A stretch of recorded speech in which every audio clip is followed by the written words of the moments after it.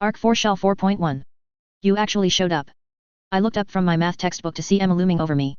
She was wearing an expensive dress that had probably been a gift to her after one of her modeling contracts, and her red hair was up in the kind of complex knot that looked ridiculous on 95% of the girls that tried to pull it off. She could make it work, though.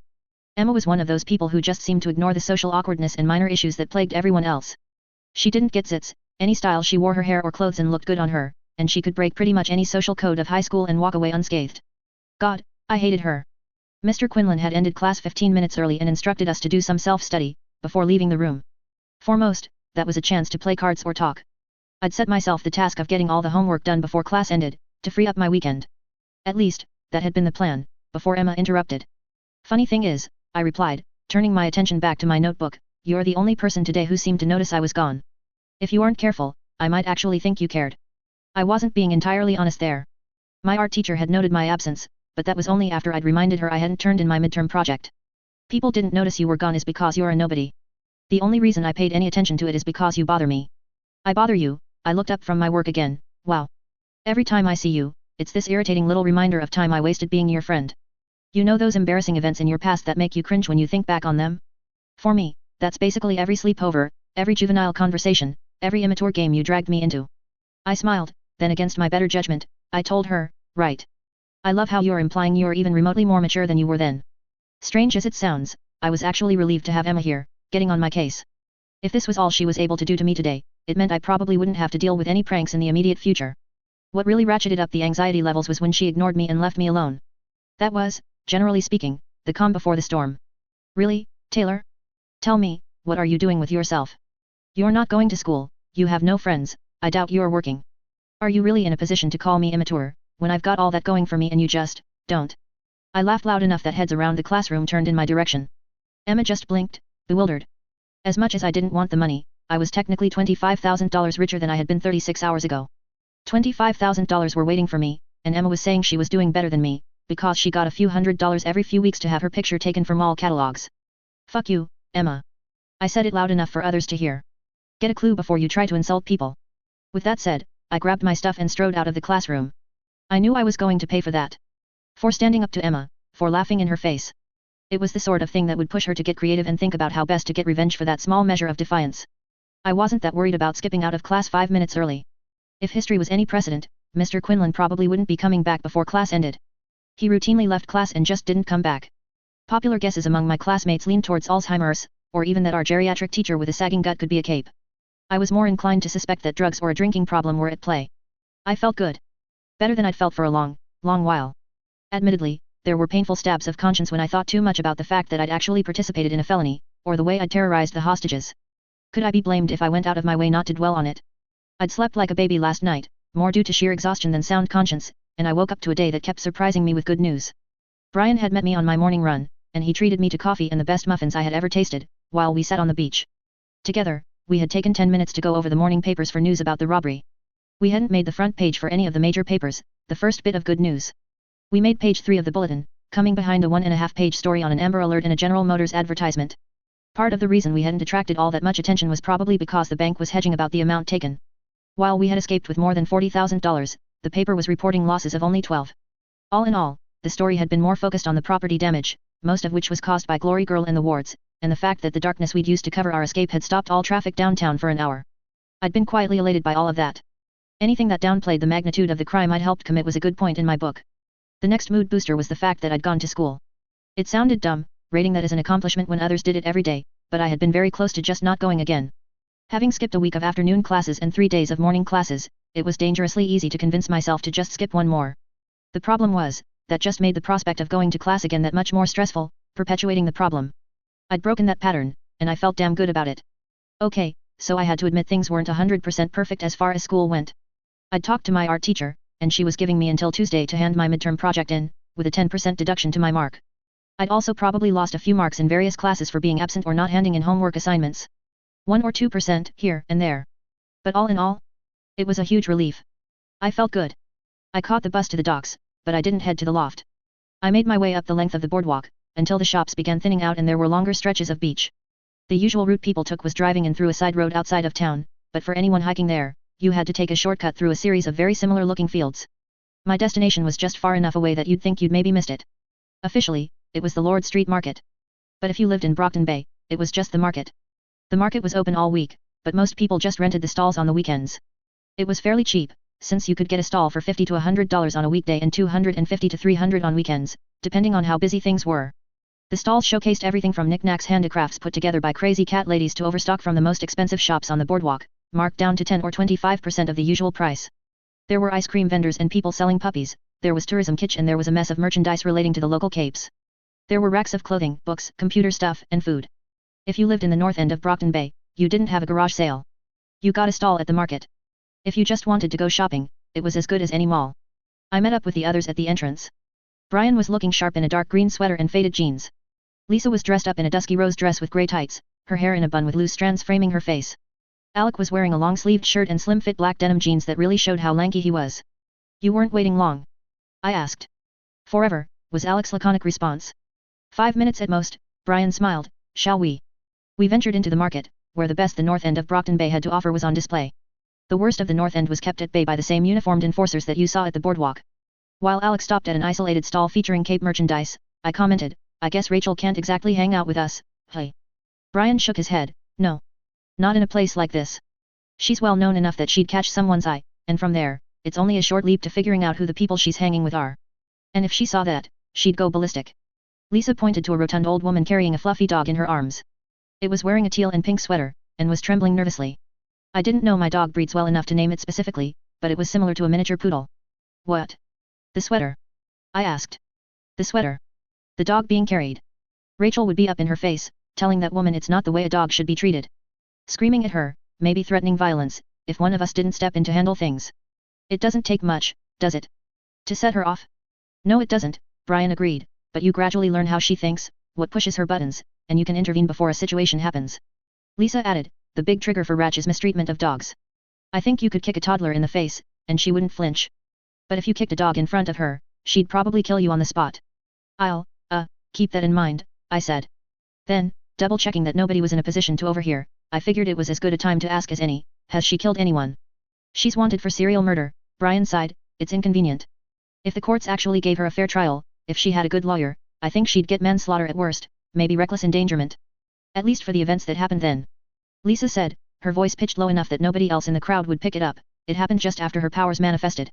She didn't know how to use her abilities, or what to expect of them, so the dog that she had with her grew into the sort of creature you've seen the others become, and because it wasn't trained, because it had been abused, it went out of control. Cue the bloodbath. In the time since then? Maybe. I know she seriously hurt a lot of people. But nobody's died at her hands since we've been with her.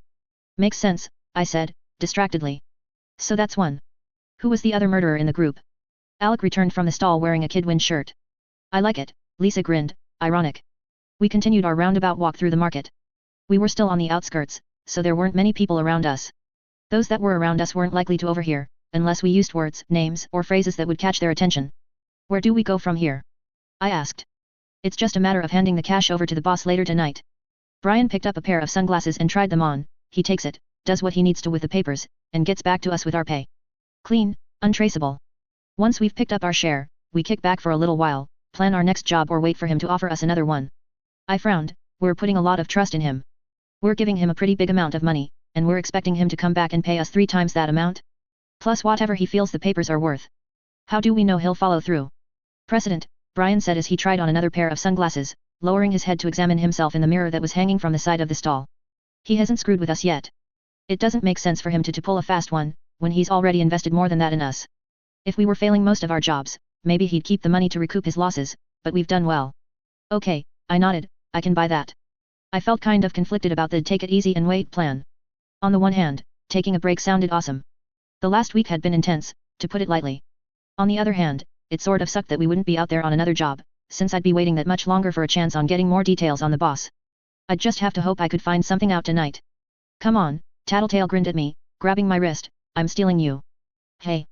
We're going shopping, she told me. Turning to Brian and Alec, she said, we'll split up, meet up with you two for dinner. Unless you want to come with and stand around holding our purses while we try on clothes. You don't have any purses, Alec pointed out. Figure of speech. You want to do your own thing or not? Whatever, Alec said. You're a jerk, Lisa, Brian frowned, hogging the new girl to yourself. You get your morning meetings with her, I want to go shopping, cope, Lisa stuck out her tongue at Brian. All right, Brian shrugged, fugly bobs for dinner. Sounds good, Lisa agreed. She turned to me, eyebrows quirked. I'm down for fugly bobs, I conceded. Don't spend so much you draw attention, Brian warned. We parted ways with the boys, Lisa wrapping her arm around my shoulders and going on about what she wanted to get. Her enthusiasm was catching, and I found myself smiling. Murderer. I had to remind myself. One of these three was a murderer. Shell 4.2. We're updating your wardrobe, Lisa decided, after we'd left the boys behind. What's wrong with my wardrobe? I asked, a bit defensively. Nothing, really. It's just very, you. Which is the problem? You're not making me feel better, here. You're a cautious person, Taylor. I like that about you. I think it's an essential addition to the group dynamic. She led me to a collection of stalls where there was a lot of women's clothing, and quickly drew 3 dresses from a rack. Brian's cautious. You and Brian are similar, but I wouldn't say he's cautious. He's pragmatic. You both are. The difference between you two is that he's been doing what he does for 3 years, now. 2 years of experience, before he joined the group. So a lot of what he does is automatic. He doesn't give a second thought to the little things he's done dozens of times already. He takes a lot for granted. And I don't. You're observant, detail-oriented and focused. More than any of the others. You watch, you interpret, and then you act with this careful, surgical precision. That's a strength and a flaw. What does this have to do with my clothes? Your personality is reflected in your fashion choices. Muted colors. Brown, gray, black, white. If you are wearing something with color to it, you're wearing it under a sweatshirt, sweater, or jacket. Never anything that would stand out. Never showing much skin. While most people our age are picking clothes with the intention of defining an identity for themselves, fitting into a clique, you're focused on staying out of sight and not attracting attention. You're being too cautious, overthinking things you don't need to, always making the call to play it safe. And you want to change that. I sighed. I'm suspicious you're capable of surprising everyone, yourself included, when you drop your guard, start being bolder and improvise. Not just when circumstances force you to. I'm not just talking about clothes, you know. I kind of got the drift. More to the point, I'm seeing you alternate between the same 2 pairs of jeans every day, when you got a paycheck for $2,000 5 days ago. If I don't make you buy clothes, I don't think you're going to.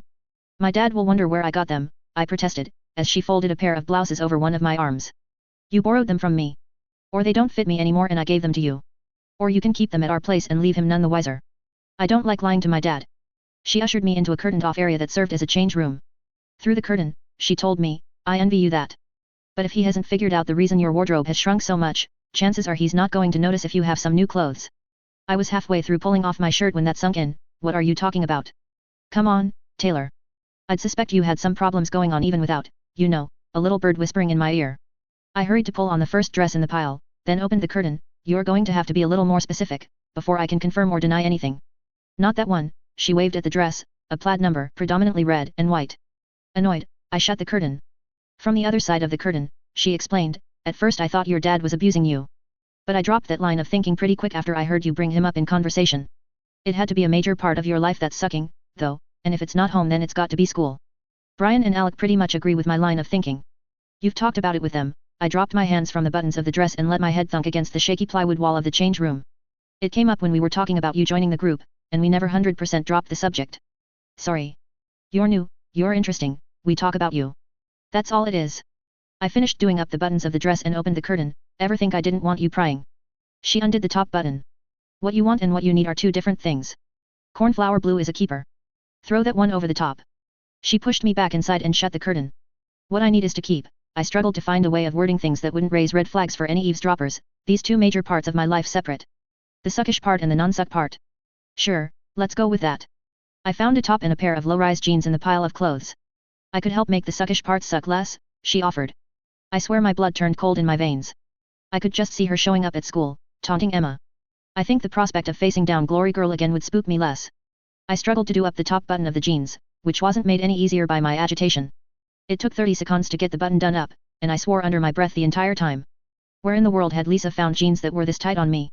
When I had them on, I opened the curtain and confronted her face to face. Having me try on clothes is fine, I told her, doing my level best to keep my voice calm, but you interfere directly in my problems, and I'm gone. Just like that. Just like that, I said, I'm sorry. She looked a little hurt. Fine. Pouting a little, she waved a hand in the general direction of my clothes. What do you think? I tried to adjust the collar. I liked the abstract design on the right side of the shirt, but the V-neck collar came to a point near where my ribcage ended and my stomach began. Top is cut too low, jeans are too tight. You need to get used to showing some cleavage. Like I said, be bold in your fashion choices. I'd be fine with showing some cleavage if I had anything to show, I pointed out. You're a late bloomer, she tried. My mom was a B-cup, and not always then, depending on the brand of bra. And that was after she went up a partial size being pregnant with me. That's fucking tragic. I shrugged. I'd been resigned to being broomstick thin and flat as a board pretty much from the point I'd started puberty. I just had to look at the genetics on either side of my family to know what I was in for. And my condolences about your mom. I didn't know. Appreciated. I sighed. I'm vetoing the shirt. Fine, you're allowed, but we're keeping the jeans. They show off your figure. The figure of a 13-year-old boy, I groused. You're taller than a 13-year-old boy, don't be silly. Besides, whatever you look like, whatever your body type, there's bound to be someone out there who thinks you're the hottest fucking person they've ever seen. Fantastic, I mumbled, there's a sketchy pedophile out there with my name on him. Lisa laughed, go, try something else on. But throw the jeans over the top. I'm buying them for you, and if you never wear them, I'll have to be content with you feeling guilty about it.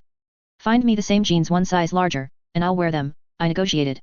Then, before she could protest, I added, they're going to shrink in the wash. Point. I'll go look. Things continued in that vein for a little while, with Lisa doing a little shopping for herself, too. We stuck to talking about the clothes, and it was clear that Lisa was carefully avoiding the earlier topic. When we finished, the woman at the cash totaled it up on a notepad and passed the slip of paper to us. $460. My treat, Lisa said. Are you sure? I asked. A bribe in exchange for your silence, Lisa winked at me. About. She glanced at the cashier, after. It was only after we'd left the stall well behind, the pair of us laden down with bags, that Lisa elaborated. Do me a favor and don't go telling the gang how badly I let things slip, as far as Panacea being one of the hostages. If they ask outright, you can say, I won't ask you to lie. But if they don't ask, maybe don't bring it up. This is the silence you're buying. Please. All right, I answered. I would have without the gift of clothes, but I think she knew that. She grinned, thanks. Between them, I don't think those guys would ever let me live it down. Would you let them, if the tables were turned? Hell no, she laughed. That's what I thought. But about our earlier conversation, last I'll say on the subject tonight, promise. If you ever decide you do want me to directly interfere in any of your personal stuff, just say the word. I frowned, ready to be annoyed, but I relented. It was a fair offer, not pushing anything. Okay. Thank you, but I'm fine. Then that's settled. Let's go eat. Fugly Bob's was fast food of the most shameless kind, sold out of a part restaurant, part bar, part shack at the edge of the market, overlooking the beach. Anyone who lived in the area had probably eaten there once, at some point. Anyone with any sense then waited a year to give their hearts a chance to recuperate. It was the sort of place with burgers so greasy that if you ordered takeout, you could see through the paper bag by the time you got home. The specialty burger was the Fugly Bob Challenger. If you could finish it, you didn't have to pay for it. It probably went without saying that most people paid. Brian and Alec were already there when we arrived, and we ordered our food right off. Lisa and I agreed to split a bacon cheeseburger. Brian ordered a Portobello beef double-decker and Alec matched him with a hideous Fugly Bob's interpretation of a Big Mac. None of us were hungry, brave, or dumb enough to order the Challenger. Brian and Alec had been sitting outside so they could spot us when we arrived. After a brief debate, we agreed to stick to the table they'd been sitting at. It was by the window, so we could see the TV. It was still cool enough that most people had ventured indoors. The only others outside were some college-aged guys, and they were sitting on the opposite end of the patio, occupied with beer and the game on the TV. The primary benefit was that we had privacy to talk. I don't want to be a nag, Brian said, eyeing the piles of bags, but I did say you shouldn't spend so much so soon after a caper. It's the kind of thing cops and capes watch for. It's cool, Lisa brushed him off, it only raises flags with the credit card companies or banks if it's a dramatic change in a given person's spending habits. I buy close to this amount of stuff every week or two. Brian frowned. He looked like he wanted to say something in response, but he kept his mouth shut. So, what comes next? I asked. Dinner, then dessert, Alec replied, his attention on the TV inside. I meant in terms of I lowered my voice, illicit activity. A quick double-check showed the college guys at the far end of the patio were still engrossed in the game. I couldn't make out anything they were saying, and they were being loud, so I was pretty sure they couldn't hear us. Is there anything you want to do? Brian asked me. Something less intense, I decided. I'm kind of feeling like I jumped into the deep end of the pool without entirely knowing how to swim. I'd prefer to get to know my powers better in the field, figure out how to deal with situations, before I'm up against people like Lung and Glory Girl, who are literally capable of tearing me limb from limb. Ha! Something easier then. If Rachel was here, she'd be calling you a wuss again, Alec commented. I'll just have to be glad she's not here, then, I smiled. Our food arrived, and we used extra plates to divvy up our individual side orders so we all had a little bit of each. That left each of us a mix of fries, sweet potato fries, onion rings and deep-fried zucchini on an individual plate. The sides alone would have been more than enough raw foodstuff for a meal on its own, but there were also the burgers themselves, each large enough to take up nearly an entire plate. Lisa and I cut the bacon cheeseburger in half, and we each took a portion. I guess you're not the type that gains weight, Lisa eyed me. I have to work to put it on. Damn it, she grumbled. If it's any consolation, I said, after taking a bite and wiping my mouth with a napkin, this is going to be hell on my skin. That does help, she grinned. Alec rolled his eyes, enough with the girl talk. What do you want to talk about, then? Lisa asked him. He shrugged and took a bite of his burger. I had a suggestion. I know it's kind of cliché, but when people with powers get together, isn't it kind of standard to share origin stories? Apparently, I couldn't have picked a better way to kill the conversation. Lisa turned away, for once without a smile on her face. Brian and Alec gave me strange looks, not saying anything. What? I asked. I double-checked there was nobody in earshot. What did I say? Shell 4.3. Alec, surprisingly, was the one to break the nerve-wracking silence. Let me put it this way. When you got your powers, were you having a good day? I didn't have to think long. No. Would I be really off the mark if I guessed you were having the worst day of your life, when you got your powers? Second worst, I replied quietly, it's like that for everyone. Just about. The only ones who get off easy are the second-generation capes. The kids of people who have powers. Lisa leaned forward, putting her elbows on the table, so if you needed another reason to think Glory Girl is a privileged bitch, look no further. Why? I asked, why do we go through that? It's called the trigger event, Lisa answered me. Researchers theorize that for every person with powers out there, there's 1 to 5 people with the potential for powers, who haven't met the conditions necessary for a trigger event. You need to be pushed to the edge. Fight or flight responses pushed to their limits, further than the limits, even. Then your powers start to emerge. Basically, Alex said, for your powers to manifest, you're going to have something really shitty happen to you. Which may help to explain why the villains outnumber the heroes 2 to 1, Lisa pointed out, or why third world countries have the highest densities of people with powers. Not capes, but a lot of people with powers. But people who have parents with powers. They don't need nearly as intense an event to make their powers show up. Glory Girl got her powers by getting fouled while playing basketball in gym class. She mentioned it in a few interviews she gave. So you basically asked us to share the details on the worst moments of our lives, Alex said, before taking another bite of his burger. Sorry, I replied. It's okay, Brian reassured me, it's one of those things you only really hear about from other capes, and you only know us. Maybe you'd hear more about trigger events if you took a university class in Para-Human Studies, but I doubt you'd get the full picture there. Kind of have to go through it yourself. Lisa reached over and mussed up my hair, don't worry about it. Why had I brought up origins? It would have eventually have been my turn, and I would have had to share my own story. Maybe I'd wanted to. Lisa said you guys were talking about me, talking about how you thought I was having a hard time, speculating on what it was. I managed to say, I dunno, I think a part of me wants to talk about it so you aren't coming to the wrong conclusions. Talk about when I got my powers. But I don't know that I can get into it without ruining the mood. You already ruined the mood, dork. This from Alec. Brian punched him in the arm, making him yelp.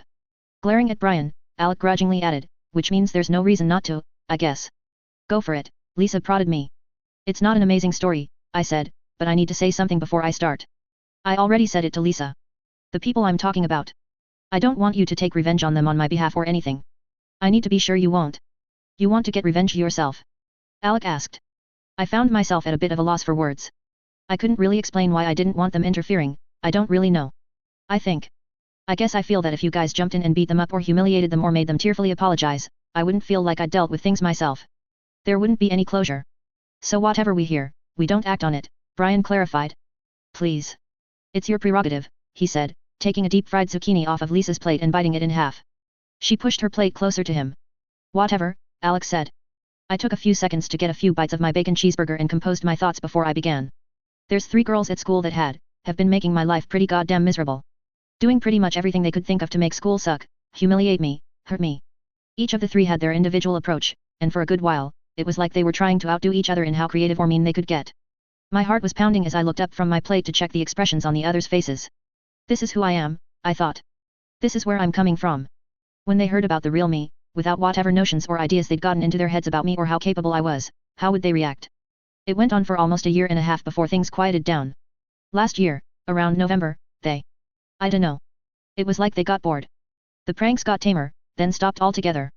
The taunts stopped, and so did most of the hate mail. They ignored me, left me alone. I kept waiting for the other shoe to drop. But I made a friend. One of the girls who had sometimes joined in on the taunting came to me and apologized. Not one of the major bullies, more like a friend of the bullies, I guess. She asked me if I wanted to hang out. I was too gun-shy, told her no, but it got so we were talking before and after classes and eating lunch together. Her approaching me and befriending me was one of the big reasons I could think the harassment was ending.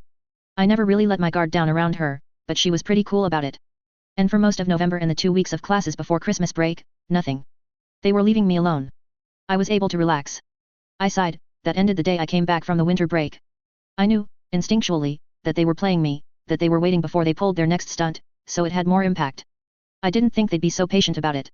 I went to my locker, and well, they'd obviously raided the bins from the girls' bathrooms or something, because they'd piled used pads and tampons into my locker. Almost filled it. Ew, Alec interjected, putting down his food. I was eating here. Sorry, I looked down at my plate, poked at a piece of bacon. I can stop, it's cool. Finish now, Brian ordered me, if you can say he was ordering me gently. He glared at Alec. I swallowed, feeling a flush creeping across my face. It was pretty obvious that they had done it before the school closed for Christmas, by the smell alone. I bent over to throw up, right there in a crowded hallway, everyone watching. Before I could recover or stop losing my breakfast, someone grabbed me by the hair, hard enough it hurt, and shoved me into the locker. It had been Sophia. I was almost positive. She was the most physically aggressive of the three. But these guys didn't need to know her name. Why had I brought this up? I was regretting it already. I looked at the others, but I couldn't read their expressions. I couldn't leave the story unfinished, after getting this far, as much as I really wanted to. They shut the locker and put the lock on it. I was trapped in there, with this rancid smell and puke, barely able to move. It was so full. All I could think was that someone had been willing to get their hands that dirty to fuck with me, but of all the students that had seen me get shoved in the locker, nobody was getting a janitor or teacher to let me out. I panicked, freaked out. My mind went someplace else, and it found the bugs there. Not that I knew what they were, at that point. I didn't have a sense of proportion, and with all the info my power was giving me then, my brain didn't know how to process it all. As far as I knew, all around me, in the walls of the school, in the corners, and crawling around the filthy interior of the locker, there were thousands of these twitchy, alien, distorted things that were each shoving every tiny detail about their bodies and their fucked up biology into my head. I sighed. It's hard to explain what it's like, having a new sense open up, but you can't understand it all. Every sound that they heard was bounced back to me at 100 times the volume, with the pitch and everything else all screwed up as if they wanted to make it as unpleasant and painful to listen to as possible. Even what they were seeing, it's like having my eyes open after being in the dark for a long time, but the eyes weren't attached to my body, and what they were seeing was like looking into a really dingy, grimy kaleidoscope. Thousands of them. And I didn't know how to turn any of it off. Damn, Lisa said. When someone finally let me out, I came out fighting. Biting, scratching, kicking. Screaming incoherently. Probably putting on a good show for all the kids that had come out of their classrooms to watch. The teachers tried to deal with the situation, paramedics eventually came and I don't remember much after that. I figured out what my power was at the hospital, while they observed me, which helped ground me, make me feel sane again. Bugs are a lot easier to wrap your head around, when you realize they're bugs. After a week, maybe, I was able to shut some of it out. My dad got some money from the school. Enough to pay the bills for the hospital stay and a little extra.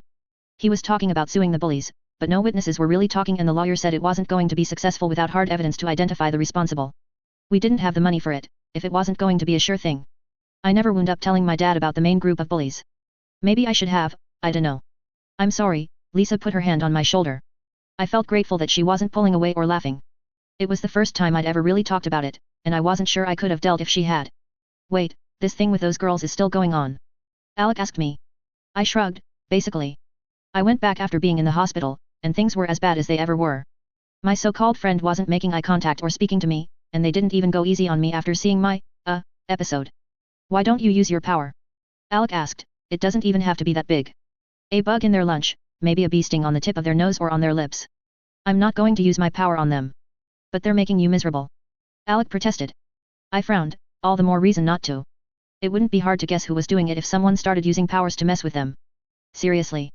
Alec leaned back in his seat, folding his arms. Look, you and I haven't talked all that much, maybe we don't know each other all that well, but, you're not stupid. Are you honestly telling me you're incapable of finding a subtle way to get back at them? I looked to Lisa and Brian, feeling a little backed into a corner, a little help. Lisa smiled, but said nothing. Brian shrugged and considered for a few moments before telling me, I'm kind of inclined to agree with Alec. Okay, fine, I admitted, it's crossed my mind. I've considered doing something that couldn't be traced to me, like giving them lice. But you guys remember how I went off on bitch after she set her dogs on me? A bit of repressed anger, Lisa said, still smiling. It's the same with these guys. You know what happens if I do something like give them crabs? They wind up miserable, annoyed, and they take it out on me. Oh man, Alec laughed, crabs. You need to do that every time we go up against another cape. Can you imagine? I'd rather not, I made a face. Alec's dogged tenaciousness thus far in the conversation was giving me the impression he would be hard to convince without a good reason, so I fudged the truth a little as I told him, while I'm controlling them, I see everything my bugs see, feel everything they feel, pretty much. I don't want to make a regular thing of having my bugs crawl all over sweaty crotches. The point I'm trying to make, if you'll stop changing the subject, is that these girls would probably take their misery out on me, even if they didn't know I was doing it. I don't trust myself to keep from retaliating, upping the ante. You saw what happened with me and Rachel, the first time we met. Things would escalate, I'd take things too far eventually. Secret identity blown, or getting someone seriously hurt, like Lung was, only without the regeneration. I don't get how you can sit there and take it, Alex said, get revenge, or get one of us to get revenge for you. Go to someone for help. None of those things is an option, I said, with enough emphasis that I hoped my statement carried some finality. There's too much chance for things to go out of control if I take things into my own hands or have you guys do it for me. As far as going to someone for help, I don't trust the system. Not after the court case, not after talking to some of my teachers. If it was that easy, I would have dealt with it already. Lisa leaned forward, tell me it wouldn't be awesome if we kidnapped their leader, pulled a hood over her head, dragged her into a van and dropped her off in the woods at midnight, 10 miles out of town, with nothing but her skivvies. I smiled at the mental image, but I shook my head as I said, that's exactly what I'm talking about. It's going too far. They shoved you into the grossest locker ever and locked the door. Alec looked at me like I was trying to argue the earth was square. Leaving her in the middle of nowhere without any clothes on is practically inviting her to be molested by the first trucker to see her, I pointed out. Fine, Alec rolled his eyes, so we tone it down some. Drop her off with no shoes, no cell phone, no wallet, no spare change, nothing she could use to negotiate her way home. Make her hike it. That would still be risking getting her assaulted, I sighed, pretty girl walking down the side of the road at night. They've assaulted you. It's a little different. The only difference I see is that they deserve it and you didn't. I mean, I'm not smart like you guys are, so maybe I'm missing something. I shook my head, you're not missing anything, Alec. We're looking at this from two very different perspectives. I don't really believe in that whole eye for an eye business. I was beginning to feel like I was getting control of the conversation again. Then Alec dropped his bombshell. Then why the fuck are you a supervillain? Escape. The word left my mouth almost immediately, before I'd had a chance to even think about what it meant. I couldn't have taken the time to think before speaking, or they might have known something was up. Lisa almost certainly would have. A few tense moments passed, and I chanced to look at Lisa and Brian. Lisa was watching the dialogue, a small smile on her face, her chin resting on her palm. Brian was kind of inscrutable, arms folded in front of him, no real expression on his face. I explained, I can deal with real life, if I can leave it behind for this. Kicking ass, making a name for myself, hanging out with friends. Having fun. It kind of surprised me, but I realized what I was saying was true, so I didn't even need to worry about tipping Lisa off. A second later, I realized I might have been a little presumptuous. I mean, assuming that we are free. If you finish that sentence, Lisa warned me, I'm going to slap you across the head. I felt the heat of a flush in my cheeks and ears. Yes, Taylor, we're friends, Brian said, and we appreciate, or at least, I appreciate that you trusted us enough to share your story. I wasn't sure what to say in response to that. The fact that he'd heard it and didn't give me a hard time, it meant a hell of a lot to me. Only Alec was really getting on my case about it, and he wasn't doing it in a mean-spirited way. Brian frowned. Don't suppose either of you are going to share your stories. Alec shook his head and stretched his arms above his head before resting them on his full stomach, his silence answer enough. Lisa, for her part, grinned and said, sorry. I like you guys, but I'm going to need a few drinks before I share that particular tidbit, and I'm not legal to drink for a few years yet. Doesn't seem fair that Taylor's the only one sharing, Brian pointed out. I didn't tell my story because I expected you guys to reciprocate, I hurried to add, really, it's fine. You're volunteering, then? Lisa asked Brian, ignoring my protests. Brian nodded, yeah, I guess I am. Shell 4.4. An evening crowd had started to file into Fugly Bob's, large groups that were grabbing beers and moving tables together to accommodate their individual crowds. As one group began dragging tables into one long row in the middle of the patio, not far from where we were sitting, Brian asked, want to go? I'll share my bit on the way back. There were no arguments, so we paid our bill and left. Brian was gracious enough to carry some of Lisa's and my bags, in addition to his own, lightening our load. The market itself had mostly emptied, with the various merchants and shoppers having left to get their dinners. Only the stalls and vendors that were selling food were sticking it out. Brian apparently deemed it safe to begin. For background, I guess it's important to mention that my parents split up when I was 13, Brian told us. I went with my father and my sister Aisha went with my mom. Aisha and I kind of stayed in touch, but there's 4 years difference in our ages, our interests were completely different, so there wasn't a lot to say. I'd send her a text message about how my day at school had been painfully dull, and a few days later, she'd send me an email about a cartoon she liked. Or she'd ask me for advice on what to do when she got an F on a spelling test. We weren't close. It wasn't really possible, since I was living at the south end of the city and she was up here. But one night, I got a text from her. 2 words, help me. I called, but the line was busy. To this day, I don't know why I took it so seriously, but I got over to my mom's place as fast as was humanly possible. Ran out the front door, sprinted 2 blocks to Lord Street downtown and grabbed a cab. Left the cab driver shouting for his money as I charged through the front door of my mom's place and found my sister. She'd been crying, but she wasn't saying what was wrong. I didn't bother asking a second time. I gave her a hug, picked her up and started to leave. A man I didn't recognize got in my way. My mom's new boyfriend. I knew he was the reason she had texted me for help, from the moment I saw her reaction. Maybe I'd suspected there was something going on even before that, from the way her emails and texts had changed in tone. It would explain that gut feeling I'd had that made me get over there as fast as I did. I saw her shrink back, I felt her hold me tighter, and I went cold inside. He paused a second, just walking in silence. I almost thought that he was done, somehow, until he suddenly turned to me. I think I mentioned, Taylor, that my father had been a boxer, while he was in the service. Yeah, I replied. Well, my father is a hard man. Not the kind of man that's meant to raise a son alone. I wouldn't say he was abusive, but there's never been any warmth to him, no charming anecdotes, no fatherly wisdom, no throwing baseballs in the backyard. The extent of our bonding was in the gym, him holding the punching bag in position while shouting at me that I was doing something wrong, staying grimly quiet if my form, my timing, the raw power of my hits were all flawless. Or we'd be in the ring, with boxing helmets and gloves on, a 35-year-old man in peak physical condition barely holding back against his 15-year-old son. He just expected me to keep up or take the hits, and I didn't have much choice in the matter. So even if I was only 15, I was tall for my age, I was fit, and I knew how to throw a punch. I didn't say a word, didn't make a sound. I put my sister down and beat my mother's boyfriend within an inch of his life, my mother screaming and wailing the entire time. When I was done, I picked my sister up and returned to the cab. We went to my father's that night, and we went to the police station in the morning. When you throw a punch barehanded, it doesn't leave your hands pristine. A few good swings, you connect solidly with someone's face, someone's teeth, and it tears the fuck out of your knuckles. It was at my father's place that night, washing and cleaning my hands, when I saw it. It wasn't just blood leaking out of my torn up knuckles, but there was the darkness too, like wisps of really black smoke. You hear about the trigger event, you might think it's all about rage or fear. But I'm a testament that it can be just the opposite. I didn't feel a fucking thing. Wow, I said. That's my story, he said.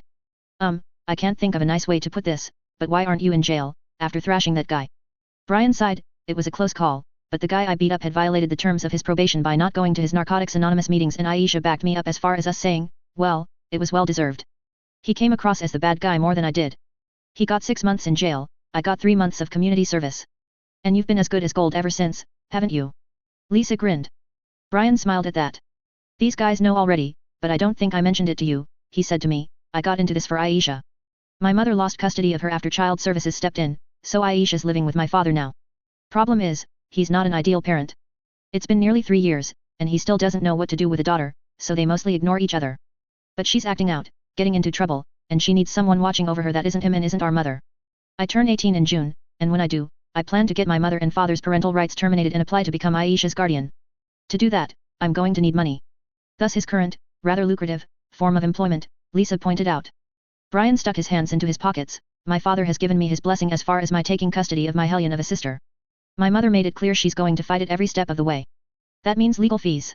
It means paying a private investigator to get proof that my mother hasn't kicked her habits as far as the drugs and the fucked up boyfriends. I'll need an apartment that's going to pass inspection, with the space ready and set aside for Aisha. More than anything, I've got to present myself as someone that's financially secure and responsible enough to make up for the fact that the other option is Aisha's own mother. The boss is helping on that last bit, Lisa said. The allowance and a share of the other income Brian is getting is coming back to him in the form of a paycheck from a legitimate company, and the manager of said company is both willing and able to provide a glowing recommendation on his behalf. Which I'm less than thrilled about, Brian admitted. It's convenient, I don't know how else I'd manage it, but I don't like being so reliant on someone I don't know at all. He could walk away with that $40,000, I'd deal. But if he fucked me on this. You said it earlier, Lisa assured him, he has no reason to. True. It doesn't make me feel much better.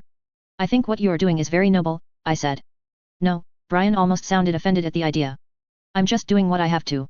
She's family, you know. Yeah, I said, I know. I could understand how family was a priority. We fell silent for a minute or two, only partially because some mothers with oversized strollers had turned a corner and were walking in front of us, putting them easily in earshot. The other reason was that there hadn't been too much more to add to the conversation. I was relieved when the two moms parked their strollers and stopped to look in a store window, because it let us get ahead of them.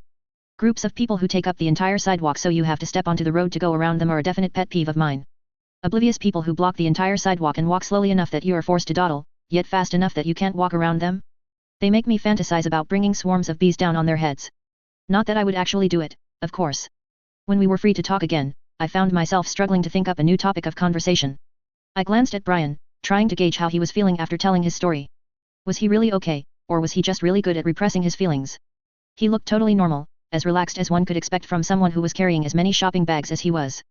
Hey, what did you buy? I asked him. Some stuff for my apartment. Placemats, a piece of art I got it to put in a frame. Kind of boring. I found a neat statue, the guy said it was a concept sculpt he did for a horror movie that never panned out. I was thinking it had a freakish looking face, and since I'm thinking of updating my costume, I was considering using the statue as an inspiration for a new mask. Move on from the skull. You'll have to show me, I said. Actually, he paused, you're the person I was most interested in showing it to. Your costume is pretty cool, and I was wondering if you had any suggestions on where to go. Where? For costumes. I stared at him blankly for a few seconds, trying to piece together what he was saying. Having my power is really frustrating, sometimes, Lisa complained, it's like being the only person with eyes in the land of the blind. Taylor, Brian is asking you where you bought your costume. Brian, she didn't buy her costume. She made it from scratch. No shit. His eyebrows raised. It's spider silk, I said, so it's got a tensile strength that's only a hair less than steel, but it's a fraction of the weight. It's not as strong as Kevlar, but it stretches, which means it's going to handle regular wear and tear better than a costume made with steel, Kevlar, or rubber wood. Making it was kind of complicated, because of how I needed to manage the spiders and weave it, but I basically had the spiders do the work while I concentrated. Brian nodded, that's pretty damn cool. Would you make me one? That gave me pause. I wouldn't expect you to do it for free, he added. How much are we talking? I asked. Name a price. I thought on it. 2,000. He chuckled, no discount for me being a team member and a friend. That is with a discount, I said, it takes time, long hours of having to be in general proximity to the bugs as they work, which I can't do all the time, because my dad would see if I left them out while he was home. Plus I have to rotate the spiders so I constantly have a fresh supply of silk, but I can't have so many in the neighborhood that people would notice, it's not easy. If that's the big issue, then change locations, Lisa suggested. To where? It has to be a place I'm spending a lot of time, some place with room to work, where I can keep a few tens of thousands of spiders without anyone noticing. The loft. Lisa shrugged, or to be more specific, the area under the loft. That stopped me. It made so much sense I could have kicked myself for not thinking of it the instant Lisa suggested changing locations. Whoa, Alec cut in, tens of thousands of spiders. If I want the work to be relatively quick, I said, yeah, we're probably talking about that much. Especially since I suspect Brian is going to want something a little heavier. The floor under the loft could definitely work. I mean, it's not like a few more cobwebs will attract attention if anyone sticks their head in, right? Alec ran his fingers through his hair, which I took to be a sign of stress or worry. It was a rare thing, to see him as anything but bored or half distracted. As if to confirm my thoughts, he said, I don't want tens of thousands of spiders just lurking below me, making spider noises and climbing upstairs to crawl on me while I sleep. I tried to reassure him, black widows don't tend to roam, and they're more likely to devour each other than they are to bite you. I mean, you wouldn't want to provoke one. Black widow spiders. Alec groaned, this is the point where you say you're messing with me. It's cool, I can take a prank. They have the strongest dragline silk you'll get from any spider around here, I said, I'd love to get my hands on something better, like a Darwin's bark spider. They've got the strongest silk of any arachnid or worm out there. It could make fabric 5 times as tough as Kevlar. I'd ask our boss to see about getting me some, if I thought they could survive in this mild climate. You're not kidding about the black widow spiders. Remember the ones I brought to the bank robbery? I brought them from home. Fuck, Alex said, then he repeated himself, fuck. And now Brian's going to insist on that costume, so this is probably going to happen. Arachnophobic? I asked, just a little surprised his reaction was so strong. No, but I think anyone would be spooked by the idea of tens of thousands of black widow spiders being in the same building as them. I considered for a moment, I could have cages, if it would give you some peace of mind. It probably makes sense to have it anyways, since they're territorial, and would kill each other when I wasn't there. We'll work something out, Lisa grinned, think you could micromanage enough to make me one too. It struck me that I was thinking seriously about putting together some high-quality costumes for villains. I wasn't sure how I felt on the subject. I can micromanage my bugs enough to make 2 at once, sure, but it's really just such a pain in the ass. I was so relieved to be done my own costume, I'm not looking forward to the idea of doing 2 more. All true enough. Let me think on it. 1,500, Brian said, I'll go that high, now that we've come up with a way to maybe handle the logistics of it. I think it's a fair offer. Okay, I said. Money didn't hold any sway over me, really. I mean, big numbers could make my eyes widen, but at the end of the day, I had no plans to spend my ill-gotten gains. All in all, it took us maybe an hour to get back to the loft. I didn't mind. My training meant the hike didn't tire me out much, and the company was good. As we made our way into the building and the others headed up the stairs, I stayed behind to look at the factory area on the first floor. If I could maybe secure some plywood to the frames where there had been treadmills, it would mean I would have several long countertops for my bugs to work on.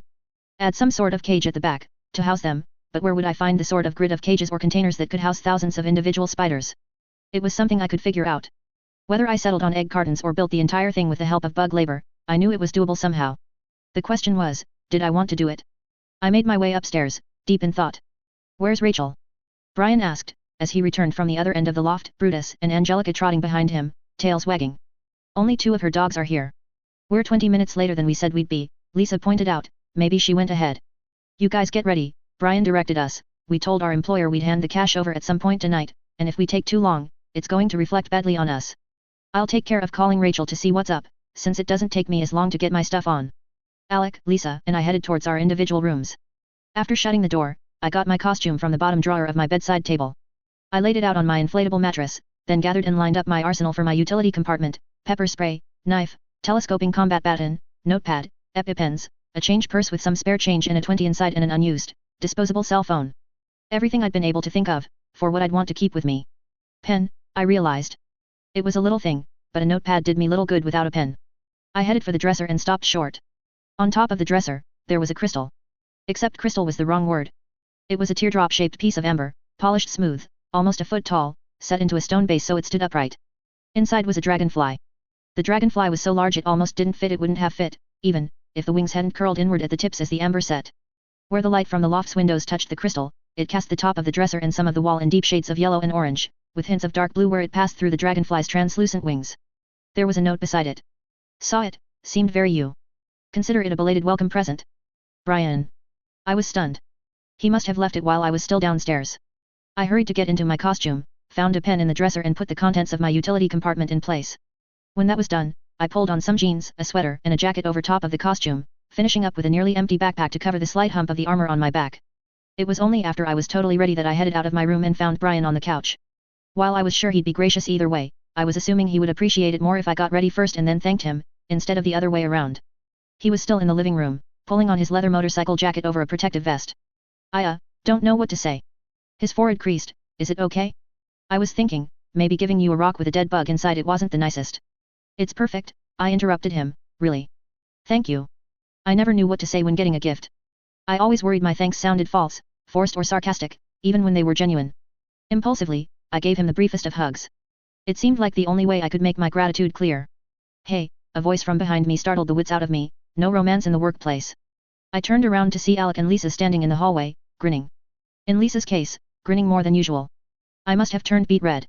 It's not, no, I was just thanking him for. I know, dork. I was with him when he bought it. Mercifully, Lisa changed the subject, any word from our resident sociopath? Brian frowned, no. Her phone is out of service, which it shouldn't be, since I was the one who turned it on, activated it and gave it to her earlier today. Something's up. The good-natured mood from moments before was gone. We exchanged looks between us, and nobody was smiling now. I think, Brian said, weighing his words carefully, it would be a very good idea to check on the money, ASAP. Shell 4.5. Sunsets are always best after a spell of bad weather. Today was no exception. Following the day and a half of heavy rain we'd just suffered through, the sky was turning vivid shades of orange and crimson, with purple highlights on the thin clouds that were moving briskly in the strong wind. It looked especially amazing as we approached the water of the bay, but none of us were really in a mood to appreciate it. It was like we were an entirely different group of people from the group of friends that had walked from the market to the loft. There was no conversation, no joking, no bonding. We were all thinking the same thing, that something was wrong, that something had happened. Nobody voiced their suspicions, though, as if there was the unspoken agreement that we would only make it come true by saying it aloud. In silence, we caught the bus at the ferry and got off at the train yard, the part of the docks that sat opposite to the boardwalk. As a group, we walked a half block from the bus stop, around the back of a derelict building, and stripped out of our civilian clothes. The storage facility was just a block from the train yard. Just past the chain link fence, I could see long abandoned boxcars set like oversize, crumbling tombstones, overgrown with weeds, surrounded by discarded bottles and makeshift shelters. The entire area was desolate, empty. It was hard to say why the bus even came this way. I supposed maybe there was a skeleton crew of employees maintaining the rail for the trains that happened to pass through. We descended into the maze. Each storage locker was only about 10 feet by 10 feet across, but there were hundreds of them, each one joined to the one beside it, organized into disorganized rows of 10 or 20 brick shacks. It was a common enough sight, places like this were scattered all over Brockton Bay. Decades ago, as unemployment rates skyrocketed, people had started using the storage lockers as a place to live. Some enterprising individuals had caught on and storage blocks much like this one had appeared in the place of dilapidated warehouses and parking lots. It was, in an off-the-books sort of way, the lowest budget living accommodations you could find, a way for people who'd had apartments and homes of their own to keep their most cherished possessions and sleep on a bed at night. But things turned sour. These storage facilities became drug dens, gathering places for gangs and areas where the crazies would congregate. Epidemics of the flu and strep throat had swept through these neighborhoods of closely packed, unwashed and malnourished groups of people, and left people dead in their wake. Some who didn't die to sickness were knifed for their belongings or starved, and corpses were left to rot behind the closed doors of their rented storage lockers. In the end, the city cracked down, and the lockers fell out of favor. By then, the local industry had crashed enough that the homeless and destitute were able to migrate to the abandoned warehouses, factories, and apartment blocks to squat there instead. The same general problems were still there, of course, but at least things weren't so densely packed into a volatile situation. That left these sprawls of storage lockers scattered over the city, particularly in the docks. They were largely unused, now, just row upon row of identical sheds with faded or illegible numbers painted on the doors, each with a corrugated steel roof bolted securely on top, slanted just enough that people wouldn't be able to comfortably walk or sleep on top of them. "We're looking for 1306, Gru spoke, breaking the silence that had hung over us for half an hour. It took us a few minutes to find. There wasn't really any rhyme or reason to the layout of the lockers or the numbering. Probably, I guessed, the lockers had been set down where there was room, and given the first number that was available. The only reason we found the locker as fast as we did was that Brian had been here before with Rachel. The vastness of the space and the disorganization was a large part of the reason we had stashed the money here, of course. If we had trouble even when we knew where we were going, then someone who knew the number and got the key from us would find it even more time-consuming." While Gru fiddled with the lock, I glanced down both ends of the alley we were in. Except for a forklift parked a short distance away, it was eerily quiet. A ghost town, I thought. If ghosts existed, they would reside in a place like this, where so much misery, violence, and death had occurred. "Shit," Gru said, as the door swung open. My heart sank. I stood on my toes to get a look inside. The locker housed only a broad smudge in the thick layer of dust on the floor, a single light bulb dangling from a power cord, and a dark stain in the corner. "No money. I vote we kill her," Regent said. My eyebrows went up. "You think it was bitch? Would she just take the money and run?" "If you asked me 5 hours ago, I would have said no," Regent replied. "I would have told you, sure, she's a loose cannon, she's reckless, crazy, she's easily pissed off and she'll hospitalize those people who do piss her off, but I'd have said she's loyal, that even if she doesn't necessarily like us." "She doesn't like anyone," I interrupted. "Right, she doesn't like anyone, us included, but we're the closest things she has to friends or family, besides her dogs. I wouldn't have thought she'd throw that away." "She didn't," Tattletale spoke, "it wasn't her." "Who was it?" Gru asked. The haunting echo of his voice had an edge of anger to it. "A cape," Tattletale replied, almost absent-mindedly, as if she was focusing on something else, "someone who can pick locks." "That door wasn't forced." "A villain?" I asked. "A villain," Tattletale echoed me. I couldn't tell if she was clarifying what I'd said or if she was just echoing my words while she paid attention to something else. "More than one. And they're still here." A soft clapping answered her. It was slow, unenthusiastic to the point of being sarcastic. Brilliantly deduced, the same person that had been clapping spoke out. As Tattletale whipped her head around, I took a few steps back from the storage locker, to get a better look at the two people who stood on the roof. They were standing with one leg higher than the other, to keep from sliding off the angled roof, and both were wearing identical costumes. The costumes sported blue man leotards with broad belts cinched around their waists, skin-tight white sleeve and leggings. Their hoods were elastic, clinging to their heads so they left only a window for the face, and each sported a single white antenna. Of all colors, their gloves, boots, and the balls at the top of their antennae were bubblegum pink. Their faces were obscured by oversized goggles with dark lenses. Other than their costumes, though, they couldn't have been more different. One of the figures was scrawny, with a weak chin and a bad slouch. The other had a sculpted physique, broad-shouldered and tall, the lines of his muscles clearly visible through his skin-tight costume. "Uber and Leet," Tattletale greeted them, "I can't tell you two how relieved I am." For a few seconds, I thought we had something to be worried about. "Rest assured, Tattletale, you do," Uber proclaimed. He was the sort of person who proclaimed, announced, broadcasted, and declared. Just like Gru's power altered his voice to make him sound haunting and inhuman, Uber's power made him sound like the guy who narrated trailers for action movies or late-night commercials. Overdramatic, intense about everything he said, no matter how mundane. Like someone overacting the role of a gallant knight in a kid's movie. I looked around for what I thought of as the snitch. I finally spotted it as a small round shadow against the backdrop of the sunset red sky, just above the glaring sliver of sun. It was a camera, mounted in a golden sphere the size of a tennis ball. It was capable of moving like a hummingbird, staying safe, always recording. Uber and Leet streamed all of their costumed activity online, so people could tune in whenever to see what they were up to. I was pretty sure they had a time delay, so events that the camera recorded would play out online in a half hour to an hour. I could admit I had watched myself, a couple of times, which was how I knew about the snitch. Each time I'd tuned in, I had been surprised to see there were thousands of viewers. I'd stopped because it wasn't feel-good watching. They were real underdogs, struggling to succeed, which made you feel sorry for them, made you want to root for them, until they did something despicable. Then you found yourself looking at them in a negative light, looking down on them, cheering whenever they failed. It felt a little too much like I'd been looking at them in the same way Emma, Madison, and Sophia looked at me, and that had been a major turn-off. After spotting the camera, which was no doubt positioned to catch a view of us looking up at the two villains, our shadows long behind us, I turned my gaze back to the pair. With my power, though, I sent a collection of flies to congregate around the camera. It didn't take long for the camera to start going spastic in the periphery of my vision, as if it were trying to shake them off. I smiled behind my mask. Leet frowned and turned to the camera. Is that really necessary? You fucked with us, I replied. I fuck with your subscriber base. Tattletale and Regent grinned and chuckled, respectively. Only Gru stayed quiet. He was standing very still, but the darkness around him was roiling like a stoked fire. What's the theme tonight? Regent called out. Your costumes are so terrible, I can't look directly at them long enough to try and figure it out. Leet and Uber glared at him. Their entire shtick was a video game theme. With every escapade, they picked a different video game or series, designing their costumes and crimes around it. One day it would be Leet in a Mario costume throwing fireballs while Uber was dressed up as Bowser, the two of them breaking into a mint to collect coins. Then a week later, they would have a Grand Theft Auto theme, and they would be driving through the city in a souped-up car, ripping off the ABB and beating up hookers. Like I'd said. Despicable. Uber approached the edge of the roof and stabbed his finger in Regent's direction. You. He didn't get to finish. Regent swung his arm out to one side, and Uber lost his footing. I joined the others in stepping back out of the way as he fell face first onto the pavement at the base of the locker. Too bad you're fucking with the camera, Regent commented, tilting his head in my direction. I would have liked to see how many hits that clip would have gotten on YouTube. Give me some advance warning next time, I told him, maybe a hand signal. We had backed away from the locker as Uber fell, and we retreated another few steps as he stood. Leet hopped down to stand beside him. The money, Gru spoke, where is it? How did you find it? Your fifth team member led us straight to it. Lucky happenstance, really, Leet grinned. As for how we found her, he trailed off. Gru spoke in a low voice that wouldn't carry to the pair of villains. They did something to bitch, they've got the money. If we don't get a decisive victory here, our reputation is fucked. No holds barred. Tattletale murmured. Leave one of them in a state to be interrogated. Make it Leet, since Uber's powers make him annoying to keep contained. Give him a chance and he can figure out how to do anything like he's a goddamn expert at it, and that probably extends to escaping from ropes or handcuffs. All right.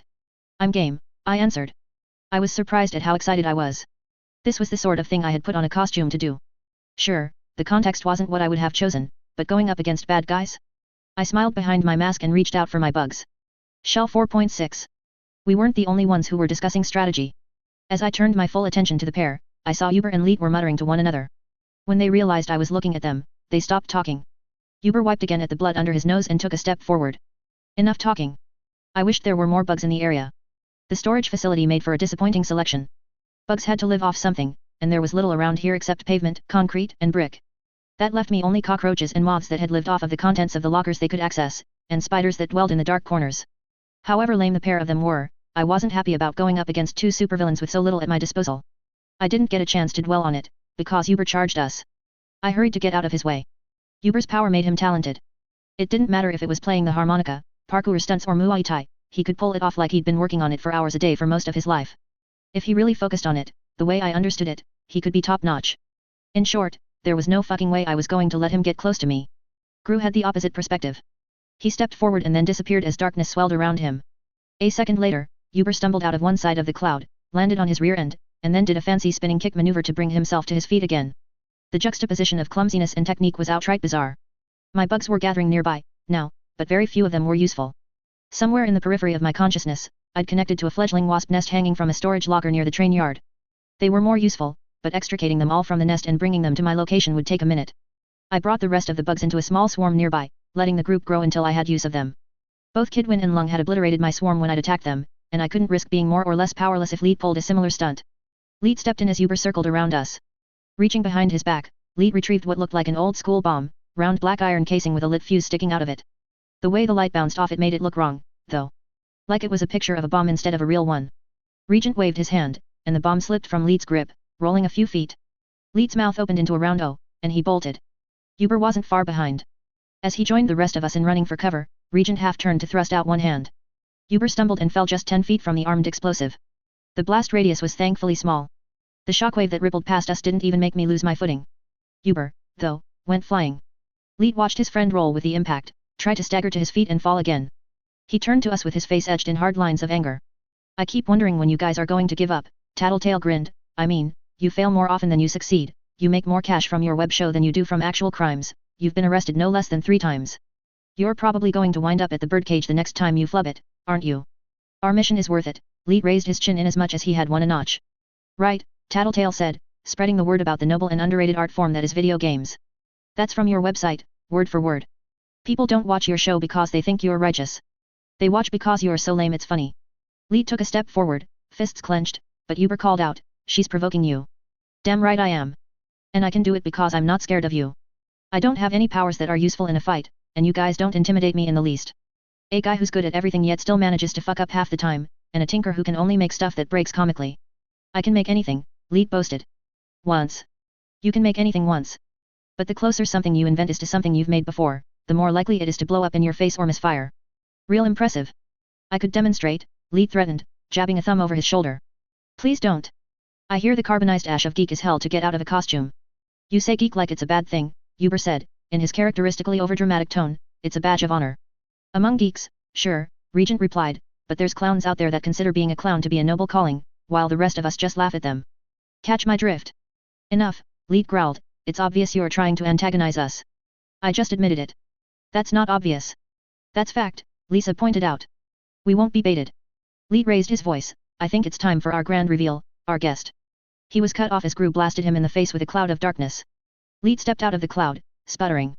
They're laughing at you, Lead, Tattletale heckled him, you're trying to be all dramatic, all intense for your viewers, and they're just sitting at their computers, snorting over how much you suck. Even Uber is laughing at you behind your back. Shut up. Lead spat the words, glancing over his shoulder at his teammate, I trust Uber. Why are you even with this guy, Uber? Regent asked, I mean, you're kind of lame, but you could at least accomplish something if he wasn't fucking up half your jobs. He's my friend, Uber replied, like it was the simplest thing in the world. So you don't deny he's holding you back? Lisa pointed out. Shut up. Lead roared. Except he didn't have a very deep voice, so it was probably closer to a screech. He pulled out another bomb and flung it at us before Regent could make him fumble again. We scattered, with Regent, Tattletale and I running away while Gru shrouded both himself and Uber in darkness. As I scrambled for cover, I directed my bugs to attack Lead. He'd done something different this time, because the bomb didn't take half the time the first bomb had before it detonated. It caught me off guard, and I didn't get a chance throw myself to the ground as a result. The blast caught me full in the back. The air in the fire that rolled over me wasn't hot. That was the most surprising thing. That wasn't to say it didn't hurt, but it felt more like getting punched by a really big hand than what I would have thought an explosion would feel like. I could remember Lung's blasts of fire, Kidwin shattering the wall with his cannon. This felt false. The bombs are fake. I asked aloud, as I picked myself off the ground. I ached, but I wasn't burned. They're solid holograms, Tattletale said, actually pretty neat, if you ignore how ineffective they are. I guess he couldn't make real bombs without fucking up. Lead snarled, though it was hard to say whether it was Tattletale's words or the moths, wasps, and cockroaches that had settled on him. As I'd suspected, they weren't doing much. Even crawling for his nose and mouth, they didn't really slow him down. Maybe there was a downside to getting him furious, like Tattletale and Regent were intent on doing. He whipped out 2 more bombs and Regent was quicker this time, snapping his hands out. Lead recovered before he dropped the bombs, and pulled his arms back to throw them. Regent was ready, though, and one of Lead's legs jerked out from under him.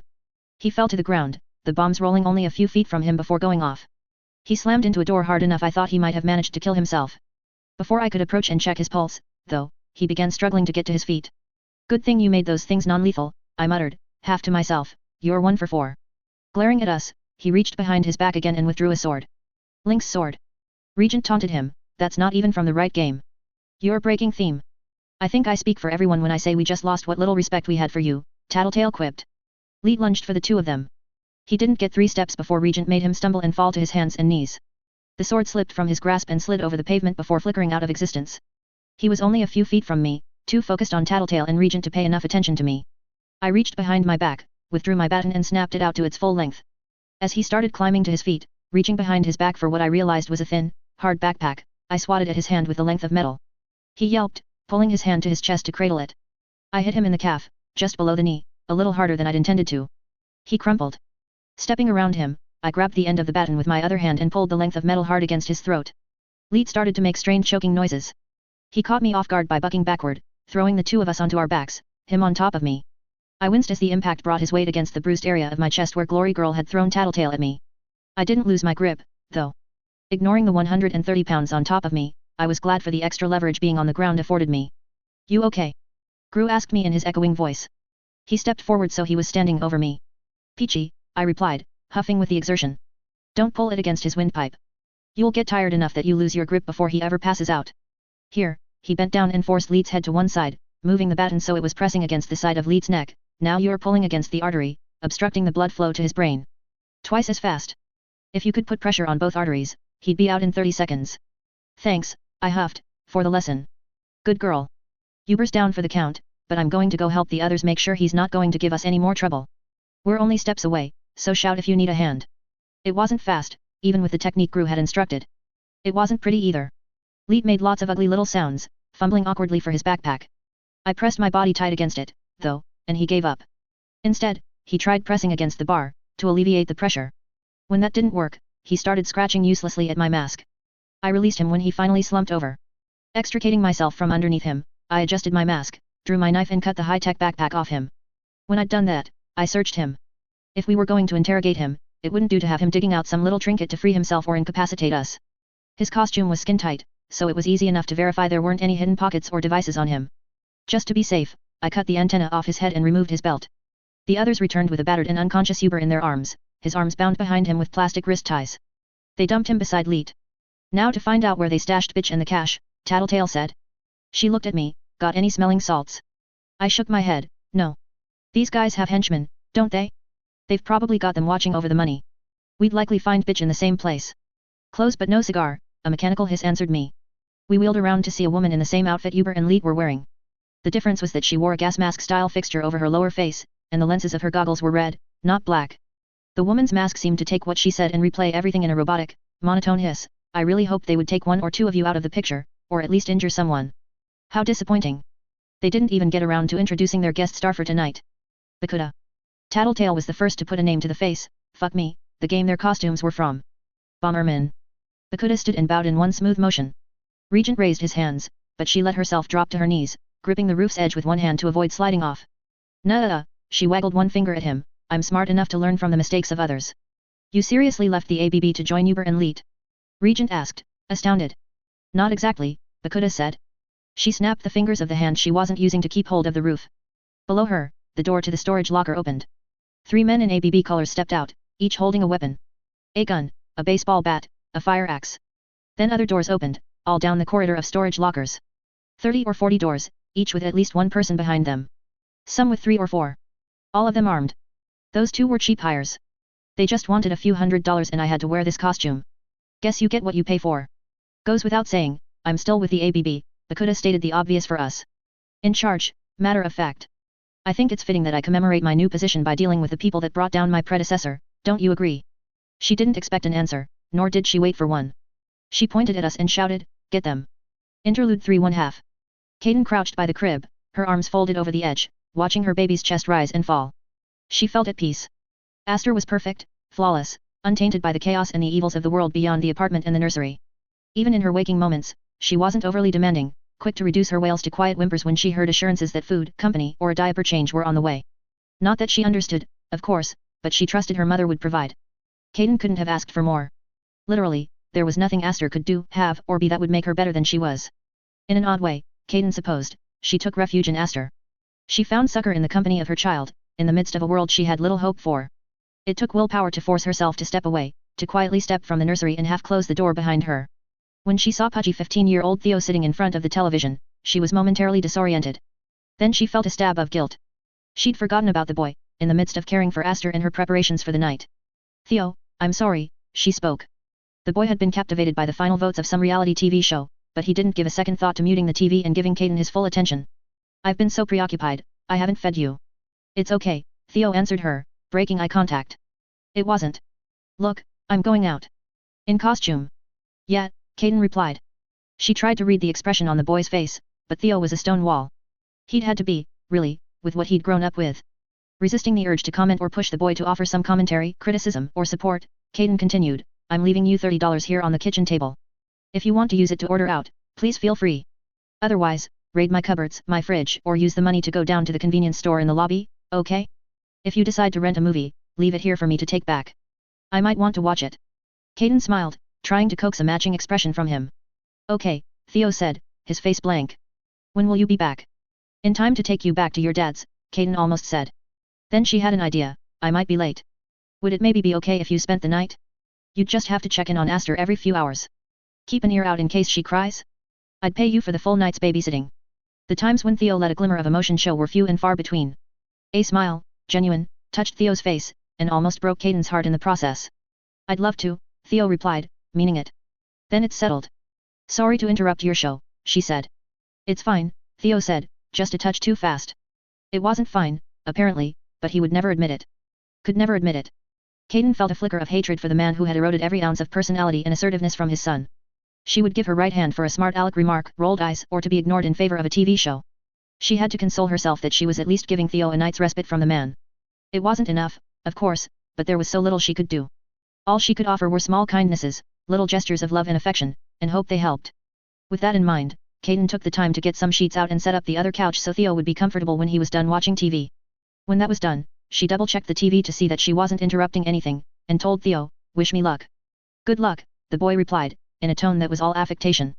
The false words stung Caden more than if Theo hadn't said anything at all. Tonight wasn't the night to confront that issue. She left the apartment, locking the door behind her. She took the stairs up to the roof, and shucked off her bathrobe. The garment went in the gap between two flower boxes, where nobody would find it unless they were looking for it. Then she stepped off the edge of the roof. The wind ripped at her hair, blew cold against her face. As she tumbled head over heels, seeing only glimpses of the streetlights and cars below her, she waited. Her apartment building was 15 stories tall, which gave her less time than one might expect. All it would take was 1 second of doubt, one mistake, a momentary hesitation, and she would hit the ground. Aster. It was fitting that she thought of her daughter. She always did, these days, every time she jumped. It had become a ritual, as though she couldn't set out to clean up the city if she didn't remind herself why she was doing it. Energy suffused her body.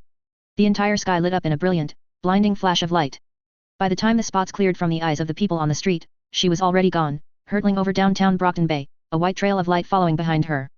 Caden didn't wear a mask, but it wasn't necessary. With her powers active, her brown hair and eyes became a radiant white, emanating a light so brilliant it was impossible to look straight at her. The fabric of her alabaster costume, too, radiated with a soft glow that rippled like light on the surface of the water. Her usual routine was to patrol for an hour or two, get a sense of things, and then take action where she thought it was most appropriate. Tonight, though, she was frustrated, and she hadn't even begun.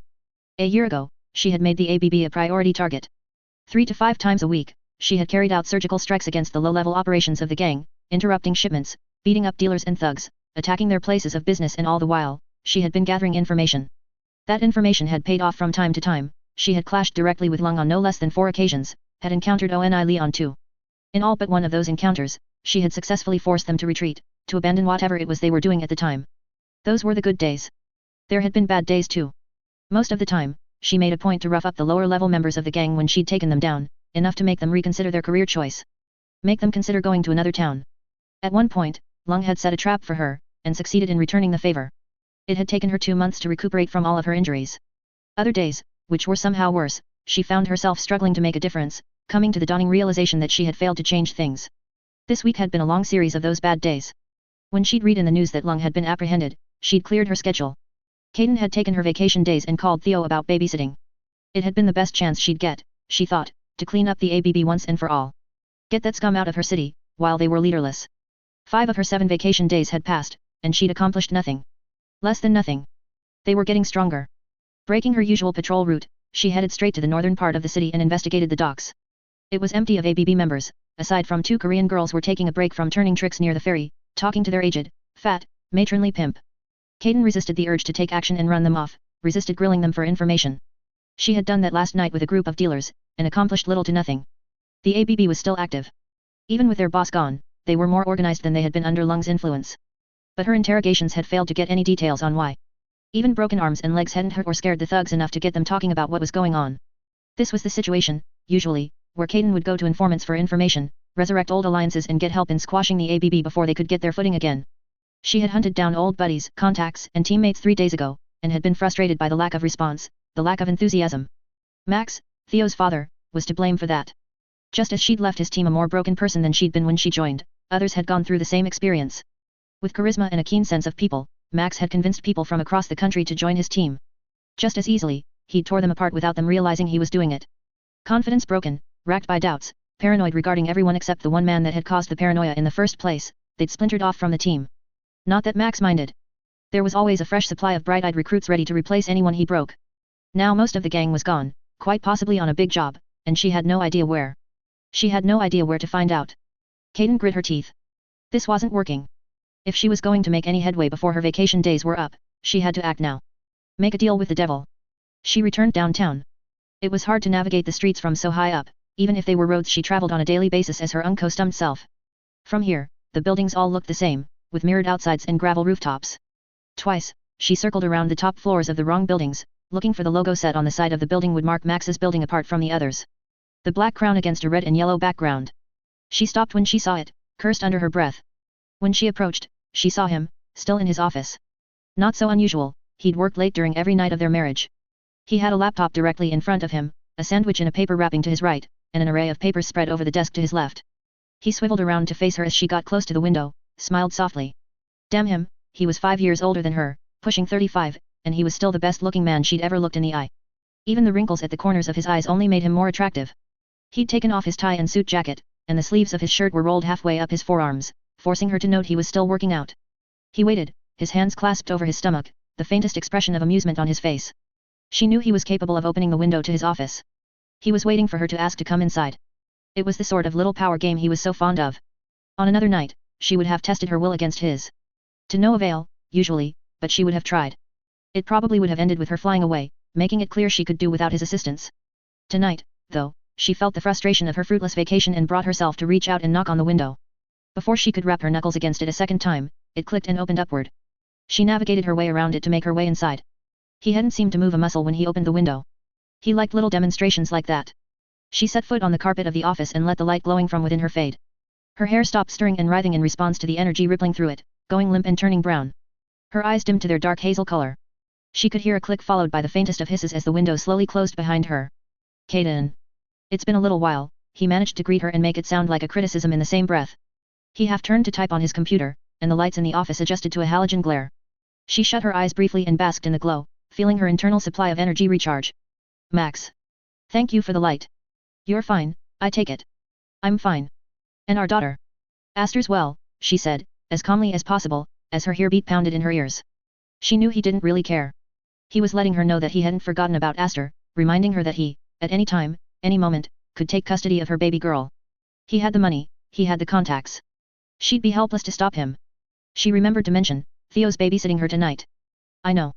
He called a little earlier to ask if he could spend the night. I told him that was fine. It'll do him good to spend time with you and Aster. Some female influences in his life. Kaden answered with a curt nod. To anyone else, this conversation would have sounded perfectly innocent. As someone who had worked alongside Max for 10 years and been married to him for one, she knew this was all negotiation. He was making it clear he was doing her a favor, and he'd expect recompense at some point, tonight or a week from now. It was how he was always playing for power, for advantage, for dominance. All the while, he was doing it in a way that you couldn't confront.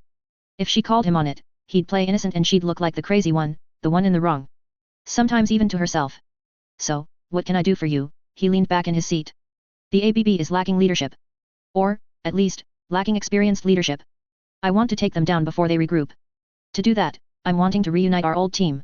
And you're admitting you can't do it without my help. Yes, it pained her to admit. Not interested, he said, spinning around in his chair to face the computer. There was a click, and the window behind Kaden began to open again. As the air blew in from outside, a strand of hair blew across her face. She tucked it behind her ear. I've talked to the others, but nobody that's worked for you is willing to be the first to join me. Some say they're worried they'll offend you. Others are just spooked, or they've already given up.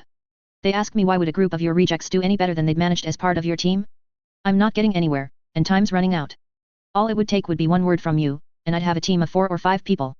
With that, I could root out and squash the ABB. Max stood up and sat on the edge of his desk so he was facing Kaden. I don't see it being worth the effort. What's in it for me? The ABB would be gone, for starters. They'll be gone eventually. I'm patient. What else? I don't have anything else to offer you, Max, she answered.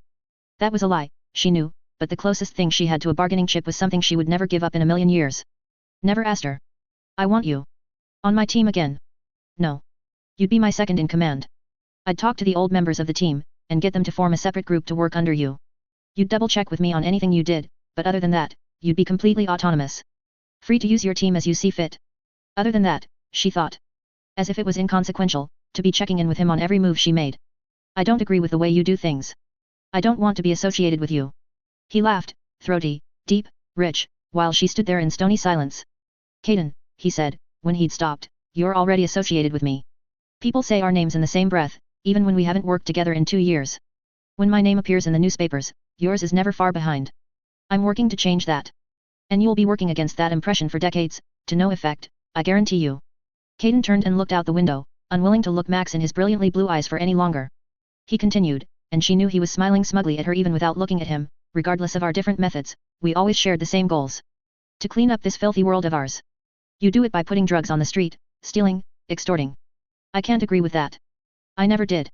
It doesn't make any sense, to improve things by making them worse. Max smiled. It's ugly on the surface, but it's more money, more power, and it gives me the leverage to really affect things.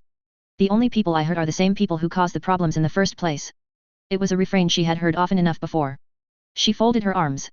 He changed tactics. Let me ask you, would you rather be doing things your way, failing to change things, or would you rather work under me and make a difference? I am making a difference, Caden answered. I'm working to make this world a better place.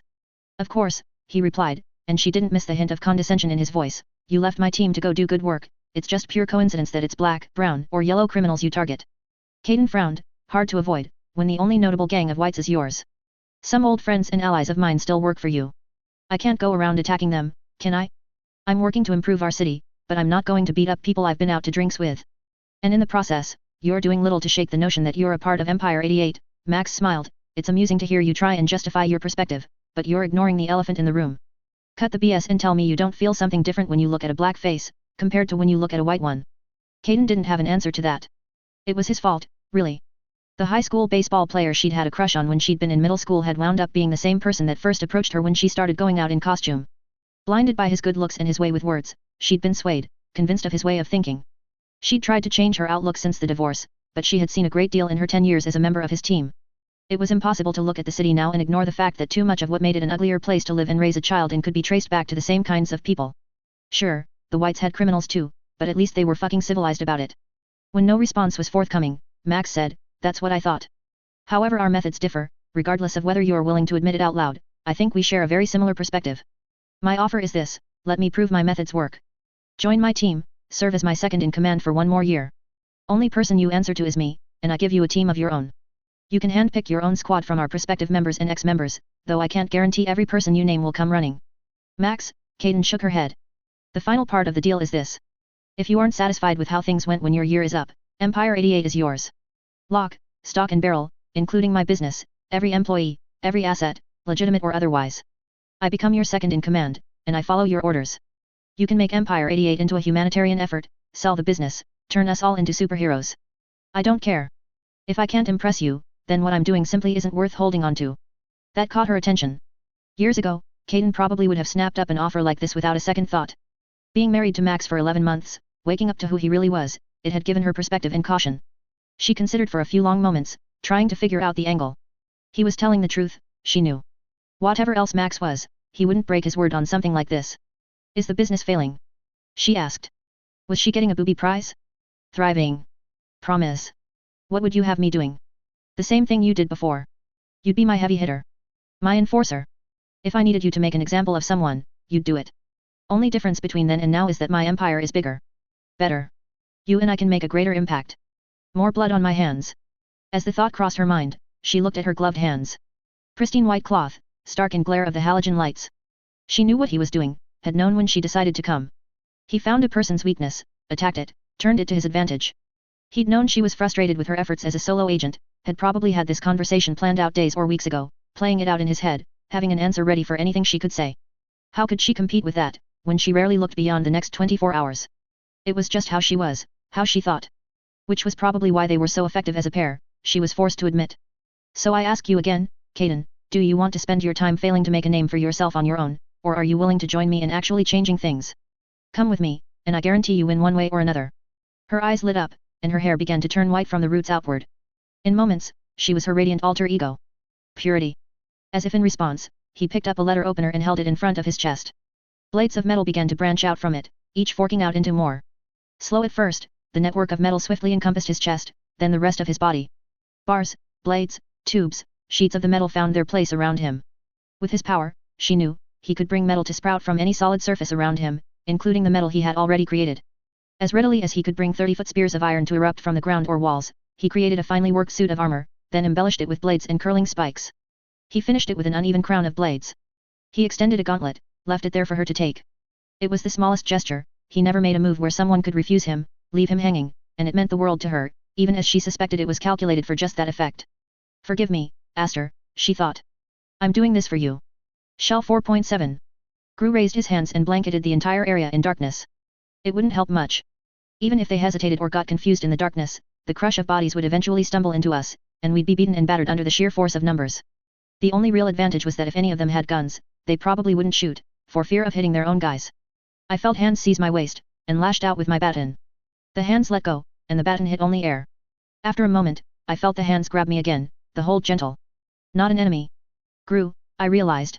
Sorry, I muttered. He could hear inside his darkness, couldn't he? He hoisted me up into the air, and I immediately understood his intent. I reached up and felt brick, then found the corrugated metal of the roof. I hauled myself up and turned around to reach for the next person, one hand gripping the edge of the roof to keep myself in place. I found Regent and Tattletale's hands in the darkness and helped haul them up. I knew neither was Gru, because they were too light. 5 or 6 seconds long, 10 seconds then passed before Gru took my hand and hauled himself up. We climbed down the far side, and Gru banished the darkness around us. There were 3 ABB gang members standing at one end of the alley we'd just entered, and a 4th, lone member on the other. Both groups were looking the wrong way, and were standing still, which was as good an indication as any that they hadn't noticed us. The sheer number of soldiers we'd seen didn't fit, and I said as much. What the fuck? How many people was that? Gru was apparently thinking along the same lines. The ABB shouldn't have that many members. They do now. Tattletale glanced over her shoulder at the ABB members behind us, then back to the lone one in front who still hadn't reacted to our approach. Trap. Down. She practically shoved me to the ground, then took cover herself. The lone figure in front of us shimmered, then disappeared. In his place, for just a fraction of a second, there was a cylindrical object the size of a mailbox. Knowing what kind of devices Bakuda specialized in, I drew my legs close to my body, screwed my eyes shut and covered my ears. The force of the explosion hit me hard enough I could feel it in my bones. It lifted me clear off the ground. For a moment, it felt like I was floating, carried by a powerful, hot wind. I hit the ground with my elbows and knees first, and they thrummed with agony at the impact. Chaos. The 4 or 5 storage lockers that had been closest to the canister had been reduced to chunks of flaming brick, none any bigger around than a beach ball. Other lockers near those had doors, walls, and roofs blown away. More than one locker had been actually used, because the blast had emptied them of its contents. Pieces of furniture, boxes of books, clothing, bundles of newspaper and boxes of papers filled the alley. Everyone okay? Gru asked, as he staggered to his feet. Ow. I'm burnt. Fuck. She was expecting us, Tattletale groaned. However bad her burns were, they weren't severe enough to be seen through the smoke and dust. Set traps, had her people waiting. Shit, we were only a half hour later than we planned. How? We have to move, Gru urged us, this gets 10 times harder if she finds us. Tattletale, watch for. I already found you, Bakuda called out in what could have been a sing-song voice, if her mask didn't filter it down to a monotone, rhythmless hiss. She emerged from the smoke that billowed from the explosion site, her hood was pulled back and her straight black hair was blowing in the wind. The lenses of her dark red goggles were almost the exact same color as the sky above her. There were 5 or 6 thugs just a step or two behind her, a middle-aged guy that didn't look like a gang member, and a skinny boy who was probably younger than me. I was glad to see none of them had guns, but they were all armed with weapons of some sort. Not that you were hard to find, Bakuda continued, sweeping her arms out to gesture at the devastation all around her. And if you think this only gets 10 times hard. Gru blasted her, shutting her up, and his darkness billowed into a broad cloud as it struck her, enveloping her group.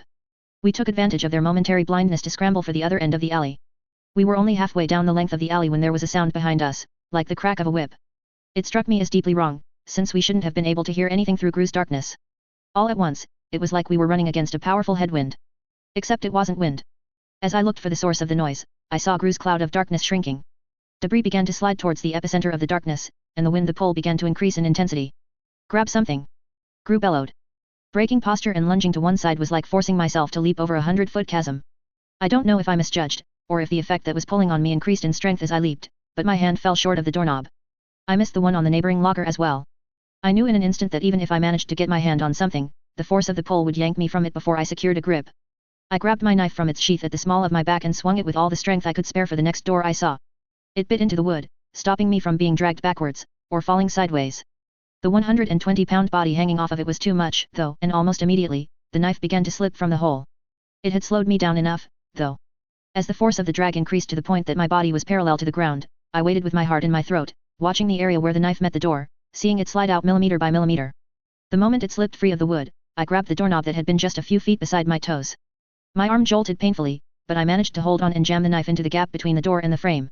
Even with 2 things to hold onto, it didn't feel like enough. All at once, the effect stopped. My body collapsed to the ground at the base of the locker, and I pried stiff fingers from the knife handle and knob. All up and down the street, massive clouds of dust rolled towards the point her device had gone off. The parts of the lockers that had been set on fire had been extinguished, but were still smoldering enough to send columns of dark smoke into the air. Regent had found a grip on the edge of a locker's roof. It had either been bent prior to his getting a grip on it, or the force of the pull had bent the metal as he clung to it. Tattletale and Gru had apparently gotten a door of a locker open, because they exited as a pair, Gru limping slightly. What the fuck was that? I panted, a miniature black hole. Tattletale chuckled, guess so. That was Brack. From the other side of the storage lockers, a canister arced through the air, clinked off the metal roof of a storage locker and landed in the middle of our group. Gru was on it in a heartbeat, using his foot to slide it across the ground and into the locker he and Tattletale had just left. Without stopping, he opened his arms wide and ushered us all away as he ran away from it. Even with brick and concrete in the way, the blast knocked us off our feet. That wasn't the scary part. As the initial blast passed, the remainder of the explosion seemed to happen in slow motion. Shattered chunks of the brick shack drifted through the air so slowly you could barely tell they were moving. As I watched, I could see them actually slowing down.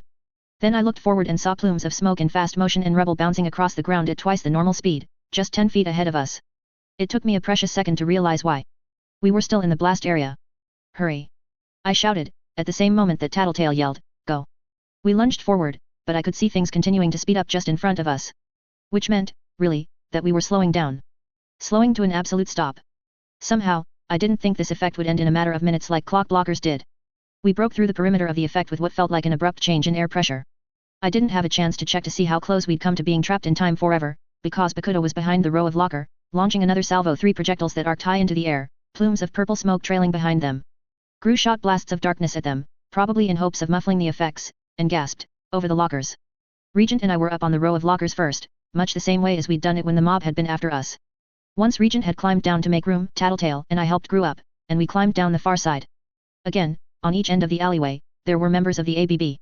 They weren't moving, which meant they either hadn't noticed us, or they were just holographic images hiding traps. My money was on the latter. Again, I panted, over. We couldn't risk another trap, another bomb blast too close to us. So we crossed the alley again and climbed on top of the next row of lockers. We found ourselves staring down at a half-dozen armed members of the ABB. Except they weren't your typical gang members. One of them was an elderly Chinese man, holding a hunting rifle. There was a girl who couldn't have been much older than 12, holding a knife, who might have been his granddaughter. Of the 11 or 12 of them, only 3 had the thuggish look to them that really marked them as members of the gang. The rest just looked terrified. The old man trained his gun on us, hesitated. A thug with a tattoo on his neck spat out something in an Eastern language I couldn't place, the phrase ending with a very English, shoot. We were down off the other side of the lockers before he could make up his mind. Gru created a cloud of darkness over the top of the lockers, to discourage them from following. What the fuck? Regent gasped. We hadn't stopped running or struggling since Bakuta had sicked the crowd on us. They're scared, not loyal, Tattletale spoke, not as out of breath as Regent, but still definitely feeling the effect of the last few minutes of running and climbing. She's forcing them to serve as her soldiers. Threatening them or their families, probably. Then she's been working on that for some time, Gru said. Since Lung got arrested, Tattletale confirmed, where the fuck do we go? Back over the same wall, Gru decided. I'll blind them, we cross over at a different point in case they open fire where they last saw us. Before we could put the plan into motion, there was another explosion. We staggered into the front wall of the storage locker we'd just climbed down from, collapsing in a heap. My entire body felt hot, and my ears were ringing, and we hadn't even been that close. As I raised my head, I saw that one of the storage lockers across from us had been leveled. Through the gap, I saw Bakuta standing astride the back of a jeep, one hand gripping the roll cage that arced over top of the vehicle. She was saying something to the thugs in the front and passenger seats, but I couldn't make it out over the feedback noise in my ears. They peeled off to the right, and for just a fraction of a second, she looked at me. I reached for my bugs and directed them towards her, but she was moving too fast. That left me the option of spreading them out so they were in her way, in the hopes that she would run straight into them, and maybe enough would survive the bug against a windshield impact to give me a sense of where she was. She's going around, I said, grabbing at Tattletale's wrist, we can't go over the wall. We gotta keep running, Regent panted. I was having trouble hearing him. No, Gru stopped him, that's what she wants. She's herding us into the next trap. Where do we go, then? Regent asked, impatient, fight her head on? Catch her by surprise? If I can see her, I can mess with her aim. No. She's got enough raw firepower to kill us even if she misses, Gru shook his head, we don't have many options. We go over this wall again, we won't just have to deal with the thugs and the old man. We go down either end of this alley, we're walking face first into a bomb. So we have to backtrack. No choice. I wished there was another option. Backtracking meant moving back toward the center of the facility, it meant prolonging our escape, and possibly running headlong into ABB troops. We headed for the gap that Bakuta's latest explosion had created in the lockers, and Gru filled the alley we were leaving with darkness, to help cover our escape. The little road was empty, except for the still figures at either end. As we started to climb over the next row of lockers, we felt rather than heard a series of explosions rip through the area behind us. Bakuta was bombarding the cloud of darkness with a series of explosives. I guess you didn't need to see if you could hit that hard. We climbed down from the lockers and found ourselves in the same place we'd been when we escaped the mob. There were 3 still figures at one end of the alley, doubtlessly a concealed bomb, and the destruction caused by the explosions and the miniature black hole in a can on the other. If we climbed over the locker, we faced the risk of throwing ourselves straight into the mob we'd fled. We'd have the element of surprise, but we'd be outnumbered, and our firepower was virtually nil. By unspoken agreement, we headed towards the end of the alley where the hologram bomb had gone off, where plumes of dust were still settling. We were greeted by the sound of guns being cocked. My heart sank. 20 or so members of the ABB had guns of various sorts trained on us. Kneeling, sitting, and crouching in front of the 2 groups, so they were out of the way of the guns and out of sight, were 30 or so other people Bakuda had recruited. There was a businessman and a woman that could have been his wife, a girl wearing the Immaculata school uniform, from the Christian private school in the south end of the city, about my age.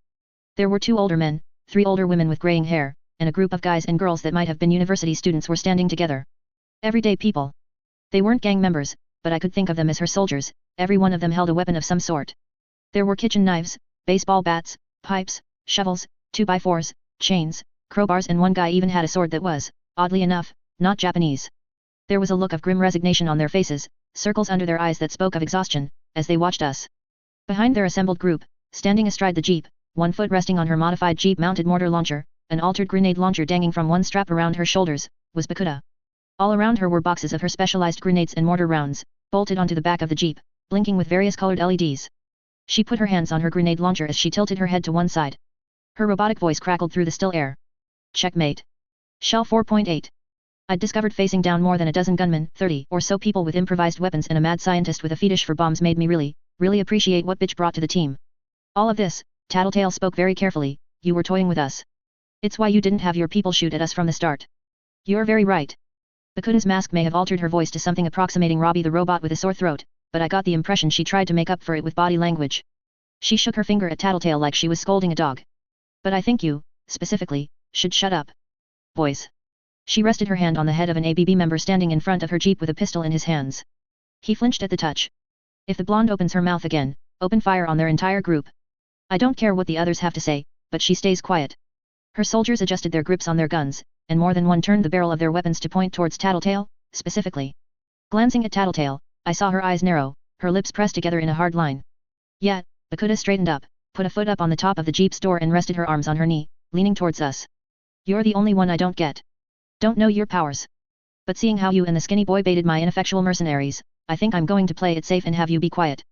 Maybe it's a subsonic thing, altering moods as you talk, maybe it's something else. I dunno. But you shut up, Kay. Out of the corner of my eye, I could see Tattletale give the slightest nod. Now, I'm in a bit of a pickle, Bakuda hissed, examining the back of her hand. It seemed she wasn't just compensating for the mechanical voice with body language, she liked to talk. Not that I was complaining. See, Lung taught me a lot, but the lesson I really took to heart was that being an effective leader is all about fear.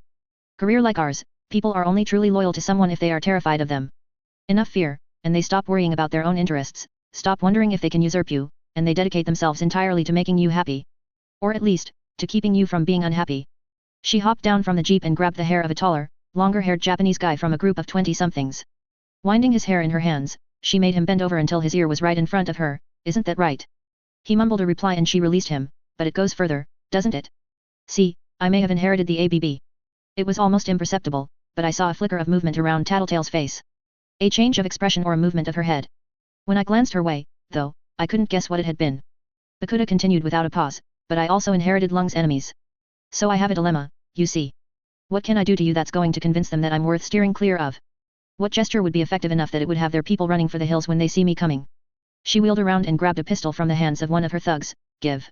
She then strode forward into the midst of the crowd. There's not enough bugs here. I took advantage of the pause in her monologue to whisper under my breath, hoping the others would catch it, praying I wasn't being too loud. At least my mask covered my face, hid the fact that my lips were moving. Regent. Can't disarm this many guns, he whispered his reply. I mean, you. Bakuda called out, startling us. She wasn't paying attention to us, though. A Korean-American guy in a private school uniform from Immaculata High, in the nicest part of the city, was cringing in front of her. The crowd slowly backed away, clearing a few feet of space around the two of them. Why yes, the boy replied. Park Jae-hoo, yes? Ever hold a gun before? No. Ever beat someone up? Please, I never, no. Ever get in a fight? I mean a real fight, biting, scratching, reaching for the nearest thing you could use as a weapon. And no, Bakuda. Then you're perfect for my little demonstration. Bakuda pressed the pistol into his hands. Shoot one of them. The guy held the gun like it was a live scorpion, with 2 fingers, at arm's length. Please, I can't. I'll make it easy for you. Bakuda might have been trying to coo or sound reassuring, but Mask didn't allow for that kind of inflection. You don't even have to kill them.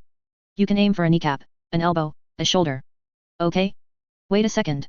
She left the gun in the guy's hands and stepped away, pointing to one of her thugs. Get the camera out and start rolling. As ordered, he reached for the side of the jeep and retrieved a small handheld camcorder. He fumbled with it for a few seconds before holding it over his head to see past the crowd, looking through the flip-out panel on the side to make sure the camera was on target. Thank you for waiting, Park Jae-hoo. Bakuda turned her attention to the guy with the gun. You can shoot someone now. The guy said something in Korean. It might have been a prayer, please. No. Really? They're bad people, if you're concerned about morals. Bakuda tilted her head to one side. He blinked back tears, staring up at the sky. The gun fell from his hands to clatter to the pavement. That's a no. Shame. No use to me as a soldier. Bakuda kicked him in the stomach, hard enough to send him sprawling onto his back. No. No no no. The guy looked up to her. Please. Bakuda half-stepped, half-skipped back a few feet. The people around them took that as their cue to get well away from him. She didn't do anything, didn't say anything, didn't offer any tell or signal. There was a sound, like a vibrating cell phone on a table, and Park Jae-hoo liquefied into a soupy mess in the span of a second. Dead. He'd died, just like that. It was hard to hear over the screaming, the wailing, the outraged shouts. As the crowd scrambled to back away from the scene, all trying to hide behind one another, one of the thugs fired a gun straight up into the air. Everyone stopped. After the shrieks of surprise, there was the briefest pause, long enough for one sound to bring everyone to a stunned silence. It sounded like the noise you make when you rake up dry leaves, but louder, artificial in a way that sounded like it was played over an archaic answering machine. All eyes turned to Bakuda. She was doubled over, her hands around her middle. Laughing. The sound was her laughing. She slapped her leg as she stood, made a noise that might have been an intake of breath or a chuckle, but her mask didn't translate it into anything recognizable, only a hiss with barely any variation to it. She spun in a half circle as she crowed, the 618. I forgot I even made that one. Perfect. Better than I thought. If her job was to terrify, she'd succeeded. With me, at least. I wanted to throw up, but I'd have to take off my mask to do it, and I was afraid that if I moved, I'd get shot. The fear of the guns was enough to override my welling nausea, but the end result was that I was shaking. Not just trembling, but full body shakes that had me struggling to keep upright. That was pretty cool. With those words, Regent managed to get as many wide-eyed looks than Bakuda had with her laugh. He got one from me. It wasn't just what he said. It was how calm he sounded. I know, right? Bakuda turned around to face him, cocked her head to one side. I modeled it off Tesla's work in vibrations. He theorized that if you could get the right frequency, you could shatter the earth. It. No offense, Regent said. Well, I'll rephrase, I don't really care about offending you. Don't shoot me though. I just want to stop you there and say I don't care about the science stuff and all the technobabble about how you did it. It's boring. I'm just saying it's kind of neat to see what a person looks like when dissolved down like that. Gross, creepy, fucked up, but it's neat. Yes, Bakuda exulted in the attention, like the answer to a question you didn't know you were asking. How'd you do it? You stuck bombs in these civilians to get them to work for you. Everyone, Bakuda answered, almost delirious on the high of her successful experiment and Regent's attention. She half-skipped, half-spun through the crowd and leaned against one of her thugs, patting his cheek, even my most loyal. Bitch of a thing to do. Not the actual procedure of sticking the things inside their heads. After the first 20, I could do the surgeries with my eyes closed. Literally. I actually did a few that way. She pouted, but having to tranquilize the first dozen or so and do the surgeries on them before they woke up, so I'd have the manpower to round up everyone else? One after the other? Really tedious once the novelty wears off. I'd be too lazy to do that, even if I had your powers, Regent said. Can I approach the body? Get a better look. Her mood changed in a flash, and she angrily jabbed a finger in his direction. No. Don't think I don't know you're trying something. I'm a fucking genius, get it? I can think 12 moves ahead before you've even decided on your first. It's why you're standing there and she hoisted herself up so she was sitting on the side of the jeep. I'm sitting here. Chill the fuck out, Regent replied. I was just asking. I could see from Tattletale's expression that she was having the same thoughts I was. Give the lunatic bomber a little respect. I quietly voiced what Tattletale couldn't. Tone it down a notch, Regent, I whispered. Whatever, Bakuda drew out the word. Skinny boy just lost any goodwill he'd earned for appreciating my art. Or at least being able to fake it convincingly. She tapped the guy with the camera on the shoulder. You still filming? The man gave a short nod. As I looked at him, I saw beads of sweat running down his face, even though it was a cool evening. It seemed her thugs were pretty spooked, too. Good, Bakuda rubbed her pink-gloved hands together. We'll edit out the talky parts later, then we put it on the web and send copies to local news stations. What do you think? The camera guy answered in an accented voice. Good plan, Bakuda. She clapped her hands together.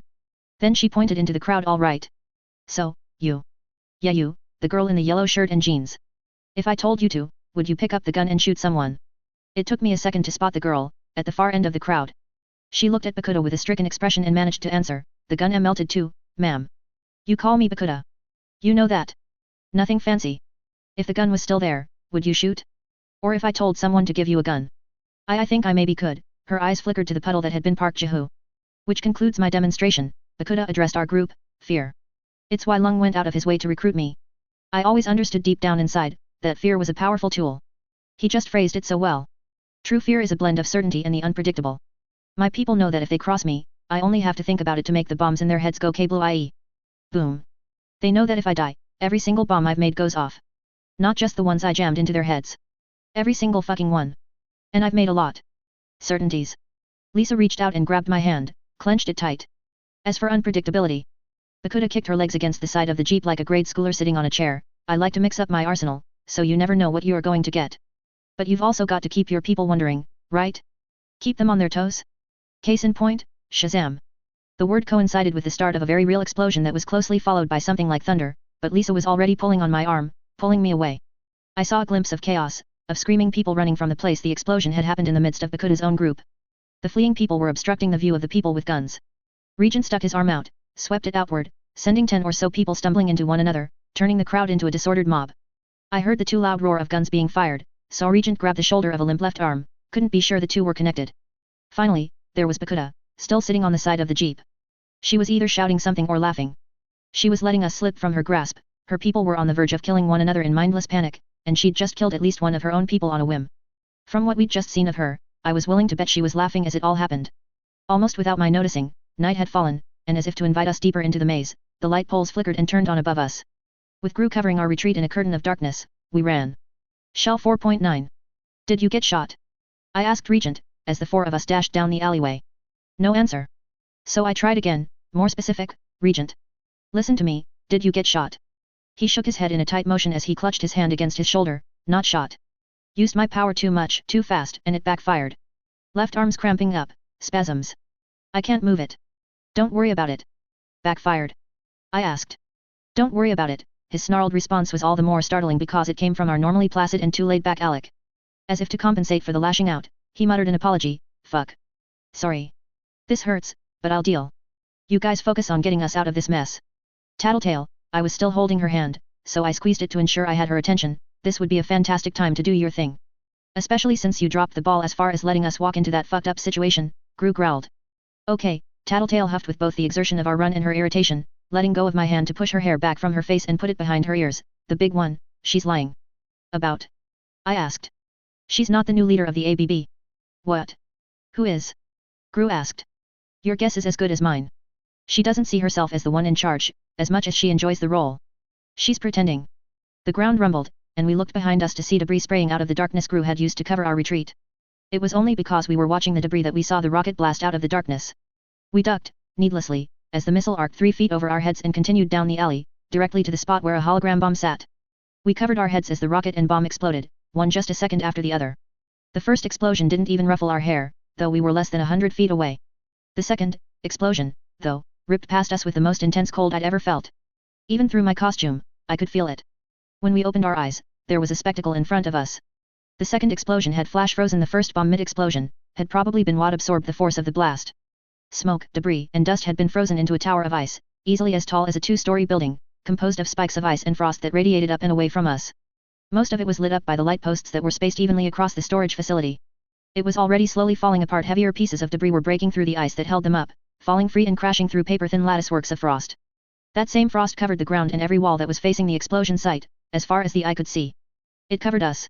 Icicles so tiny and fine they were like eyelashes radiated from the parts of my costume that had been exposed. There were even twists and curls of ice where Gru's smoke had frozen. Everyone okay? Gru asked. He was shielding Tattletale with his body, the ice sloughing off them in sheets as they stood. When he saw me looking, he explained, Tattletale's costume exposes her skin, more than any of us. If she'd been totally exposed. No, I answered, no worries. Smart. But we should move. We ran. All around us, tiny crystals of ice were drifting down, sparkling in the light. Tattletale continued dishing the info on Bakuda, lie number 2. She's fibbing about how she's detonating those bombs she has in her people's heads. She said she blows things up with a thought, but she's not wearing any external hardware on her head, and she wouldn't have someone else do surgery on her. Too much of a control freak, Too proud of her brain. But you don't know how she's blowing the bombs up. I guessed. I know exactly how she's setting them off. Toe rings. Toe rings, Gru said, disbelief clear in his tone, even with his warped voice. She's got a ring around her big toe and the toe next to it. When she crosses one toe over the other, contacts on the outside of the rings meet and it sends the signal. She chooses the target with a system built into her goggles. It doesn't look like she's doing anything, which is probably the effect she's going for. Appearances. Good to know, Gru said, but that doesn't help us right now. What are her weaknesses? There was the crash of an explosion behind us. The area briefly lit up, but it hadn't hit close enough to be worth worrying about. Narcissistic personality disorder. Megalomania. She's spent her whole life being smarter than everyone around her, even before she had powers. Constantly praised, coddled. But she rarely if ever heard a criticism, probably wasn't ever knocked down a peg, and that was a big factor in her ego swelling up to neurotic levels. Probably graduated high school years early. My bet is her trigger event was related to this. Passed over for a job or someone really bitched her out, and she didn't know how to deal. I had something to add. The first thing she did with her powers, only thing, before she came to Brockton Bay, was hold a university hostage. Maybe she got some bad marks, failed a class or was passed over for a teaching assistant position. Jarred her self-image enough she snapped. Something we can use, people. Gru growled. The personality disorder, Tattletale said, even a small victory on our end is going to get a big reaction from her. Ego-wise, she's got a glass jaw. Hard to say if a win for us would mean she goes manic and blows everything up, or if she'd just crumple, but I guarantee she wouldn't handle it well. Gru nodded, started to speak, but stumbled. I did my best to stop him from falling over, but he probably weighed half again as much as I did. He got his balance, growled, and then spoke. How do we win? Or how do we avoid losing? What's she got going on that we don't know about? The goggles. She's seeing heat signatures. It's how she kept finding us. That ice is a blessing in disguise, since it's probably hiding us some.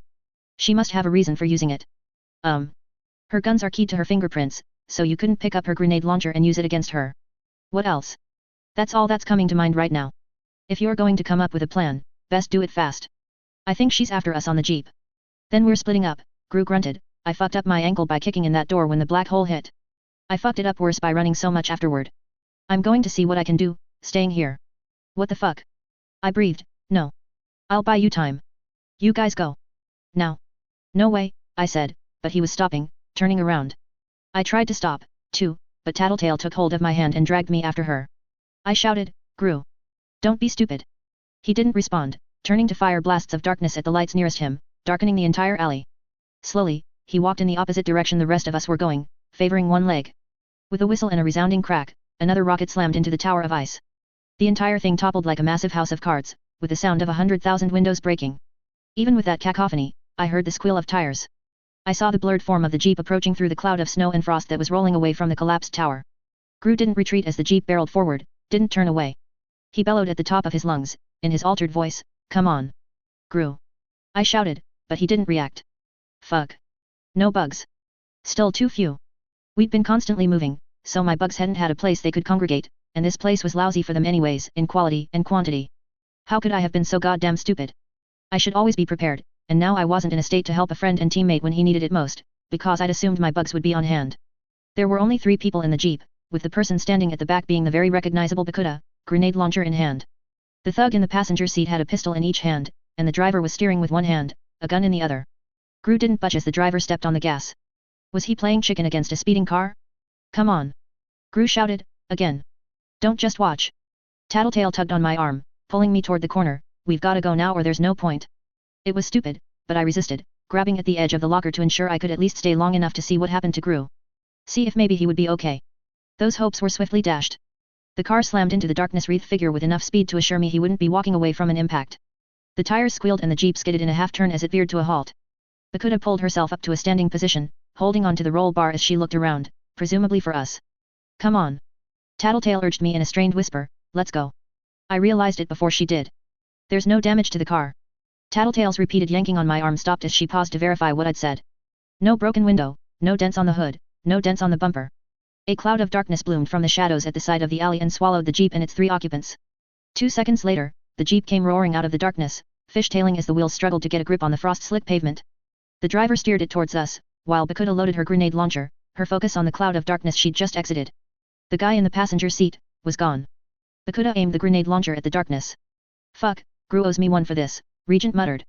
He let go of his shoulder, raised his hand toward the jeep, and then flung it out to one side. As he did it, he screamed, his voice primal, Raw. The hand the driver had on the wheel moved much as Regent's did, swinging wildly to one side. The jeep turned, skidded, and spun out, flinging Bakuda and the contents of a half-dozen boxes of explosives onto the road of the alley.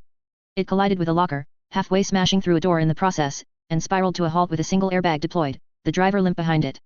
Almost at the same moment the jeep stopped, Regent started to collapse to the ground, unconscious. I grabbed him to stop him and eased him down so he didn't hit his head. I looked at Tattletale, backfire. No, but close, Tattletale said, after a backfire, he's got to rest his powers. It's like throwing a punch with a broken hand. He'll be sore and probably powerless for a little while, but he'll recover. Good, I said, staring out at the scene. The crashed car, the frost-covered street covered with grenades and canisters, Bakuda lying still in the midst of it all. Gru limped out of the cloud of darkness, the passenger's gun in his hand. Gru. I called out. I ran to him, hugged him. My relief was so intense I wasn't even embarrassed about it. Heya, his voice echoed, I'm all right. Only a faint. Hard to tell whether it's me or a blob of shadow shaped roughly like a person when the lights are out, yet? Fooled her. Fooled me.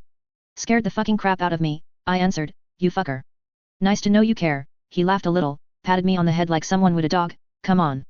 We should restrain the lunatic, get her out of here so we can drill her on what happened to bitch and the money. Maybe get an idea of what's going on with the ABB. I smiled behind my mask, sounds like a.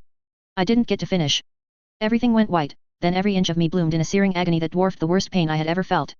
Since we had trounced Uber and Leet, it had been one close call after another. Being surrounded and charged by a mob, being held at gunpoint, escaping a miniature black hole, nearly being frozen in time like bugs in amber, innumerable explosions. We'd escaped each of the threats by the skin of our teeth, knowing all the while that all it would take was one well-placed shot, and we were done, gone, out of commission. All it had taken was one good shot. Shell 4.10. I came to the gradual realization I could open my eyes, as though it was something I had forgotten how to do.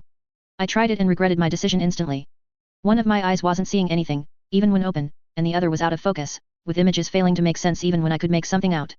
As I screwed my eyes shut, even the pink glow of light passing through my eyelids was like fireworks exploding in my retinas.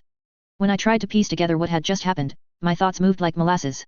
If you little fucks had any sense, you'd know that getting the upper hand on me, just for a moment. It's something you should be fucking terrified of, a voice hissed. It took me a few seconds to place the voice, way longer than it should have. Bakuda. I was beginning to hurt.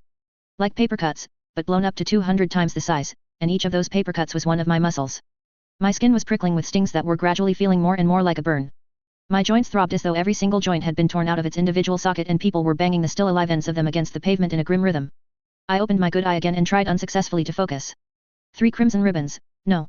I was seeing triple. One crimson ribbon was extending along the side of my mask, dropping from the edge where the mask covered my nose, dropping in a straight line to touch the ground. Where it made contact with pavement, there was a steadily growing puddle. I realized I was bleeding.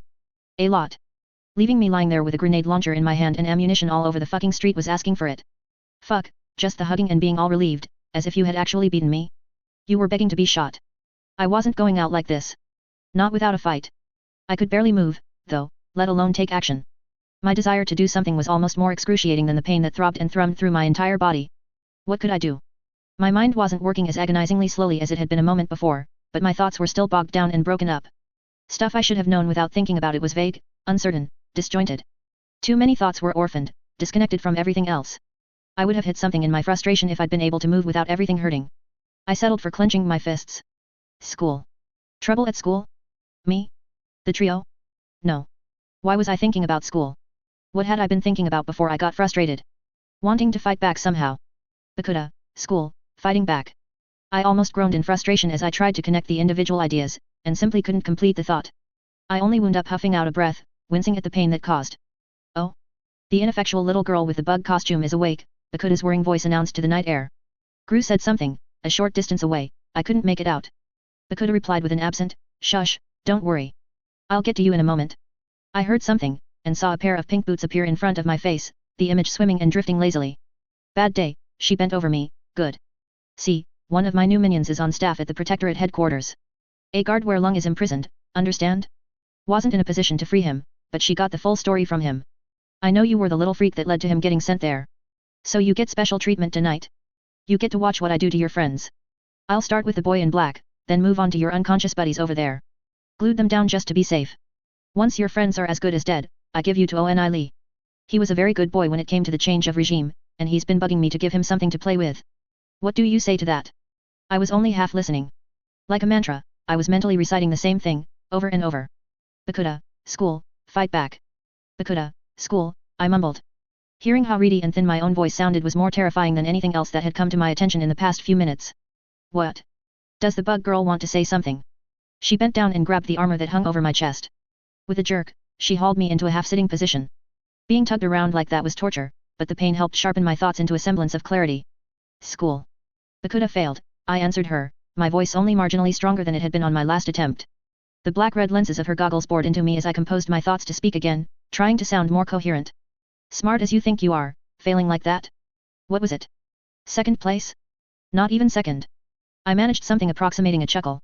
She let go of me and stepped away as if I was on fire. As my head hit the pavement, I very nearly blacked out. Had to fight not to. Embrace the pain. Keeps you awake. A short distance from me, Gru's voice echoed. I could only make out the first word. She's or cheese. He laughed. It spooked me that I couldn't understand him, that I couldn't figure out why I couldn't understand him. I wasn't hearing as well as I should, I knew that. But that wasn't all of it. What else? The distortion. The explosion or explosions had damaged my hearing, maybe, and I couldn't make out his words with the effect his power had on his voice. Just figuring that out, knowing I could figure it out, made me feel 100 times better. You think so? Bakuda hissed at Gru. Her words were easier to make out, since her mask was reconstructing them so they were perfectly enunciated and monotone, even if it obscured it behind whirs and hisses. She kicked me in the face with one of those pink boots. Having to move my head hurt more than almost having my teeth kicked in. She grabbed at my costume and dragged me several feet. Being moved cranked all the other hurt up a notch. On a scale of 1 to 10, it was a good solid 9.5. Nothing I could do could make it hurt more, so I found the strength and willpower to reach up and grab at her wrists, for all the good it did. She let me go and then shoved me to turn me on my side. The movement made me want to throw up. Seeing Gru helped ground me, as I fought the nausea and panted tiny breaths at the pain. He was bound in a half-sitting position against a locker with what looked like lengths of sticky gold ribbon. Where was Tattletale? Let's see how smart you two are after I give tall, dark, and mysterious his treat, Bakuda threatened. Let's see, here. Here's a real gem. 227. Now sit still. If you even think about using your power, I'll just shove it down the bug brat's throat instead, set it off. Not like you're in a position to stop me from getting the job done, even if I'm deaf and blind. She removed her pink gloves and threw them aside.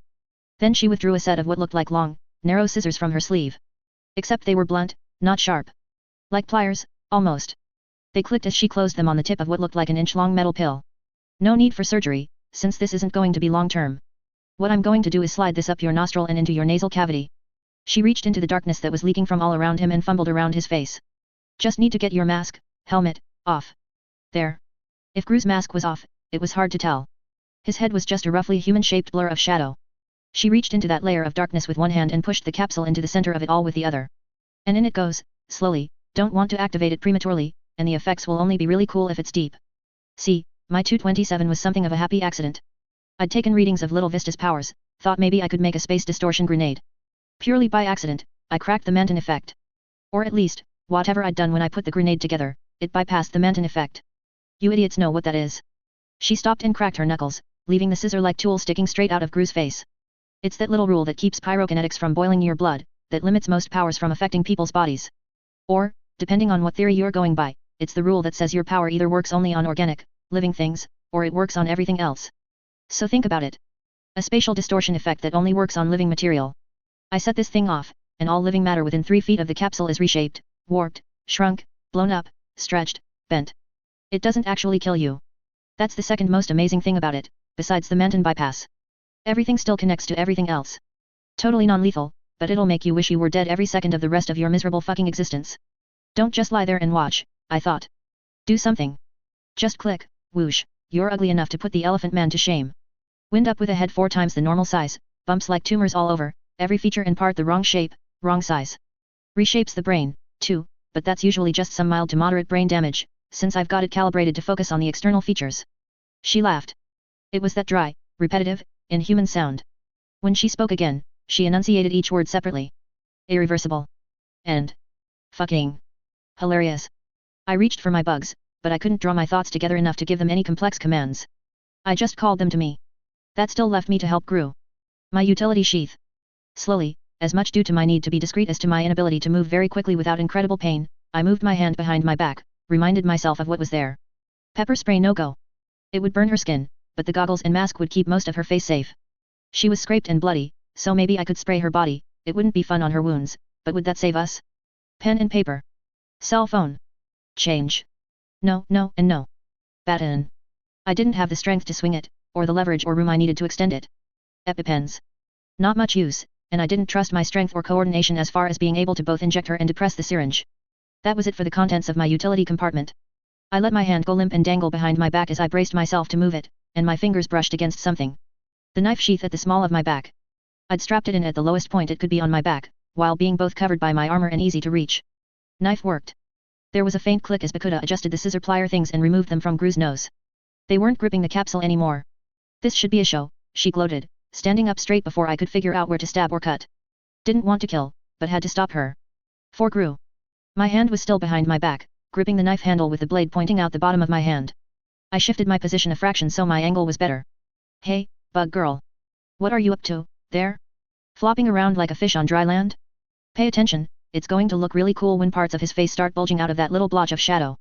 I tried to formulate a response, some reply that would add sting to what I was about to do, but a wave of weakness swept over me. Darkness began to creep in around the edges of my vision, again. I straightened my legs in an attempt to cause myself more pain, force myself to alertness again, and it failed to push the darkness back. Was Gru using his power? I looked at him. Nothing. I was just blacking out. I couldn't pass out now. Toe rings. With no witty reply, no quip, or even an angry yell, I brought the knife down on the end of her foot. Two thoughts struck me simultaneously. I'd hit something hard. Was her foot or boot armored? Had I even gotten the right foot? Tattletale had never said which one had the toe rings. Or if both did.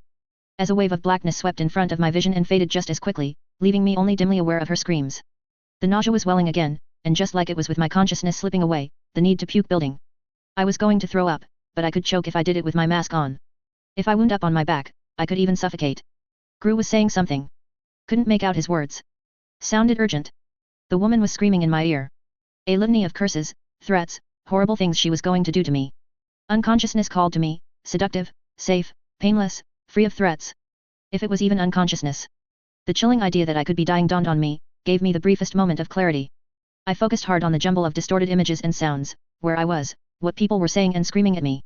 The woman was rolling on the ground next to me. As she kicked her leg, a spatter of blood marred the one lens of my mask that I could see through. What was the woman's name again? Bakuda. The very tip of the knife was still lodged in the pavement where her foot had been. That was the hard thing I'd hit, pavement, not armor. There was a lot of blood. Hers. A bit of her boot, pink and crimson. Two smaller toes with painted nails, pink and crimson, in the midst of the mess of blood. I tried and failed to pull the knife free, though it was only embedded a quarter-inch deep in the ground. The effort that left me gasping for breath with big lungfuls of air. Each breath made me feel like I'd inhaled barbed wire and hot irons were pressing against my sides. I was praying the urge to vomit would go away, knowing it wouldn't. Gru. What was he saying? I could barely understand Bakuda with her robotic enunciation. Understanding Gru was a dozen times harder. Like another language.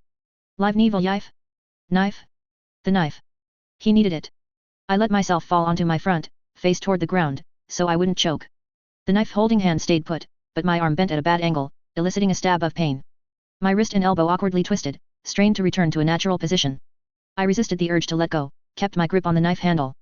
The ground gave before I did, and the knife came free. My arm straightened, stretching out in front of me, the knife gripped in my black-gloved hand. I looked up from the knife to see a blurry image of Gru struggling under his bonds, the last thing I saw before darkness and merciful lack of consciousness claimed me. Shell 4.11. Hey Taylor, wake up. A girl's voice. Taylor. A deeper, more adult voice, come on, kiddo. You've done really well. I felt warm, fuzzy. Like waking up in a warm bed on a cold day, all the covers in the right place, feeling totally rested, knowing you don't have to get up right away. Or like being 6 years old, having crawled into bed with mom and dad at some point during the night and waking up between them. I think she's gradually coming to. Give her a moment, someone older. An old man, maybe. Unfamiliar. I was worried she wouldn't wake up, the deeper male voice said. Could have told you she wasn't in a coma, the girl replied. The same way you're absolutely, 100% positive she doesn't have a serious brain injury, the old man asked. Because narcotics can camouflage the symptoms, and if we wait too long to take action on that, well. Nothing beyond what I described to you, the girl said, just a bit testily, unless your equipment is faulty. I need correct information to work with, or I get false info. I assure you, my equipment may be limited, but it is in perfect working order. I tried opening my eyes, found everything too bright. Foggy, like I was looking at it from underwater, but my eyes were sandpaper dry. Something dark moved over my vision, made my eyelid flicker. Something else tickled my cheek. I tried to raise my hand to my face to brush at them, but my arms were at my sides, buried under sheets and I didn't have the strength to move them. Hey sleepy, the deeper voice once more. I felt a large hand rest on my forehead, it moved to brush my hair back, reminded me of my mom and dad again. Being a kid, being taken care of. The old man and the girl were still arguing. Her tone was impatient. A concussion, severe blood loss, bruising, external and internal, plus whatever it is that fucked with her nervous system, understand? I have no reason to lie to you. All I'm telling you is that if there is something else, and complications result, it's on you, because I'm taking your word on this. I would rather the girl not die or wind up brain damaged, of course, but if she does, I won't feel guilty, and if something happens because I was wrong, and it isn't because you gave me the wrong information or tools to work with, I'll own up. I'll tell him, and your reputation will be unaffected. Promise. The old man grumbled and mumbled, but didn't say anything more. I tried opening my eyes again. I recognized the face. Brian. Lisa joined him at the bedside. Hey there, she said, her tone sympathetic, you got walloped, hey. Guess so, I replied, except I wasn't sure I said this so out loud. I might have been drifting back to sleep, but another tickle at my face made me wrinkle my nose. What is? That, honey, is the only reason we've been trying to wake you up. You've been using your power while you sleep, and every bug in the neighborhood has been gathering here to crawl on you. Not all at once, not all together, but they're adding up and someone's going to notice. Brian looked across the room, we've got the windows and doors sealed with saran wrap and tape, and they're still getting in. Can't take you anywhere like this, and the good doctor here needs us to clear out in case a real patient comes in. What I need is a sterile work environment, the old man groused, one that isn't ridden with cockroaches and... We're handling it, Lisa snapped at him. Then, in a softer voice, she said, Taylor, don't go to sleep. I was surprised to realize I was drifting off. Funny. I know the painkillers are nice. We gave you boatloads, since you were really hurting. But we need you to send them away. The bugs. Oh. I dimly recalled telling my bugs to come to me not long before I passed out. I guess I hadn't ever told them to stop. I guess blacking out had prevented me. I sent an instruction, then told her, good as done. Something caught my attention. Interesting music. Music. Lisa momentarily looked very concerned. She looked at Brian. Outside. In front of the door. A smartphone, maybe. There's a guy, listening to music. Maybe he doesn't have the headphones on or the buds in his ears. Or they aren't plugged into the phone itself. Sounds like orchestra, or pop. It's Latin? Or English? Both? That last bit sounded Japanese. Or Chinese. Is it racist? I can't tell the difference. You're babbling, Taylor, Brian said, not unkindly. Lisa briefly disappeared from my field of vision, but she's right. There's a guy on the steps out front, listening to music. How did you know? Moth on the door. I was so busy listening, I forgot to make her go. I'm sorry. I'll. SHH. Relax. It's fine. Just send the bugs away, and you can go back to sleep. We're handling everything, okay? It was okay. I drifted off. I was jostled from a dream. Careful. I am being careful. Stop being so twitchy. Just close the car door. I'm not being twitchy. You almost dropped her a few seconds ago. I swear, if you drop her on her head. I won't. The words were a bass vibration against one side of my body as much as they were a noise in my ears. I was warm on that side of my body, too. It smelled nice. Like leather and shaving cream. I started to say something, then stopped. Too much effort. A girl's voice sounded not far from my ear. Hey there, Taylor. Making a bit of a sound? You waking up? I shook my head and pressed my cheek harder against the warm body. She laughed. A knocking sound. The classic rhythm of shave and a haircut, 2 bits. The door opened a moment later. God, Taylor. Is she? The girl Lisa, I recognized it now, responded, she's okay, just sleeping. Like I said on the phone. I'm sorry to interrupt, I'm sorry, I've completely blanked on your name, but can I help you carry her inside? Actually, I'm alright, and I think I'd be more likely to drop her if we tried to adjust to a 2-person carry. The name's Brian. Brian, okay. Thank you. If you could just bring her through here. After you called, I didn't know what to do with myself.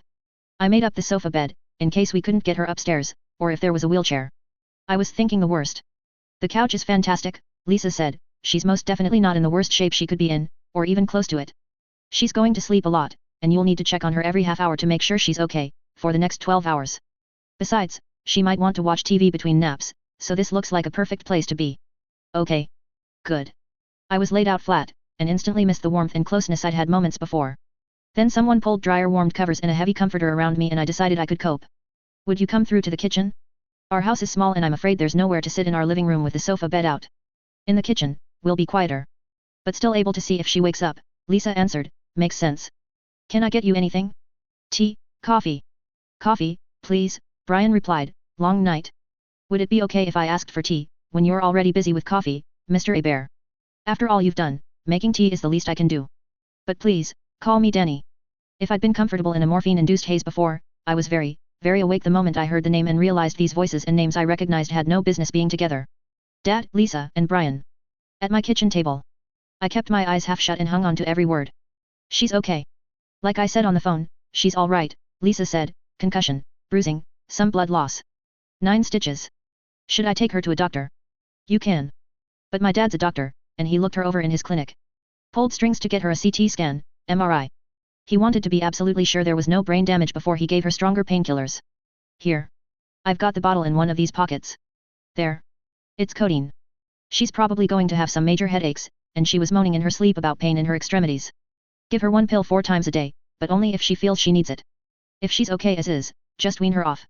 2 a day, or half a pill 4 times a day. How much? The codeine? 4 pills. The CT scan, MRI, prescription. If you just give me a second to grab my wallet, I'll give. I could picture Lisa taking hold of his hand, stopping him. She's a friend, Danny. My papa would never even hear of having you pay. So surreal. Hearing words like my dad's name or the word papa from Lisa's mouth. I have no words. Thank you. It's fine. Really. I feel guilty. We feel guilty, Brian cut in. For letting it happen. That Taylor got the brunt of it. And I'm sorry that we didn't call you sooner. We had to wait for Taylor to wake up and get coherent enough to give us your phone number. I was pretty sure I hadn't. Which probably made this one of those creepy tattletale moments where she had been able to figure out something I wouldn't have guessed she could. That's all right. Your other friends are okay. Rachel's more scratched and bruised than Taylor, but she didn't get a concussion, and she's a tough girl. My guess is she's sleeping soundly at home, and she'll be up and about this afternoon. Alec, our other friend, passed out when it happened, woke up with a bad headache, but he's all right. We've been teasing him about how he fainted, and it's bugging it's bugging him. As if guys never faint. And you too. A little worse for wear, but you could tell just by looking at us, obviously. Scrapes, bumps, bruises. I got burned, just a bit. No worse than a bad sunburn. Not around your eyes, I see. Lisa laughed, so naturally you'd never think twice about it, yet. I was wearing sunglasses when it happened. It's that noticeable. Not so bad, and if it's like a sunburn, you'll be fine in a few days. Can you tell me more about what happened? On the phone, you said something about a bomb. You've seen the news. Explosions across the city all night and all morning, yes. The incident at the PHQ. All started by one of the parahumans. I can't remember her name. Sounded Japanese. Bakuda, right? Yeah, pretty sure that's it. We were cutting through the docks on our way back from the Lord Street Market, and I guess we were in the wrong place at the wrong time. 1 second, everything's normal, then disaster. Brian was carrying Taylor's bags while she retied her shoes, so she was a bit behind the rest of us when it happened. Brian and I stood up after the explosion, and Alec, Rachel, and Taylor didn't. Taylor was the scariest to see lying there, because you could see the blood right away. God. I opened my eyes to peek and saw my dad at the kitchen table, his face in his hands. I swallowed a fist-sized lump of guilt and shut my eyes again. Brian's voice. I feel bad about it. I shouldn't have walked ahead of Taylor while she was tying her shoes, or... Brian. If you had been standing beside her, you would have wound up in the same shape as her and you wouldn't have been able to carry her, Lisa objected. It was my fault for suggesting we cut through the docks. I have to ask, my dad started, why? He trailed off, unable to find a good way to phrase it. We normally wouldn't take a shortcut through that part of town, Lisa said, but there were 5 of us, and you know, look at Brian. Would you want to mess with a big guy like him? Gee, thanks, Lisa, Brian said. Then he and my dad laughed together. So surreal. I know it sounds strange, my dad spoke, hesitantly, but even after you told me it was a bomb, on the phone, I couldn't believe it. I thought maybe it was a mean prank, or Taylor had come across, the bullies, Lisa finished my dad's sentence. You know. She explained a lot of it, including what happened in January. All of us made it clear we'd help if she asked, however much or little she wanted. I see. I'm glad that she found someone to talk to, about it. Sympathetically, Lisa answered, but you're disappointed that someone wasn't you. If guilt caused you physical pain, I think that would have been like a shiv through my heart. My dad, inexplicably, laughed, well, aren't you eerily on target?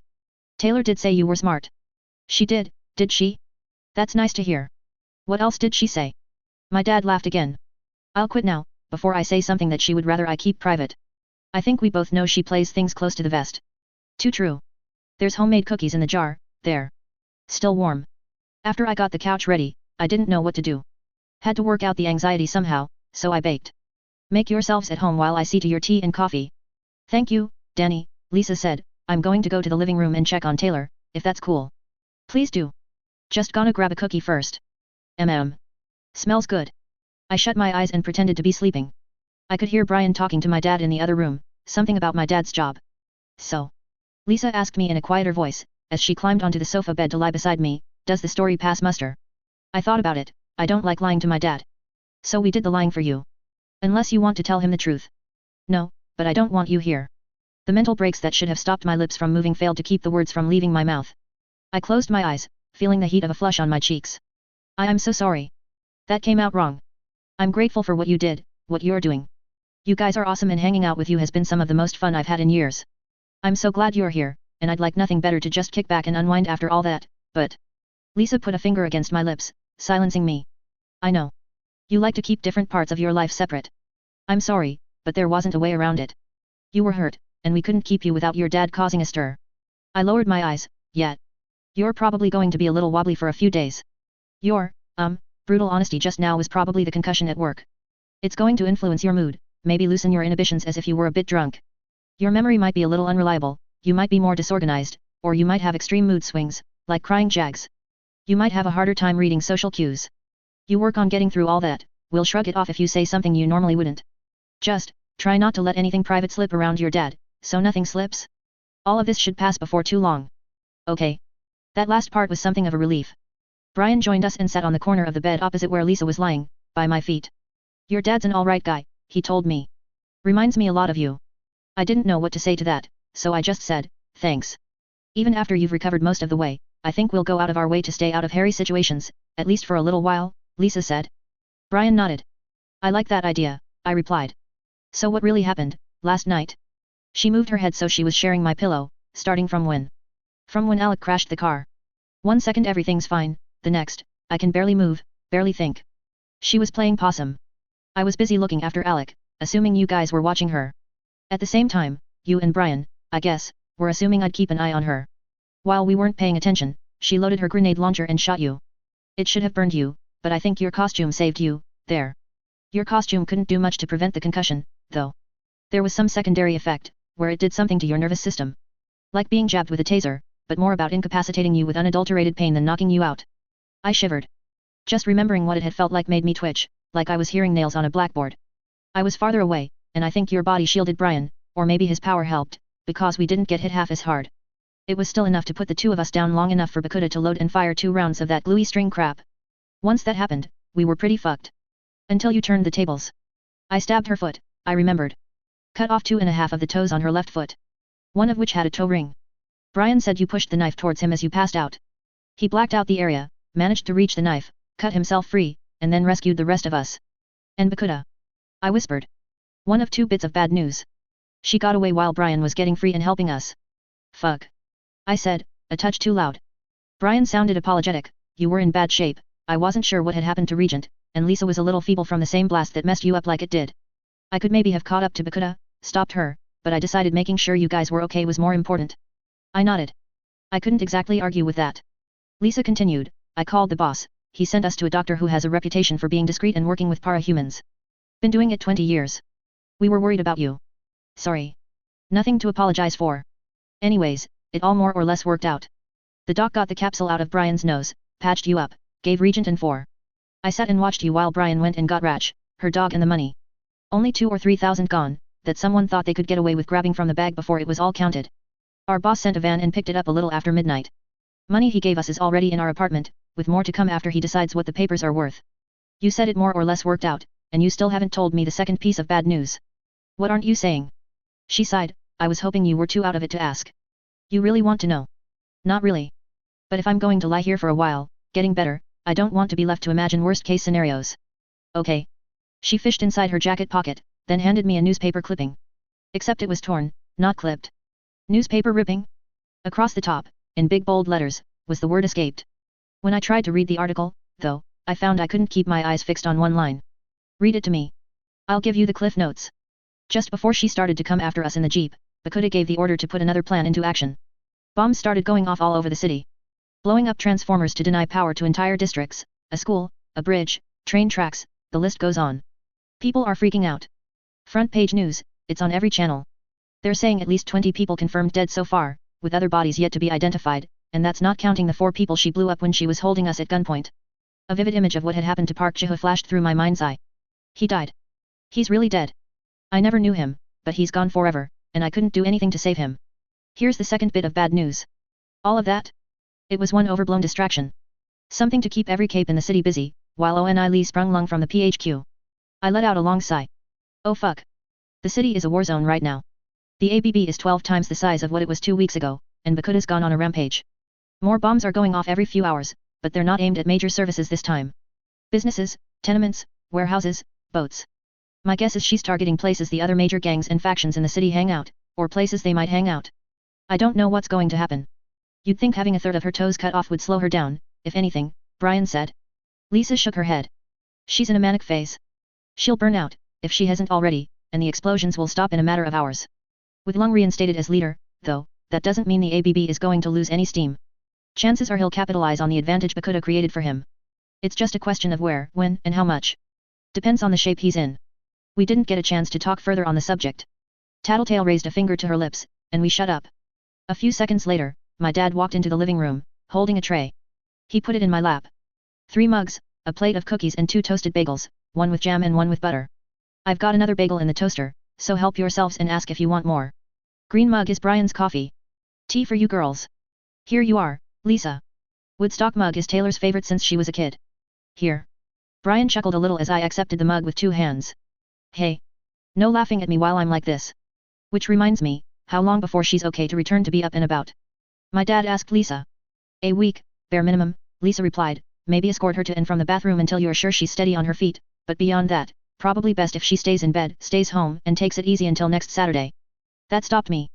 What about school? Lisa nudged my upper arm with her elbow and grinned, you got a perfect excuse not to go. Why complain? Because I'd forced myself to go to school after missing nearly a week of classes, with the intention of not skipping anymore, and now I was going to miss another full week. I couldn't say that, especially not in front of my dad. Okay if we stay a bit. Lisa murmured in my ear, the moment my dad left to get the 3rd bagel. Yeah, I admitted. The damage was done, so to speak, they were already here. I might as well make the best of it. I scooted over so Brian could sit on the bed, just to my left, and Lisa got up for just a second to grab the remote. She found a movie that was only a few minutes in as she settled in on my right. I momentarily dozed off and woke to realize my head was resting on Brian's arm. Even after my eyes opened and I started focusing on the movie again, I left my head where it was. He didn't seem to mind. The 3 of us laughed at a series of jokes in the movie, and Lisa got the hiccups, which only made Brian and I laugh harder. I saw my dad puttering about in the kitchen, probably to keep an eye on me, and our eyes met. I gave a little wave, not moving my arm, just my hand, and smiled. The smile he gave me in return was maybe the first truly genuine one I'd seen on his face in a long time. The school thing? I'd worry about it later, if it meant I could live in the present like this. Interlude 4. A whistle. Brutus' ears perk up. Already jumping off the bed as second whistle comes, just after the first. 2 whistles like that means come. Master only asks for dogs to come to the front stairs if it is time for walkies. Walkies are Brutus' favorite thing. Other dogs are bumping shoulders with Brutus and hurry to get to Master. Turn corner too fast, claws scratch at floor to get grip. Fall a little. Judas hesitates, sniffs, but Angelica is ahead of Brutus now. Bad girl. Brutus snarls a little at Angelica, she backs away, drops behind. Brutus is top dog. Angelica should know that. Brutus arrives at Master first, the way it should be. Brutus is top dog, but Master is alpha. Leader of this pack. Not leader of her people pack, but that is okay. She bends down and scratches all over Brutus' neck and shoulders, deep, rough. Perfect scratches because they dig through Brutus' thick fur. Tail is wagging so hard that back paws are slipping on floor. Fall over and turn belly up so Master can scratch it. She does and it is ecstasy. Master is hurt and hurting. Brutus knows this. When she bends down, she is moving more slowly, she is making little sounds as she makes bigger movements like bending down and standing up. She smells like dried blood and stress and sweat in ways she usually doesn't. Angelica, Judas, stay, Master says, not taking you too. Brutus doesn't understand but Master sounds apologetic. Like when she was walking upstairs and accidentally kicked Brutus in chin because he was following too close behind her. She scratches each of them in turn. Not enthusiastic scratches. They are happy to be scratched but they aren't coming for walkies. Brutus' tail stops wagging. Is Brutus not coming for walkies? Master picks up leash. Brutus, good boy. Walkies. Tail is wagging crazy hard again. Master tells Brutus to sit, Brutus sits. Is good boy. Master puts plastic bags in back pocket, puts on backpack. Backpack unusual. Master doesn't usually bring backpack for walkies. Errand? We're going on an errand, okay boy. Master speaks. Brutus' tail wags. Brutus was right. Errands always interesting. Brutus eagerly takes a few steps forward before remembering to be a good boy. Master doesn't like it when Brutus pulls on leash. She puts on shoes, gets the keys that jangle, gets crinkly wrapper things she sometimes eats that Brutus can't because Brutus is a dog. Crinkly wrapper things go in left pocket. She gets treats for dogs to put in right pocket, stops. Gives treats to Judas and Angelica. Treat for Brutus? Treats later, Master says. Later is familiar word but meaning unclear. Brutus feels crushing disappointment as treats go in Master's right pocket. Jumps up a little to remind Master she forgot to give a treat. Master makes angry clucking noise and Brutus is sorry now. Tail down, ears down. Bitch, hold up, speaks the scentless man. Scentless man makes Brutus nervous because he is big but he has no smell. But he is Master's alpha so Master stops and listens. You're going out, the scentless man asks. Work, Master says. The scentless man waits for something, then speaks again, are you okay? Fucking peachy. Brutus knows Master only says fuck word like that when she's mad. I have a hard time believing that, to be honest. You were in pretty rough shape when I found you with Uber and Leeds henchmen, and those guys from the ABB. I'm fine now, Master tells him. She sounds angry. Brutus steps forward, ready to growl to add own voice to hers, but Master tugs on leash just a little and Brutus stays quiet. When I found you, one of them had you tied to the ceiling by your wrists and was using you as a punching bag. Master breaks eye contact. Brutus knows this is a sign that Master sees the scentless man as her alpha. When she speaks, she still sounds angry, I fucked up. I was bored, restless, figured I'd walk Angelica and see if I could meet you guys where the money was. Someone recognized me and tailed me. I was stupid, I took my licks for it. I'm fine now, we have the money, all is well. The scentless man sighs. Sounds a little angry as he says, it's not, no, never mind. No use getting into it. But what if someone recognizes you while you're walking him? I'll fight back sooner, harder. Or are you going to tell me I can't walk my dogs anymore? All of a sudden, Master is tense. Brutus can see it in her legs, hear it in her voice, feel it in her grip on the leash. I wouldn't do that, the scentless man replies, his voice quiet, slightly strained and you wouldn't listen even if I did. Just, be careful. I can go. Go. Enjoy your walk, both of you. And the tension leaves Master. One small whistle and Brutus knows to follow. Down the stairs and out the door into the outside world. So many smells. So many sounds. So exciting. But can't get too excited. Brutus is good boy. Doesn't pull on leash like Angelica still does. Master always makes angry clucking noise at Angelica on walkies. Master is walking slower. Favoring one leg. Brutus is eager for walkies but doesn't pull on leash even if Master is walking slower. So many smells. Being in own territory is good but being on walkies is smelling whole world. Always new things to smell about old things. Smell this pee and know almost everything about the dog who peed. Bitch. Maybe in heat soon. Lives with kids. Pee smells like stress and eating too much grass and sleeping too much and being a fat dog. Smell that poo to know about dog who pooed. Hungry dog. Hungry dog's master probably hungry too. Many like that here. Not like that in Brutus' old home.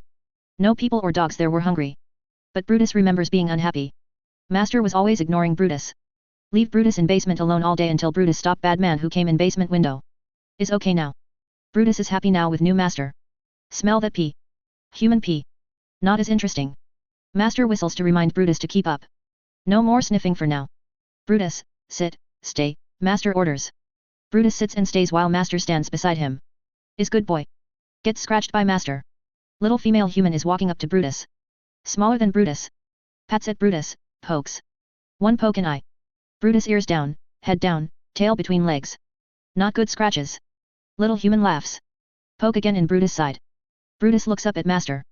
Pleading. Master not saying anything so Brutus stays while being poked. Little human grabbing Brutus' fur on side and pulling too hard.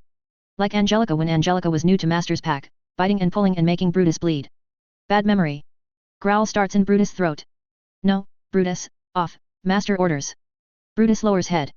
No more growling. Still being poked. Still being pulled at. Big female human that smells like the little human arrives. Is walking fast. Big female stops and laughs at Brutus and little human. Aren't they cute? Another laugh. Master doesn't laugh. Well, kids will be kids. Master speaks, her voice even but her body language is angry, watch your fucking child. Brutus knows watch is order for Brutus to sit and stay and bark if anyone comes, but Master is talking to big female and not giving order to Brutus. Other word Brutus knows is fucking which means Master is mad but Brutus isn't the one she's saying fucking to so it is okay. Brutus thinks maybe it's okay to growl now because Master said fucking so he growls.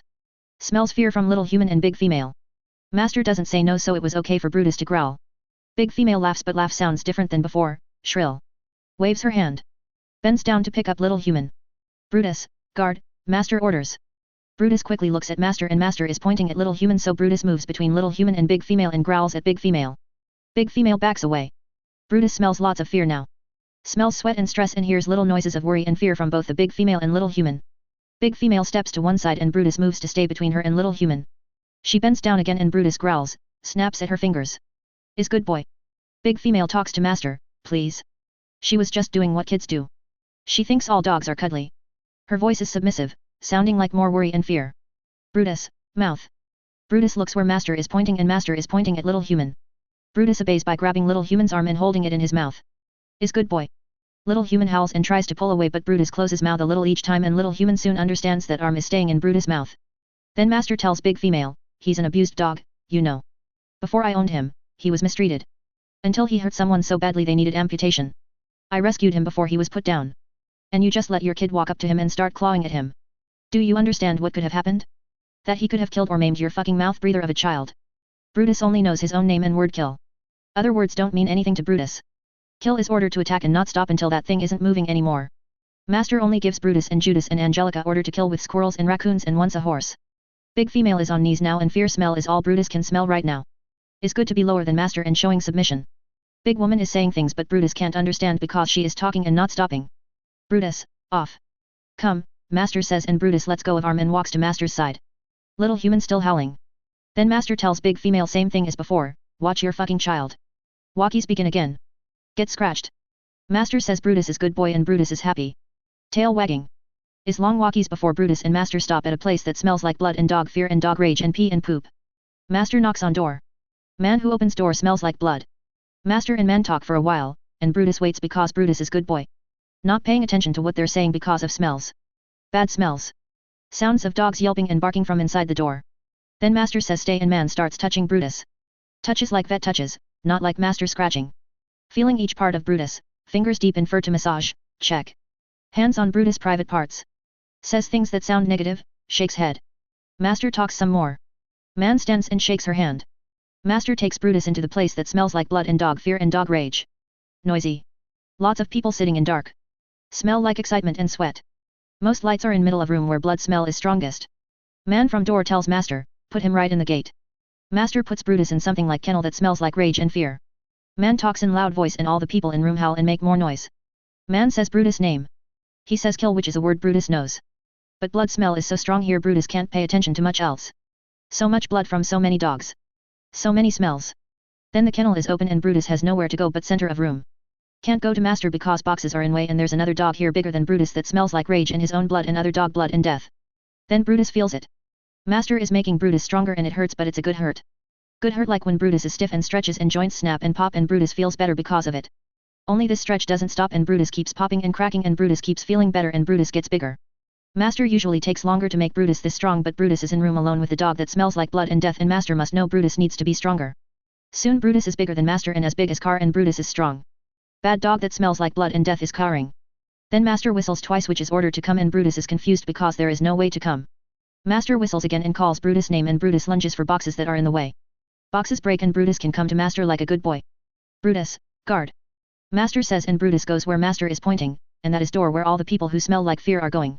To get to door and guard it Brutus uses paws to push people out of the way and grabs one person's arm and flings her to one side like Brutus likes to fling favorite toys and person makes shrill howl. Then Brutus is guarding door and people are running other way. Reminds Brutus of squirrels and how squirrels run. But people are not as fast or clever as squirrels and they don't play unfair by running up trees. Brutus. Attack. Master shouts and Brutus obeys like a good boy. Brutus uses paws and teeth and size to jump into the crowd of people who are running like squirrels and make them stop running. Brutus knows it's bad to shake people like Brutus shakes toys or shakes squirrels. No shaking. No chewing. Bite arm and leg only. No biting heads. Using paws is okay but claws aren't which is hard so Brutus mostly bites and slams into people with head and body to knock them over and make them stop. Sometimes uses tail which is new and fun. Brutus doesn't have tail when small. Lots of people. Every time Brutus thinks all people have stopped moving someone runs again. Takes a long time. Brutus' tongue lolls out, panting. Tail wags and boxes break and Master makes clucking noise like Brutus did something bad. No more wagging tail. People lying on floor whimpering. Smell like blood and fear. Nobody running like squirrel anymore. Master shouts, no more. And it is word for the people and not for Brutus. Both are words Brutus knows. No means bad and is for things Brutus shouldn't do. More is what Master says when giving treats or throwing balls or filling bowls with food. Brutus doesn't understand because one word is bad and the other is good. But Master is alpha and Master knows, so it is okay. Master takes jangly keys from whimpering person and picks up cage with angry dog inside that smells like blood. Master takes cage outside and puts it in car and tells Brutus to guard the cars. Some people leave place but Brutus doesn't let anyone near cars. Is good boy. Master goes inside and gets more cages with angry dogs and puts them all in the car. Then Master does it again. Master gets backpack and uses ropes from backpack to tie cages together and tie cages to car. Then Master goes inside for long time and doesn't come out. People are gone so Brutus doesn't need to guard anymore. Brutus goes to Master inside. Master is kneeling beside cages and dogs inside smell like blood and poo. But dogs aren't angry, aren't moving. Brutus nuzzles Master with nose and lies down beside Master and Master wraps her arms around Brutus' neck. Master hugs Brutus tight for very long time. Brutus knows it is a long time because Brutus stops being big and becomes smaller than Master. Cars that make howling sounds start to come from far away and Brutus makes little barks like Master taught him. Master gets up and takes Brutus into the car and gets another door and the car starts moving. Master opens and eats crinkly thing from pocket. Master gives Brutus treat then rolls down window so Brutus can stick his head out in the wind and Brutus tail wags because Brutus knows he was a good boy. Arc 5-5.1. The place was nondescript. A hole in the wall in the midst of a long street of hole in the wall businesses. Everything was run down. For every given store or restaurant you passed, you could only guess if the place was still open or not. The pub had a sign on it reading Somers Rock. There were iron bars on the windows and the curtains were drawn, but it would have been more unusual if that wasn't the case. It was that kind of area. The paint on the outside was peeling, and the rust from the bars had bled onto the grey-white paint below the windows. As we stepped inside, it became clear that Somers Rock was one book that should be judged by its cover. It was dim, dingy, and depressing. The wood floor was stained the same dark grey as the counter of the bar, the curtains and tablecloths were dark green, and the only real color or brightness, if you could call it that, was the yellow light cast by ancient, burnt light bulbs. There were 3 people in Somers Rock when we arrived. One was a sullen-looking 20-something girl with brown hair and a slightly wrinkled server's uniform, who glanced at us as we came in, but made no attempt to welcome us. There were 2 identical twins behind the bar in the far corner, probably her older brothers, busying themselves with washing glasses and studiously ignoring us. One of them was wearing a dress shirt and apron, looking the part of a bartender, while the other had a black t-shirt under a Hawaiian shirt. Besides the contrast in fashion, they were identical in height, haircut, features, and expression. A group of tables had been pulled together with chairs arranged around them, but we walked past them to a corner booth. Tattletale, Bitch, Gru, Regent, and I all arranged ourselves on the worn cushioned benches. I was calling them that in my head, really, because they weren't Lisa, Brian, Rachel, and Alec. We were all in costume. As we settled in, the girl with the dour expression approached us, setting her notepad down on the table and then stared at me, the look in her eyes almost challenging. She didn't say a word. Coke. I ventured, feeling uncomfortable under the look. No, Skitter, Tattletale nudged me, she's deaf. If you want something, write it on the pad. To demonstrate, she reached across the table, took the pad and wrote T, black. I took her cue and wrote down my order, then passed the note across the table to the boys and Bitch. The girl gave me an ugly look as she walked away with our orders. It had been a week since the incident with Bakuda. Lisa and Brian had stopped by several times as I spent my days in bed, giving me updates on the situation as it unfolded. At one point they had even brought Alec and Bitch, and I'd been very relieved my dad hadn't been home at the time. Alec and Bitch weren't the polite house guests that Lisa and Brian were, and I suspected their presence and personalities would have raised more questions with my dad than they put to rest. Apparently someone at the PHQ had named my costumed self Skitter. Lung had overheard something about it, and it had now spread through the city in the aftermath of his escape, which implied he was probably looking for me. As a newspaper article raised our possible involvement in the bombings that had taken place, as adversaries of Bakuda, my new name had come up yet again, so it looked like it was maybe catching on. I didn't love it, but I didn't love any of the names I'd come up with, so I could cope. It seemed that we had arrived a few minutes early, because the rest of the guests arrived within seconds of each other, as the server brought us our drinks. Kaiser came through the door with a girl on each arm, blondes with measurements like Playboy models. Kaiser wore armor head to toe, elaborately worked and topped with a crown of blades. The leader of Empire 88. The twins went by the names Fenja and Menja, and were decked out in Valkyrie-style armor featuring countless little steel wings, along with closed-face helms. Had to admit, Kaiser liked his heavy hitters. These 2 could grow to be 3 stories tall, and they were 100 times more durable when they were. Purity entered a few steps behind him with several others following her.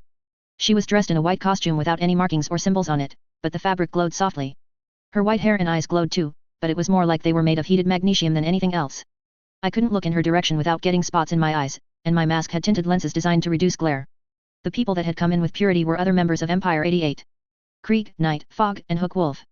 It was interesting to see, because as far as I'd known, while every one of them had been a member of Empire 88 at some point in time, Purity had gone solo while Knight and Fog had splintered off to form their own duo in Boston not long after. All reunited, apparently. That wasn't even Kaiser's entire team. Aside from the rare exception like Lung reaching out to Bakuda when she'd been at Cornell, it seemed that most groups recruited new members from within their own city. Kaiser was different. He was one of the better-known American villains with a white supremacist agenda, and people sharing his ideals were either recruited from other states or they came to him. Most didn't stay with him for too long, for whatever reason, but it still made him the Brockton Bay resident with the most raw para-human muscle at his beck and call. Kaiser sat at one end of the table in the center of the room, his people finding seats and chairs at the tables behind him. Purity didn't relax or order drinks, though. She sat in a chair a few feet behind Kaiser, folded her arms and crossed one ankle over the other, settling in to watch the proceedings.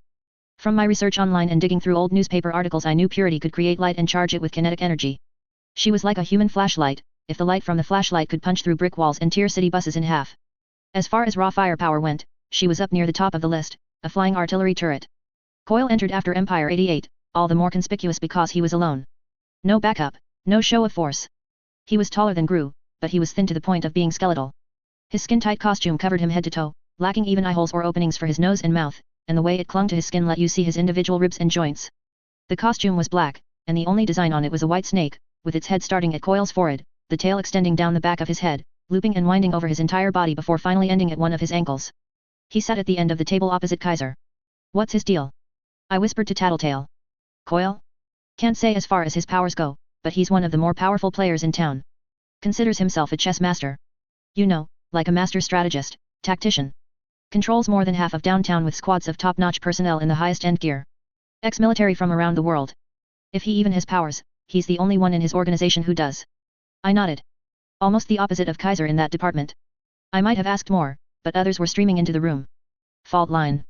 I knew of her from my research. She was 20-something, and her straight black hair was in a long bristling ponytail. Her costume was weird, approximating something like a blend of riot gear, a martial arts uniform and a dress. 4 people entered the room with her, and the 2 guys in the group were instantly the weirdest people in the room. I knew them by name too. Neuter wasn't wearing a shirt, shoes, or gloves, which made it all the more apparent that his skin was neon orange from head to toe. He had light blue eyes, dark red hair that looked wet and a 5-foot-long prehensile tail. Gregor the snail was morbidly obese, average height, with no hair on his entire body. His skin was milky white and slightly translucent, so you could see shadows beneath it where his organs were. Like someone else might have bad acne, he had bits of shell or scales crusting his skin. They looked almost like barnacles, but there was a spiral shape to them. You wouldn't have thought they were close by their body language, silence, and the sheer difference in appearance, but both had matching tattoos. Neuter's was just above his heart, while Gregor's was on his upper arm. It looked like the Greek omega symbol, but upside down. Maybe a stylized U. The other 2 girls in Fault Line's group were very normal by contrast. Labyrinth wore a dark green robe and mask with lines all over them. Spitfire wore in a red and black costume with a gas mask. I was surprised when Fault Line deliberately walked by our table on her way to her seat, taking the long way around. As she passed us, she looked over Tattletale and me and sneered a little before taking the chair to Kaiser's right. I'm going to go before all the seats get taken, if that's cool. Gru spoke, and the rest of us nodded. Gru sat between Fault Line and Coyle. What was that with Fault Line and you? I murmured to Tattletale. History. Nothing important, she replied. Regent leaned forward. She and Tattletale have been feuding a little. Fault Line upped the ante when she poached Spitfire from us when we were in the middle of trying to recruit her. Can't say why Fault Line doesn't like Tattle, but I know Tattletale hates it when people act like they're smarter than her, and Fault Line is smarter than her. Ow. Fuck, that hurt. Tattletale had kicked him under the table. They're mercenaries, right? I asked. Tattletale nodded. Fault Line's crew does anything short of murder. You can say her personality sucks, you can say her powers suck, but I'll admit she's very good at finding hidden strengths in the people that work for her. See those 2 guys? When it came to powers, they got a bad roll of the dice. Became freaks that couldn't hope to pass in normal society, wound up homeless or living in the sewers. There's a story behind it, but they became a team, she made them effective, and they've only messed up 1 or 2 jobs so far. Gotcha, I said, impressive. Keep in mind, though, we haven't screwed up any. We're 100%. They've done something like 3 times as many jobs as us, Regent pointed out. But we haven't failed any jobs, is the important thing, Tattletale stressed. Another group arrived, and it was like you could see a wave of distaste wash over the faces in the room. I had seen references on the web and news articles about these guys, but they weren't the sort you took pictures of. Skidmark, Moist, Squealer. 2 guys and a girl, the lot of them proving that capes weren't necessarily attractive, successful, or immune to the influences of substance abuse. Hardcore addicts and dealers who happened to have superpowers. Skidmark wore a mask that covered the top half of his face. The lower half was dark-skinned, with badly chapped lips and teeth that looked more like shelled pistachio nuts than anything else. He stepped up to the table and reached for a chair. Before he could move it, though, Kaiser kicked the chair out of reach, sending it toppling onto its side, sliding across the floor. The fuck? Skidmark snarled. You can sit in a booth, Kaiser spoke. Even though his voice was completely calm, like he was talking to a stranger about the weather, it felt threatening. This is because I'm black, hun? That's what you're all about, yet. Still calm, Kaiser replied, you can sit in a booth because you and your team are pathetic, deranged losers that aren't worth talking to. The people at this table? I don't like them, but I'll listen to them. That isn't the case with you. Fuck you. What about this guy? Skidmark pointed at Gru, I don't even know his name, and he's sitting. Faultline answered him, his team hit the Brockton Bay Central Bank a week ago. They've gone up against Lung several times in the past and they're still here, which is better than most. Not even counting the events of a week ago, he knows about the ABB and he can share that information with the rest of us. She gave Gru a look that made it clear that he didn't have a choice if he wanted to sit at the table. He dipped his head in the smallest of nods in response. We'd discussed things beforehand and agreed on what details we'd share. What have you done that's worth a seat at this table? She asked Skidmark. We hold territory. You hold nothing, Gru answered, raising his voice, his powers warping it. You're cowards that hold onto the areas nobody else cares about, making drugs and selling them to children. We sell to everyone, not just. Find a booth, Gru's echoing voice interrupted him. Skidmark gave him a look, then looked at the others sitting around the table. All still, every set of eyes he could see behind the masks was staring him down. Assholes. Puckered, juicy assholes, all of you, Skidmark snarled, stomping off to the booth where his teammates already sat. The serving girl picked up the fallen chair and restored it to its position at the table, not meeting anyone's eyes as she walked up to the table where Kaiser's people sat, put down her notepad and waited for everyone to write down their orders. It struck me just why the pub had a deaf waitress. I'll be taking a chair, I think, someone spoke from the door. Most heads turned to check out a male figure in a black costume with a red mask and top hat. It gave me sort of a Baron Samedi vibe. His teammates followed him into the room, all in matching costumes of red and black, differing only in design. A girl with a sun motif, a guy with bulky armor and a square mask, and a creature so large it had to crawl on its hands and knees to get through the door. It was hard to describe, approximating something like a four-armed hairless gorilla, with the vest, mask, and leggings in the red and black style its team was wearing, 6-inch claws tipping each of its fingers and toes. The travelers, yes. Coyle spoke, his voice smooth, you're not local. You could call us nomadic. What was happening here was too interesting to pass up, so I decided we'd stop by for a visit. The guy with the top hat pulled off the first really formal bow I'd seen in my life. I go by Trickster. You know the rules, here. Gru asked Trickster. We've been to similar places. I can guess. No fighting, no powers, no trying to bait others into causing trouble, or everyone else in the room puts aside all other grievances to put you down. Close enough. It's important to have neutral ground to meet, have civilized discussion. I won't argue that. Please, continue as if I wasn't here. When Trickster took a chair and put his feet up on the table, nobody complained, though Skidmark looked like he wanted to kill someone. The rest of the travelers settled in a booth not far from us. The gorilla thing sat on the floor and it was still large enough to be at eye level with its teammates. Coyle dipped his head in a nod and steepled his fingers. When he spoke, his voice was smooth, that should be everyone. Seems Lung won't be coming, though I doubt any of us are surprised, given the subject of tonight's discussion. The ABB, Kaiser replied. 35 individuals confirmed dead and over 100 hospitalized in this past week. Armed presence on the streets. Ongoing exchanges of gunfire between ABB members and the combined forces of the police and military. They have raided our businesses and bombed places where they think we might operating. They have seized our territories, and there's no indication they intend to stop anytime soon, Coyle clarified the situation for all present. It is inconvenient, Kaiser spoke. They're being reckless, Faultline said. She made it sound like that was a crime on par with killing kittens. Coyle nodded, which is the real concern. The ABB can't sustain this. Something will give, they will self-destruct sooner or later, and they will likely cease to be an issue. Had things played out differently, we could look at this as a good thing. Our problem is that the actions of the ABB are drawing attention to our fair city. Homeland Security and military forces are establishing a temporary presence to assist in maintaining order. Heroes are flocking to the city to support the Protectorate in regaining control of matters. It is making business difficult. Bakuda is at the center of this, Gru joined the dialogue, Lung may be the leader, but everything hinges on the girl. She recruited by orchestrating raids of people's homes while they slept, subduing them, and implanting bombs in their heads. She then used those bombs to coerce her victims into kidnapping more. No less than 300 in total, now. Every single one of her soldiers knows that if they don't obey, Bakuda can detonate the bombs. All of them are willing to put their lives on the line, because the alternatives are either certain death or watching their loved ones die for their failure. Taking her down is our ultimate goal, but she's rigged her bombs to go off the second her heart stops, so it's a little more complicated than a simple assassination. He reached into the darkness that shrouded his chest and withdrew a package. She videotaped the ambush she pulled on my group a week ago and left it behind when she ran. I've made copies. Maybe you'll find it useful for getting a better understanding of her. Gru handed a burned CD to everyone at the table. This was our show of strength. The video showed everything from the point Bakuda had liquefied Park Jihu to the second bomb she had set off in her ranks. As the second bomb had gone off in the midst of Bakuda's group, the camera had dropped briefly, recorded the sounds of guns going off and everything being darkened by Gru's power, but it didn't show us running. It didn't reveal our weaknesses, how lucky we'd been to get away, or how bad our circumstances had really been. It did let everyone know what we'd been up against, let them know that we'd come out fine and had been able to attend this meeting. That would do as much for our reputation as anything else.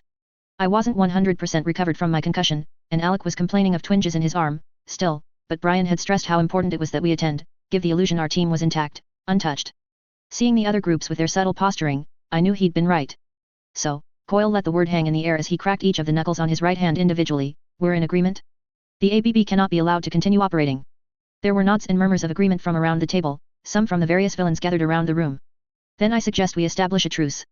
Not just everyone here, but between ourselves and the law.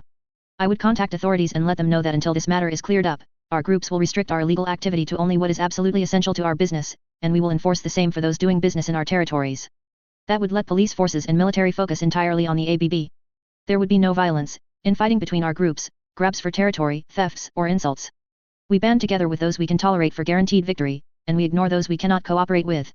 Just saying my group won't be getting directly involved in this without a reason, Faultline spoke. We won't be going after the ABB unless they get in my way or someone pays my rates. It's the only workable policy when you're a cape for hire. And just so we're clear, if it's the ABB paying, my team's going to be on the other side of things. Unfortunate, but you and I can talk after this meeting is done. I'd prefer to keep matters simple, Coyle said. You're okay with the other terms? Keeping on the down low, not kicking up a fuss with other groups? That's status quo with my group anyways. Good. Kaiser. I think that is acceptable, Kaiser agreed. I was talking to my group about doing something not too different from what Coyle just proposed. Gru spoke. Yeah, we're cool with it. Sure, Trickster said, not a problem. We're in. Hands were shaken around the table. Funny, Tattletale murmured.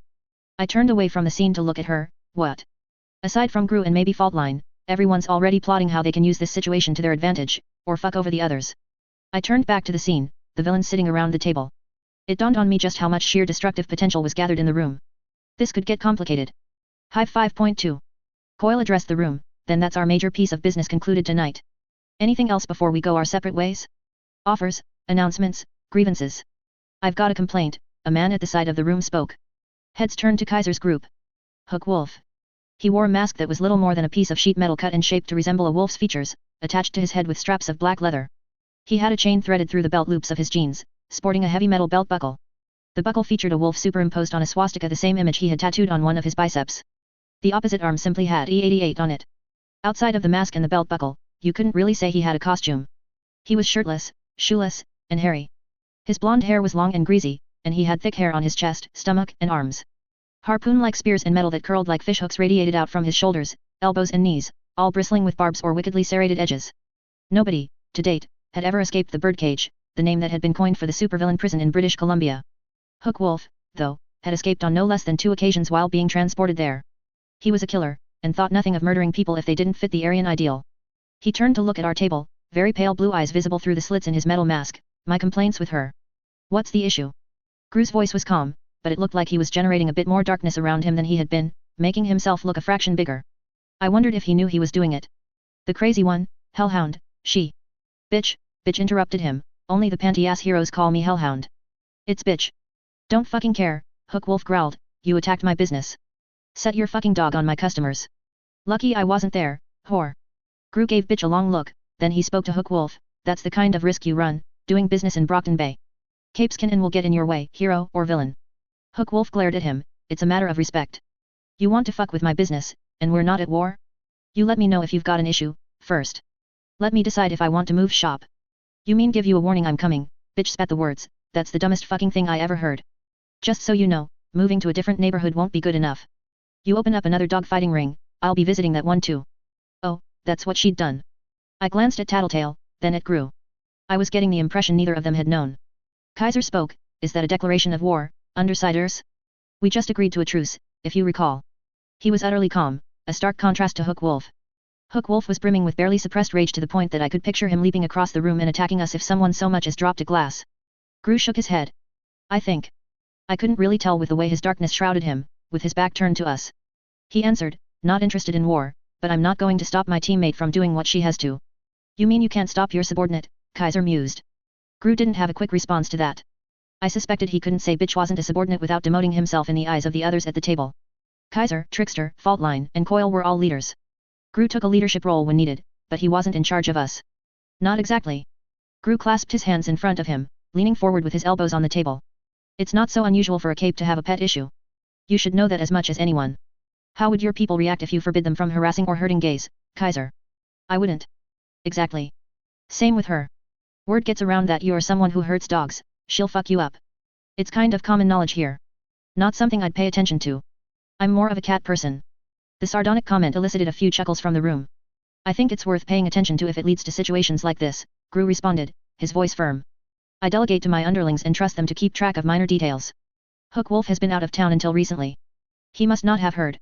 The bullshit was so transparent I couldn't help but wonder if he was baiting us. I'd like to resolve this peacefully, Gru reiterated.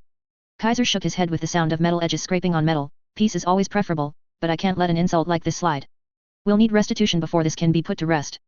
Money or blood? Your choice. Bitch made a sound low in her throat. She and Hook Wolf weren't the only ones bristling. I looked at the table where Hook Wolf sat with Fenja, Menja, Knight, Fogg, and Krieg, and everyone there looked visibly angry. Then let's sit on it until we're freer to give the matter our full attention, Gru spoke. The truce is in effect, and we'll meet again when things are more or less resolved with the ABB. He looked to the others at the table for confirmation. We will, Coil replied. Faultline nodded. What do you say? Gru asked Kaiser, set this aside for now. Kaiser nodded, once. Fair. We'll discuss the matter further at our next meeting. That's settled then. Anything else? Coil asked, issues, negotiations, requests. There was no reply. Coil took that as answer enough. Then let's conclude the meeting. Thank you for attending. Faultline, could I have a word before you leave? There was the sound of chairs scraping against the floor as the people at the table got up. Faultline and Coil accepted. Skidmark's group headed out the door to leave right away, while Kaiser and Purity walked to the table where their underlings sat with their drinks. The travelers loitered around their table, not quite settling in, not leaving. Gru returned to us, but he didn't sit. Let's go. Nobody argued. We stood and left Somers Rock. Skidmark's group was taking their time leaving down one end of the street, so, unspoken, we headed in the other direction, just to be safe. There was no doubt those guys were spoiling for a fight. They were the diametrical opposite of Kaiser, Coil, and Faultline. Hot-headed, reckless, unpredictable. They would start a fight, even knowing they would set every other gang in the city against them for abusing neutral territory. We were a block away from the pub when Gru spoke, bitch. Do you understand why I'm pissed right now? Why we're pissed, Tattletale added. I guess. Gru paused, as if he was choosing his words carefully. I want to be certain you know what you did wrong. Fuck you, she snapped, I get the idea. You don't have to get on my case. Gru glanced at the rest of us, then looked over his shoulder in the direction of the pub. We walked in grim silence past 3 different stores before he lashed out. He grabbed bitch by the shoulder, then pulled her backward to break her stride and put her off balance enough that she stumbled.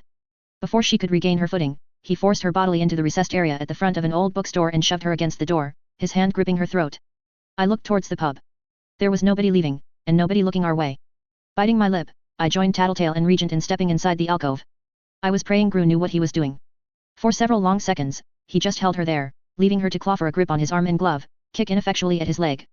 Twice, as she looked like she had enough leverage to hit him harder, he used his grip on her throat to pull her forward and then shove her back against the door again, hard enough to give her coughing fits. She didn't stop fighting as he spoke, his quiet voice hollow with the effects of his power. I hate this, Rachel. That you make me do shit like this. That when I say things like that, I sound like everything I hate most in this world. But that's just the way you play things. It's the only time you're willing to listen. You hearing what I'm saying? Bitch jabbed at the center of his stomach, but he used the length of his arms to pull his body back enough to avoid the worst of the hit, while still holding on to her throat. He slammed her against the door again. You hearing me, Rachel? She nodded sullenly, eyes darting in every direction but directly at him. He eased up a fraction, and she was able to gasp in a few breaths. Look me in the eyes, he intoned. She did. His visor was just an inch from her face, and she couldn't actually see his eyes, but she stared steadily into the dark holes of his skull mask. I wasn't sure I could have, and he wasn't angry at me. You made me look bad. You made us look bad. I'm not pissed because of what you did to Hookwolf's business. That's you. That's your baggage, your shit. I get that it's PAR for the course with you on the team. I can live with that. You following? Another reluctant nod. Not breaking eye contact. I peeked around the corner to make sure this conversation was still private. The travelers were outside the pub now, but they were taking their time leaving. Trickster was smoking a cigarette through the mouth hole of his mask. Gru went on, you know what you did wrong? You didn't fucking tell us. You let me fucking go in there and talk to those guys and get caught with my pants down. I had to fucking defend the actions of my team without knowing what the fuck people were talking about. It made me look weak. It made all of us look weak. You want an apology? Would you mean it? I haven't heard an honest apology from you since I met you, and believe me, an insincere apology from you would only piss me off more right now. So it's your call. You want to try? Bitch didn't answer. I could see her square her shoulders, straighten her head, a change of posture that was subtly challenging. Christ, Rachel. This is your second major fuck up in the span of 2 weeks. Do I need to talk to the boss and... Stop, Tattletale cut in, my turn.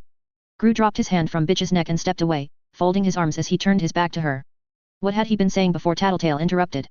Do I need to talk to the boss and see if we can replace you? If that was it, I could see why Tattletale had stepped in. You're frustrated, I get it, Tattletale spoke. Bitch was staring in the window of the bookstore, avoiding eye contact while she rubbed her neck. Tattletale went on, you don't feel like you did anything wrong, and if you had another chance to do things over, you feel like you'd do everything the same way, yet people are pissed at you. Bitch met Tattletale's eyes. Her tone was a combination of irritation and boredom, and people are taking turns chewing me out and spewing psychobabble shit at me.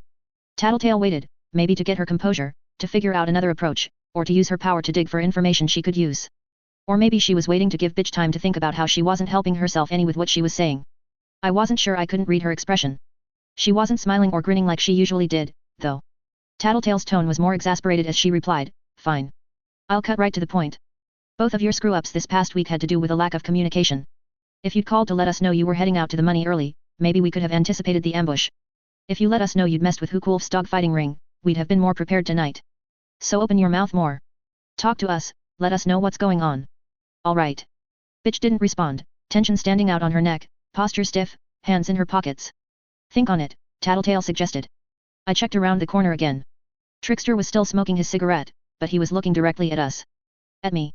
The gorilla thing was too, but the others were looking at Trickster. I think he was talking. It was hard to tell. I think it's time to wrap this up, I informed the others, eyes on us. We left the nook, with only Bitch's slumped posture giving any indication that anything had gone on. She trailed a few feet behind the rest of us. There was tension, and it wasn't all directed at or coming from her. Gru and Tattletale were walking slightly apart from one another. He either hadn't liked it when she cut in, or he was angry at himself, but something was bugging one or both of them. Regent had been quiet throughout. From what Lisa had said as she visited me earlier in the week, he was still getting twinges of pain from his arm. I suspected his current state was a combination of painkillers and a lack of a good night's sleep. He hadn't been a part of the recent dialogue, but his silence wasn't helping the mood any either. I didn't like this. This friction spoiling the camaraderie of the group, the undercurrent of tension. I liked these guys. Even Bitch, I dunno, I supposed it would be a stretch to say I liked her, but I could maybe respect her for what she brought to the table. I knew it would be hard to turn on them, to pull off that grand betrayal and turn their information over to the Protectorate, once I had the information I needed, but when I thought on it, I knew I could bite the bullet and do it. I would have less regrets in the long run. I could even be proud of it, in the grand scheme of things, maybe. More and more, I was seeing the day I turned that information over and said goodbye to the Undersiders as the day I wanted to transform myself. Start transforming Skitter into a hero in the public eye, doing what I could to repair my image, and redefining Taylor into someone confident and outgoing and brave. If I could cut ties with the Undersiders and take that plunge, I knew I could change myself. But, strange as it sounded, I would feel worse about handing their information to the Protectorate if this sort of negativity was what I was leaving behind when I did it. I knew it made no sense, but I wanted to be able to tell myself I'd had one successful set of friendships, before I severed ties for the sake of doing the right thing. I could only hope that the sore feelings would fade. Even when I'd had friends, it had just been me and Emma. I didn't have enough experience to really know one way or the other, as far as how groups of friends handled these sorts of sore feelings and resentment. It sucked. As I glanced back at Bitch, it struck me that this had to suck worse for her. I felt a twinge of sympathy. I knew what it felt like, to be the one alone in the midst of a group of people. Slowing my pace until I was walking beside her, I found myself struggling to find words. Make small talk? I wasn't sure how. Reassure her? I didn't think I could say anything without seeming like I was siding with her on things, or opening a can of worms as far as getting the argument going again. Adding my own voice to Gru's and Tattletale's would only make her feel worse, and I had my suspicions she wouldn't stand and take it from me the same way she had with the other two. Hookwolf was running a dogfighting ring. I asked her, my voice lowered, like, making dogs fight. Fight to the death, Bitch answered, almost inaudible. When your only real companions or family in the world were your dogs, I could see where that hit home. I'd never had a dog, but the way I saw things, dogs were like kids. They were at the mercy of specific people, and if those people decided to abuse that, it was just flat out wrong. You stop them. She turned her head my way, met my eyes. Made them bleed. I felt goosebumps prickle the back of my neck and my arms. I wasn't sure if I would feel better or worse if she decided to elaborate. Good, I replied. We didn't say anything more the rest of the way back. Probably for the best. Hive 5.3. There was a long squeal of feedback, followed by the barely audible sound of a man clearing his throat. Attention shoppers. Please be informed that stores will be closing at 5:30 this evening, in cooperation with the citywide curfew. Make sure to cooperate with authorities at the entrances and exits of the Weymouth Shopping Center, and return to your homes by 6 o'clock. Thank you. The crowd of people that had paused in their conversation and meandering to hear the announcement started moving and talking again, like someone had paused a video and had pressed the play button to get things started once more. I looked at my dad, Should we go? Beat the last minute rush. Sure. If there's nothing else you need. I was due back at school tomorrow, and my dad had maybe sensed how stressed I was, because he offered to take me shopping. It felt a little redundant after having been out with Lisa and the guys a week ago, but it did give me the chance to pick up some essentials and to spend some quality time with my dad. In the bags my dad was holding, I had a new backpack, some notebooks, pens, a half-dozen books, and a new pair of running shoes. The sort of stuff that I wouldn't have bought with Lisa, because they were so boring, like the notebooks, or because they were the sort of thing I took forever deciding on, like the books and shoes. All in all, the trip to the mall was a nice gesture, and it somehow meant more to me than Lisa treating me to a few $100s worth of clothes. Maybe because it was stuff for me. We made our way to the exit, and I had to hold back a groan. There was still over half an hour before the doors were due to close, but there was a crush of bodies at the exit. Maybe half were trying to leave, but the other half were gawking. Both inside and outside the glass doors of the mall's entrance, there were soldiers. Their guns were holstered, but they looked pretty intimidating anyways. In the midst of the soldiers were two capes, Battery and Shadow Stalker. I knew that members of the Protectorate, the wards, and various volunteers were stationed at places where there were groups of people, especially in areas in and around the AB's territory. The wards, I supposed, were too young to handle a single location all by themselves, which was probably why Shadow Stalker was in a sidekick role here. I'd had a lot of time to watch the news as I was on bed rest. Bakuto was living up to what she'd been saying about maximizing fear and panic by combining unpredictability with grim certainty. Every day, there were reports of anywhere from 1 to 5 bombs going off, and while every single one was probably to the advantage of the ABB in some way, there was no way to tell what she'd hit next or why. One article online had surmised that as the military and superhero presence forced the ABB into a corner, the attacks would only escalate. Schools, malls, and office buildings were all potential targets. Justification enough for an armed presence here at the mall. The upside was that the mall had organized major sales in pretty much every store, to keep business going. Maybe not the brightest or most logical thing, but too many businesses and employees were getting by on a day-to-day basis, around here. Getting in had been like passing through airport security, getting our bags checked, showing ID. Nothing too bad. It had been only manpower from New Wave standing watch when we arrived, and there hadn't been much of a crowd. This was something more, two attractive, dangerous heroines, both with some controversy around them. As much as I could understand why the heroes were here, I could tell they were slowing things down, as the rubberneckers got in the way of the people who were actually leaving. Half of the military presence that was inside the mall was busy working to keep the crowd back from the doors and the two heroes and trying to organize people into lines. Progress through the line was slow, but I admit, it was interesting to be able to watch Shadow Stalker and Battery going about their business from a safe perspective. Battery was a member of the Protectorate. When I'd been starting junior high, she'd been the head of the wards for a brief while, and she'd soon after graduated to the Protectorate. I could guess she was 22 or thereabouts now, if they didn't fudge the graduation date or anything to make it harder to guess the hero's real age. Her power let her charge up as she stood still and concentrated, with every second spent charging giving her a few seconds of greatly enhanced speed, some extra strength and some electromagnetic powers. Her costume was white and dark grey, with cobalt blue lines tracing it like you might see on a circuit board. Inquiries about whether her teammate Assault was her boyfriend or her brother had been met with coy deflections, leading a small fraction of the local superhero fans to surmise he was both.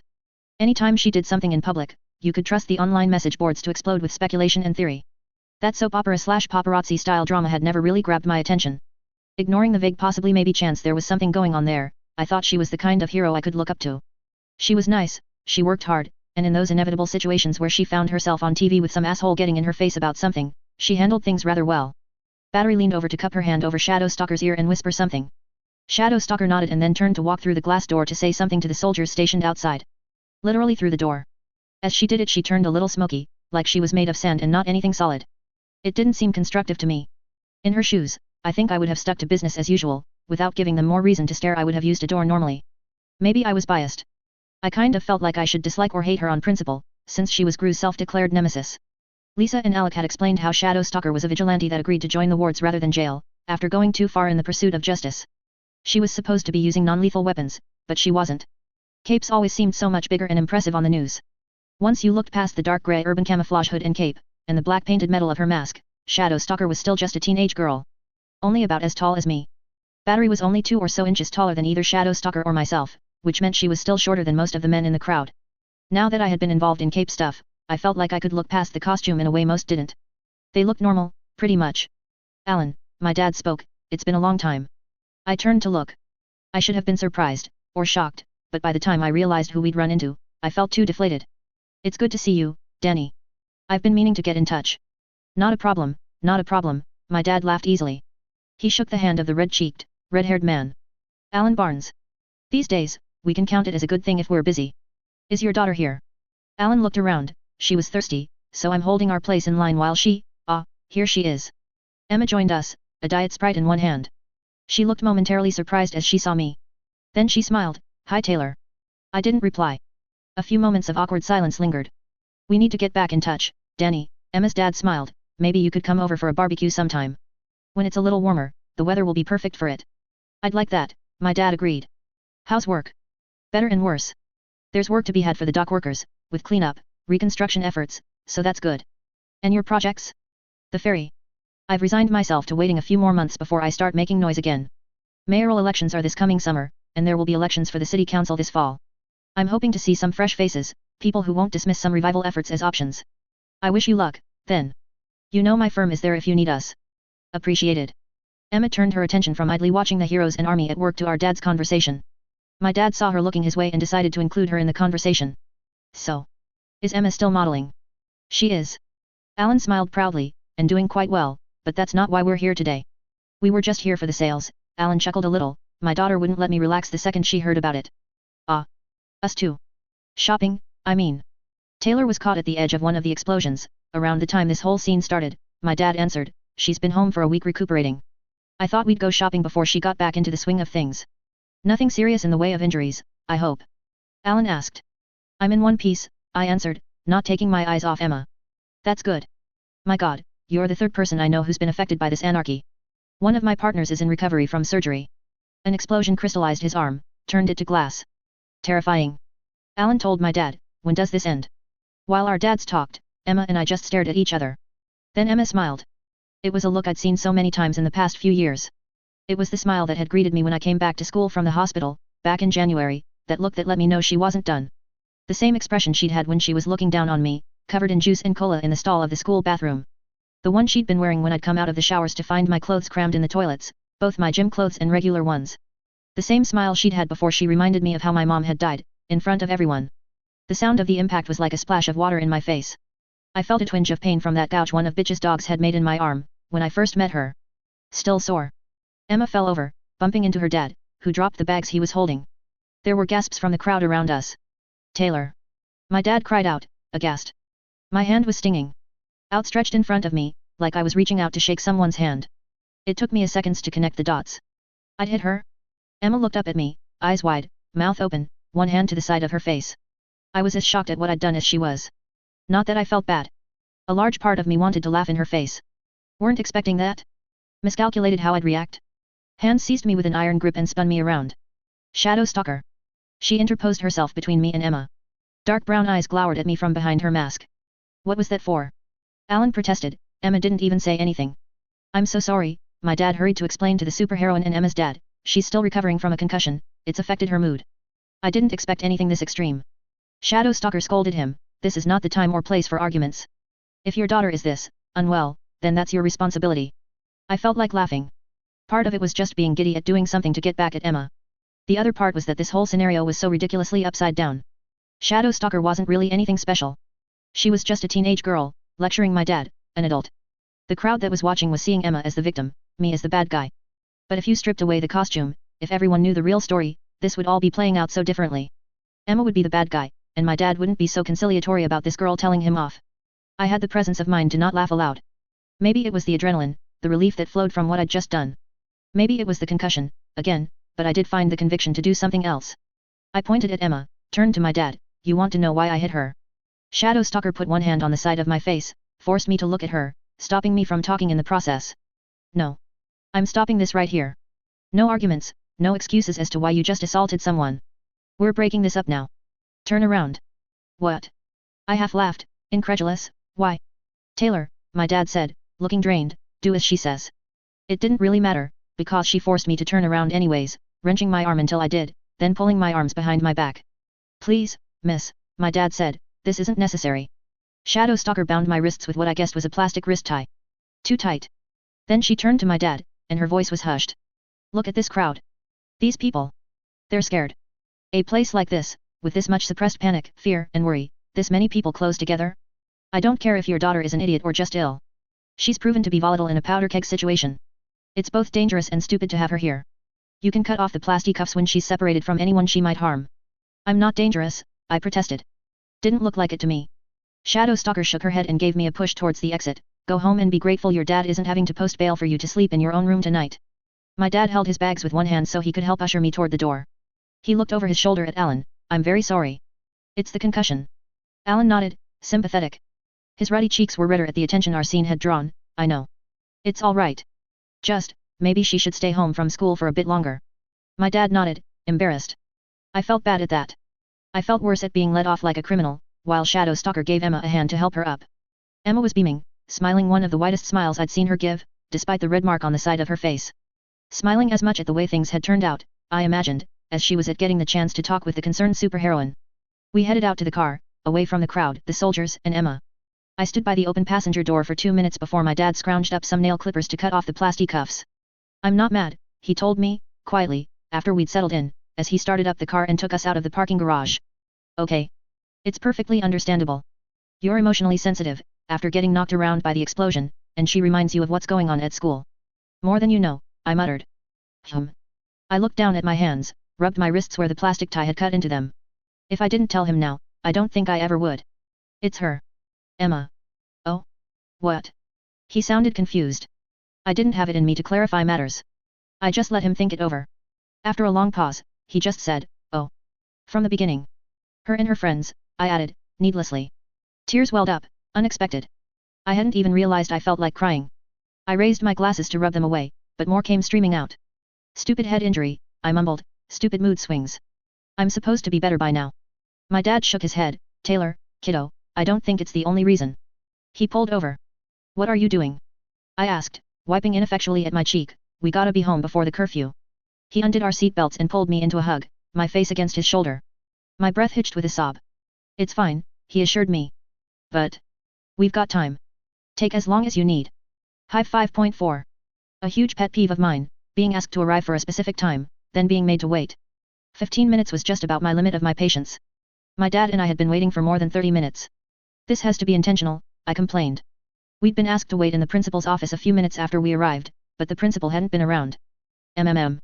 Trying to show they're in a position of power, able to make us wait, my dad agreed, maybe. Or we're just waiting for the other girl. I was at an angle where if I slouched in my chair just a bit, I could see the front of the office through a gap between the bottom of the blinds and the window. Not long after we'd arrived, Emma and her dad had showed up, looking totally casual and unstressed, like it was a regular day. She isn't even worried. Her dad was her physical opposite, beyond the red hair they shared he was big in every sense of the word. Taller than average, big around the middle, and while he could speak softly when the situation called for it, he had a powerful voice that caught people's attention. Emma just had a big-ish chest. Emma's dad was talking to Madison's mom and dad. Only Madison's mom was really petite like she was, but both her mom and dad looked really young. Unlike Emma and her dad, Madison and her parents did look concerned, and I was guessing that some of what Emma's dad was doing was reassuring them. Madison in particular was looking down at the ground and not really talking, except to respond to what Emma was saying. Sophia was the last to arrive. She looked sullen, angry, an expression that reminded me of bitch. The woman who accompanied her was most definitely not her mom. She was blonde and blue-eyed, had a heart-shaped face and wore a navy blue blouse with khakis. The secretary came to get us from the office not long after. Chin up, Taylor, my dad murmured, as I slung my backpack over one shoulder, look confident, because this won't be easy. We may be in the right, but Alan's a partner in a law firm, he's a master manipulator of the system. I nodded. I was getting that impression already. After getting a phone call from my dad, Alan had been the one to call this meeting. We were directed down the hall to where the guidance counselor's offices were, a room with an egg-shaped conference table. The trio and their guardians were seated at one end of the table, 7 in total, and we were asked to sit at the other, the tip of the egg. The principal and my teachers all came into the room not long after, filling in the seats between us. Maybe I was reading too much into things after seeing an eerie echo of this situation just 2 days ago, with the meeting of villains, but I noted that Mr. Gladly sat next to Madison's dad, and the chair next to my dad was left empty. We would have been completely isolated from the mass of people at the other side of the table if Mrs. Knott, my homeroom teacher, hadn't sat at my left. I wondered if she would have, if there'd been another seat. I was nervous. I had told my dad that I'd missed classes. I hadn't told him how many, but I hadn't wanted to repeat bitch's mistake and leave him totally in the dark. I was worried it would come up. Worried this wouldn't go the way I hoped. Worried I'd find some way to fuck it up. Thank you all for coming, the principal spoke, as she sat down, putting a thin folder down in front of her. She was a narrow woman, dirty blonde, with that severe bowl-cut haircut I could never understand the appeal of.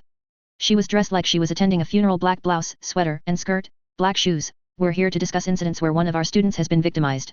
She looked down at the folder she'd brought in. Ms. Bear. That's me. And the individuals accused of misconduct are Emma Barnes, Madison Clements, and Sophia Hess. You've been in my office before, Sophia. I just wish it had more to do with the track and field team and less to do with detention. Sophia mumbled a reply that might have been agreement. Now, if I'm to understand matters, Emma was attacked outside of school premises by Ms. Hebert? And shortly after, she was accused of bullying. Yes, Alan spoke. Her father called me, confronted me, and I thought it best to take this to official channels. That's probably best, the principal agreed. Let's put this matter to rest. Then she turned to me and my dad, palms up. What? I asked. Please. What charges would you lay against these three? I laughed a little, in disbelief. Nice. So we're called here on short notice, without time to prepare, and I'm expected to be ready. Maybe outline some of the major incidents, then. What about the minor ones? I challenged her, all of the little things that made my day-to-day so miserable. If you can't remember. I remember, I cut her off. I bent down to the backpack I'd set at my feet and retrieved a pile of paper. I had to flip through it for a few seconds before I could divide it into two piles. 6 vicious emails. Sophia pushed me down the stairs when I was near the bottom, making me drop my books, tripped and shoved me no less than 3 times during gym, and threw my clothes at me while I was in the shower after gym class had ended, getting them wet. I had to wear my gym clothes for the rest of the morning. In biology, Madison used every excuse she could to use the pencil sharpener or talk to the teacher, and each time she passed my desk, she pushed everything I had on my desk to the floor. I was watching for it the third time, and covered my stuff when she approached, so on the fourth trip, she emptied the pencil sharpener into one of her hands and dumped the shavings onto my head and desk as she walked by. All 3 of them cornered me after school had ended and took my backpack from me, throwing it in the garbage. I see, the principal made a sympathetic face. Not very pleasant, is it? That's September 8th, I pointed out, my first day back at school, last semester. September 9th. Excuse me, sorry. How many entries do you have? 1 for pretty much every school day starting last semester. Sorry, I only decided to keep track last summer. September 9th, other girls in my grade had been encouraged by those 3 to make fun of me. I was wearing the backpack they had been thrown in the trash, so every girl that was in on it was holding their nose or saying I smelled like garbage. It picked up steam, and by the end of the day, others had joined in on it. I had to change my email address after my inbox filled in just a day, with more of the same sorts of things. I have every hateful email that was sent to me here, by the way. I put my hand on the second pile of papers. May I? Mrs. Knott asked. I handed her the emails. Eat glass and choke. Looking at you depresses me. Die in a fire, she recited as she turned pages. Let's not get sidetracked, my dad said, we'll get to everything in time. My daughter was speaking. I wasn't done with September 9th, I said, let me find my place. Gym class, again. Are you wanting to recount every single incident? The principal asked. I thought you'd want me to. You can't make a fair judgment until you hear everything that's happened. I'm afraid that looks like quite a bit, and some of us have jobs to get back to later this afternoon. Can you pare it down to the most relevant incidents? They're all relevant, I said. Maybe I'd raised my voice, because my dad put his hand on my shoulder. I took a breath, then said, as calmly as I could, if it bothers you to have to listen to it all, imagine what it feels like to live through it. Maybe you'll get just a fraction of a percent of an idea of what going to school with them felt like. I looked at the girls. Only Madison looked really upset. Sophia was glaring at me, and Emma managed to look bored, confident. I didn't like that. Alan spoke, I think we all grasped that it's been unpleasant. You've established that, and I thank you for the insight. But how many of those incidents can you prove? Were those emails sent from school computers? Very few school email addresses, mostly throwaway accounts from Hotmail and Yahoo, Mrs. Knott replied, as she flipped through the pages, and for the few school email accounts that were used, we can't discount the chance that someone left their account logged in when they left the computer lab. She gave me an apologetic look. So the emails are off the table, Alan spoke. It's not your place to decide that, my dad answered. A lot of those emails were sent during school hours, I stressed. My heart was pounding. I even marked them out with blue highlighter. No, the principal spoke, I agree with Mr. Barnes. It's probably for the best that we focus our attention on what we can verify. We can't say who sent those emails and from where. All of my work, all of the hours I'd put in logging events when remembering the events of the day was the last thing I wanted to do, dashed to the wines. I clenched my fists in my lap. You okay? My dad murmured in my ear. There was precious little I could actually verify, though. 2 weeks ago, Mr. Gladley approached me, I addressed the room, he verified that some things had occurred in his class. My desk had been vandalized with scribbles, juice, glue, trash and other stuff on different days. Do you remember, Mr. Gladley? Mr. Gladley nodded, I do. And after class, do you remember seeing me in the hallway? Surrounded by girls? Being taunted? I remember seeing you in the hallway with the other girls, yes. If I remember, that was not long after you told me you wanted to handle things on your own. That is not what I said, I had to control myself to keep from shouting. I said I thought this situation here, with all the parents and teachers gathered, would be a farce. So far, you're not proving me wrong. Taylor, my dad spoke. He put his hand on one of my clenched fists, then addressed the faculty, are you accusing my daughter of making up everything she's noted here? No, the principal spoke, but I think that when someone is being victimized, it's possible to embellish events, or to see harassment when there is none. We want to ensure that these 3 girls get fair treatment. Do I started, but my dad squeezed my hand, and I shut up. My daughter deserves fair treatment too, and if even 1 in 10 of these events did occur, it speaks to an ongoing campaign of severe abuse. Does anyone disagree? Abuse is a strong word, Alan spoke, you still haven't proven. Alan, my dad interrupted him, please shut up. This isn't a courtroom. Everyone at this table knows what these girls did, and you can't force us to ignore it. Taylor ate dinner at your dining room table 100 times, and Emma did the same at ours. If you're implying Taylor is a liar, say it outright. I only think she's sensitive, especially after the death of her mother, I shoved the pile of paper off the table. There were 30 or 40 sheets, so it made a good-sized cloud of drifting papers. Don't go there, I spoke, quiet, I could barely hear myself over the buzzing in my ears, don't do that. Prove you're at least that human. I saw a smirk on Emma's face, before she put her elbows on the table and hit it with her hands. In January, my daughter was subjected to one of the most malicious, disgusting pranks I have ever heard of, my dad told the principal, ignoring the papers that were still making their way to the floor. She wound up in the hospital. You looked me in the eye and promised me you would look after Taylor and keep an eye out. You obviously haven't. Mr. Quinlan, my math teacher, spoke, you have to understand, other things demand our attention. There's a gang presence in this school, and we deal with serious events like students bringing knives to class, drug use, and students suffering life-threatening injuries and fights on the campus. If we're not aware of certain events, it's hardly intentional. So my daughter's situation isn't serious. That's not what we're saying, the principal answered him, exasperated. Alan spoke, let's cut to the chase. What would you 2 like to see happen, here, at this table, that would have you walk away satisfied? My dad turned to me. We'd talked briefly on this. He'd said that as a spokesperson for his union, he always walked into a discussion with a goal in mind. We'd established ours. The ball was in my court. Transfer me to Arcadia High. There were a few looks of surprise. I expected you to suggest expulsion, the principal answered, most would. Fuck no, I said. I pressed my fingers to my temples, sorry for swearing. I'm going to be a little impulsive until I'm over this concussion. But no, no expulsion. Because that just means they can apply to the next closest school, Arcadia, and because they aren't enrolled in school, it would mean accelerated entry past the waiting list. That's just rewarding them. Rewarding, the principal spoke. I think she was insulted. Good. Yeah, I said, not caring in the least about her pride, Arcadia's a good school. No gangs. No drugs. It has a budget. It has a reputation to maintain. If I were bullied there, I could go to the faculty and get help. None of that's true here. That's all you would want? Alan asked. I shook my head, no. If it were up to me, I'd want those 3 to have in-school suspension for the remaining 2 months of the semester. No privileges either. They wouldn't be allowed dances, access to school events, computers, or a spot on teams or clubs. Sophia's one of our best runners in track and field, the principal spoke. I really don't care, I replied. Sophia glared at me. Why in-school suspension? Mr. Gladly asked, it would mean someone would have to keep a constant eye on them. Would I have to take summer classes? Madison piped up. There would be remedial classes if we took that route, yes, the principal spoke, I think that's a little severe. As Mr. Gladly mentioned, it would require resources we don't have. Our staff is stretched thin as it is. Suspension's a vacation, I retorted, and it just means they could take a trip over to Arcadia and get revenge on me there. No. I'd rather they got no punishment at all than see them get suspended or expelled.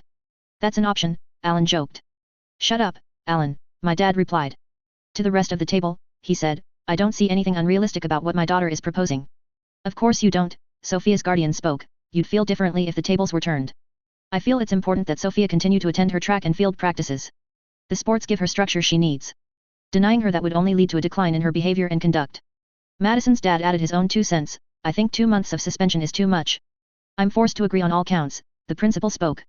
As my dad and I moved to protest, she raised her hands to stop us, given the events that happened in January, and with Mr. Gladly's own admission that there's been incidents in his class, we know there's been some ongoing bullying. I'd like to think my years as an educator have given me some ability to recognize guilt when I see it, and I'm certain these girls are guilty of some of what the victim is accusing them of. I'm proposing a 2-week suspension. Weren't you listening to me? I asked. My fists were clenched so hard my hands were shaking. I'm not asking for a suspension. That's pretty much the last thing I want. I'm standing by my daughter in this, my dad spoke. I'd say 2 weeks was laughable, given this laundry list of criminal offenses these girls have committed, except there's nothing funny about this. Your list would mean something if you could back it up with evidence, Alan Riley commented, and if it wasn't all over the floor. I thought for a second that my dad would hit him. Any longer than 2 weeks would mean these girls' academics would suffer to the point they could fail the year, the principal stated. I don't think that's fair. And my schoolwork hasn't suffered because of them. I asked. The buzzing in my ears was reaching its limit. I realized, belatedly, that I'd just given her an opening to raise my missed classes. We're not saying it hasn't, the principal's tone was patient, as if she was talking to a small child. But eye for an eye justice doesn't do anyone any favors. She hadn't mentioned the classes. I wondered if she even knew. Is there any justice here? I replied, I'm not seeing it. They're being punished for their misconduct. I had to stop to willfully push the bugs away. I think they were reacting to my stress, or my concussion was making me a little less aware of what I was doing with them, because they were pressing in without my giving them the order. None had entered the school or the conference room, thankfully, but I was getting increasingly worried that my control would slip. If it did, instead of sort of wandering in my general direction or gravitating towards my location, the bugs would erupt into a full-fledged swarm. I took a deep breath. Whatever, I said, you know what? Fine. Let them get away with a 2-week vacation as a reward for what they did to me. Maybe if their parents have an ounce of heart or responsibility, they'll find an appropriate punishment. I don't care. Just transfer me to Arcadia. Let me walk away from this. That's not really something I can do, the principal said, there's jurisdictions. Try, I pleaded, pull some strings, call in favors, talk to friends and other faculties. I don't want to make any promises I can't keep, she said. Which meant no. I stood up. Taylor, my dad put his hand on my arm. We're not the enemy, the principal spoke. No. I laughed a little, bitter, that's funny. Because it looks like it's you guys, the bullies and the other parents against me and my dad. How many times have you called me by my name, today? None. Do you even know why? It's a trick lawyers use. They call their client by name, but they refer to the other guy as the victim, or the offender, depending. Makes your client more identifiable, dehumanizes the other side. He started doing it right off the bat, maybe even before this meeting started, and you unconsciously bought into it. You're being paranoid, the principal spoke, Taylor. I'm sure I've said your name. Fuck you, I snapped, you disgust me. You're a deluded, slimy, selfing. Taylor, my dad pulled on my arm, stop. I had to concentrate a second and direct the bugs to go away, again. Maybe I'll bring a weapon to school, I said, glaring at them, if I threaten to stab one of those girls, would you at least expel me? Please. I could see Emma's eyes widen at that. Good. Maybe she'd hesitate before hassling me again. Taylor, my dad spoke. He stood up and pulled me into a tight hug, my face against his chest so I couldn't say any more. Do I need to call the cops? I heard Alan. For the last time, Alan, shut up, my dad growled, my daughter is right. This has been a joke. I have a friend in the media. I think I'm going to give her a call, email her that list of emails and the list of incidents. Maybe pressure from the public would get things done. I hope it doesn't come to that, Danny, Alan replied, if you recall, your daughter assaulted and battered Emma just last night. That's in addition to threatening her, here. We could press charges. I do have the surveillance video from the mall, and a signed slip from that teenage superheroine, Shadow Stalker, that verifies she saw it happen, in what could have provoked a riot. Oh. So that was why Emma had been so confident. She and her dad had an ace up their sleeve. There's mitigating circumstances, my dad protested, she has a concussion, she was provoked, she only hit Emma once. The charges wouldn't stick. No. But the case could drag out for some time. When our families used to have dinner together, you remember me saying how most cases were resolved. Decided by who ran out of money first, my dad said. I felt him clutch me a fraction tighter. I may be a divorce attorney, but the same applies in a criminal case. If we went to the media, he'd press assault charges just to drain our bank accounts. I thought we were friends, Alan, my dad replied, his voice strained. We were. But at the end of the day, I have to protect my daughter. I looked at my teachers.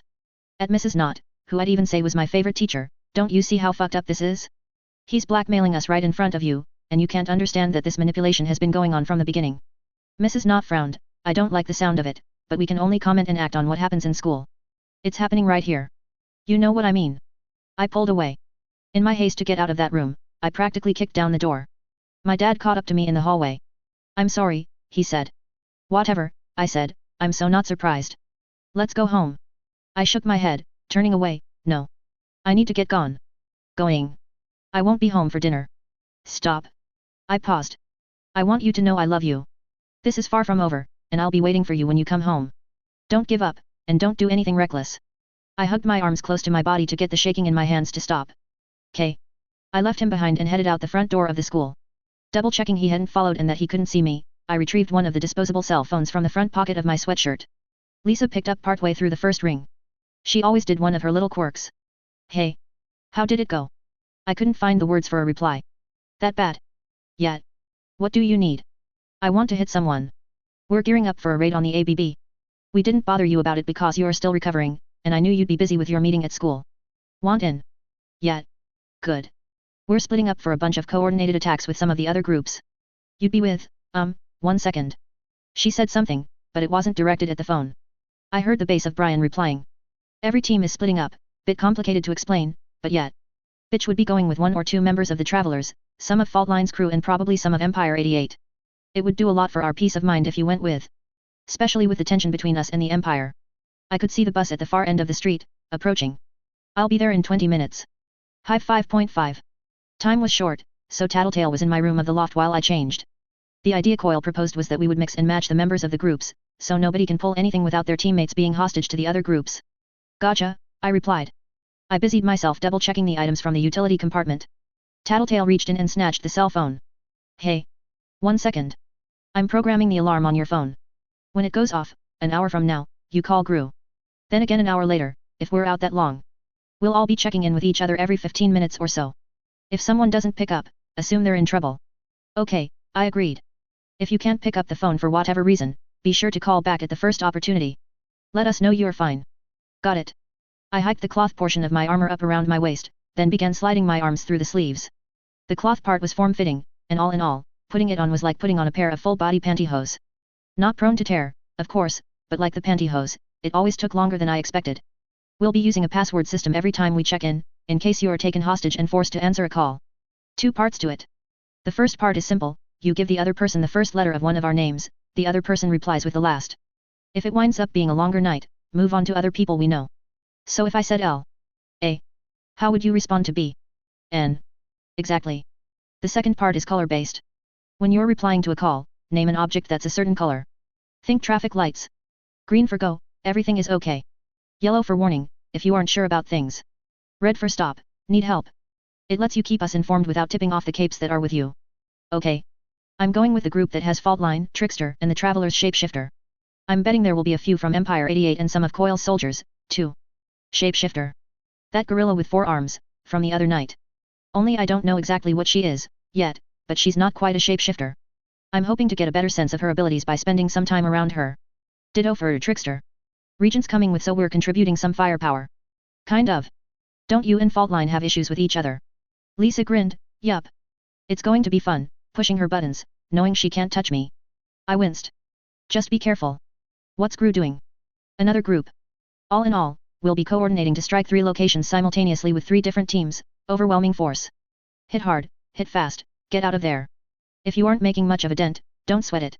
Unless something goes horribly wrong, we'll repeat this process a few more times over the next couple of days. There was a knock on the door. Brian called from the other side, just about ready. I zipped up the back of my costume and strapped my armor in place over it, then opened the door, mask in one hand, ready. Brian, like me, was costumed but didn't have any headgear on. You sure you're up to this? You're recovered from the knock you took to the head. No, I admitted, not entirely. But I'm pissed, and I think I'll be less okay in the long run if I don't go out and vent somehow. He paused, as if he were thinking things over. Okay. You going to be alright dealing with bitch on your own? I frowned, I'll manage somehow. Don't show her any weakness, or she won't let up on you. I figured as much, I agreed. As we headed for the stairs, I mused that maybe bitch and I were more on the same page today. I was pissed at life in general, feeling just a bit off kilter in a way that wasn't 100% the concussion. I pulled on my mask as we headed outside. There was a nondescript van pulled over in front of the door, blocking line of sight to the rest of the street. Bitch and Regent were already inside, waiting. Hey dork, Regent greeted me. He was in costume, typical except for the shirt he was wearing other nights it had been white, but it was a dark grey today. It was still the same slightly elaborate, puffy Renaissance fair style of clothing, though. You can call me Skitter. I won't mind. That's all right, he answered. There was a note of humor in his voice, which I took to mean he was just having fun at my expense. I resolved to ignore him. Bitch just stared angrily at me. It was so intense I had to look away. So much for being on the same page. The interior of the van had benches on either side. Since we were in a rush, I had only a second to decide whether I wanted to sit next to Regent and be facing bitch for the duration of the trip or plop myself down next to her and the dogs. I opted for the former, hoping I wouldn't manage to do or say anything that would get us off on a bad start for the evening. Tattletale sat in the passenger seat, with Gru driving. As the van pulled onto the road, she called back to us, "Hey, bitch, Skitter. We're dropping you off first, but you're going to have to walk to the meeting place. You might be short on time, so walk fast." Cool. Bitch shrugged, works. No complaints, I added my own 2 cents. I could see where it would be advantageous bitch would have time to get her dogs beefed up, and I could gather some bugs. Besides, it gave us something to do if we had to stand idle for a few minutes. I was pretty sure it would only increase the chances of bitch finding a reason to pick a fight with me or one of the other villains. Remembering my bugs, I took a few seconds to extend my powers outward and begin gathering them. I was surprised at how far my reach was extending. I generally measured things in city blocks. I've never been good at eyeballing distance, and I would say my range usually sat at around 2 blocks. Today I was reaching just shy of 3.5. Hey Tattletale. I asked. Sup? 2 questions. Go for it. What general direction is the spot you are dropping me off? Need to know where to send the bugs. Northwest. I glanced out the tinted windows of the van to judge which direction we were going, then began giving commands to the bugs that fell within my reach. Second question. My power's a fair bit stronger today. Not sure about technique, but I'm extending a lot further. Any idea why? Can't say. Sorry, I could usually try to figure it out, but I'm focusing on other things right now. If you think it's really crucial. No, I stopped her, it's not. I'll bug you about it later, when your attention isn't divided. Pun intended. Regent mused. What? Guess not. Never mind, he chuckled a little. Bitch was using her power on her dogs. It was really my first opportunity seeing it happen from the beginning. It was like seeing a sausage split its casing, only the casing was fur and skin. Where the rifts appeared, it wasn't just muscle spilling out, but spears and ridges of bone. Some of the exposed muscle shriveled into scaly growths. Yet they kept growing to the point the back of the van was feeling crowded. Where did that mass come from? Was it pulled out of thin air, or was she drawing in some kind of energy and converting it into matter? For that matter, if my brain was a radio tower of sorts, pinging every bug for their locations on a near-constant basis and sending them instructions to override their own brains, where was the energy to keep that up coming from? It was a little disconcerting to think about. When Gru stopped the van to let us out, I realized why we were walking. Our stop was a bridge with bus stations on either side. Problem was, it seemed the ABB had decided to cut off this route. The bridge had been reduced to rubble. Large orange and black detour signs with blinking lights barred entry to the shattered bridge, and similar measures had been used to cordon off the piles of rubble below. Tattletale leaned out the open window and pointed. See that tower, there? Looks like a lighthouse? It's an old tourist shop that closed down a decade ago. It's where the merchant Skidmark and his crew of dealers hung out, before the ABB expanded and forced them out. You're supposed to meet the others there. I looked and saw the building she was pointing at. It didn't look much like a lighthouse, but whatever. Gotcha. Go, Brian said, good luck. Bitch whistled for her dogs, and we headed for the stairs. We'd have to head down, across the street and back up to get where we needed to be. It was weird, picking our way through the rubble of the destroyed bridge to cross the street. You didn't usually cross the road like this, and the streets were deserted here. The dogs seemed to like the experience though. I saw Judas' tail wagging as he hopped from one slab of road to another. I pulled open the door with shattered glass panes that led to the other set of stairs, letting Bitch and the dogs through. As she passed me, Bitch murmured, "You're angry." "Yeah," I admitted, "bunch of stuff earlier this afternoon. Didn't go the way I wanted. Assholes. Should hit 'em. Teach them to fuck with you." "I did," I answered, "knocked one of them on her ass last night. Part of the reason things didn't go so hot, today. Story of my life." We headed up the stairs and towards the lighthouse. My bugs were starting to accumulate. Our detour had given the flying bugs time to catch up to me. Wasps, moths, houseflies, no-see-ums, a few bees and a fair few cockroaches. I'd learned my lesson on our last outing. I wasn't going in unprepared and unarmed. As they arrived, I drew the bugs close. Selecting the best of them, I directed them under my armor in the hollow space beneath my shoulder pads, under my belt, my elbows and wrist guards, in my hair and the concave panel of armor that covered my spine. They were there if I needed them. I doubted anyone would notice unless I let them. "How'd you know I was angry?" I asked. "Dunno. Look that way." "Yeah, but you can't see my face." "Way you're standing, I guess. You going to get on my case about this?" "No. Sorry," I answered. I decided to keep quiet for the rest of our trip to the lighthouse. Interestingly, she almost seemed to relax as the silence lingered. Her face lost that slightly angry expression and she reached over to scratch Brutus on the side of his neck in what seemed a very normal, casual gesture, for someone I viewed as anything but. Or at least, it would have been normal and casual if the dogs weren't currently the size of small ponies. We reached the lighthouse, and sure enough, there was a group of villains waiting. Kaiser was first and foremost among them. He was decked out head to toe in elaborate, ornate armor with a crown of blades, but the configuration, I noticed with interest, was totally different than it had been just 2 days ago. Fenja and Menja stood at either side of him. Only one of the travelers was accompanying our group, the girl with the sun design on her costume, red suns on black form-fitting armor. Just behind her were 2 members of Fault Line's crew. Neuter was hanging off the wall by his fingertips and toes, and Labyrinth was leaning against the same wall, just below him, her arms folded. Neuter was wearing tattered jeans and had dyed his hair a cobalt blue, setting off the orange of his skin. He had cloth wrap, like you'd see a kickboxer use, wrapped around his hands and feet. Rounding out our group were 2 men in matching Kevlar armor with balaclavas, visors, and tricked-out assault rifles. Each of the men had a second gun slung over their back. I thought one was another rifle, but I didn't have a good view of the other. I might have pegged it a grenade launcher. Coil's men, probably. Fenja or Menja, I wasn't sure which, leaned over and whispered in Kaiser's ear. Arrived with less than a minute to spare, undersiders, he purred. Watches out, everyone. I paused. I hadn't brought one. Then I remembered the cell phone. I retrieved it from the compartment, the cluster of bugs I had in there moving automatically out of the way of my hands. If anything, they made it easier to know where my fingers should reach to grab it. Set time to 4:40 in 3, 2, 1, set. The attack is scheduled to start in 5 minutes. We'll use the time to get there, get in position and decide our method of attack. Nobody argued. Move out, he directed us. Bitch turned her attention to Brutus, who made a groaning noise as he suddenly swelled. Splits appeared in his skin as he grew another 2 or 3 feet taller at the shoulder, and spikes of bone erupted from his exterior. He stretched, then shook abruptly, spraying all of us with the bloody aftermath of his sudden growth. There were reactions of alarm and startled shouts from everyone present, with the exception of myself, Bitch and Labyrinth. Kaiser, surprisingly, was among them, backing away several steps before he realized Brutus wasn't attacking. There was a bit of swagger in her posture as Bitch walked the 2 steps to where Brutus stood, grabbed a spike of bone and hauled herself onto his back. It was intentional, maybe a bit immature, but she'd made Kaiser flinch. Taking him down a notch like that, so soon after he'd assumed control of this impromptu team, it was probably more of a statement than anyone present could have accomplished with words. As if to drive the point home, she gave Brutus a light kick in the ribs, prompting him to walk in the direction Kaiser had indicated. Judas, Angelica, and I were right behind her. I didn't turn to see how long it took the others to pull themselves together and follow. Hive 5.6. However effective Bitch's power play might have been, it didn't do much to help the tension between the factions making up our group. It hadn't been just Kaiser that got spooked and sprayed with blood. Worst case scenario, if a fight broke out in the group, I was worried that hard feelings from that one thing could set others against us. I decided to try to remedy that. The travelers seemed to be the only group present where there wasn't some drama already mucking the waters. Hey, I slowed my pace so I could talk to the girl from the travelers. What's your name? My code name. Yeah. Sundancer. I'm going by Skitter. Couldn't decide on a name so the media sort of picked one for me. You're one of the outsiders, right? Undersiders. I'm new to the team, honestly, but they're all right. Ahoy. She looked in Bitch's direction.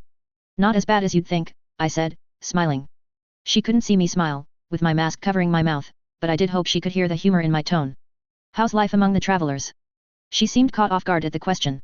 It took her a few seconds to decide how to respond. Intense. Violent. Lonely. The answer surprised me. She chose the word intense rather than exciting, but that wasn't the strangest part of her answer. Lonely? I wouldn't think that was the case, spending time with teammates. She shrugged, there's stuff going on that makes hanging out less fun than it should be. I'm not going to explain it, so don't ask. I raised my hands, palms up, stopping her, wasn't going to. I was just curious what it's like for other teams, since I'm fairly new to this. She relaxed a bit at that. It's not just the... I can't think of a word better than drama, but drama sounds like such an understatement. Whatever. It's not the other stuff that's going on, it's that we're constantly moving, rarely spending more than a week in one place, you know. I don't, I admitted. I fudged the truth a little, just to be safe. I moved twice as a kid, but I was too young to remember it. For the most part, I grew up here. It gets old, having to. She stopped talking as I was suddenly pushed to one side. The tip of Neuter's tail pressed against the center of my chest and moved me back, pushed me against the hood of a dilapidated old car. Hey, I grunted, but he shook his head, pressed a finger to his lip. His blue eyes bored into mine. They were weird eyes. No whites, just azure blue irises that extended from corner to corner, with rectangular, horizontal pupils. I looked at the others, and they were all moving into cover. Kaiser, Fenja, and Menja had all ducked into an alleyway. Bitch and her dogs were disappearing around the far corner of the same building, making only the scratching noise of claws against concrete. Ahead of us, a trio of people in ABB colors crossed the street. A guy and a girl who looked like they might have been gang members before Bakuda's hardcore recruitment drive were talking. A teen who was about my age trailed behind them, looking too scared and worn out to be anything but one of the new recruits. They were all armed. A machete dangled from the male thug's hand, while the girl was toying with a handgun. The scared-looking kid had a baseball bat with nails hammered into it. People really did that? The nail-studded baseball bat? Just behind them was the building that had to be our target.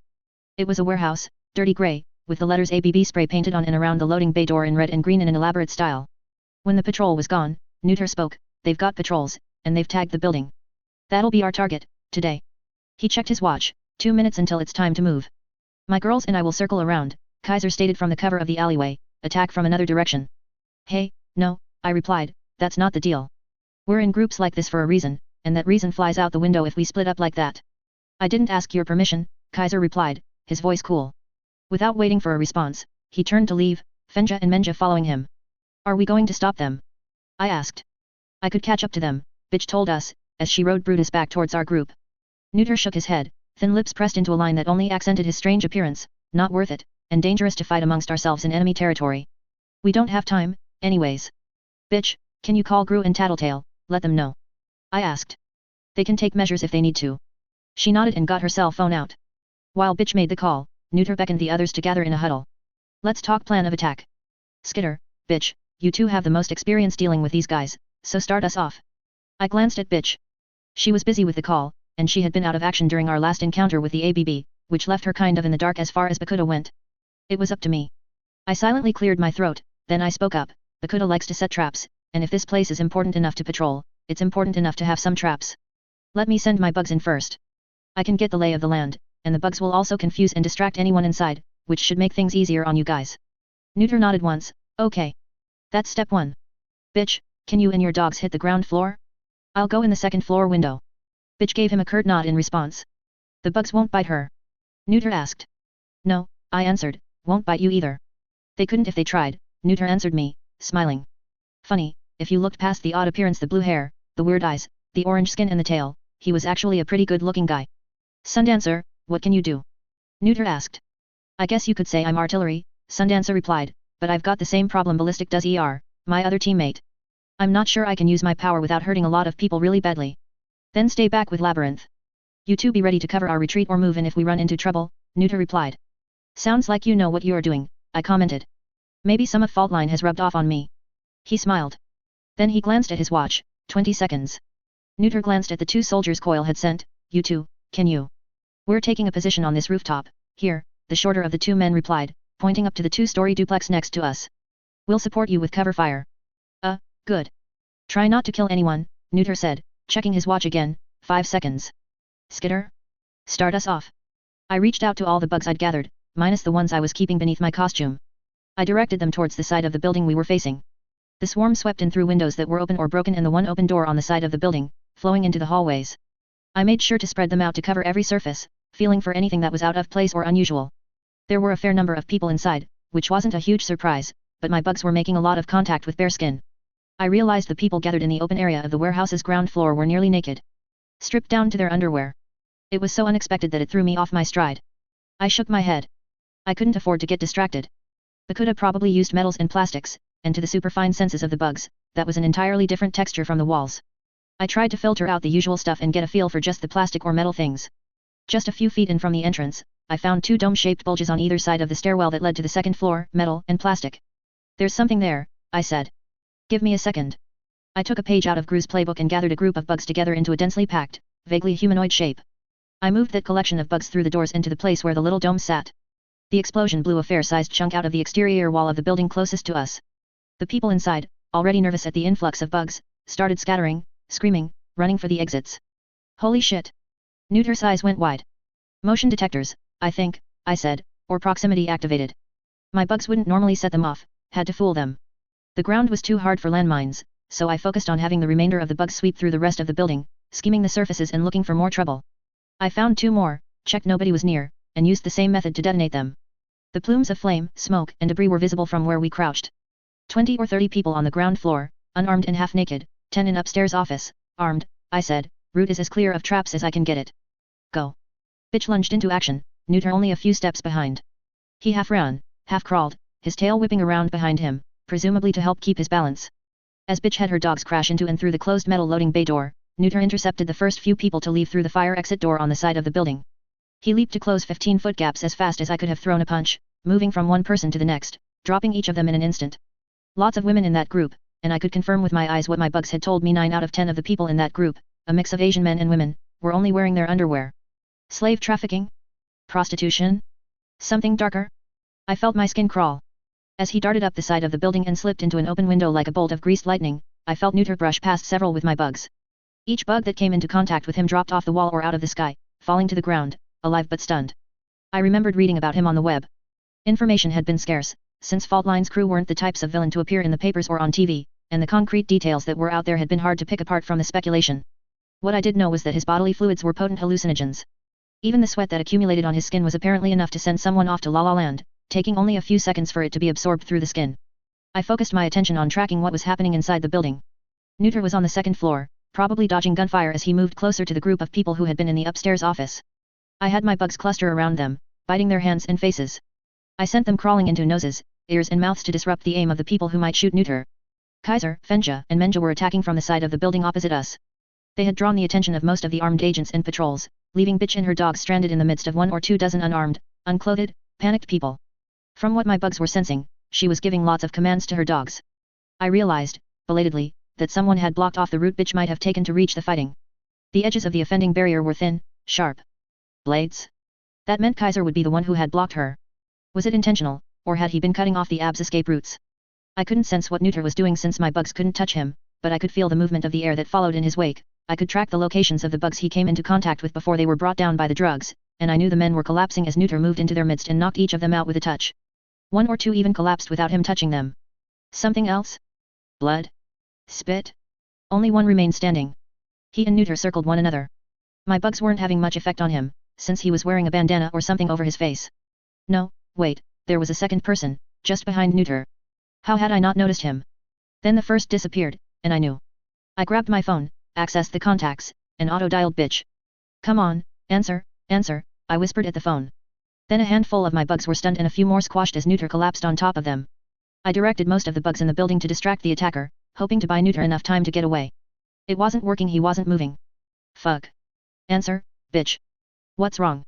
Sundancer asked. Neuter's hurt.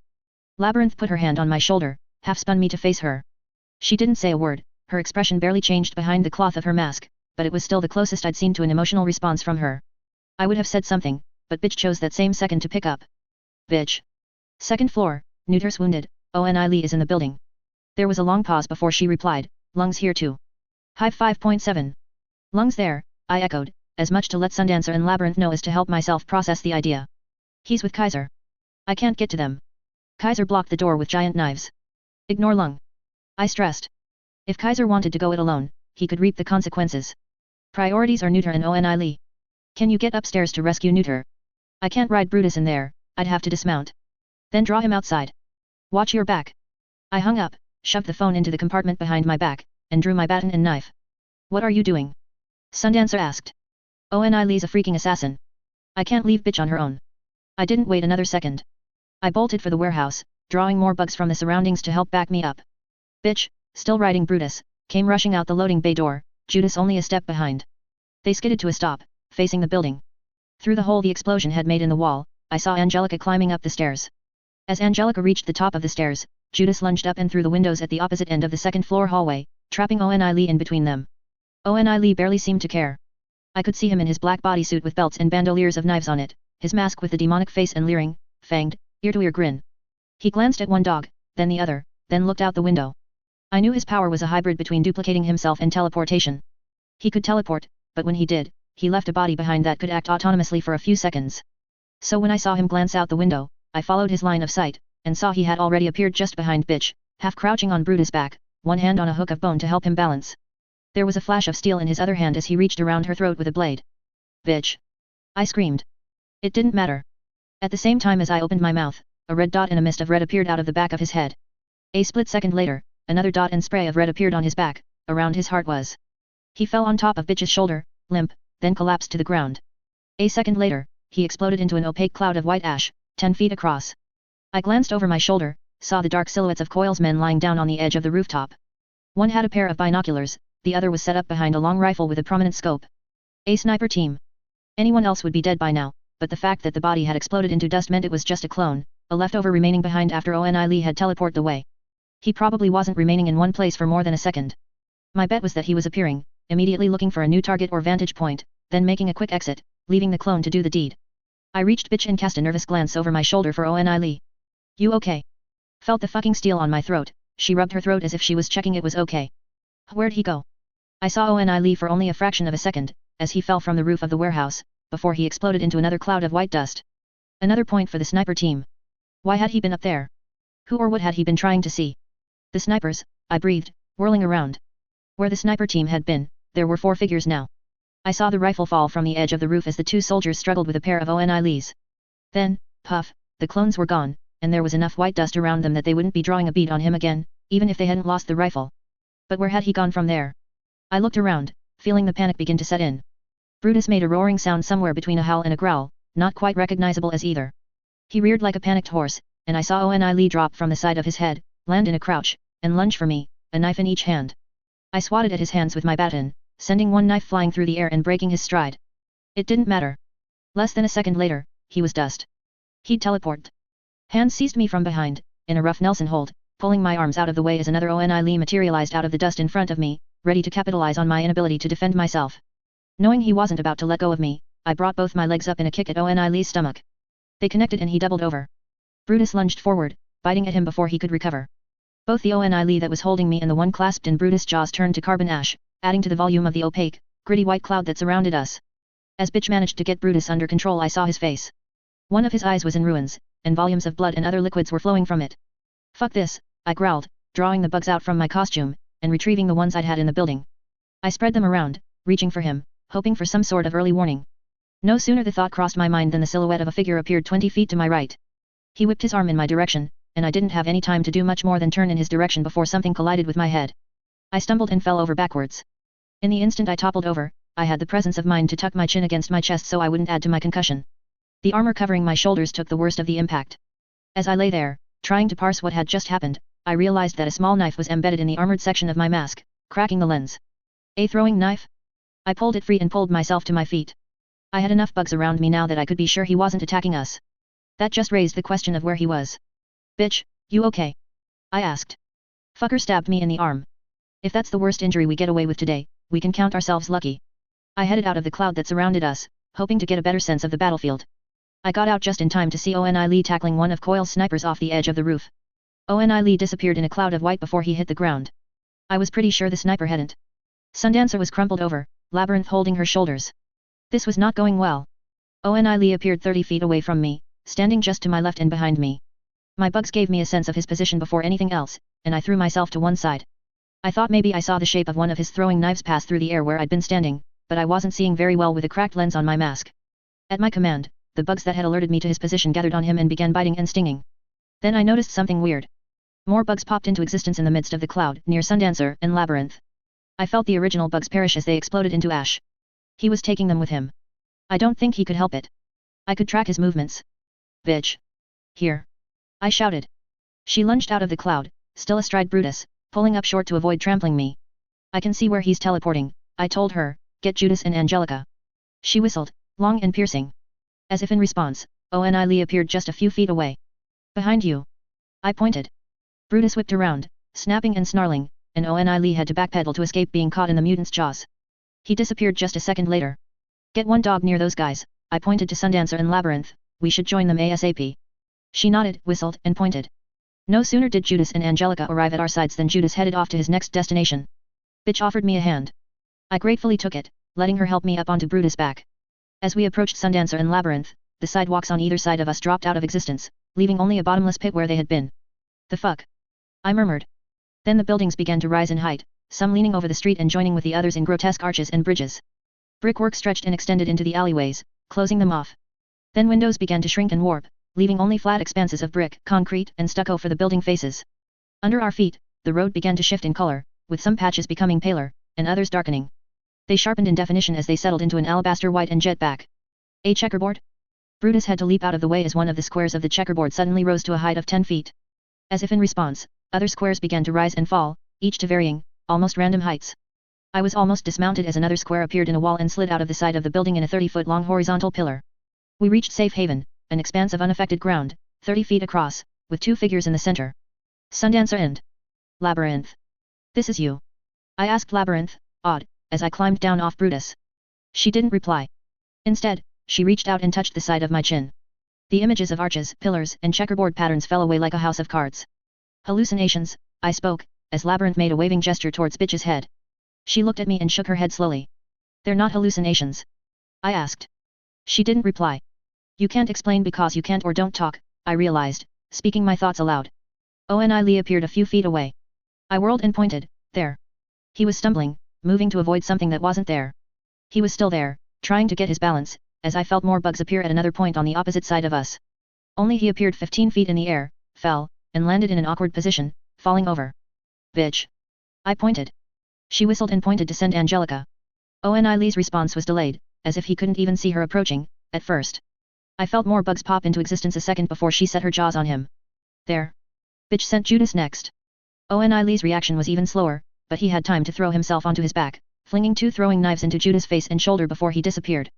Over there. I pointed as he reappeared. Bitch didn't even have time to give a command before there was a sound like a champagne cork being popped. Oni Lee screamed as one of his shins exploded in a spray of blood. I felt him reappear somewhere else, collapsing to the ground, while his predecessor endured having the kneecap on its good leg shot out. I followed the sound of a chamber being reloaded to spot Coil's sniper. He was lying on his side at the foot of the building, one arm outstretched to hold his rifle steady. His right leg was bent the wrong way. He'd been knocked off a 3-story building, had a broken leg at the very least, and had still managed to retrieve, load and fire his rifle? If he was willing to be that professional, I could damn well play spotter for him. There. I pointed in Oni Lee's direction. On the warehouse again. There were 2 more muted popping sounds, and I could see Oni Lee spin in a pirouette of sorts as a shot clipped him, before he collapsed to the rooftop. He exploded in a cloud of ash once again. Except I hadn't felt him appear anywhere. He's gone, I said, out of my range. Sundancer looked up at me, one gloved hand on her shoulder. Good, she managed to answer. You okay? He couched my shoulder. I'll need stitches, but it's not the worst injury I've had. Okay. Man, Coil's guy, I spoke, trying hard to organize my thoughts and priorities with the adrenaline that was pumping through me. You going to be alright? Yeah, he rasped, then he coughed. I'd have to take him at his word. Labyrinth, watch him. Make sure he keeps breathing and that his buddy knows where he is, I said. Sundancer, bitch, we've gotta go help neuter. Hive 5.8. I didn't like leaving Labyrinth behind, after seeing her help turn the tide of our fight against Oni Lee, but I couldn't use someone that couldn't communicate with me. Bitch, Sundancer and I all sat astride Brutus as he headed towards the warehouse once again. My bugs lagged behind us. We should be fighting Lung, bitch growled, not helping the freak. What? Sundancer asked, why wouldn't we help him? His fault if he got hurt, bitch snarled. And if you got hurt? Sundancer challenged her, you'd want us to leave you. Fuck no. But I wouldn't be surprised if you did. We're helping him, I stated, firm. Yet? I'm the one telling this big lug where to go. She slapped her hand on the side of Brutus' neck a few times. I would have yelled at her, should have, maybe. Instead, I just leaned forward until I was pressing against her back, and spoke into her ear, we let him die, you think Faultline's going to let it slide? She might hurt or kill Tattletale or Regent in retaliation. My piece said, I leaned back and waited to see how she'd respond. If that wasn't enough to convince her, and I had no idea if it would be, I was ready to try jumping off Brutus' back and seeing what I could do to help neuter on my own. Bitch didn't reply. She didn't take us around, over, or through the building, either, though. When we stopped, it was by the stairwell leading up to where neuter had fallen.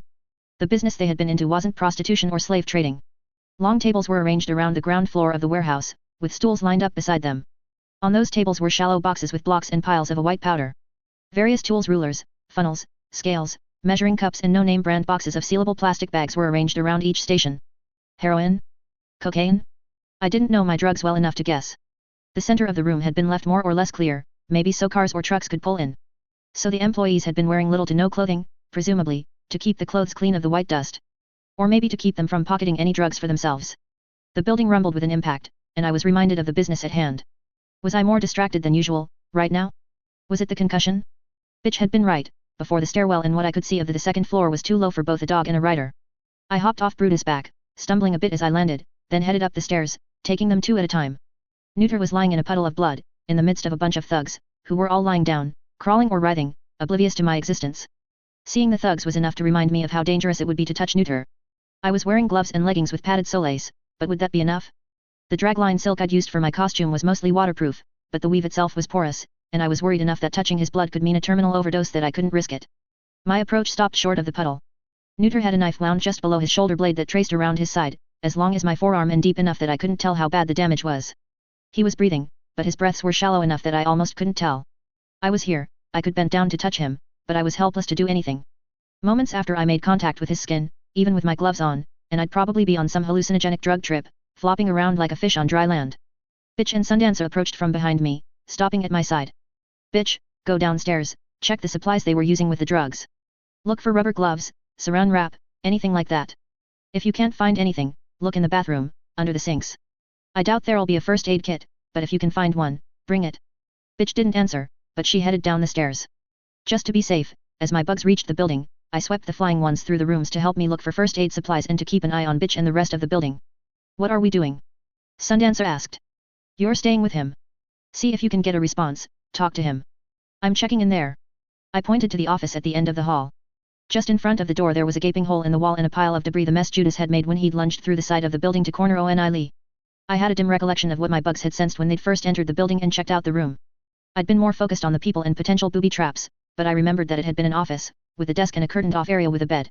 Maybe the bed was there so the guys in charge could take turns sleeping there, ensuring there was always someone to keep an eye on things. Maybe it was for the half-dressed employees, for taking advantage of them, or so there was a place to put the ones that accidentally overdosed while working. Entering the office, I confirmed my suspicions about the existence of the bed. I began stripping the badly stained sheets off. Was it odd that this place freaked me out 10 times as much as nearly getting offed by Oni Lee? Drugs had always spooked the hell out of me. One of the first times I'd ever ridden a bus, when I was around 5 or 6, I'd seen a meth head freak out, making enough of a ruckus that the driver had to stop and force him off. I'd never really gotten over that first impression, where just the idea of being around someone that was high made me sort of anxious. It wasn't just that, either. In grade school and junior high, I'd had classmates drop off the face of the planet, hearing only rumors and hints from other classmates or my teachers that there were drugs involved. Either my classmates themselves getting caught up in things, or parents or siblings dragging the kid into their mess to the point that the kid couldn't come to school. One as bad as the other. Almost from the beginning, I'd had this sense of drugs as this unstoppable black hole of fucked upness that swallowed in anyone close to the addict. Yet people did it. It was something common and profitable enough that in an area like Brockton Bay where there were as many people unemployed as not, the ABB needed a money counting machine in this very office. Profitable enough that they had an open safe with stacks of bills inside. My bugs weren't doing much, so I set them the task of collecting the money. Within a second or two of my having the thought, the mass of roaches, centipedes, pillbugs, and ants flowed into the piles of money and began pushing it all off the desk or into paper bags. Houseflies and wasps gathered on the bills that tried to fly through the air and retrieved them. It wasn't perfect, it was a little clumsy, but it still caught me off guard just how well they were able to coordinate for something like that, without any conscious direction on my part. I couldn't let myself get distracted. I could put my bugs on autopilot and have them finish the job while I focused on more important things. Pulling off the bed sheets, I uncovered a plastic sheet. The kind you used when your kids wet the bed. Doped out drug addicts, too, maybe. The top of the plastic sheet looked kinda grody, but I wasn't in a position to be picky. I pulled it off the mattress, balled it up in my hands and hurried back into the hall. Help me, I ordered Sundancer. With her help, I laid out the plastic sheet, bottom side up, at Neuter's feet. By the time we had it flat and ready, bitch was returning. Found 2 pairs of plastic gloves and some rubber gloves under a sink, she said, first aid kit, too, but it feels light. Open it, I said, taking a pair of plastic gloves. It was awkward, fitting them over my normal gloves, but I managed it. Sundancer just pulled off her costume gloves and put on the plastic ones. She was Caucasian, I noted, pale. Tell me what's inside, fast. Got some tape, bandages, thermometer, safety pins, rubbing alcohol, soap. Needle, thread? I asked. No. Gauze pads? Big bandages? No. With our plastic gloves on, Sundancer and I managed to haul Neuter onto the plastic sheet. The moment she let go, Sundancer winced and reached up to her shoulder, but she stopped short of actually touching it. I turned to my teammate, bitch, go downstairs. Those people who were in here took their clothes off and my bugs say they stashed the clothes in a room below us. Find me some purses, as many as you can grab, as fast as you can grab them. She didn't move, this time. She just glared at me. Fucking move. I shouted at her. She gave me the evil eye before she left again. Bandages are going to be too small, Sundancer said, as I tried to wrestle Neuter's blood-slick tail onto the plastic sheet. Douse them in the alcohol, use them to clean the injury of blood. Use the dry bandages to pat it dry so the tape can stick. Don't be afraid to get into the wound, just be gentle. She nodded, and began working on it. I grabbed the tape and began fumbling with it.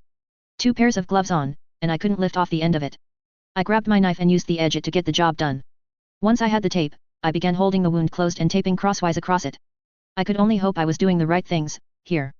A month of weekend first aid classes had not prepared me for this. Bitch arrived with purses and practically threw them at me. I could have gotten pissed, but Neuter couldn't afford for me to. I began emptying the purses onto the ground beside me and sorting through the contents. Pens, wallets, headphones, books, tampons, pictures, receipts, more receipts, change, keys, yet more receipts. What are you looking for? Sundancer asked. The third purse turned up what I needed. Sanitary pads. I tore one open and pressed it to the wound, then began taping it down.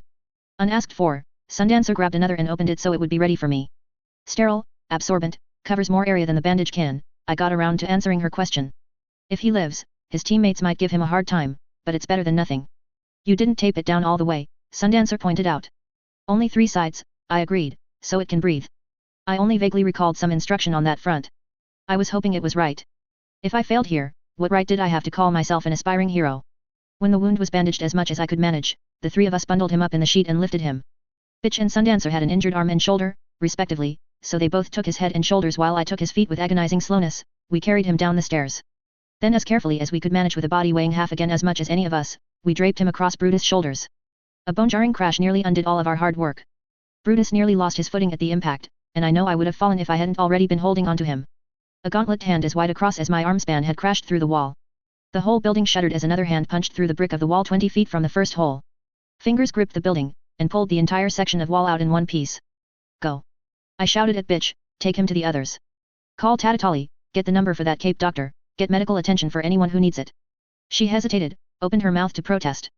I raised my voice, do not fuck with me here. There was a rumble outside as the removed section of wall was thrown against the ground outside, hard. Just an instant later, a half-dozen ABB members retreated into the warehouse through the hole, taking cover from the giantesses. They saw us and stopped short, wary, weapons ready but not raised or pointed at us. Lung followed his thugs into the room. He was bigger than I'd seen him yet at nearly 15 feet in height, and was covered in layers of scales that left him barely recognizable as human. Spear-like growth stuck out of his shoulders and what I realized were the beginnings of wings. His mask had been torn off at some point, and the features of his face had been warped by his transformation. The shape of his skull and face were more cat-like than human, and his nose and mouth were a single X-shaped opening, bristling with pointed teeth that stuck in every direction. I could see why he usually wore the mask. Bitch, I murmured, if you don't leave now, I don't think you are going to get another chance. But which do you want more? To fight, here and now, or to make sure Faultline and the other groups don't have an excuse to do anything to our teammates? I saw her hesitate. The fact that she even had to think about it. I could have slapped her. Kaiser strolled in, unworried, unhurried. Lung moved like he was going to lunge for him, then stopped just in time to avoid impaling himself on the narrow blade of steel that had erupted from the ground, pointed at his heart. I wasn't sure if it would have penetrated his covering of scales, but if I were Lung, I don't think I would have gambled on it either. Fenja and Menja reduced their size to fit through the hole they'd made in the wall, then grew again as they had the headroom. They settled at a height of 18 or 20 feet. Fenja carried a sword and round shield, while Menja had a spear. Or the other way around, whatever. In the corner of my eye, I saw Bitch hop onto Brutus, then ride in the direction of the sniper team in Labyrinth, a wrapped-up neuter lying limp in front of her. Judas and Angelica remained behind, not far from Sundancer and I. Their entire bodies were taut with tension, their heads low, as they glared at the new arrivals. Lung turned to survey the room.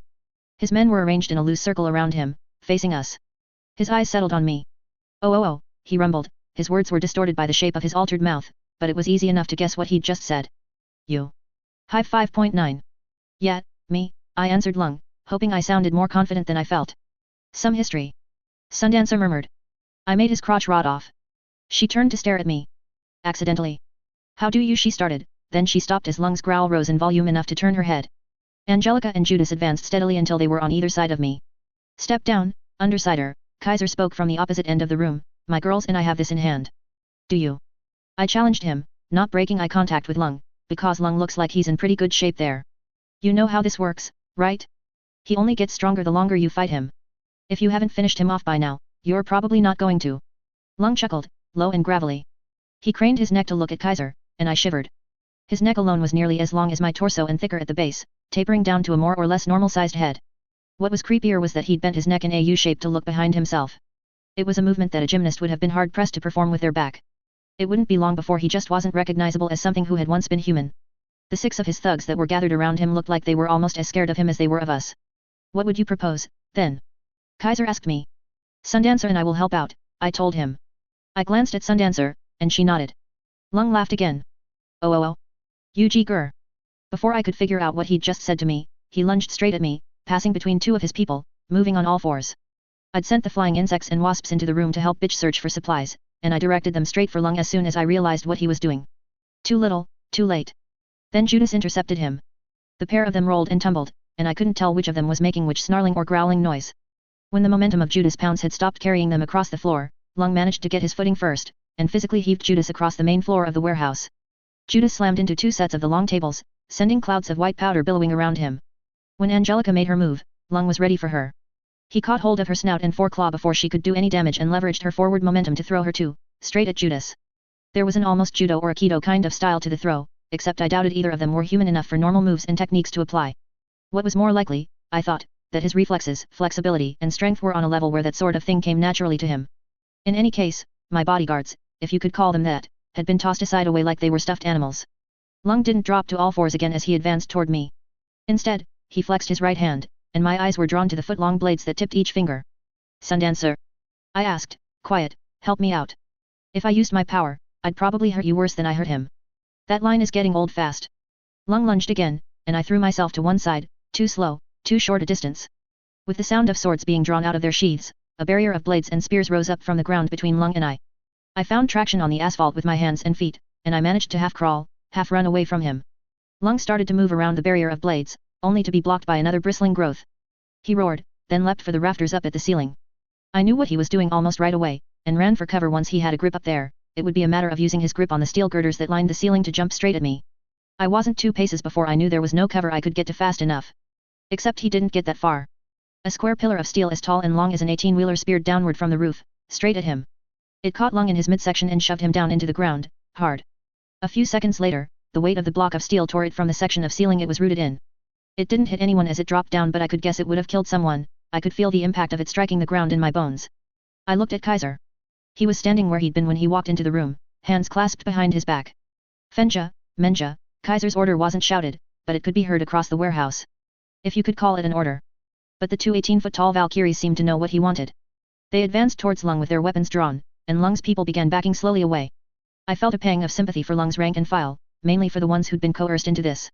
They'd probably seen what Fenja and Menja were capable of, earlier, but they couldn't run without risking their boss' wrath.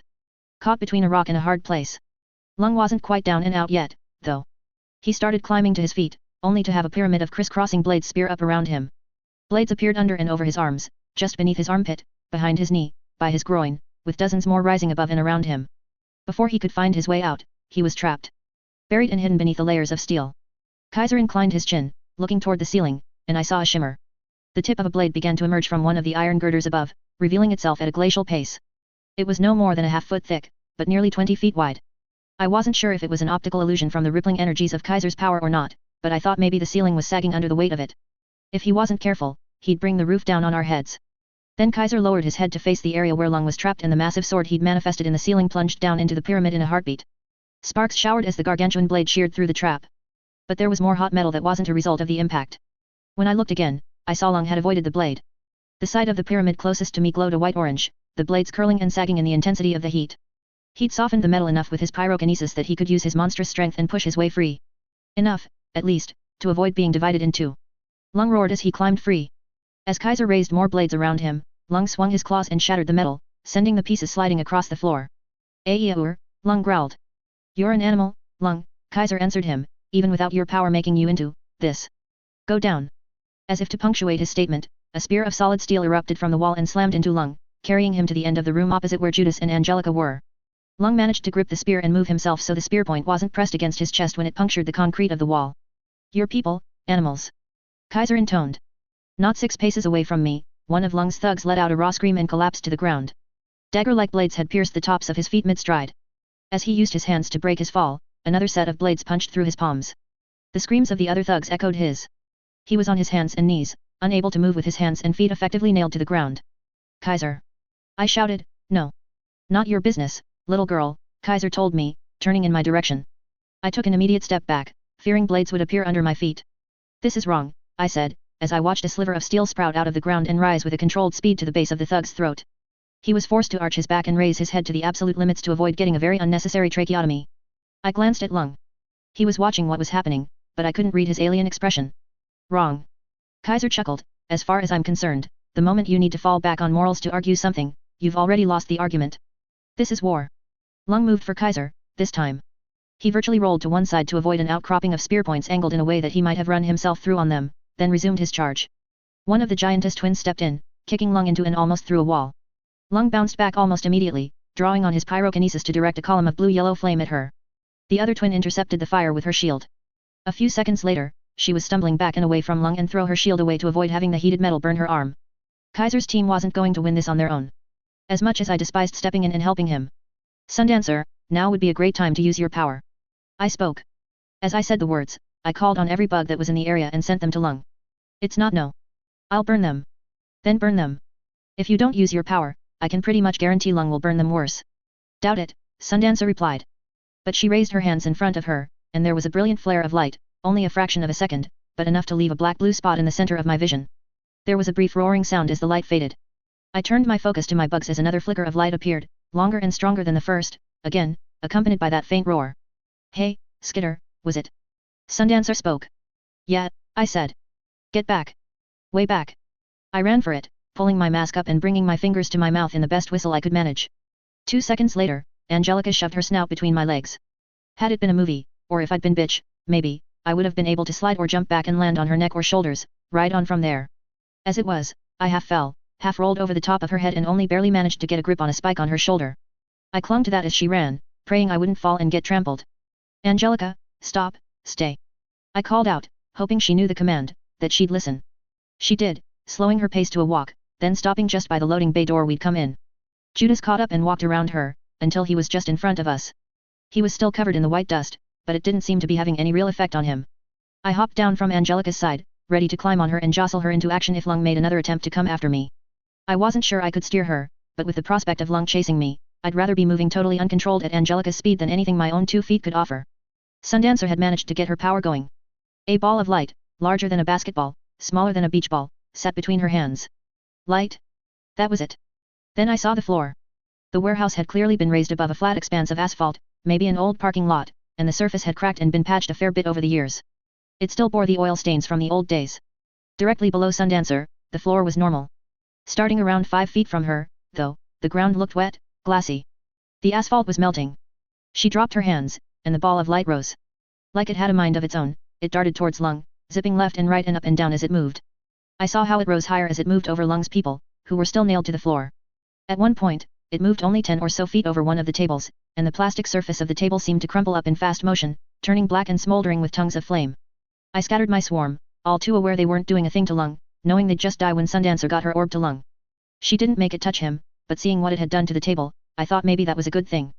Lung raised a hand towards the light and I could see the heat shimmers in the air. She pushed it a little closer to him, and his legs buckled. Kaiser was apparently unwilling to let Sundancer steal the show, because he brought a shaft of metal out of the wall behind Lung, shoving Lung toward the orb. Sundancer moved the ball back, but just the second or so of close proximity to the ball was enough to take the fight out of Lung. He fell to all fours, tried to move, and found the asphalt like a molten tar beneath him. Wasn't he supposed to be fireproof? Or was that immunity only to the flames he made with his own power? Or, I thought, was that ball of light Sundancer's miniature sun that hot? I was lingering at the exit, watching and waiting to see the outcome. My bugs were prepared and ready, lingering as close as they could get without being wiped out by the superheated air. Even with his superhuman constitution, even with his pyrokinesis to maybe take the edge off the effect, Lung was clearly suffering. Just a matter of time, I realized, before he collapsed. Probably, I supposed, much longer than one would think, with his regeneration. Then the light of Sundancer's orb winked out. It took me a few long moments of blinking the spots out of my eyes before I could make out the scene in its entirety. Lung was limp, his arms dangling at his sides. He was still bent over, and he might have fallen face first into the tar, if it wasn't for the spear of iron that was impaling him through the heart. What did you do? Sundancer shouted. Obviously, Kaiser said, I ended it. It was already over. I was under the impression very few people really argued with Kaiser. Fenja and Menja joined him, one on either side of him, and neither of them were sheathing their weapons or shrinking back to a normal size. I took that to be a very bad sign. I was so preoccupied with watching Kaiser that I almost missed what happened next. It started as a flash of crimson in the corner of my eye. I looked, and I saw Lung's wings fully unfurled. Like the wings of a bat, only they had silvery scales where the bat had fur, and the flesh that stretched between the fingers of the wings was the deep, dark red of blood. Lung grabbed the spear that impaled his chest and snapped it with his claws. He stood, and his entire midsection seemed to arrange so he stood another foot or two taller. Taking hold of the fragment that was still embedded in his chest, he slowly slid it out. Once it free, he cast it aside. It clattered to the floor of the warehouse. We were so quiet, you could hear the ringing of the steel as it settled on the ground. Sundancer! Run! I shouted, breaking the stillness.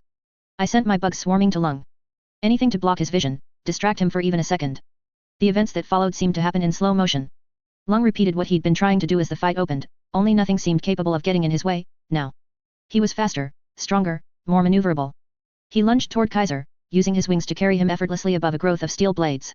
Reaching Kaiser, he slammed the man into the wall. Kaiser went limp, but Lung repeated the process, banging him against the brick of the warehouse wall a half-dozen times in the span of seconds. When he was done, he flung Kaiser away like a toy. Fenja had to drop her spear to catch Kaiser in her arms, which seemed to be exactly what Lung wanted. Lung did the same I explode trick he'd done to wipe out my bugs in my first encounter with him, only it was 10 times the explosion, 10 times as big. The two giantesses staggered back, which gave Lung the opportunity to dart across the floor and drive his flattened, clawed hand into Menja's belly like a knife. As he withdrew his claw, she collapsed. Nessa! Fenja screamed. Lung ignored her and started walking towards Sundancer and I. Fenja rushed to her sister's side, still carrying Kaiser. Sundancer began forming her miniature sun once more, with increasingly frequent flickers of light and fire gathering between her hands. No, Lung boomed. He raised his bloody claw, and the flame in Sundancer's hands dissipated, slipping out of her grasp like greased eels.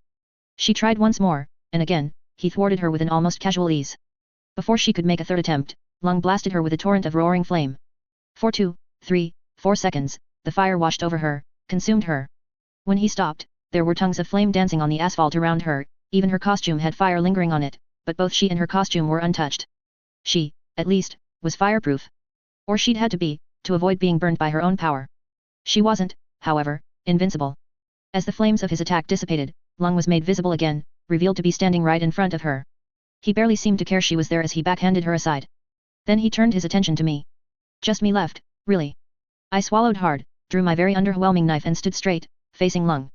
Please don't burn me, please, please. Look at this knife and see it as an insult. An excuse to trounce me physically. Angelica started snarling at Lung. She took a step toward him. No. I ordered her, back. The snarl ceased, and she looked at me. Back, I repeated. When I took a step toward Lung, she didn't follow. A powder-covered Judas stood 15 feet away, tense, but not approaching either. Good. No use in anyone else getting hurt. There was nothing else she could do. Hell, I was almost positive there was nothing else I could do. My bugs gathered on Lung, but as far as I could tell, there was no skin, anymore. No flesh to bite, nothing to sting. Lung rumbled with a rough, guttural chuckle, and let a brief flame wash over him, wiping the swarm out of existence. I dispersed the bugs in his vicinity that hadn't yet had a chance to touch him and get burned for their trouble. No point. Detrimental, almost. Then bitch, riding Brutus, bounded down from the hole in the ceiling and crashed into Lung. Bitch. I shouted, too late, no.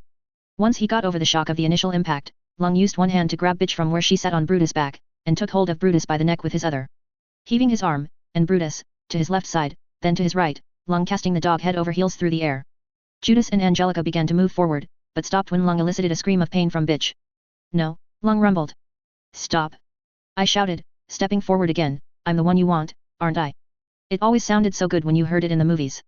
As I realized what I'd just said, it only sounded stupid. He advanced toward me, carrying bitch like a careless 7-year-old might carry a cat. I backed away, but his stride was long enough for him to close the gap effortlessly. He grabbed me and hefted me into the air, lifting me above his head so he could look up at me. Yuji Herr. He couldn't talk, so I couldn't even fall back on the tired old cliché of getting him to monologue. Fuck. He had my neck encircled with thumb and forefinger, 2 claws at my ribcage and his pinky finger at my midsection, just below my waist.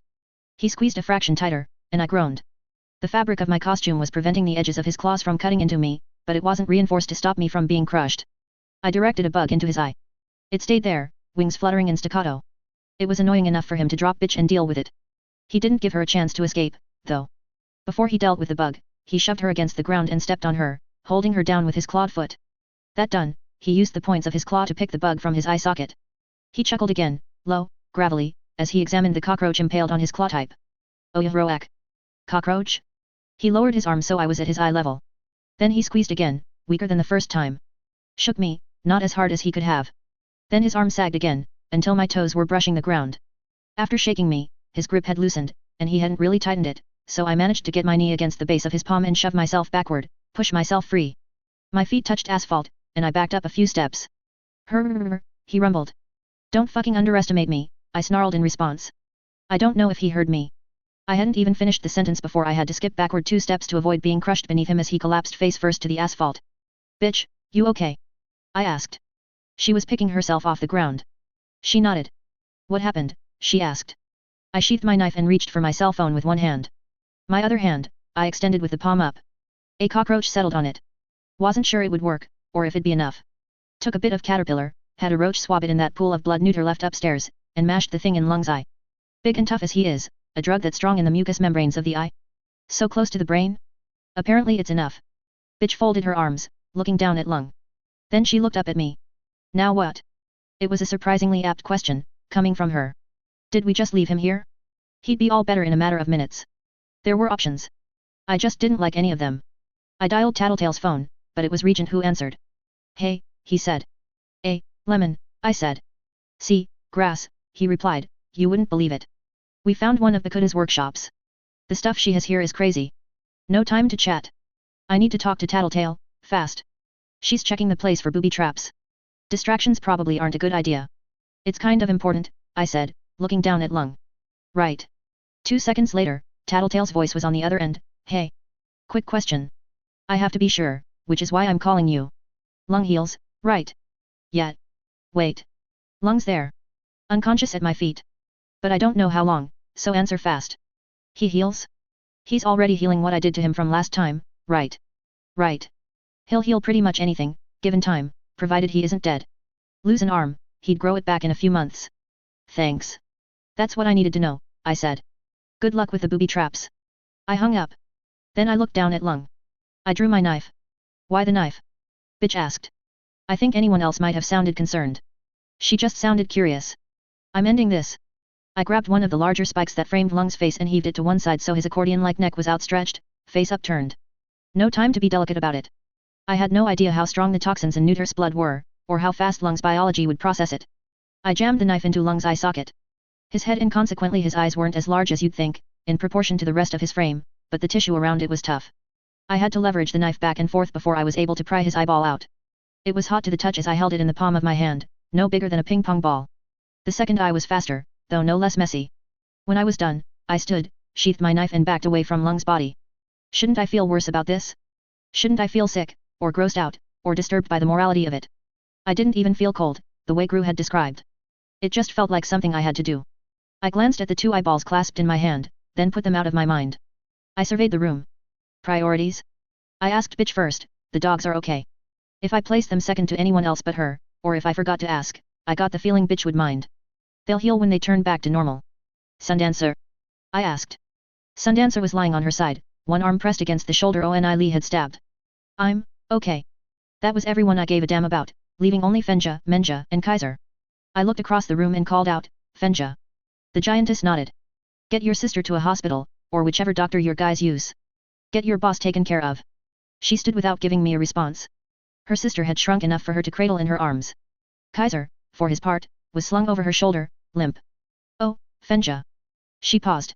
I'll leave it to you to make the call, but if you think Kaiser has a sense of honor, maybe point out it would be bad form to push the point on the dogfighting thing, after we dealt with Lung for him, saved his life. She nodded, then ducked through the opening in the wall. I stepped toward Sundancer and offered a hand to help her up. She flinched away. Oh. My hands were bloody. I dropped the offered hand to my side. Let's go, I suggested. Hive 5.10. Brockton Bay 911, what is your emergency? Multiple injured, I said, glancing at the nearest street sign, warehouse at Whitemore and Sunset. Send police and capes, too. These guys are ABB members. There was the briefest of pauses, that's Whitemore and Sunset. Whitemore and Sunset, yes. Listen, the leader of the ABB, a para-human by the name of Lung, is incapacitated at the scene, but that won't be entirely true for long. He's drugged and blinded, but the drugs will be out of his system before too long. You're a cape, she asked, can I get your identification? I repeat, I ignored her, he's drugged and blinded, but only the blindness will be a factor when the first responders arrive on the scene. Warn them to be careful. You can also tell them that a second para-human calling himself Oni Lee was present but fled after being injured. He may still be in the area. I understand. The Protectorate will be informed before they arrive on scene. I've got ambulances, police, and PRT teams on their way. Can I please get your identification? I hung up. I can't believe you carved out his eyes, Sundancer said. We were walking briskly back to where we'd left Labyrinth. He'll heal, I pointed out, eventually. You blinded someone who was helpless to fight back. That's kind of fucked up. I couldn't say much to that. Fucked up or not, it had been necessary. I couldn't have dealt with it if I'd known we left him there and he got back to business as usual by the end of the day. I'd stopped him, best as I was able. Okay, alright, I was willing to admit that maybe the means were a little suspect. I'd fought alongside some fucked up people, I'd maimed him. By letting Fenja, Menja, and Kaiser go I'd sort of condoned what they'd done to Lung's men. But in the end, it was what I'd wanted to do when I'd wanted to be a superhero. I'd taken down a horrible person. I just hoped the heroes could clean up the mess and get Lung behind bars for good this time. Hey bitch, I said, why'd you come back? I couldn't phrase it better without offending her, but I wanted to know was why she'd come back when she was supposed to be taking Neuter and Coil's soldier to a doctor. Bitch was sitting tall astride Brutus. She seemed to get my meaning, the other soldier said he was a trained medic. Told me he could handle it, so I came back to fight. Ah, I said. Got it. Bitch hadn't been lying, I saw, as we approached the rest of our group. Neuter was bandaged and awake, while the other soldier was lying down, unconscious. Maybe drugged for the pain. You made it, Neuter grinned. Barely, I admitted, you okay? I'm tougher than I look, he responded, benefit of my, unique biology. Cool, I replied, feeling lame for not having a better reply, but I couldn't think of anything to say that wouldn't sound like it was trying too hard or, worse, sound sarcastic. This fella says you guys probably saved my life, Neuter jerked a thumb toward the one of Coil's guys that was awake. Honest, I'm having a hard time believing you're up and talking right now, the medic replied. Anyways, thanks, Neuter said, eyes moving from me to Sundancer to bitch and back again. No problem, I answered him, feeling lame for not having a better or more suitable reply. Embarrassed, I looked for a reason to change the subject. Look, we should get out of here in the next few minutes. Capes, cops, and ambulances are on their way to deal with the aftermath. All right, Neuter said, but I have to ask, a small army of roaches dropped those off. He was smiling as he pointed to a spot near where he was lying. A stack of paper bags were organized in a pile. I forgot I did that, I admitted. It didn't feel right to leave the abs money behind if we wound up retreating, so I had my bugs haul it out of there. Everyone might as well take a bag. We can take it. Neuter asked, you sure? I shrugged in response. The money didn't matter much to me. Consider it a bonus, a thanks for helping. It's, not exactly divided to be fair, so no insult intended if any of them end up being a bag full of ones. No complaints, Neuter said. He reached out with his tail and used it in circle and pick up a bag. Coil's guy gave him a hand in standing up, and you could see him wince and huff out a breath at the effort. He swayed a bit on his feet, then put a hand on Labyrinth's shoulder to steady himself. Sundancer grabbed a bag, and Coil's medic/spotter grabbed two. Labyrinth didn't reach for one, so I walked over, grabbed one, and held it out for her. She didn't respond. I'll hold that for her, Neuter offered. Is she okay? She's pretty much normal. For her, anyways. He claimed the bag, leaving 3 for Bitch and I, but nobody was complaining or pointing that out. You guys need a ride? I asked. Neuter shook his head, then pointed to a manhole cover a ways down the road. We'll head back to one of our hideouts through there. Familiar territory for me. Is that a good idea, with your injury? I mean, stating the obvious, but it's gonna be pretty gross down there. He smiled, can't get an infection. My biology's toxic to the bacteria and parasites, I think. Never been sick, that I can remember. Of course. Now I felt dumb for making Sundancer use the alcohol to sterilize him, and for going the extra mile with the sanitary pads, to ensure what I was using was clean. And you guys? I asked Coil's guy, ride. We've got one, but thanks. The medic bent down, bound his buddy's wrists, and then pulled the loop of arms over his head, so he was effectively giving his buddy a piggyback. He took another second to arrange his guns, then headed through the same alley that Kaiser, Fenja, and Menja had gone through before the fight started. Sundancer was going the opposite way, so she said a brief goodbye and left. Neuter and Labyrinth were walking in the same direction as Bitch and I, so we walked together. Labyrinth walked like she was in a daze, with Neuter leading her along by the hand like she was a child.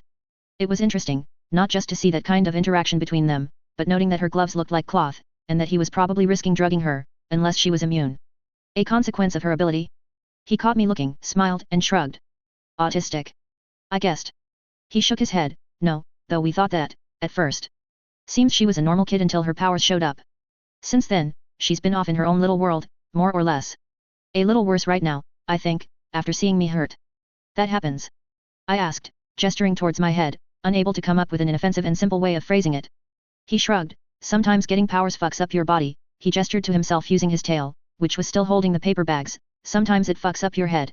Bad luck, but you deal with the cards you're dealt. Oh, I replied. I wasn't sure how to respond. A cold, quiet horror crept up on me. My powers had something to do with my brain. I could remember how crazy I'd felt right after my powers showed up, that torrent of nightmare images, signals, and details from my bugs. I still had bad dreams about it. How close had I come to being like that permanently? He grinned, it's cool. She's really fond of us, and we're attached to her, too. She has her lucid moments, when she's let us know she's cool with the status quo. Sure, she has bad days when she's dead to the world, but all of our powers have drawbacks, yet. Yet, I echoed him, though I couldn't think of a drawback to my power that even came close. I think we're okay where we're at. L? You've been happy since we got you out of that place. Labyrinth kind of stirred from her daze and looked at him. Yet, Neuter grinned, you can tell because the stuff she does with her power is prettier, these days. He gestured at the manhole cover, this is where we part ways. Labyrinth glanced down where he was pointing. A moment later, a tracery of silvery lines spider-webbed out around the manhole cover, extending and forking like veins. As the lines met and sectioned off parts of the road, those bits of road lifted and flipped over, revealing a white marble texture on their undersides. When sufficiently surrounded by the expanse of cracked white marble, the manhole flipped over, revealing a silvery underside, and then popped open on an unseen hinge. A spiral stairway of more marble or ivory led down into the depths. The white walls had a faint glow to them. Pretty cool, hey. Neuter replied. When he stepped down onto the stair, it was solid under his foot. He held up the paper bags as he said, thanks guys. Sure thing, I replied. Later. The manhole shut behind them, and almost immediately, the white around the manhole began to fade. I looked up at Bitch where she sat on one-eyed Brutus. Angelica and a still dusty Judas stood just behind her. She offered me a hand up onto Brutus' back. There were a lot of drawbacks to having a mask or helmet that didn't cover my entire head. If I'd set myself down and put in the extra hours to finish my mask and expand the armored sections, maybe I wouldn't have gotten that concussion that was proving to be such a pain in my ass. The upside, though, was that it felt awesome to have the wind blowing in my hair as we rode down the empty streets. The perfect wind down from that crazy adrenaline rush that had come with going up against Oni Li and Lung within minutes of each other. I closed my eyes and let the tension flow out of me. We rode like that for a few minutes. Bitch took turns and moved sorta aimlessly as she headed east, towards the water and the beaches. Maybe she was taking evasive action in case we were being followed, maybe she just wanted to ride. I didn't really care. I was a little disoriented when we finally stopped. Brutus padded through sand as he stepped down onto the beach. Bitch hopped down, and I followed her cue. It was still early afternoon, so the beach was deserted, and it wasn't the sort of beach that saw much tourist use anyways. A concrete wall separated the beach from the roadside above us, and a yawning hole with the rusty remains of what had once been a grate marked the exit of the various storm drains beneath the docks. Trash, rotted leaves and 1 or 2 needles had filtered down to the sand below the drain. Go home, bitch ordered the dogs. One by one, they filed into the drain. I guess they would let the transformation subside before they returned to the loft on their own. Then bitch pulled off her mask. She gave me a derisive look. What? You gonna change? Can't walk back like that. I don't have a change of clothes with me. Or stashed anywhere. Well. That's fucking stupid, she answered me. I wasn't thinking ahead when I decided to go. Sue me, I challenged her. What are you wearing under that? Tank top and stretch shorts. She looked around. It's not that cold. I sighed and unstrapped my armor enough to unzip my costume at the back. I pulled it off far easier than putting it on and bundled it up so all the identifiable parts of the mask and armor were hidden by fabric. The sand was damp and clammy under my bare feet. When bitch reached for my face, I startled. She put one hand on the side of my face, and for just a fraction of a second, I thought something incredibly awkward was about to happen. Then she wrenched my head to enough of a tilt that it was almost horizontal. You look like someone tried to hang you. What? I asked. She touched the side of my neck, but it wasn't possible to see that part of myself without a mirror. I did realize what she was talking about, after a moment's thought. I pulled up the side of my tank top, and sure enough, there was a red-black bruise at my stomach and waist. Hiking up my top a bit more, I found another at my ribs. I knew there would be another up near my armpit, and one encircling my neck. I had a giant fucking handprint on my body, courtesy of Lung. I let out a long groan, touching my neck where I felt tender. No way I can hide this from my dad. My good mood was dashed to the winds as we started trudging back to the loft. It was made all the more unpleasant because I was underdressed and barefoot, and the ground was cold under my feet. I shivered and hugged my arms to my body as best as I could while still keeping my costume bundled up and the paper bags of money in hand. Something warm settled over my shoulders. I looked at bitch as she finished draping her jacket over me. As she drew back, her eyebrows furrowed, glaring at me, I wrangled the bags in my bundle of costume so I could get my arms through the sleeves and do up the buttons. It was a canvas down jacket with a fur ruff collar, but it was the wrong size for me and it was heavy. The pockets, I found, as I tried to jam my hands in there, were filled with stuff. A mess of plastic bags, chocolate bars, protein bars, a juice box, pellets that ground together what I guessed were dog treats or dog food. Not exactly cape supplies. All in all, it was almost uncomfortable. But it was warm. Thank you, I told her, floored by the gesture. You needed something to cover your neck, she looked bothered, people would stare. Doesn't matter. Thank you. I offered a smile. You already said that, she switched from looking bothered to looking angry, it's mine, I can take it back. Of course, I said. Then to be safe, I offered, do you want to? She didn't reply, leaving me absolutely baffled. Why was it that when I thanked someone like my dad for giving me a gift, it felt like it sounded sarcastic or lame no matter how I tried to say it, but the one damn time I was 95% sure I sounded as sincere as I felt, it was with bitch, and she didn't buy it. Worried anything I could say would rub her the wrong way, I defaulted to silence, as I found myself doing more and more often with her. It wasn't a short trip, and my feet still felt the heat leaching out of them as I took each step on the pavement, but the core of my body was warm, and that was enough to keep me going. Like that, we made our way back to the loft. She unlocked the door and let us in. I shouted up for Brian and Lisa, but no voices greeted me in return. The others weren't back yet, which made sense, since Gru would have to pick up Tattletale and Regent before they got back, and it hadn't sounded like Tattletale's team was close to wrapping things up when I'd called. Bitch led the way up to the loft, and the second I was up there, I took off the jacket and wordlessly handed it to her. She was still glaring at me. What could I do, what could I say? It seemed like everything I did pissed her off, sent the wrong signal. I returned to my room in the loft and dug through the shopping bags I still had in there, finding a loose pair of jeans and a long-sleeved shirt to pull over my top. No clean socks, sadly, but there were some covers laid out on the bed. I grabbed some and dragged them behind me to the living room, where bitch was watching TV. She gave me the evil eye, but didn't complain, as I got myself bundled up in the covers on the other couch. She had the remote, and I was willing to let her have it.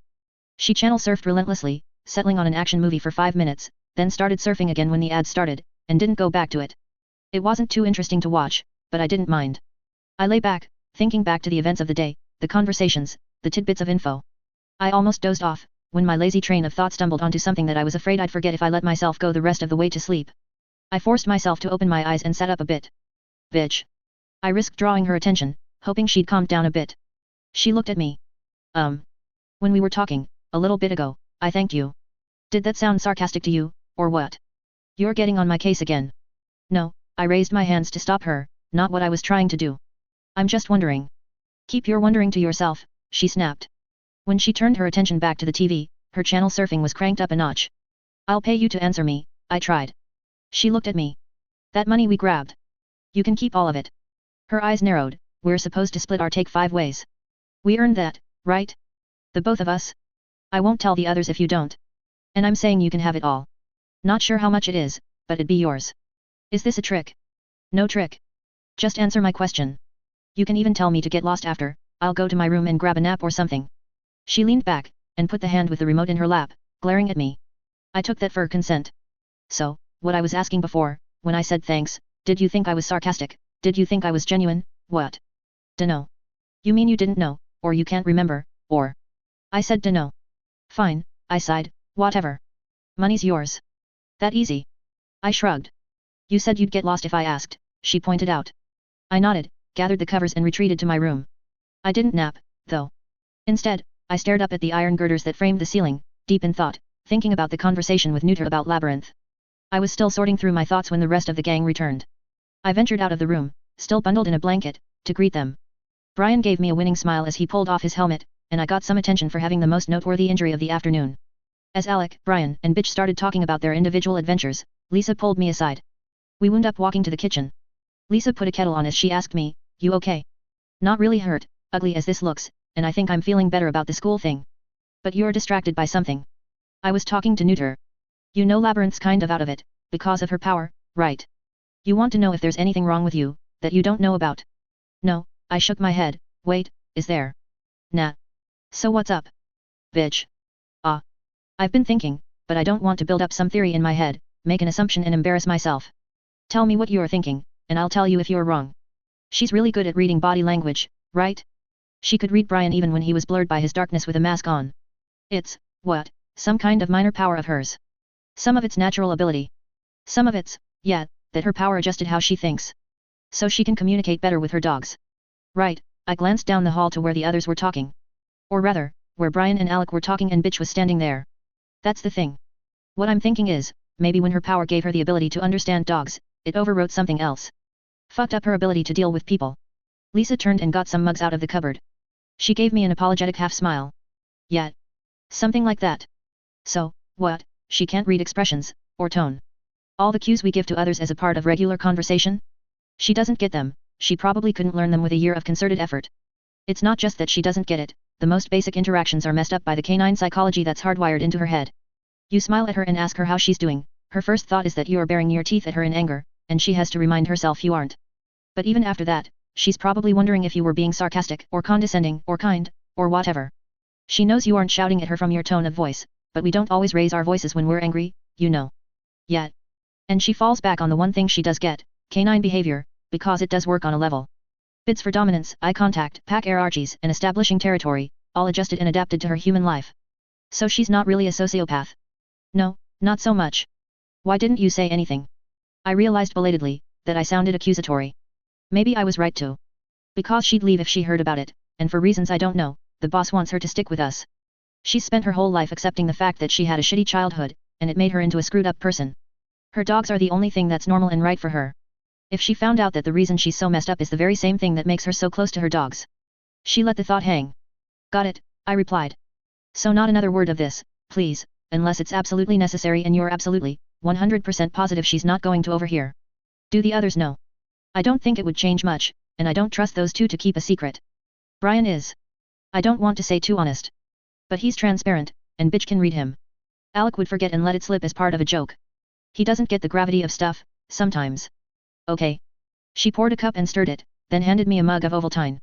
She got the other mugs arranged on a tray, and carried it through to the living room. I stayed where I was, to think. I was reminded of a non-fiction book I'd read where a kid got halfway through high school before his teachers realized he was illiterate. He did it by being the class clown, by acting out. Was Bitch the same? The violence and hostility could be a cover to distract from her own inability to interact, at least partially. I guessed a fair bit of it was genuine, though. She had had a crappy childhood, she had lived on the streets and had fought tooth and nail to get by and avoid arrest. But at the end of the day, as awkward as I felt in day-to-day interactions, she was 100 times worse off. Interlude 5. This what you wanted, the teenager with scruff on his chin and his hood up handed over the paper bag. Broad hands with ruined, rotten brown fingernails pawed through the contents. It is. Here. The voice was slightly accented, the words and sounds very careful, as though he were not comfortable with English. The young man reached out and his eyes widened as a fold of bills was pressed into his hands. This is more than I thought it would be. Are you complaining? The young man shook his head. Gregor the snail put his hands in his pockets, as if to hide the fingernails and the growths that scabbed the backs of his hands. Each of the hard growths, which might have been shell or scale, none any larger than a silver dollar, had a prominent spiral shape to it. As much as he could tuck his hands into his pockets, he was unable to hide his face. He had no hair on his head, not even eyebrows or eyelashes, and the hard growths crusted his face like a terminal case of acne. Most strange and disconcerting of all was the fact that his pale skin was translucent enough that one could see shadows of his skeleton, his teeth, and the tongue in his mouth. As you can see, Gregor said, without any affectation, it would be hard for me to walk into a store and make simple purchases. I do not like to rely on my friends for this. Makes me feel indebted to them, and this is not good for friendships. If you are interested in repeating this sort of transaction, being on call to run errands for me for a time, it could be arranged. Really, the guy rubbed his chin. For how long? Until I called and you were unable or unwilling to run my errand. If this happened more than once, or if the reason was not good, I would find someone else, as I did with the last individual. You didn't hurt him or anything? No. I did not. He decided he would rather spend the evening with his girlfriend. I have not called him again. This won't be anything illegal. No. No drugs, no prostitutes, no weapons. So you call me, I run out and grab you groceries or clothes or takeout, or shampoo, or whatever, and you pay me 3. That is 4. And I do not have hair, so you would not need to concern yourself with shampoo. Right. Sorry. So, $400 each time?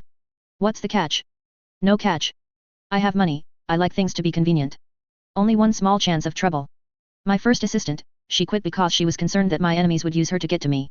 I will not deny this is possible. You have enemies. Yes. But there has not been a case yet where any of my assistants ran into trouble with them. Have any of them run into trouble at all? The last assistant, the boy with the girlfriend. He thought he could get more money, because he could go to the police and tell them what he knew about me. He was lucky to try this when I was in a generous mood. I dissuaded him.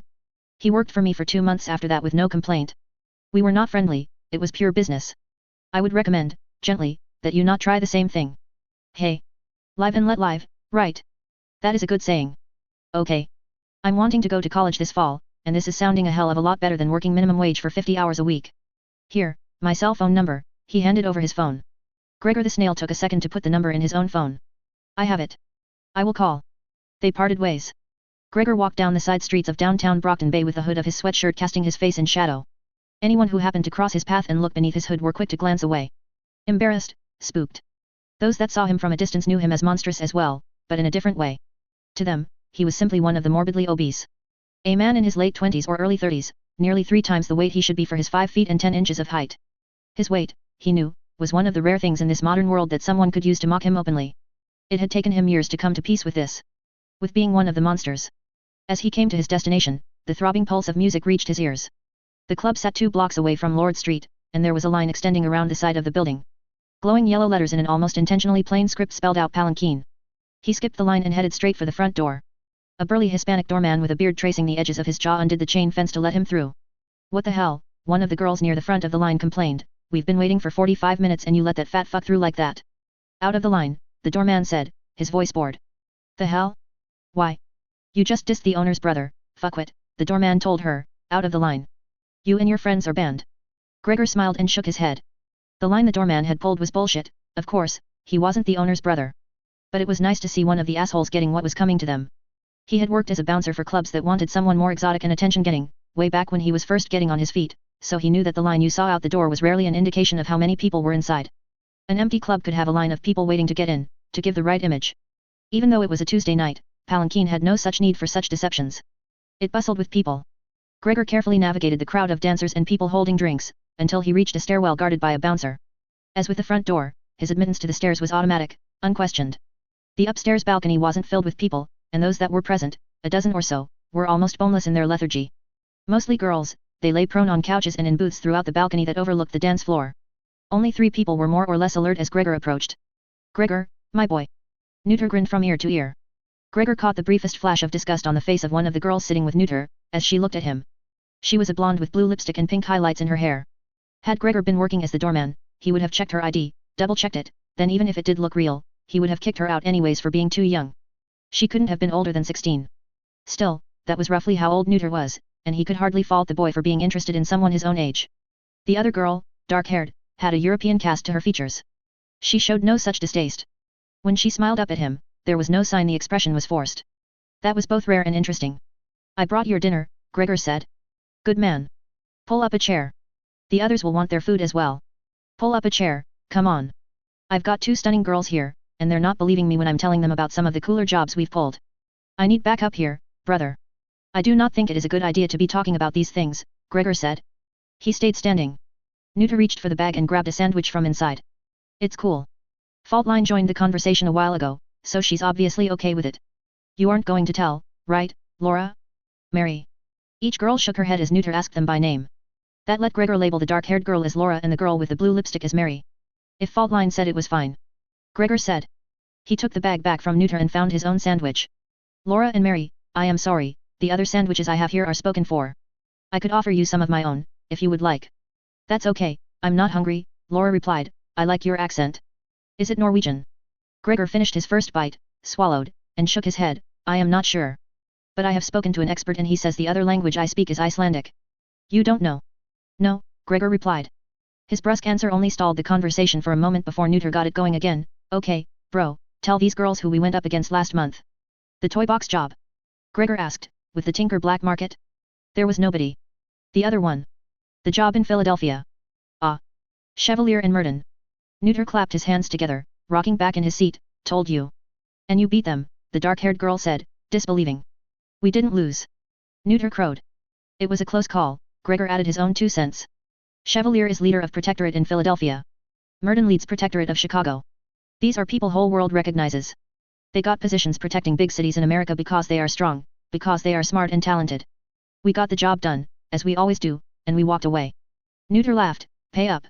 Neither Laura nor Mary looked bothered as they reached into their pocket and purse, respectively, and fished out some bills. What was the bet? Gregor asked. I told them they didn't have to pay if I was lying. And if you weren't lying? They pay more. No penalty. I got company and conversation for a while, Neuter smiled.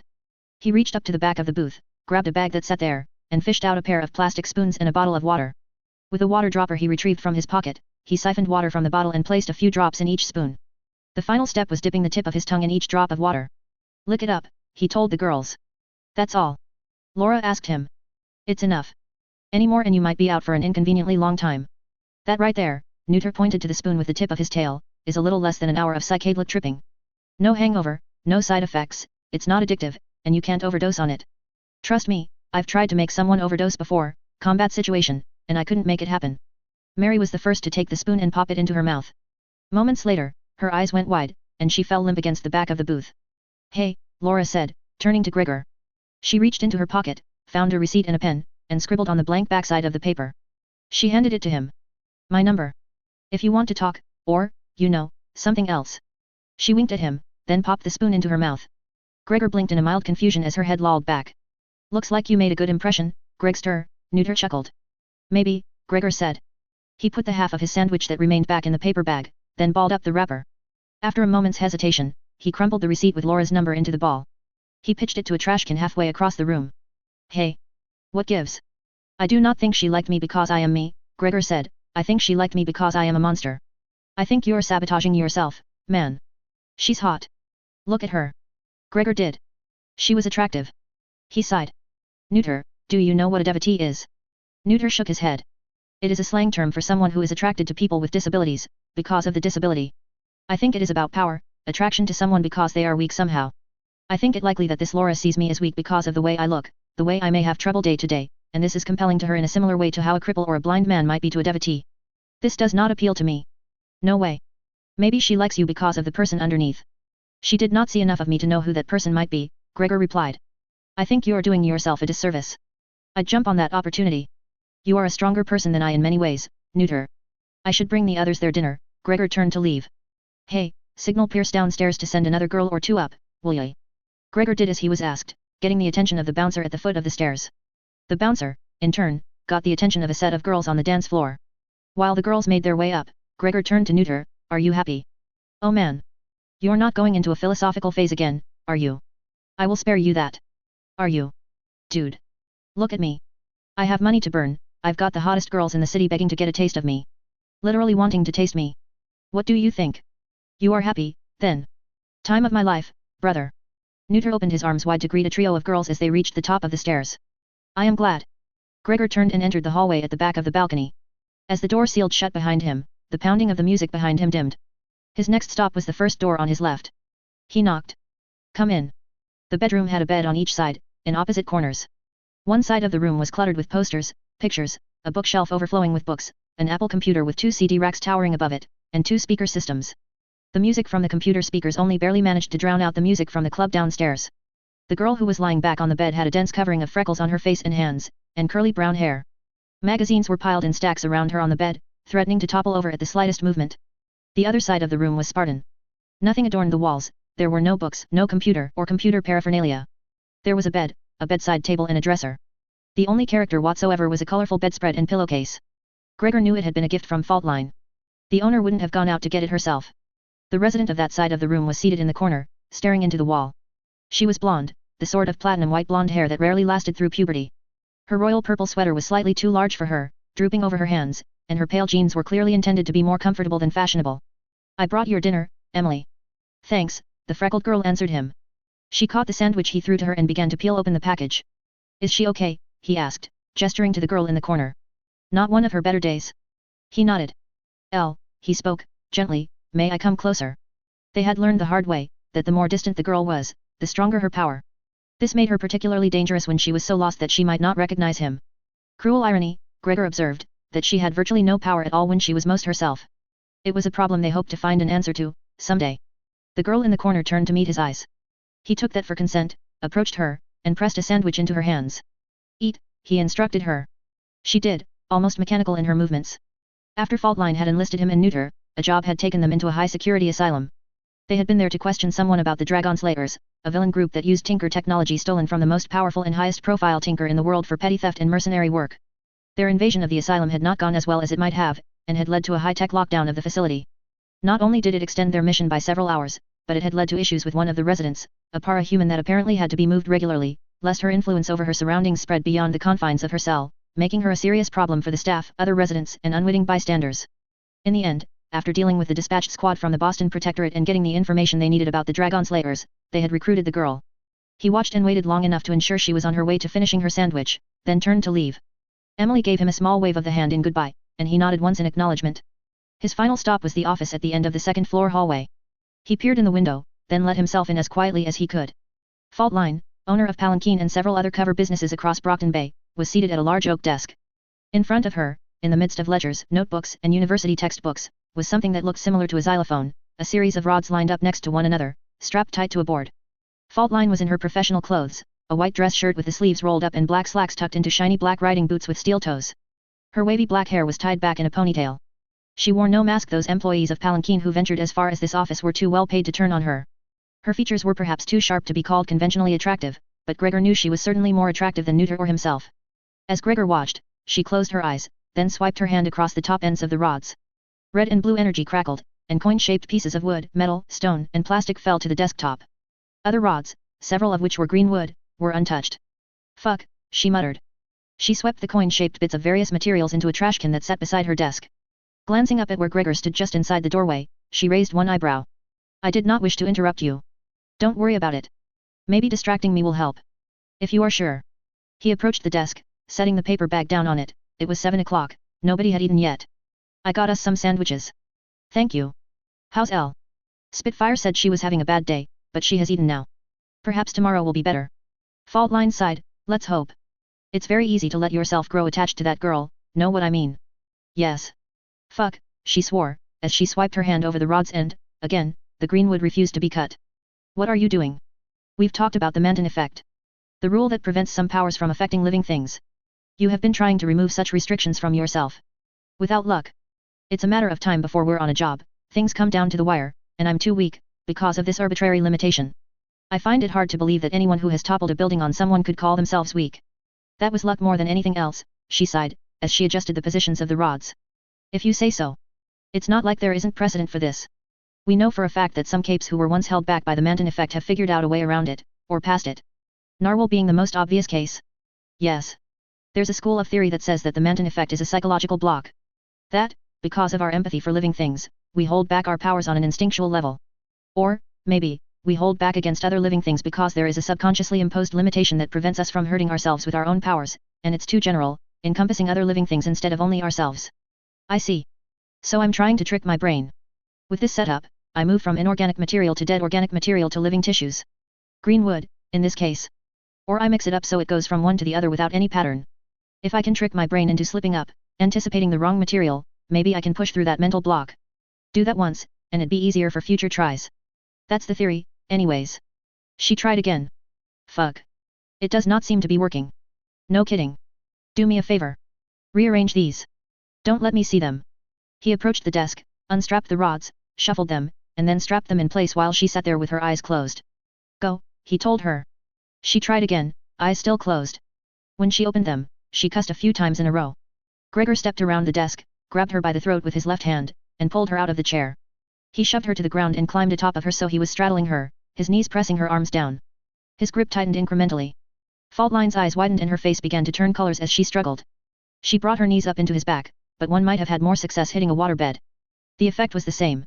Beneath his skin, which was tougher than one might guess, his skeleton, muscles and organs all sat in a sea of viscous fluids. His skeleton, he'd learned, was more like a shark's than a human's. It was a flexible cartilage that bent where bone would break, and healed faster than bone. He'd been hit by a car and climbed to his feet shortly after. Her kicks would not have much effect. I am sorry, he told her. Her struggles gradually became weaker. It took some time before she started to go limp. He waited a second longer, then released her. She sputtered into a cough as she heaved air into her lungs. He waited patiently for her to recover. When she looked more or less in control of her own breathing, he spoke. Months ago, we were talking about this subject, the Manton effect. You mentioned how it might be possible for someone like us to have a second trigger event. A radical change or improvement in their powers as a result of a life or death moment.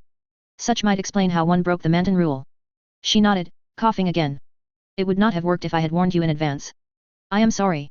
She shook her head, coughed once, then answered him, her voice hoarse. It didn't work anyways. I'm sorry. What if it had worked, you big lunatic? What did you expect me to do to you? Cut off your hand? Kill you? I thought perhaps my hand or my arm, at worst. I do not think you would kill me, even in a moment such as that. You have done much for me.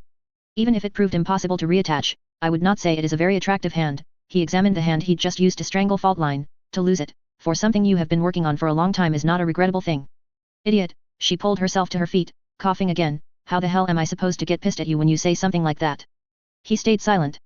Well, either that's not going to work, or I need something that gets me even closer to death, in which case I'm scratching it off the list anyways. She moved her chair and sat down at her desk, shoving the apparatus with the rods into the trash. I like being alive too much to dance on that razor's edge. Yes, his voice was quiet. Thank you, by the way, for trying that, she told him, as she emptied the bag of 1.5 sandwiches. She returned Gregor's half sandwich to the bag and put hers aside, unopened. I don't expect it was easy. He shook his head. So, returning a favor, then. Sit down. He pulled a chair over and sat on the other side of the desk. A year ago, you agreed to give me a share of your earnings in our little group, if I put them towards answering some questions we had. I remember. I'll talk to the others about this, soon, but since you were the one that paid the most, I thought it only right that I share with you first. She opened a drawer and retrieved a file. She pushed it across the desk. This is what I've found, so far. He opened the file. The first page was an image, high resolution, of a stylized U, or AC turned 90 degrees counterclockwise. He touched his upper arm, where a tattoo identical to the image marked him. Whoever it is, Faultline explained, whether it's one person or many, is very, very good at covering their tracks. He turned the pages. The next set of pages were pictures, crime scene reports, official files, and news articles about various parahumans, each set of pages relating to a specific one. The first was a monster of a man with a beetle-like shell covering his body. Gregor himself was the second. You and Neuter, you already know, aren't alone. On a steady basis, parahumans have been turning up across North America. Retrograde amnesia, all marked by that same tattoo as you are on various parts of their body. Each was dumped in an out-of-the-way location in an urban area. Alleys, ditches, rooftops, under bridges. Yes. Gregor turned more pages. Each set of pages had more individuals like him. Here's the thing, though. At first, most were strange in appearance. As many as 4 out of 5 monstrous parahumans, if you'll excuse the term, follow the pattern, and that number might increase if you got a chance to examine or get a decent interview with the others. The tattoo, amnesia, their first memories are waking up somewhere in a strange city. At first, you said. Gregor asked, this changed. Turned to the red tab. He found the red tab that stuck out and turned to that page. A high-quality picture of an attractive red-headed girl. She showed up in Vegas. The whole casino thing has bitten the dust, pretty much, since para-humans who could game the odds or cheat started showing up. But there's underground games, still. She participated in a few, and had a bounty on her head in a matter of days. She's calling herself Shamrock, and I'd put good money on the fact that she's got powers that let her manipulate probabilities. I see. Why are we talking about her? Next page. He turned the page. Ah. It was a grainy surveillance camera image. Shamrock was in the midst of changing clothes in what looked like an underground parking lot, and, though partially obscured by her bra strap, the tattoo was visible on her shoulder blade. A stylized U. That's puzzle piece number 1. Given the dates, and you're free to look them over in your own time, going by the first sightings, the people that are showing up with these tattoos are getting less and less monstrous with each passing year. Not always, but it's a trend.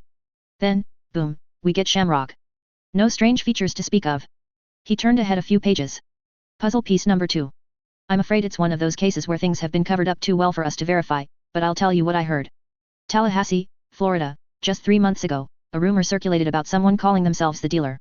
What was he dealing? Powers. Powers, Gregor echoed her. Pay him an amount in the neighborhood of $35,000, the dealer gives you something to drink, and you join the ranks of the heroes and villains in the Cape community. Powers in a bottle. I see. How does this relate? Because one individual claiming to be a customer made a blog post about his transaction. It's near the end of that file. In his post, he described the dealer as having a metal suitcase filled with vials. Engraved on the inside of the lid. The same symbol as the tattoo, Gregor guessed. Faultline nodded, and that's where we stand. I see. Can we track down this individual with the blog? He's dead. Murdered by 2 unnamed capes less than a day after he made the post. Ah. What I think is that someone out there has figured out how people get powers, and they've made a business out of it. But the first attempts didn't go so well. It could be that, if the chemistry is bad, the people who drink the stuff become like you, like Neuter, like Cybele and Scarab. So this person, or people. You think they are experimenting. They have been refining their work, and the physical changes have become smaller. And this dealer was either their salesman, or more likely, someone who stole some of their work and tried to profit from it.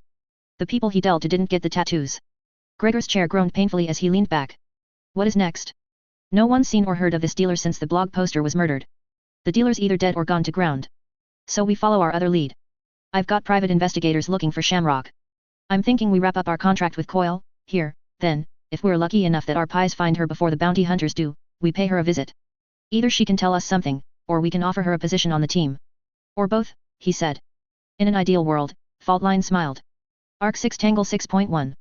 I squared off against a very thin Japanese man of Gru's height. He held a knife in one hand and a katana in the other. A narrow smile crossed his face as he made his katana blade whip around himself at lightning speed. At my command, a swarm of wasps flowed from beneath the armor of my costume and set themselves on him. There was a moment of bewildered swatting before he started howling in pain. Both katana and knife fell to the ground as he started using his hands to flail at the swarm. I drew my baton and struck him across the bridge of his nose. I wound up hitting him much harder than I intended to, as he just happened to bend forward at the same moment I swung. As he reeled, blood streaming from his face, I lunged forward with a low swing to hit him in the side of the knee. He crumpled to the ground and writhed, in too much pain to retaliate. I bent down to pick up the knife, which looked cheap, and the katana, which looked antique. I used the knife to cut the katana's sheath from his side, then dropped the knife and kicked it into a storm drain. With the sheathed katana in one hand and my baton in the other, I looked over the evening's battlefield. The building that loomed over us was a tenement, like countless others in the docks. 5 or more apartments in an area so small it should only hold 3 at most. 10 or 12 families sharing a single bathroom and shower. That reality was ugly on its own, but word had been that the ABB was turning tenement buildings like this one into barracks for their soldiers. That the less than enthusiastic recruits, the ones with bombs implanted in their heads, were being gathered up here so they could be watched, trained, equipped, and deployed by the ABS captains. I'd balked at first. I'd been worried that it was a ploy on Kaiser's part to get the organized villains of Brockton Bay to attack a building full of helpless people. Even after Tattletale had confirmed this was an ABB base of operations, I'd had my doubts. Had my doubts, that was, until we'd attacked and ABB soldiers had flooded out of the building like ants from an anthill. Clowns from a clown car. A ridiculous number of people, anyways, for a building that wasn't all that big. We were outnumbered 20 to 1, but I doubted any of us were really breaking a sweat. There was nobody with powers fighting in the AB's defense, since only Bakuto was uninjured and we had an idea of where she was holed up. That meant that all we had to worry about were their rank-and-file gang members, and we'd already taken out the guys with guns. Blazing fires as tall as I was dotted the road around the tenement. In other spots, patches of darkness lingered. There was no power to the area and there hadn't been any for days, probably the military's work, and the battlefield was lit by the flame alone, giving the ongoing fight had an almost hellish appearance to it. The faces of the ABB members contorted in pain and fear. The villains advancing, implacable, with faces like Gru's skeletal helmet, Spitfire's modified gas mask with the lenses reflecting the flames and Gregor's doughy face with barnacle-like bits of shell crusting it. And me, I supposed. The yellow lenses of my freshly repaired mask, mandible design framing my jaw. I headed towards where the fight was mainly happening, and came face to face with a 20-something man. I immediately pegged him as one of the recruited. Someone who wouldn't be fighting if it weren't for the bomb planted in his brain. He held a baseball bat pointed at me like it was a blade. Surrender, I told him, put the weapon down, lie on the ground and put your hands on your head. And no. I can't. I've got powers. You don't. In the past 10 minutes, I've taken down people bigger than you, with better weapons, people with killer instinct, and I did it without a sweat. I'll tell you right now, you lost. You'll lose this fight. Lie down and put your hands on your head. No. He stepped forward, raising the bat. I didn't like fighting these guys. Didn't like hurting them. But if they wouldn't surrender, the next closest thing I could offer to mercy was hurting them obviously enough that their willingness to join the fight wouldn't come into question if he wound up having to explain to Bakuda. I set my bugs on him, hoping to distract him enough to buy me time to deliver a decisive blow. This guy, though, he didn't buckle. Rather than struggle, he charged headlong through the swarm of biting and stinging insects, blindly flailing his bat in my direction. I had to scramble backward to avoid being clubbed. I drew my baton back, tried to decide when and how to strike. If his bat hit my baton, he could disarm me. If I could hit his hand, though, or catch him with his guard down. There was no need. Gru stepped in, almost casually, and put his fist through the poor guy's jaw. He crashed to the ground, the bat sliding out of his hands. Thanks, I said, even as I winced in empathy for the guy that had just been knocked out. No prob, the haunting vibes of his voice were at odds with his casual choice of words. We're nearly done here. I glanced around the battlefield. Injured and unconscious ABB members littered the ground around the building. Though we'd been outnumbered at the outset, only a few stragglers remained. Tattletale. Gru bellowed, how many? This is it. Building's clear, she called back. Following her voice, I saw her crouching on top of one of the few cars parked along the street, gun dangling from her fingers, out of the way of the fight and with deterrence in hand. Spitfire. Gru called out. Snail. The two members of Fault Line's team worked in tandem. Spitfire set about spewing a geyser of fluid out of the nozzle at the base of her mask, directing it to the base of the building, where it ignited on contact. Gregor the Snail, in turn, reached out with one hand and blasted out a steady stream of foam at the adjacent buildings.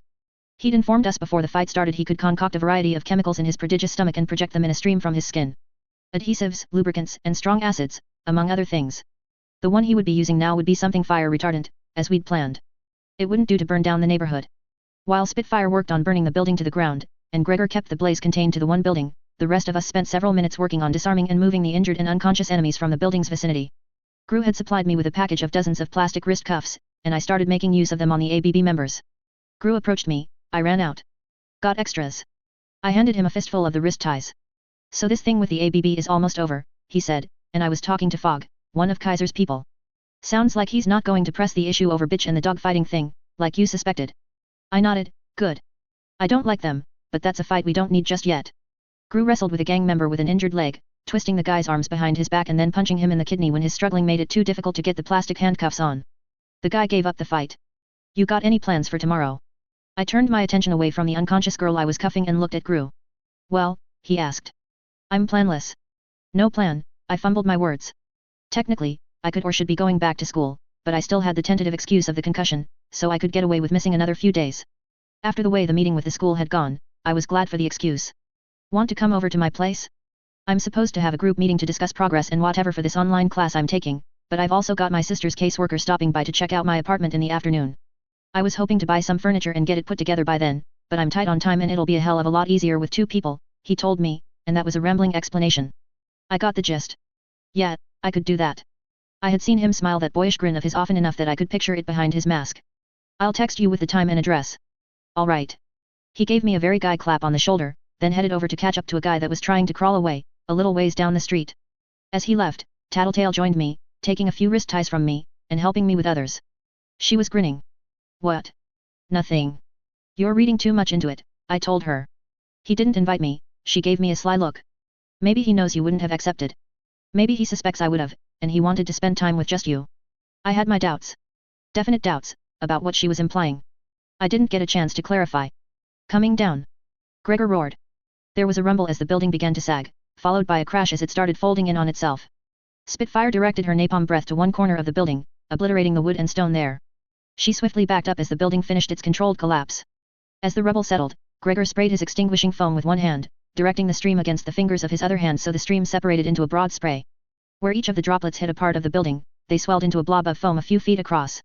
In short order, the building was covered enough that only a few traces of flame were still visible. "We're done, let's move," Gru called out, returning to where Tattletale and I were. We scrammed, leaving the thugs tied up, while Spitfire and Gregor the Snail disappeared down a different street.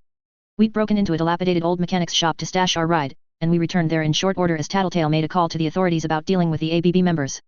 As the car pulled out and headed towards the water, I let myself breathe again. Our third night like this since Bitch and I had gone up against Lung. Each night had been easier than the last, and I wasn't sure how much of that was me getting more comfortable with things, and how much was the fact that the ABB was falling apart under the sustained onslaught. "I think the ABB is just about done," Gru spoke from the driver's seat, echoing my thoughts in his earlier statement.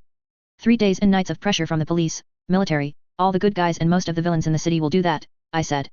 Lisa commented, "It's like I was telling you, Taylor, someone breaks those unspoken rules, the community protects the status quo. Us villains make truce with the local authorities, we actually work together, in a way, with the cops, capes and military holding the line during the day, and taking down any ABB members who stick their heads up, while us villains do the nitty-gritty stuff. In this case, it's probably more blatant and invoking of that than any example I can think of. Guess we can thank Coil for that. It's been a learning experience," I added, "if nothing else, I've gotten a better sense of the other groups. I didn't think Coil's soldiers would be quite as good as the ones I saw in action. Meeting the members of Fault Line's crew, and the travelers, too. They're not bad people. I learned a lot too, in a different way." Tattletale leaned forward from the back seat, putting her head and shoulders between the two front seats. "I said part of the reason I wanted to go with Trickster and his shapeshifter teammate was to figure out their powers, right? I never shared." "And?" Gru asked. One hand still on the wheel, he peeled off his helmet with the other. It took only a second for the darkness around his face to clear up. "And Trickster, their leader, is a teleporter. Not just himself. He can make anything he can see teleport. Except there's a special rule to his power, a restriction. He has to swap the places of two things with roughly equivalent mass. The bigger the difference in mass, the slower the swap and shorter his range." "That sounds like a pretty large drawback," Brian said. "He makes it work. He had ABB members hitting their own guys, he was disarming them like it was a piece of cake. As for the shapeshifter," Tattletale made finger quotes. "Her name is Genesis. Her power? Remotely controlled projections. She's not actually there." Tattletale shook her head. "Showed up with a Triceratops bull cyborg thing, charged through the front door, set off a trap, got blown to smithereens." And Trickster just laughed. 2 minutes later, she'd pulled together a lady knight in shining armor and was dealing with the guys with guns. "Geez," I said, "Sundancer's got a miniature sun. Ballistic, as Brian and I saw just last night, just needs to touch something to have it go rocketing off at a few hundred feet a second. Doesn't matter if it's ball bearings or a car. Add this new info, and well. Heavy hitters," Brian finished for me. "We can be glad they're on our side," I said. "For now," Brian pointed out, "we still don't know why they're here and why they're helping." He glanced at Tattletale, eyebrow raised. She shrugged, "My power's not telling me anything concrete. I'm as curious as you are." I joined Brian in pulling off my mask. The car, supplied by our boss, had tinted windows, so there was no stress there. I'd have to put it on again when we made our way past the military blockade, but that wasn't such a problem. I lowered the sun visor above the windshield and used the mirror to examine my neck. The bruise was still noticeable, there. Much as Bitch had said, it looked like I'd survived a hanging. "Mind if I stay over again, tonight?" I asked. I saw Tattletale shrug in the back seat, through the mirror. "It's your place too. You don't even need to ask. I think you should call your dad, though, so he doesn't worry." "Yeah, call your dad," Brian confirmed. "All right. I was going to do that anyways." When the military barricades with flashing lights atop them came into view in the distance, we pulled into the loading area for what had once been a small grocery store, out of sight. "Any rush?" I asked. "We're good," Tattletale said, "I'm going to call Regent and Bitch, see how their group is doing. Then I'll call my dad." I stepped out of the car to make my call. He picked up on the first ring. "Hi Dad. Taylor. I'm relieved to hear from you." So he'd been concerned. "I'm going to stay at Lisa's again, tonight. I'd like you to come home, Taylor. It worries me that I haven't seen you since you left the meeting at the school." "I'm okay. It's not that I don't believe you, but I'll feel a lot better when I see that for myself. I want to talk, have dinner and breakfast together, touch base. I don't want to lose touch like we did after Mom died," I finished for him. "It's okay, Dad.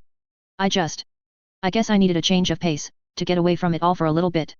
I already made plans for tonight. It'd be awkward to cancel. I'll come home for dinner tomorrow." He hesitated. "Okay, just tell me you're going to school." "Yeah," the lie passed through my lips easily, but it sat heavy on my conscience. Disappointing him would have felt worse, though. I tried to take the edge off the guilt by making it a half-untruth. "I didn't go Monday. I started going yesterday afternoon. I suppose that's better than nothing. I'll see you tomorrow night, then. Love you, Dad. Love you too." I hung up. It was a white lie, right? I wasn't really hurting anyone, and my dad would only worry more if I told him I wasn't going to school. Tattletale and Gru climbed out of the car as I pulled on my mask. All set? She asked. Ready, I answered. She opened the hatch at the base of the grocery store, that would lead us into the tunnels that stretched beneath the barricade. We descended into the darkness. Tangle 6.2. There was something exhilarating about living without adult supervision. It wasn't that I didn't love my dad to death, but waking up, going for a run, making breakfast, and then sitting down in front of the TV with one of Lisa's old laptops, without feeling like anyone was looking over my shoulder to make sure I was doing everything right. It was the life. Since the week I had spent bedridden with the concussion, I had been twitching to get back into my running schedule again. Even though I was staying at the loft, taking a vacation from my everyday life, I was making a point of keeping to my old routine and waking up at 6:30 in the morning to run. As it happened, that meant I was waking up 2 or 3 hours before any of the others. 2 or 3 hours totally on my own. If I forced myself to ignore the thousand different things I could be stressing over, it was a period where I could enjoy a peace I hadn't felt in a long, long time. I'd curled up on the couch with a blanket around me, a kids show on the TV for some low-level background noise since it was the only thing on besides infomercials, religious programming and talk shows, and I had one of Lisa's old laptops propped up in front of me. My habit now was to start the day by checking the local news sites, the Parahumans wiki and the Parahumans message boards.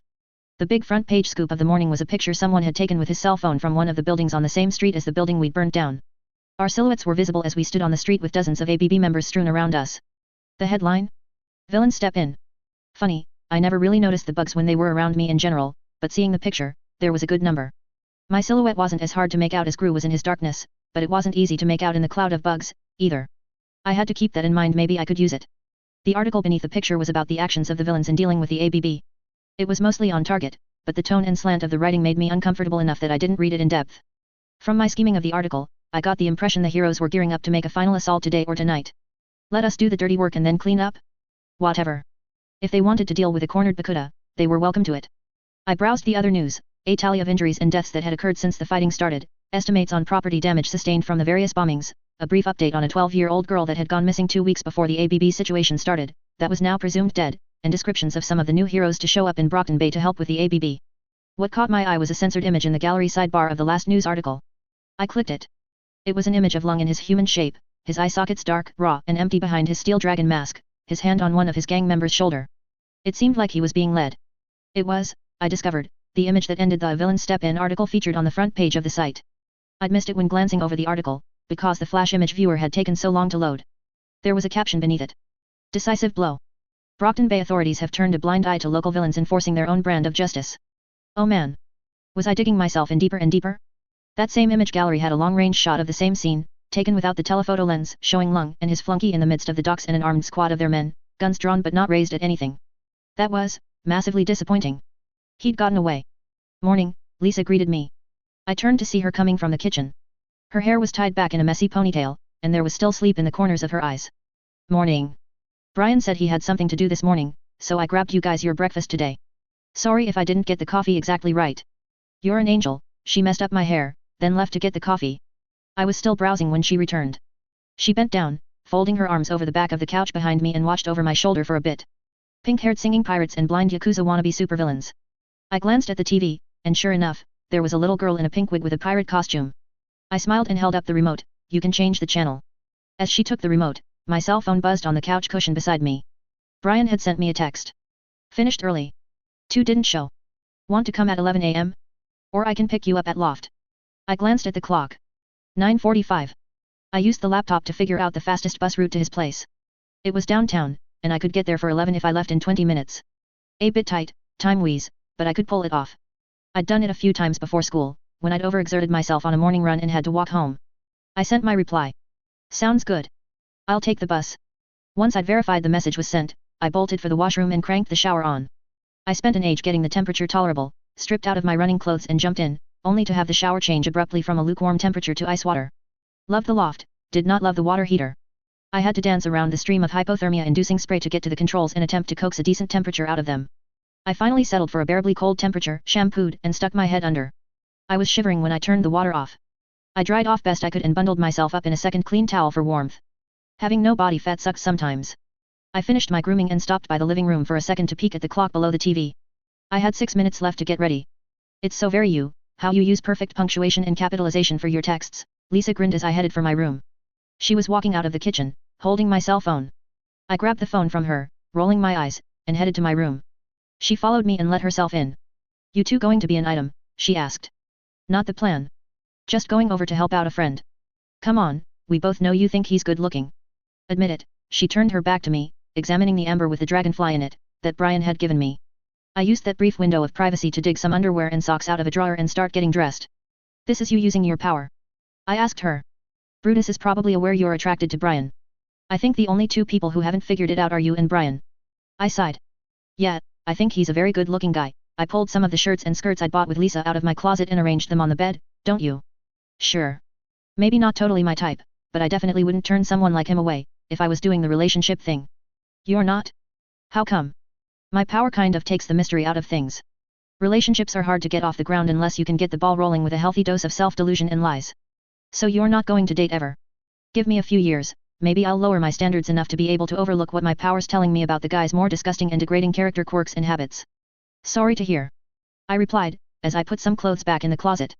I felt bad for not being able to come up with a better response and for not being able to take the time to sympathize, but I barely had any time left to get ready. Maybe I could jog to the bus stop. But the key distinction between you and I, here, is that Brian and I would kill each other before a relationship got anywhere. You too, though? I can see you working. That your power talking? You're saying he actually likes me. Sorry, Han. Reading people with my power is hard, reading into their motivations or emotions is harder, and to top it off, I don't think even Brian knows what he's feeling, romantically. You might have to jar him from his comfort zone before either of you get to find out. You're assuming I want to. I felt a bead of cold water run down the back of my neck, shivered and stopped to wring my hair again. Don't you? She asked. She turned her attention to my selection of clothes piled on the bed. You're paying a lot of attention to what you're going to be wearing. I always do, even when I'm just going to be hanging out with you and bitch. I second guess and stress over the clothes I'm wearing if I'm walking to the corner store by my house to buy milk and bread. Fair. Here. Let me pick the clothes, and if anything goes wrong, you blame me, deal. She dug through the clothes in my closet, jeans and, let's see, a crop top to show off that belly of yours. I looked at the top. It had a thick fabric that bordered on sweater-like, blue and grey with a sketchy sort of design of a butterfly on it, and long sleeves. The actual body of the shirt, though, didn't look like it would reach much past my ribcage. It's still a little cold out. Wear a sweatshirt or a jacket, then. But only if you promise to take it off when you get there. Fine. I didn't have time to argue, and started getting dressed. She started putting away the stuff I'd left on the bed. Brian's a guy who appreciates being practical. That's something he likes about you, and he's said as much.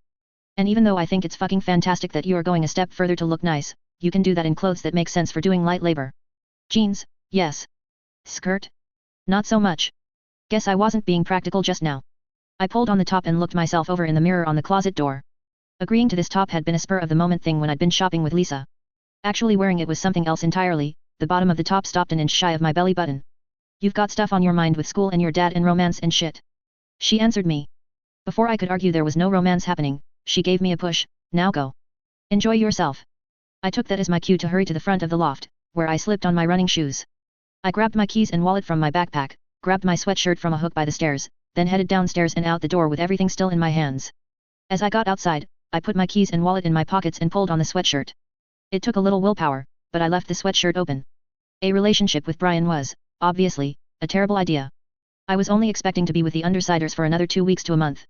Any longer than that, and I'd probably assume I wasn't going to get the dirt on their boss, at which point I'd take what I had to the protectorate. Assuming there was enough interest on Brian's part for there to be a relationship in the first place, the idea of dating with no future was just depressing. It would just wind up being salt in the wound for everyone involved. But I was trying not to think about that. I really didn't need Lisa reading into my doubts and hesitations and realizing that they were at least partially based on the fact that I was planning on betraying her and the others. If I didn't dwell on it, it would be that much harder for me to give her any clues. Yep. Totally the reason I was avoiding thinking about it. Nothing to do with the fact that I was feeling increasingly lousy and ambivalent over the idea of turning friends into the authorities. I ran part of the way to the bus stop, stopped when I realized I didn't want to get sweaty, then had to run again when I got near the ferry and saw the bus at the far end of the street. I waved for the bus to stop as it approached and got on. The bus route I had to take to get to Brian's was kind of a case in point for why my dad wanted to get the ferry going again.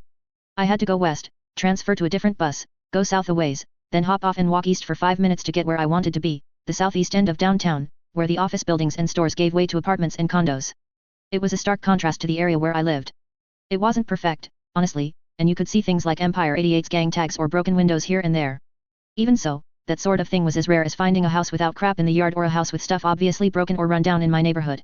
Even the lowest step leading up to the front door of my house was rotten out, so I couldn't boast to having one of those nice, not embarrassing places.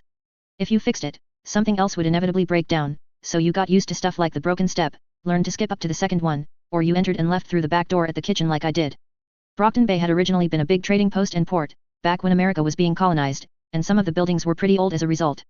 What I saw when I entered the area Brian was staying was a war between the past and the present. Older buildings had been fixed up and maintained to the point that they were attractive, mostly set up as Victorian-style condos. But where other cities might work to integrate this with the other buildings of downtown, it seemed like the city planner or developers had intended for the inclusion of tall stone or glass buildings to be jarring. Everything looked nice, but it didn't all look nice together. Brian's apartment building was one of the modern ones. Maybe 8 to 10 stories tall. I didn't count, it was mostly stone, and there was a floor-to-ceiling window behind each of the balconies. 2 little evergreen trees in pots framed the doorway. Brian sat beside one of the trees, wearing very similar clothes to the first time I had seen him, a steel blue t-shirt, dark jeans, and scuffed boots. He was leaning back against the wall, his eyes shut, just enjoying the sun. He'd combed out his cornrows, and his hair was tied back in a long, loose ponytail that sort of poofed out below the elastic. A bit of hair had slipped out from the elastic and was blowing in the breeze, brushing back and forth against his cheekbone. He seemed so unbothered by the tickling of the hair that I suspected he might be asleep. I was surprised he was able to relax like that. It seemed to me that kicking back like that in any urban area, even a nicer neighborhood downtown, was begging for trouble. Okay, so maybe there weren't muggings or homeless people hassling bystanders down here, but Empire 88 did base their main operations somewhere in this general area, and Brian was black.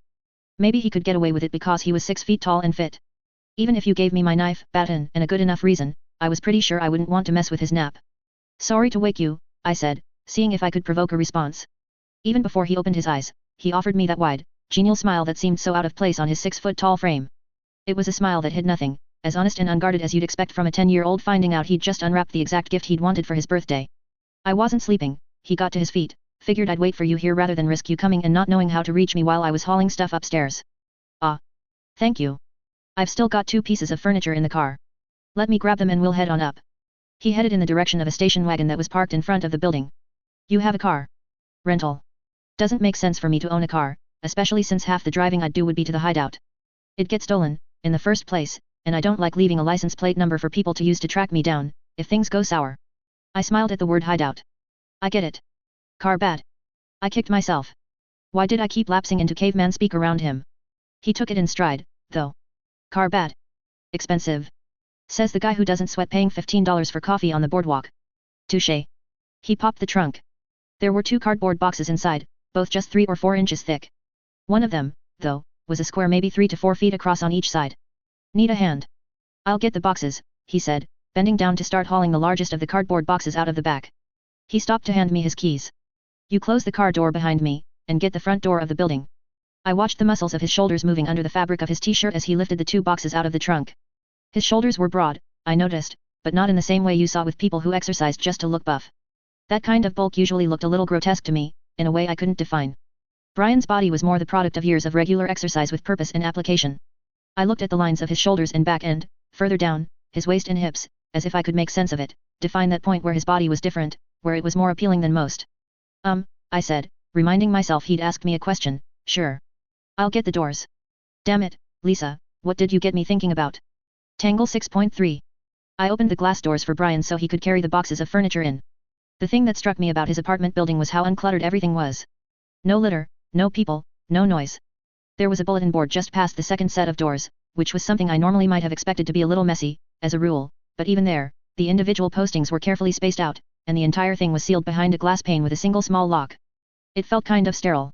Or maybe that was just me being used to an area with more character. I didn't know what to say. Not just in terms of Brian's apartment building, I had no idea what words should be coming out of my mouth. I didn't have the know-how to naturally make small talk. I usually got by with constant planning ahead on what I might say.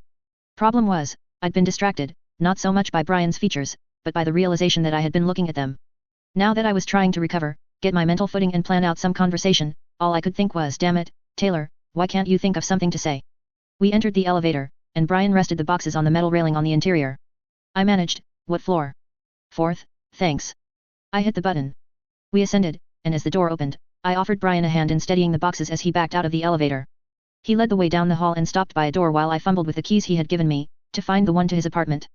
I wasn't sure what I expected to see in Brian's place, but he still managed to surprise me. The first thing I noticed was that the ceilings were high. The apartment was virtually 2 stories, a fairly open concept with few walls. The kitchen was to our left as we walked in, smallish, separated from the living room by a bar/kitchen counter. To our right was the hall closet and the walls encompassing the bathroom and one of the bedrooms. Directly in front of us was the spacious living room, backed by a floor-to-ceiling window and a glass door leading out onto a stone balcony. A set of stairs led up to a bedroom set above and on top of the bathroom and first bedroom. I figured that was where Brian slept, going by the not disheveled but not quite made bed that was in view from where I stood. What threw me, I think, was how mellow the place was. There were 2 bookshelves, light grey in color, in the living room. On the shelves, I saw, there was a mix of novels, plants, and older books with cracked and frayed leather spines. The fronds of some of the plants draped down over the shelves below. The couch and accompanying chair were a pale tan corduroy, oversized with cushions thick and deep enough they looked like you could get lost in them. I could totally imagine curling up in that armchair with my legs tucked in beside me, a book in my hands. Somehow I had been expecting aesthetics along the lines of chrome and black leather, not that I associated Brian's personality or tastes with that sort of design, but it was what I might have thought a young bachelor might go for. Whether it was the softness of the colors, the little jar with stones, water, and bamboo on the kitchen counter or the sepia-toned pictures of trees in the front hall, the place gave me a sense of ease. I felt a pang of envy, and it wasn't just because Brian's apartment was nice. I was getting a better sense of who he was, and how we were very different people, in a respect. Brian grunted as he set the boxes down by the front closet. He pulled off his boots and I took that as my cue to remove my shoes. So, I've already got one bit started, he told me, leading me into the living room, and I saw that there was a pile of light grey boards and an empty cardboard box leaning against the wall there. Turns out it really needs a second set of hands. You want anything before we get started? You prefer tea to coffee, right? Or do you want a soda? Bite to eat? I'm fine, I smiled, taking off my sweatshirt and putting it down on the kitchen counter. I'd promised Tattletale I would. Feeling very self-conscious with my belly showing, I tried to distract him with the task at hand. Let's get started. The first job, the one he'd left incomplete, was a set of shelves, and we started with that. It was, as he'd said, a job for 2 people. The shelves had 3 columns with 6 shelves each, and every part interlocked with the help of wooden pegs.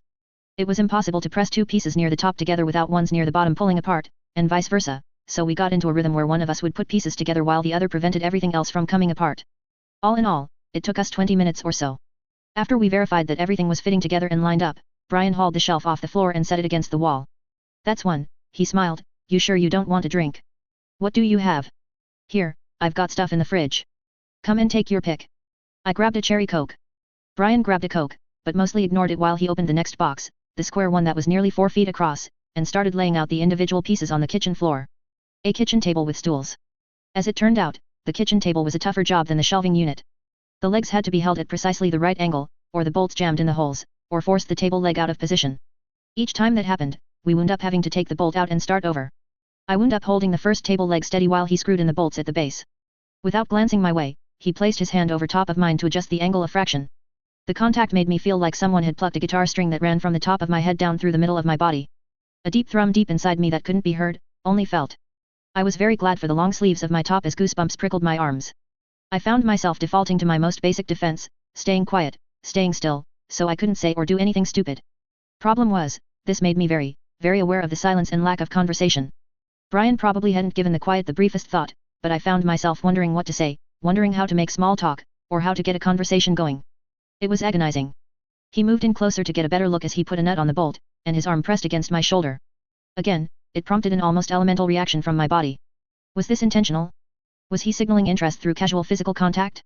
Or was I assigning meaning to something coincidental? Nearly done, he murmured, adjusting his position to start screwing in the other bolt for the table leg. His arm wasn't pressing against my shoulder, now, but the way he was crouching, his face was only a few inches from my own. Okay, that was worse. Taylor, you think you can grab that smaller wrench without moving the leg?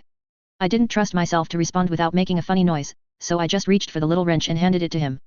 That's faster, thanks, he replied, after a second. Want to grab me the nut? I did, dropping it into his cupped hand rather than placing it there, worried about what I might do or how I'd react if my hand touched his.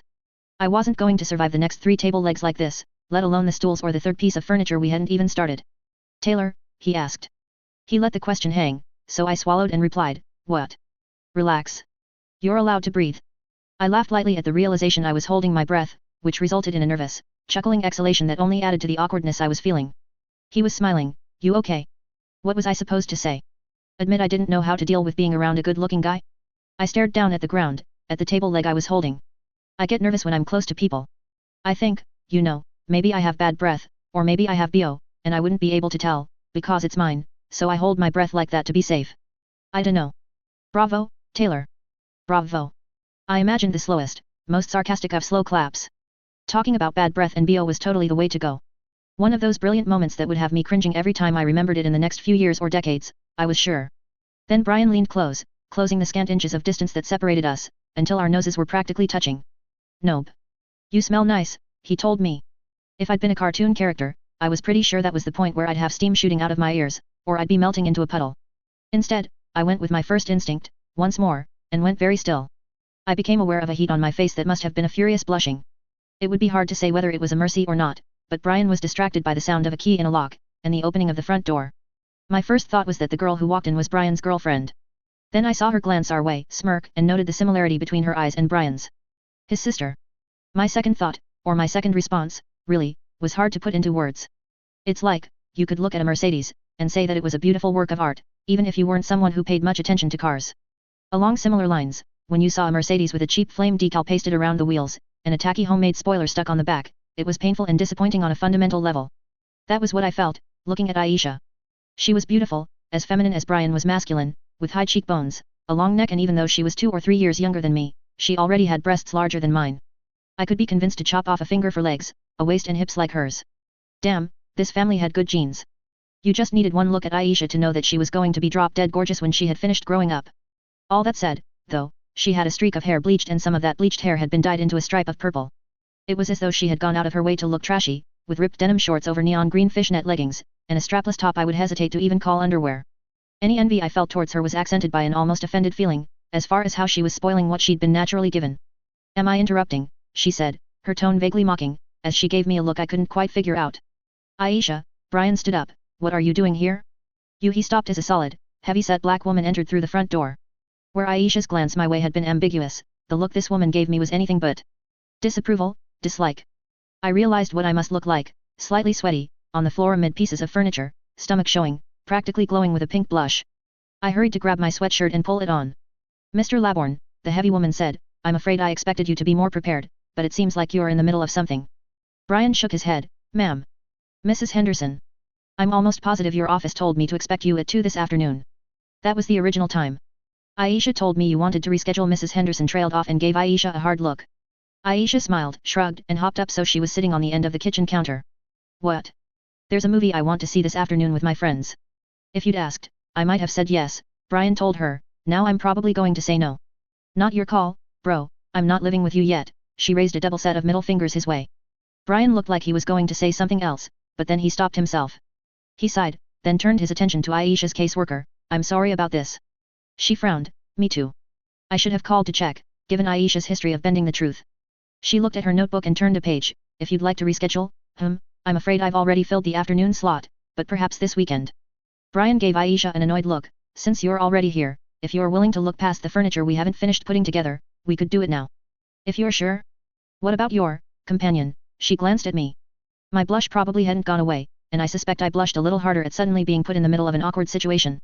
Probably didn't help banish any wrong impressions she'd picked up. She's a friend, she was helping me out.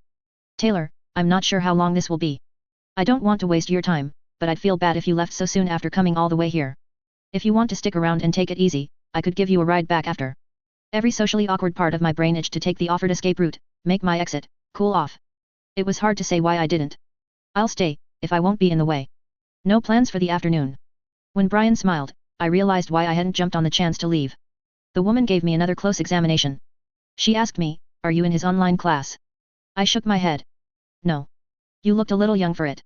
Then she challenged me, why aren't you in school? I hesitated. Stick as close to the truth as possible. I was caught at the edge of one of the bomb blasts, got a concussion.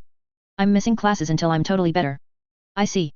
I'm sure that assembling furniture is what the doctor intended when he told you to rest and recuperate. I smiled awkwardly and shrugged. Man, I was really hoping I wasn't tanking this thing for Brian.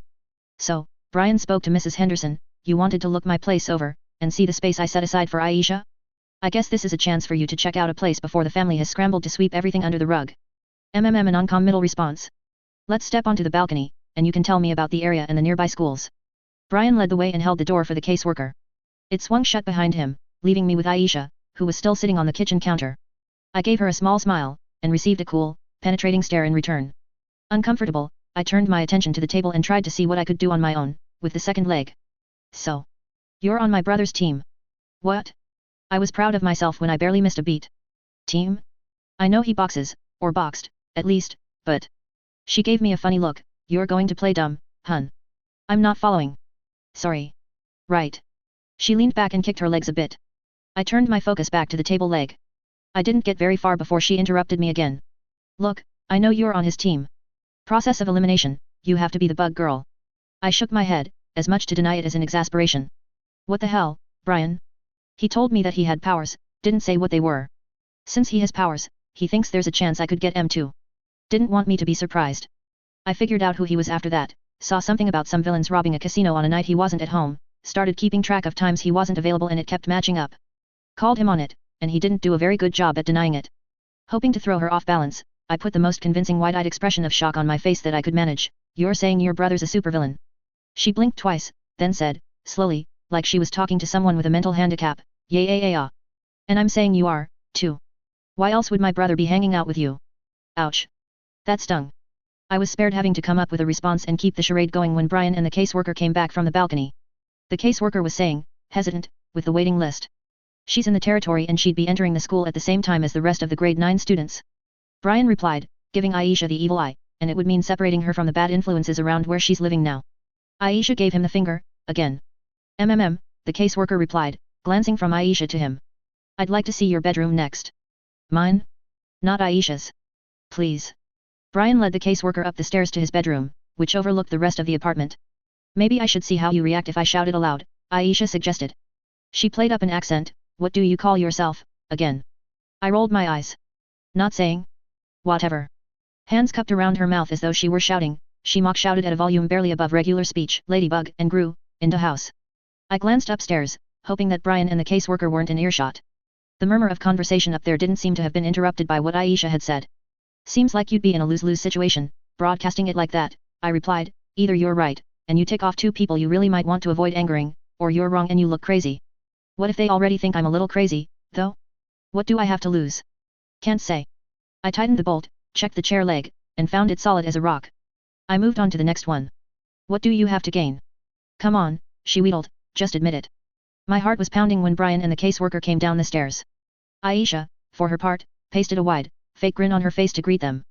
Brian ushered the woman into the second bedroom, but didn't go inside with her. He stopped to look at me. Taylor, you don't need to do that on your own. It's all right, I said. Glancing up at where Aisha was sitting on the countertop, I added, it's a nice distraction. Sorry. I think we'll be just another minute. It turned out. The caseworker exited Aisha's bedroom to be and glanced through the bathroom, then investigated the cupboards and fridge. Mrs. Henderson spoke to Aisha, I'd like you to step onto the balcony for a minute. Whatever. Aisha hopped down from the counter and headed outside. And, she said, turning to Brian, you might want your friend to step outside too.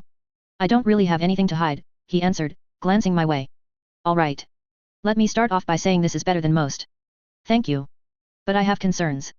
You could see Brian's expression change a fraction, at that. I read the documents and plans you emailed me. You have a solid plan in mind for accounting, paying the bills, assisting with her education, possible extra expenses, clothes budget, even setting money aside for college. In many respects, this is the sort of situation I wish for, with most of my cases. But when I look at this place, I see that you've made it very much yours. The furniture, the decorations, the artwork, they seem to point to your personality, leaving very little room for Aisha's, even in the space you've set aside for her. Brian looked a little stunned at that. I see. Look, Mr. Laborn, we have to consider Aisha's perspective. She's a serial runaway. She clearly doesn't see your father's place as a home. Extra care should be given to ensure she sees this as one. Assuming she winds up here and not at her mother's. My mother's, Brian's expression took on a more serious cast. I'm aware of your concerns on the subject of Aisha's mother, Mr. Laborn. My cell phone buzzed once in my sweatshirt pocket. I ignored it. Brian sighed, sagging a little, is this fixable? Yes. Involve Aisha in the decoration, be willing to compromise your tastes and aesthetics to allow her to feel like this is her space too, she said, I know it won't be easy. Aisha is difficult sometimes, I'm sure we can both agree. I was beginning to gravitate towards that conclusion, myself. Yeah, Brian nodded, so what's next? I'll be making a visit to her mother's home in a week and a half, if I'm remembering right. If you want to send me another email when you feel you've amended this minor problem, and the small handful of things I pointed out during the inspection, I could arrange to stop by again. That would be terrific. Keep in mind that I have an overflowing caseload, and I probably won't be able to stop by until at least a week after you've let me know. Thank you, Brian said. Any questions?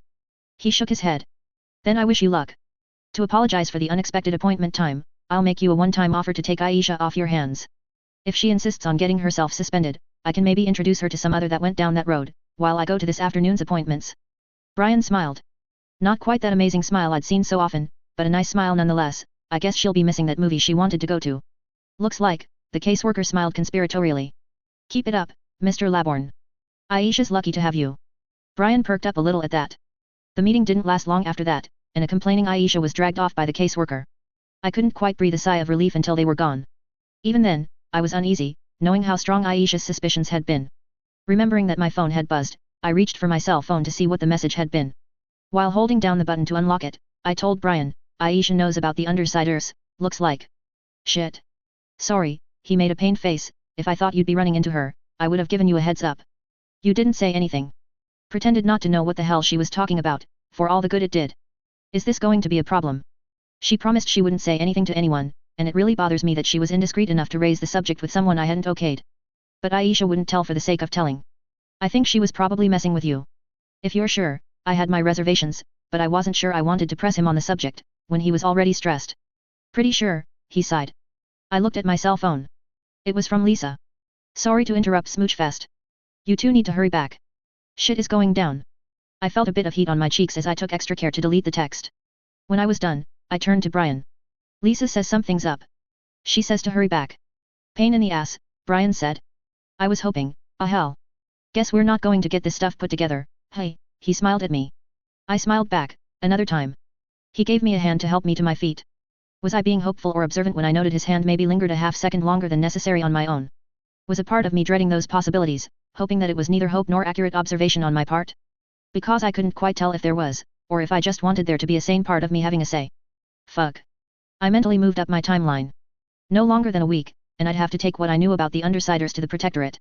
I wasn't sure I trusted myself for any longer than that. Tangle 6.4. Thanks to a concerted effort by members of Brockton Bay's wards and Protectorate teams, the local gang, the ABB, or A's and Bad Boys, has fallen. Brian and I had arrived at the loft just in time to catch the bulletin on the news. Lisa, Alec, Bitch, and the three dogs were gathered on the couches. The heroes of the hour are the young members of the wards, Clock Blocker, and Vista, who played a pivotal role in managing a crisis with a super bomb, allegedly used by the supervillain Bakuda in an attempt to hold the city ransom and guarantee her safety. While experts on the scene refused to offer hard numbers, a local cape was quoted as stating the superbomb could have had a yield of 9,000 kilotons of energy. This device, containing power on par with conventional nuclear bombs, was fashioned with household materials scavenged from the area, after fighting in the docks and pressure from local authorities forced the bomb's alleged creator to relocate to a derelict boathouse just days ago. Were it not for the efforts of the wards, this might have been a tragic day for our nation.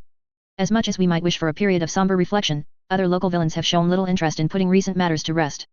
Less than an hour after suspected ABB leader Lung and alleged accomplice Bakuda were brought into custody, the head offices of Medhall Corporation were assaulted by armed forces, in an altercation that drew the attention of members of local Aryan villain group Empire 88. This appears to have prompted a rash of more than 6 major incidents in the past hour. Lisa muted the TV, turning around on the couch to look at Brian and me. I'll give you the cliff notes. The travelers just hit an art gallery and an airport in the span of an hour. Coil and Empire 88 are apparently trying to make up for lost time and are just a hair away from open warfare on the streets. The merchants Skidmarks group are taking advantage of the chaos and trying to do what the ABB did, but with local drugheads and hobos and zero control over their situation, they won't get far, but I'm sure they're having a grand old looting spree. So the ceasefire is over, I spoke. Weren't things supposed to get better with the ABB gone? Why did I feel partially responsible for this? It's like everyone was poised at the starting line, ready to move the instant the gun fired, Alex said. Except us, Brian pointed out. Not necessarily, Lisa shook her head. 5 minutes after Medhall got hit, we got a message from the boss. He's got a job he wants us to do, maybe our biggest yet, but the timeline's short.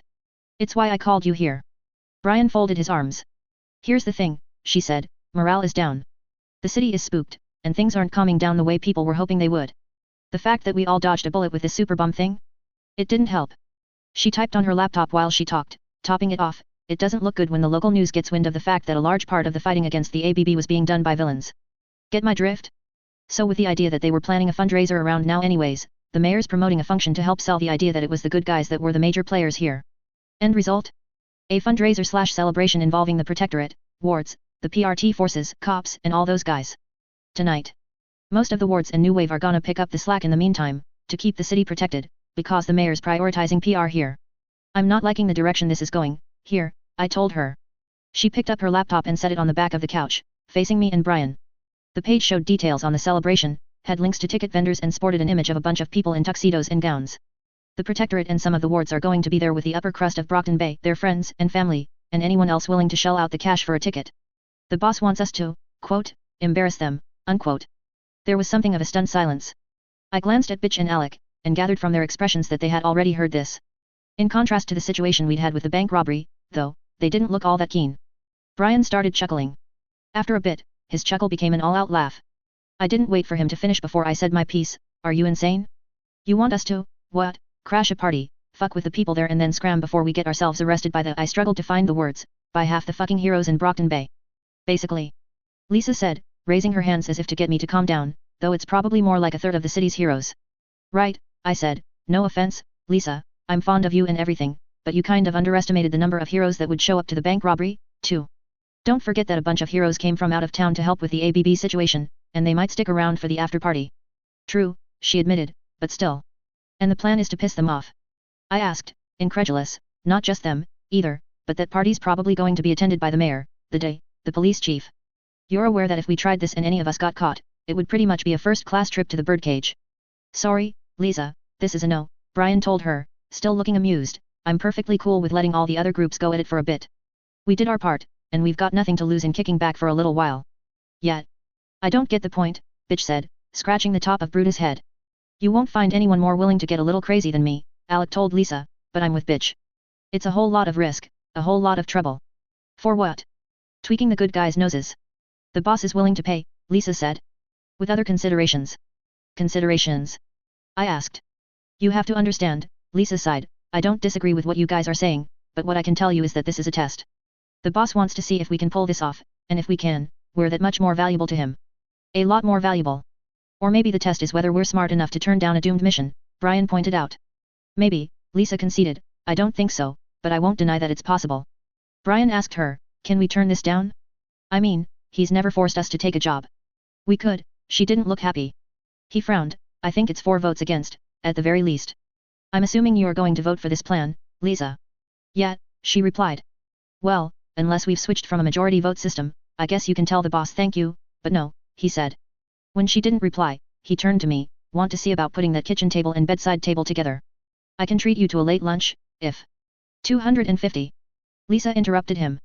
He gave her a look, 250,000, she finished for him, dropping her arms to her side, almost defeated. Each. Damn it. I wanted to get you guys on board before I wowed you with the amount. Sounds desperate when I say it like this, but I can't let you walk away without letting you know what we'd be turning down. The sum gave us pause. Just to be clear.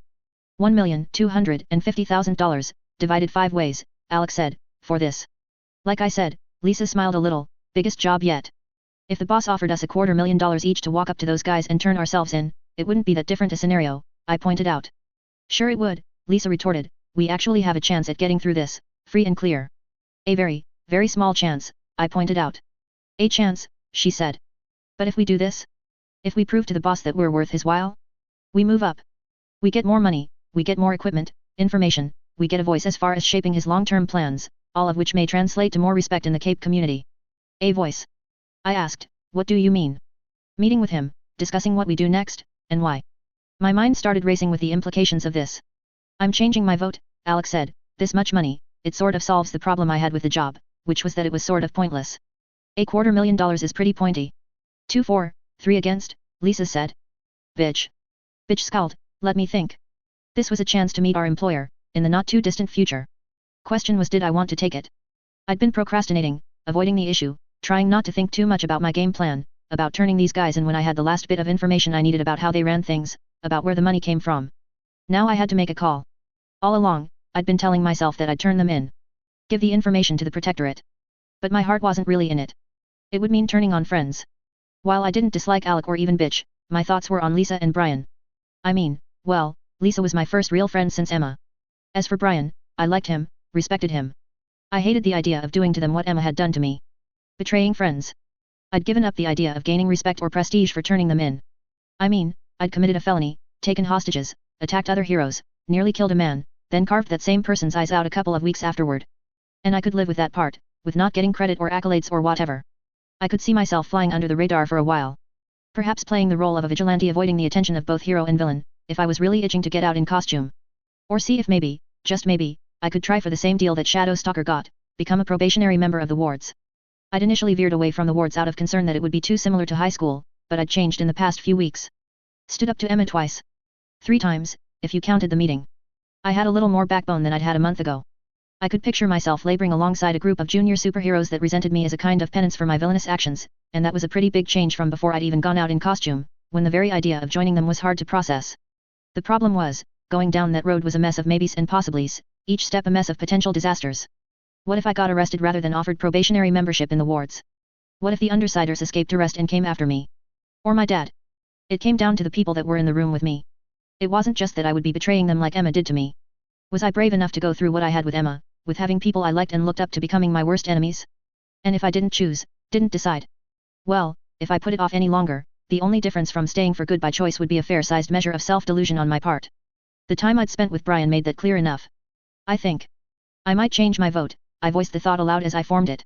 There were looks of surprise from everyone present, excepting the dogs. Lisa, especially, rocked back a little in reaction to my statement. It took all I had to keep my facade intact. At the end of the day, what scared me more than losing friends and having them hate me, more than having them come after me or my dad, was the idea that I would hate myself. That I would hate myself 1, 5, 10, or 20 years down the line, for betraying my principles and for making a bad call with wide-reaching implications. Hate myself for taking a road that might lead me going to jail with no chance of getting bailed out by Arms Master, or going down a path that led to me hurting someone innocent as badly as I'd hurt Lung and Bakuda. Sticking with the Undersiders was a short-term gain, sure, but long-term? I had to stick with my original plan, and try to convince myself I was doing it for the greater good. Alec raised his eyebrows. Really? What? I asked. You're the last person I would have expected to change your vote, dork, he said. You're careful, and this is the least careful job we've had yet. Changing my vote is provisional on whether we can come up with a plan that has a decent chance of us escaping with our skin intact, I clarified. Still, you're usually Brian's shadow, echoing him, Alec said. Thanks, Alec, Brian frowned. Brian turned to me, his eyebrows knitting together in concern. You sure? Not totally, I admitted, and I'm sorry, for not backing you up. You're a member of the team, you're allowed your own voice. What changed your mind? The question came from Lisa. I had to avoid tripping any alarms with her. The safest way to go about it would be to stick with the truth, or something very close to it. It bugs me that I don't know who our employer is. There's some real ugly possibilities, and I'd rather know sooner than later, if they were the case. There, truth enough. I admit, Brian conceded, I am curious. I don't think I'm curious enough to want to take this job. If the scrawny kid is gonna do this, I'm not backing down, bitch said. I'll change my vote too. Kid? I asked her, scrawny, sure, but I'm probably a year younger than you, at most. Lisa stopped us, leaning to one side to put herself between bitch and I. We have to stay on topic, since there's only a few hours to plan and get ready. We have 4 votes for, 1 against. Looks like this is gonna happen. Brian sighed. Sorry, I murmured my second apology. He put his hand on my shoulder. It's okay. I noticed he didn't move his hand off my shoulder right away. Distracting myself, I asked Lisa, so how do we pull this off? She began outlining a plan. Tangle 6.5. My legs hugged the sides of Judah's body. I could feel his breathing beneath me, the expansion of his body as his lungs filled, then emptied. He huffed out a breath, and it steamed in the cool night air. He stepped forward, just a little, and I got a glimpse of the world below us. 32 stories down, the cars on the street were visible only by the yellow and red points of their headlights and tail lights. I felt Tattletale clutch me tighter, from where she sat behind me. Judah's front paw rested on the stone railing of the rooftop, clutched it hard enough that the points of his nails bit into the concrete. Getting up here had been easy enough. Tattletale had cracked the employee access door and we'd taken the supply elevator to the roof. Had someone been alerted to our presence? Spotted us on camera? Hard to say. But time was short, and we'd already wasted enough time waiting for the dogs to finish growing. The moment bitch deemed them set, we would move out. This plan had been terrifying when we'd just been talking about it. Actually being on the verge of doing it. 10 times worse. Still time to think of a reason to back out. Bitch's whistle, one of those ones that make you wince when you hear them 100 feet away, cut through the faint, ambient hum of the city below us. Last chance, Taylor. A second later, Brutus, with bitch and Gru astride his back, stepped over the edge of the roof. Judas shifted forward under me, then followed. Falling from a height like that, you don't get to scream. The wind takes your voice from you. If you happen to have something to hold onto, you cling to that for dear life and you pray, even if you aren't a praying type. My hands clutched hooks of bone on either side of Judas' neck hard enough that I thought I might break either the bone or my hands. 3 stories down from the roof, there was a patio. As bitch whistled and pointed from her position below us, Judas kicked against the wall just behind us, pushing out and away from the building. My heart rose into my throat and stuck there as I saw the edge of the patio below us, surely out of reach. Had he pushed too early? The next chance we'd have to touch a surface would be when we spattered violently against the road. His instincts seemed to be better than mine. His front claws reached down and gripped the patio's edge. Every muscle in my body tensed in my effort to not be thrown off him as we stopped, even with his powerful body absorbing the worst of the fall. He gripped the ledge, then pushed against it while leveraging his back legs into place. With every muscle in his body, it seemed, he leaped. Not down, this time, but out. Time seemed to stand still as we left the building behind. The only thing below us was the street, 29 stories below. The wind blew through my hair with a painful bite of cold. We'd crossed the event horizon, it was do or die from here on out. That made it eerily easy to cast aside all doubts and hesitation and steel myself for what came next. The Forsberg Gallery was 26 stories tall and was one of the more recognizable buildings you could find downtown. If I remembered right, it had been designed by architecture students at the university, a few years ago. I wasn't really a fan of the design, which resembled the late stages of a game of Jenga, with each section formed in tempered glass with steel bars and girders providing the base skeleton. The entire thing was illuminated by lights that changed according to the time of the evening. In the blue-gray of the evening, the tower was pink and orange, echoing the sunset that had finished just an hour ago. As the leap carried us over it, a pink-tinted spotlight consumed my vision. My lenses absorbed the worst of the glare, and a second later, I was able to make out what was happening again. Brutus, a matter of feet in front of us, slammed into the glass of the roof, sending cracked spider webbing across it. Gru virtually bounced from where he sat on Brutus' back, losing his seat, hit the glass of the roof with his shoulder, and began to slide. There was barely any traction to be had, not even on the steel girder that separated the massive panes of glass, and the only thing at the end of that slide would be a very long fall. He reached out and grabbed a hold of the end of Brutus' tail, pulling himself to a standing position at the same moment that Judas, Tattletale, and I crashed into the pane of glass to their right. The damage Brutus had done on impact was enough to ensure that we could break through rather than simply breaking the window. There was a moment where you could hear the sound of straining metal, followed by the sound of a lot of shattering glass. Together we all dropped into the center of the Forsberg Gallery's top floor, joined by a downpour of glass shards. Gru landed on his feet and stumbled back as Brutus landed just in front of him. All around us, there were people in fancy dress and uniforms. Suits, dresses, costumes. People ran screaming and running for cover. Heroes stepped forward, some trying to grasp the situation in the midst of the chaos, others putting themselves between us and the civilians. A matter of heartbeats after we touched ground, Regent and Angelica plunged into the room, landing just behind us. Regent lost his seat as Angelica landed, but managed to roll as he hit the ground, bringing himself to a crouch as he stopped. He almost managed to make it look intentional. Angelica stepped up to Bitch's side, wearing the same harness we'd fitted her with at the bank robbery, but with 2 large cardboard boxes strapped to her sides, rather than bags. I felt weirdly calm as my eyes swept over the room. The Protectorate was gathered around the stage at the back of the room. Arms Master, Miss Militia, Assault, Battery, Velocity, and Triumph. Dauntless was missing in action. Not far away was the kids' table with some of the heroes of the hour. Clock Blocker, Vista, Gallant, and Shadow Stalker, interrupted from their mingling with the rich kids, teen actors, and the sons and daughters of the local who's who. The platinum blonde in the white evening gown that was giving me the evil eye? That would be Glory Girl, out of costume.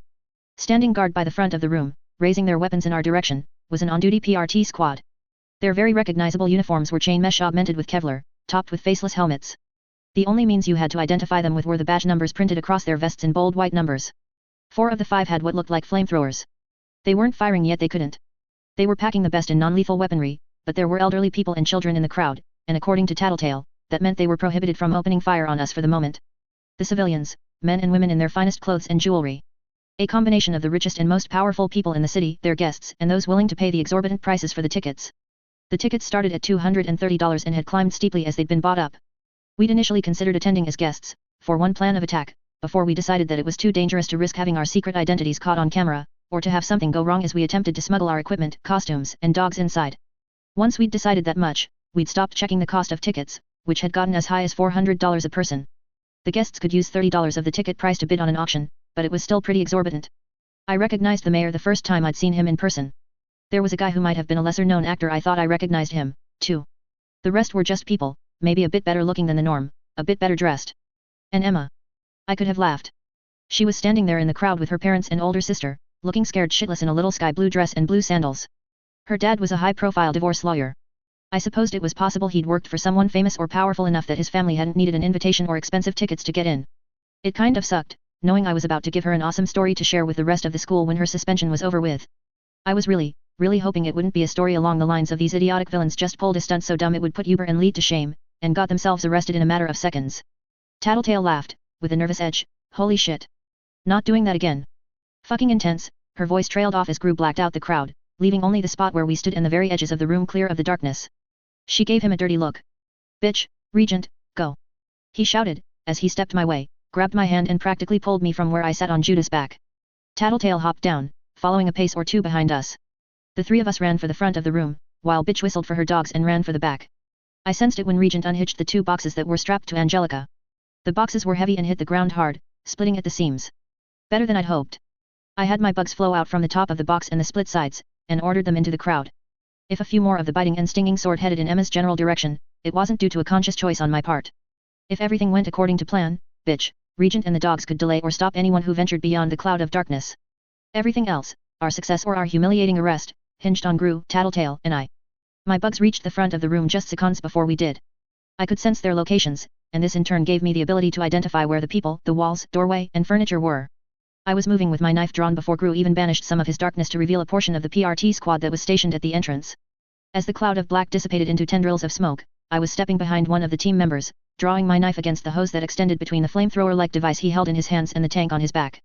It didn't cut immediately, forcing me to try a second time. As the knife severed the material of the hose, the PRT team member noticed me and drove his elbow into my face. My mask took the worst of the hit, but getting hit in the face by a full-grown man isn't any fun with any amount of protective headwear. I fell back through the doorway even as the tank began emptying its contents onto the floor. It was a yellow-white, and as it poured onto the ground, it expanded like shaving cream. The tank was probably close to 3 gallons, making for a hell of a lot of foam. Gru leveraged all of his weight to bodily kick one of the squad members into the foam, then slammed the base of his palm into the next guy's chin. As the man reeled, Gru grabbed at the tank on his back and pulled it up over his head.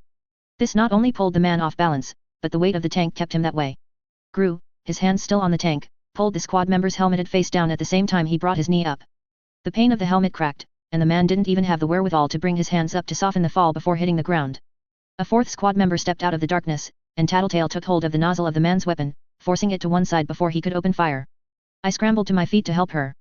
As Tattletale began to lose the wrestling match over the weapon, I leaped over the still expanding pile of foam, then went low as I landed to knock his legs out from under him. He fell, hard, and Tattletale wrenched the weapon from his hands. As he climbed to his feet, she pulled the trigger and blasted him in the face. Gru banished enough darkness to reveal the final member of the team, and Tattletale buried him under a blasting of the foam. I'd watched a Discovery Channel feature on this stuff. The PRT, the Para-Human Response Team, was equipped with Tinker-designed non-lethal weaponry to subdue supervillains. This containment foam was standard issue. It ejected as a liquid, then expanded into a sticky foam with a few handy properties. It was flexible and it was porous when fully expanded, for one thing, so you could breathe while contained within it, at least long enough for rescue teams with a dissolving agent to get to you. It was also impact resistant, so PRT squads could coat the ground with it to save falling individuals or keep heavy hitters from doing much damage. The way it expanded, you could coat all but the strongest villains in it, and it would disable them. Because of the way it denied you leverage and was resistant to impacts and tearing, even the likes of Lung would have trouble pulling themselves free. Topping it all off, it was resistant to high temperatures and a strong insulator, so it served to handle the pyrokinetics and those with electromagnetic powers. While the PRT member struggled ineffectually to remove his foam-covered helmet, I pulled the tank off him and helped Tattletale put it on. Gru already had his on, and was getting a third one off one of the foam-captured PRT team members for me. It was heavy, and I almost couldn't handle the weight. Rather than stagger around, I crouched and let the base of the tank rest against the ground. Gru pointed to our left, and we aimed. A second later, he made the darkness dissipate, showing the buffet table surrounded by the various wards and Glory Girl flying a few feet above the ground.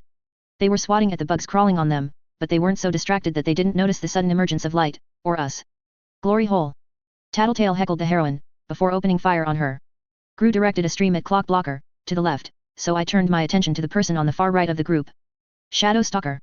I admit, I had a reason to be ticked at her, since she wrote a note for Emma's dad, giving him fuel for that damned assault charge.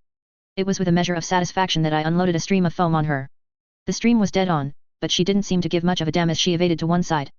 I caught her square in the chest with another spurt, making her stagger a bit, but she didn't fall or get caught in the stuff like the others.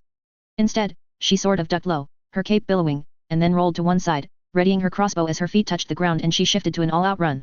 Whether that was a tranquilizer shot or a real arrow, I was fucked if she hit me. I went wide with my stream, aiming to catch her a little and either slow her down or mess up her aim. She stepped on a bit of foam and was tripped up a little. Tattletale added her firepower to mine, and with our combined streams, Shadow Stalker fell. We took a second to bury her under the foam, and Gru added a measure of darkness to it. Next! Gru hollered, pointing. I hauled the heavy tank off the ground and moved closer to our next target before putting it down again and aiming. This time, I deliberately moved a force of bugs into the area for some extra distraction. The darkness dissipated, and it was the Protectorate this time, half of them. Battery, Assault, and Triumph. Battery was already charged up when Gru dismissed the impenetrable shadow that had covered them, and moved like a blur as soon as she could see where she was going. She didn't bolt straight for us, though. Instead, she leaped to one side, kicked Assault square in the middle of the chest with both feet, and then careened off in the opposite direction.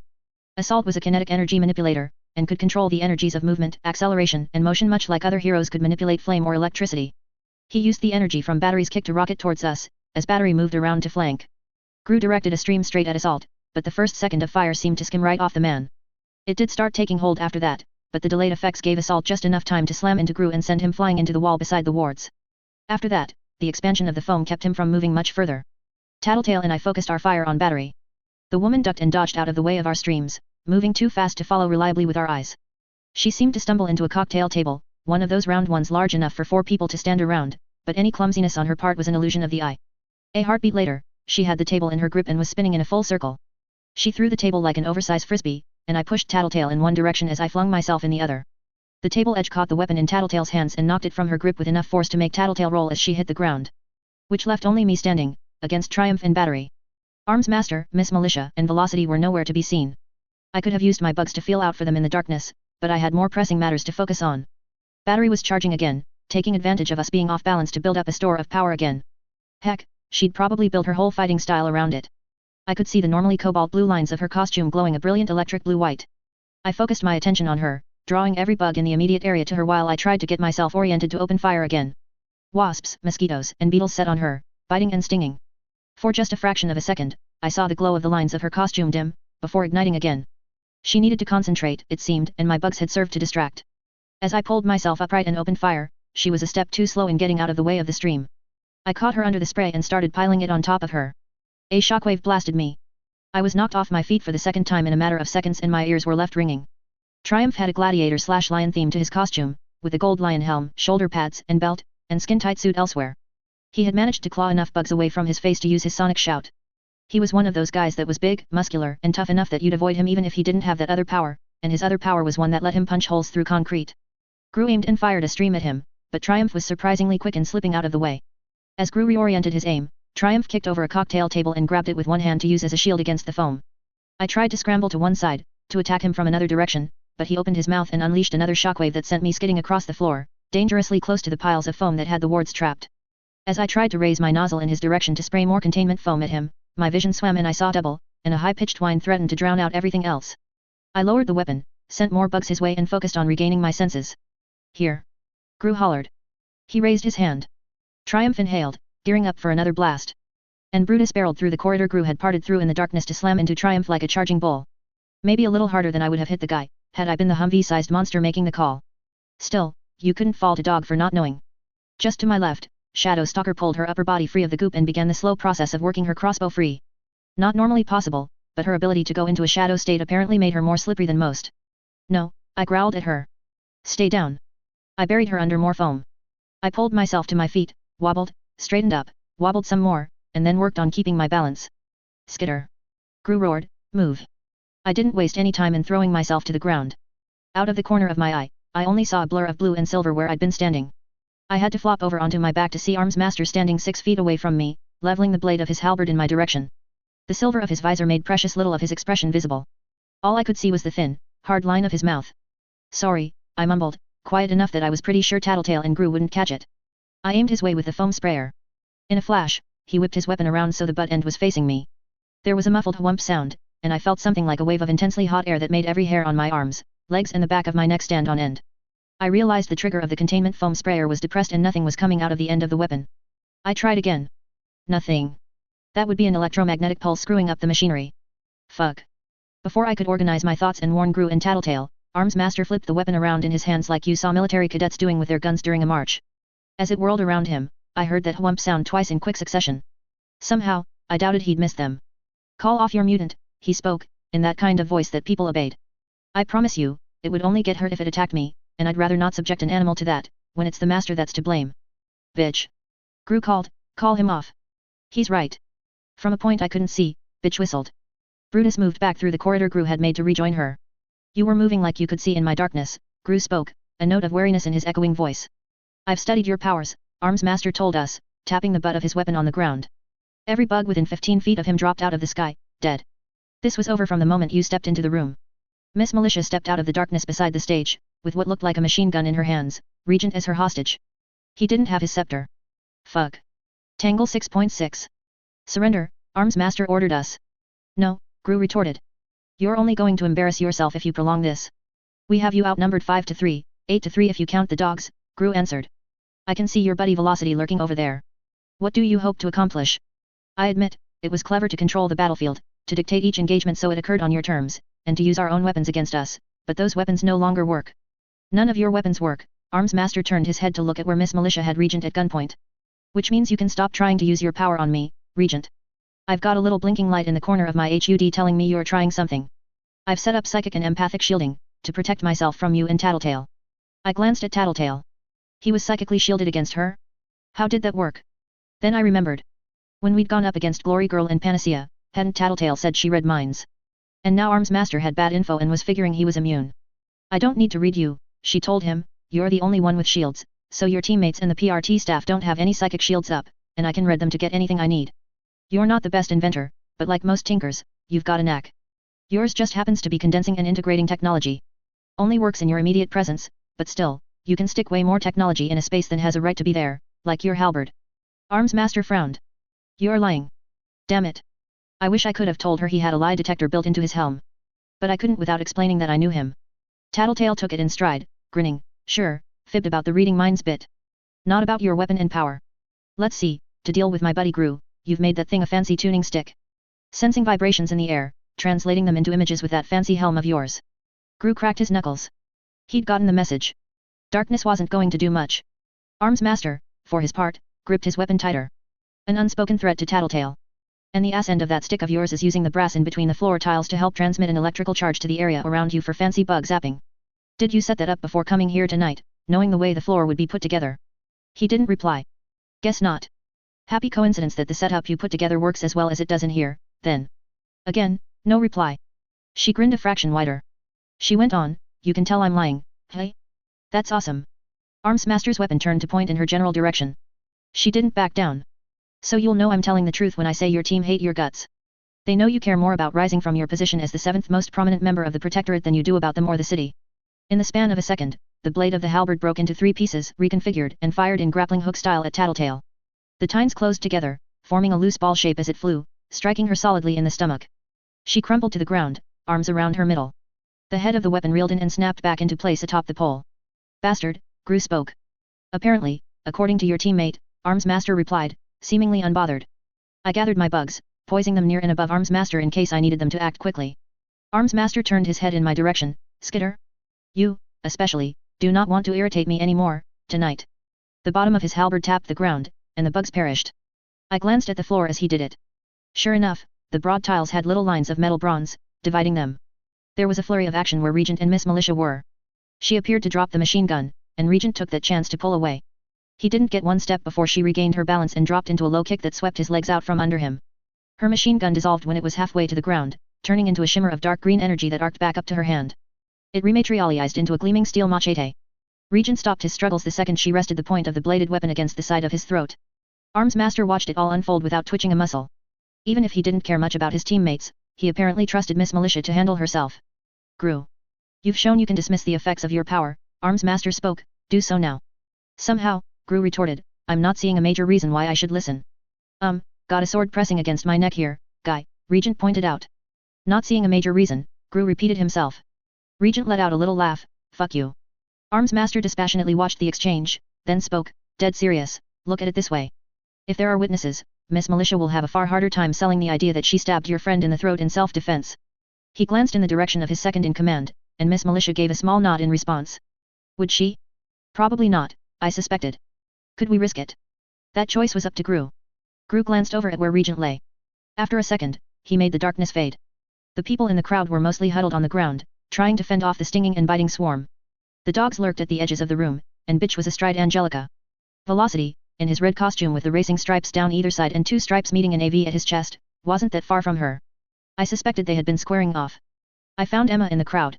Her dad was huddled over both of his daughters, as though he could shield them from any danger, and Emma's mom was hugging her around the shoulders. Somehow, that really pissed me off. Arms Master glanced my way, and the bugs. Reluctantly, I pulled them away from the crowd. I settled the flying bugs on the intact portions of the ceiling. I glanced up at the bugs inside. Then I glanced at Emma again. This was really not how I wanted this to end. Me arrested, my scheme a failure, Emma getting off scot-free with a family, friends, and no major consequences for all the shit she'd pulled? Sir, I spoke, trying to sound confident. Would Emma recognize my voice? Let me check on Tattletale. You can do that once you've surrendered, he spoke. He changed his posture so his halberd was pointed in my general direction. I winced. I did not want to get the same treatment Tattletale had received. Or would he not do it with people watching? My eyes darted in the direction of the crowd, to Tattletale, who didn't look up to talking. All eyes were on the scene. Why had he gone out of his way to get an audience? Could I use it? What had he been so upset about, when I'd met him at the ferry? What had Tattletale gone out of her way to stress to us about Arms Master? Reputation. I need to make sure you didn't do any serious damage, I spoke, just a hint of accusation in my voice. She's fine. I want to verify that for myself, I said, standing. How far can I push this?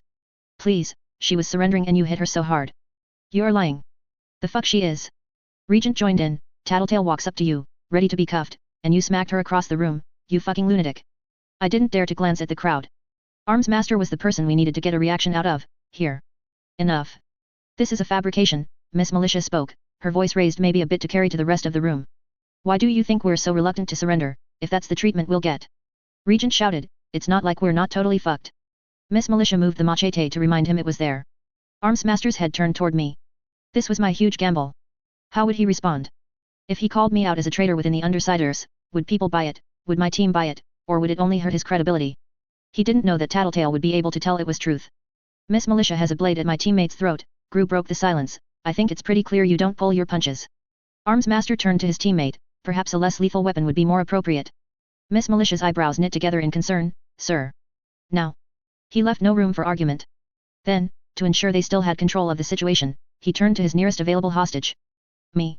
I was flat on my back and couldn't back away fast enough to escape, especially with my having to slip my arms from the straps that held the tank of containment foam to my back. He pointed the head of his weapon at me as he strode over to me, the threat of his firing it serving to keep me subdued. I glanced at Gru, but he was frozen, two of his teammates at the mercy of the city's leading heroes. Tattletale was struggling to her feet, but she couldn't accomplish much. Above Regent, the sword shimmered and turned into that black and green energy. In that moment, Regent struck, drawing his knees to his chest, then kicking up and to the side to drive both of his heels into Miss Militia's upper stomach. A second later, he shoved both of his hands in the direction of her collarbone. The black-green energy of her power continued to arc around her without solidifying as the contents of her stomach began violently heaving their way out of her mouth, spattering into the flag scarf that covered the lower half of her face and overflowing onto the floor. Regent had to roll to one side to avoid being bathed in vomit. I took advantage of the distraction and brought every bug in the room down from the ceiling, sending a fair majority of them toward Arms Master.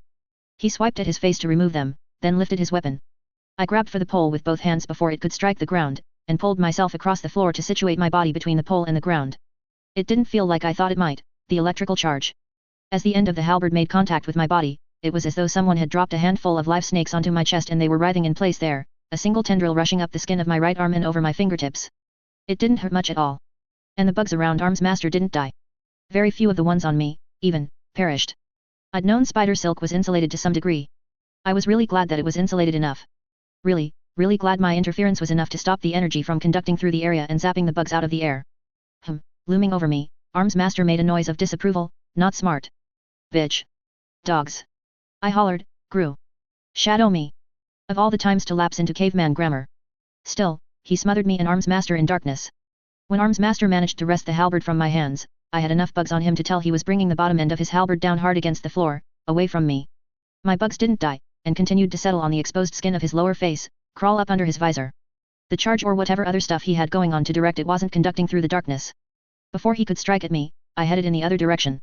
Staying in close proximity to Arms Master wasn't a good idea, with my power being one that worked at range, and him being the close quarters combatant.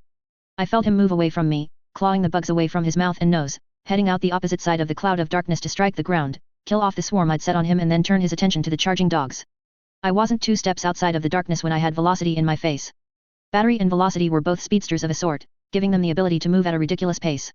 They were very different kinds of speedster, though.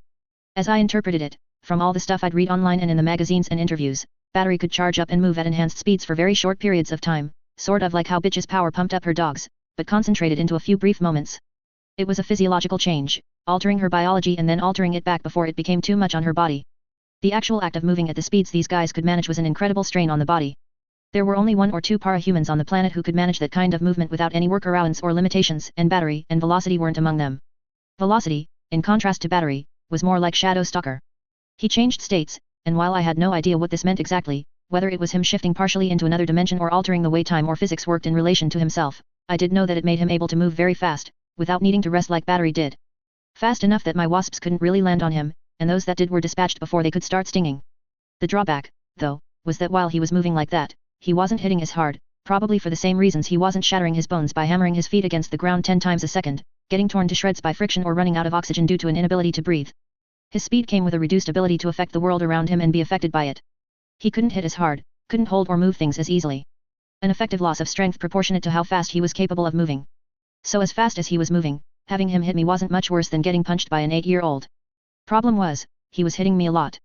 His perceptions were ramped up, too, which meant he had the luxury of what must have been seconds in his own senses to see my reactions, calculate the best place to stick that next punch or kick to knock me off balance or inflict pain. It was less like being in a fist fight and more like being caught in a gale force wind that had every intent of screwing me over. Velocity was forcing me to back up, stumble and overall just working to herd me in one direction towards an open window. Either he'd force me through and leave me hanging from the ledge, helpless to avoid arrest, or I'd have to give up or let myself be knocked to the ground instead, at which point it would be pretty much over. Once I was down, he'd either keep up the onslaught until another cape could finish me off, or he'd turn off his power long enough to knock me over the head a few times with a chair or something. Across the room, Gru was working with 2 of the dogs and Bitch to keep Arms Master hemmed in, while one of the dogs and Regent were keeping Miss Militia out of action. I couldn't win this one on my own. Gru. I hollered. I got struck in the mouth 3 times before I could bring an arm up to fend Velocity off and speak again, need cover. He spared me a glance and a blast of his darkness. In an instant, I was blind and deaf, with only my bugs to go by. But Velocity was slowed down, and I had my suspicions that it wasn't just the fact that he had to use his hands to find me before striking. Gru had said that Shadow Stalker's powers were somehow less effective in his darkness. Could that apply to Velocity too? Or was it just the extra resistance of Gru's power versus normal air, combined with Velocity's low strength? My bugs were now successfully settling on him, oddly giving me a better sense of his movements than my eyes had, and I was directing them not to sting or bite, so he wouldn't have an easy time finding them. They began to cluster on him, and somehow I felt like that was slowing him down even more. The onslaught had been softened, and he wasn't half as effective at keeping me off balance, now. He couldn't effectively see my posture to know the optimal places to strike, so I was able to get my feet firmly on the ground. I lashed out twice with my fists, but my hits lacked impact. Something to do with his power, I suspected, as well as his ability to move fast enough to roll with any hits he felt connecting. So I grabbed a weapon he couldn't react to, my pepper spray, and directed a stream of it into his face. Then I instructed the bugs I'd gathered on him to bite and sting. The effect was immediate, and dramatic. You've never really seen someone flip out until you've seen a speedster flip out. He fell to the ground, stood, tumbled over a chair, then was up the next second, lunging for a table, blindly patting it down in the hopes of finding something to wash his eyes out with. I felt him slow down dramatically, increasing his own strength enough to allow himself to check the cups and pitchers. I had bugs on the table he was searching, and the only liquid there was wine. Anticipating he would continue looking for some relief, I moved closer to the table nearest me. Sure enough, he darted over to the same table and began searching. I took one long step to my left, reached behind my back, and gripped the foam handle of my extendable baton with both hands. Like a golf club, I swung it up and between his legs. My rationale was that I needed to hamper his mobility, but I didn't want to deliver any permanent injury, which was a possibility if I hit him in the knee or spine. Besides, the Protectorate had top-notch costume designers, and what male superhero with an expensive costume would go out without a cup? Right?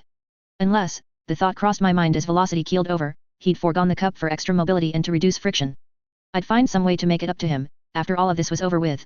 He pulled weakly against my grip as I brought his left arm and his right leg together, and cinched them together with a double set of plastic handcuffs. I then cuffed his right arm to the table in front of him. Velocity was out of action, for all intents and purposes. Though every impulse told me to get out of the darkness and get a look at what was going on, I stayed put, crouching and feeling out with my bugs. With their legs and bodies serving as thousands upon thousands of tiny fingers I could use to feel out my surroundings, I got a sense of the situation. Since doing whatever he'd done to Miss Militia, Regent had taken to standing guard over her. He had one hand outstretched in her direction while she struggled on the floor, dry heaving now, with her limbs twitching.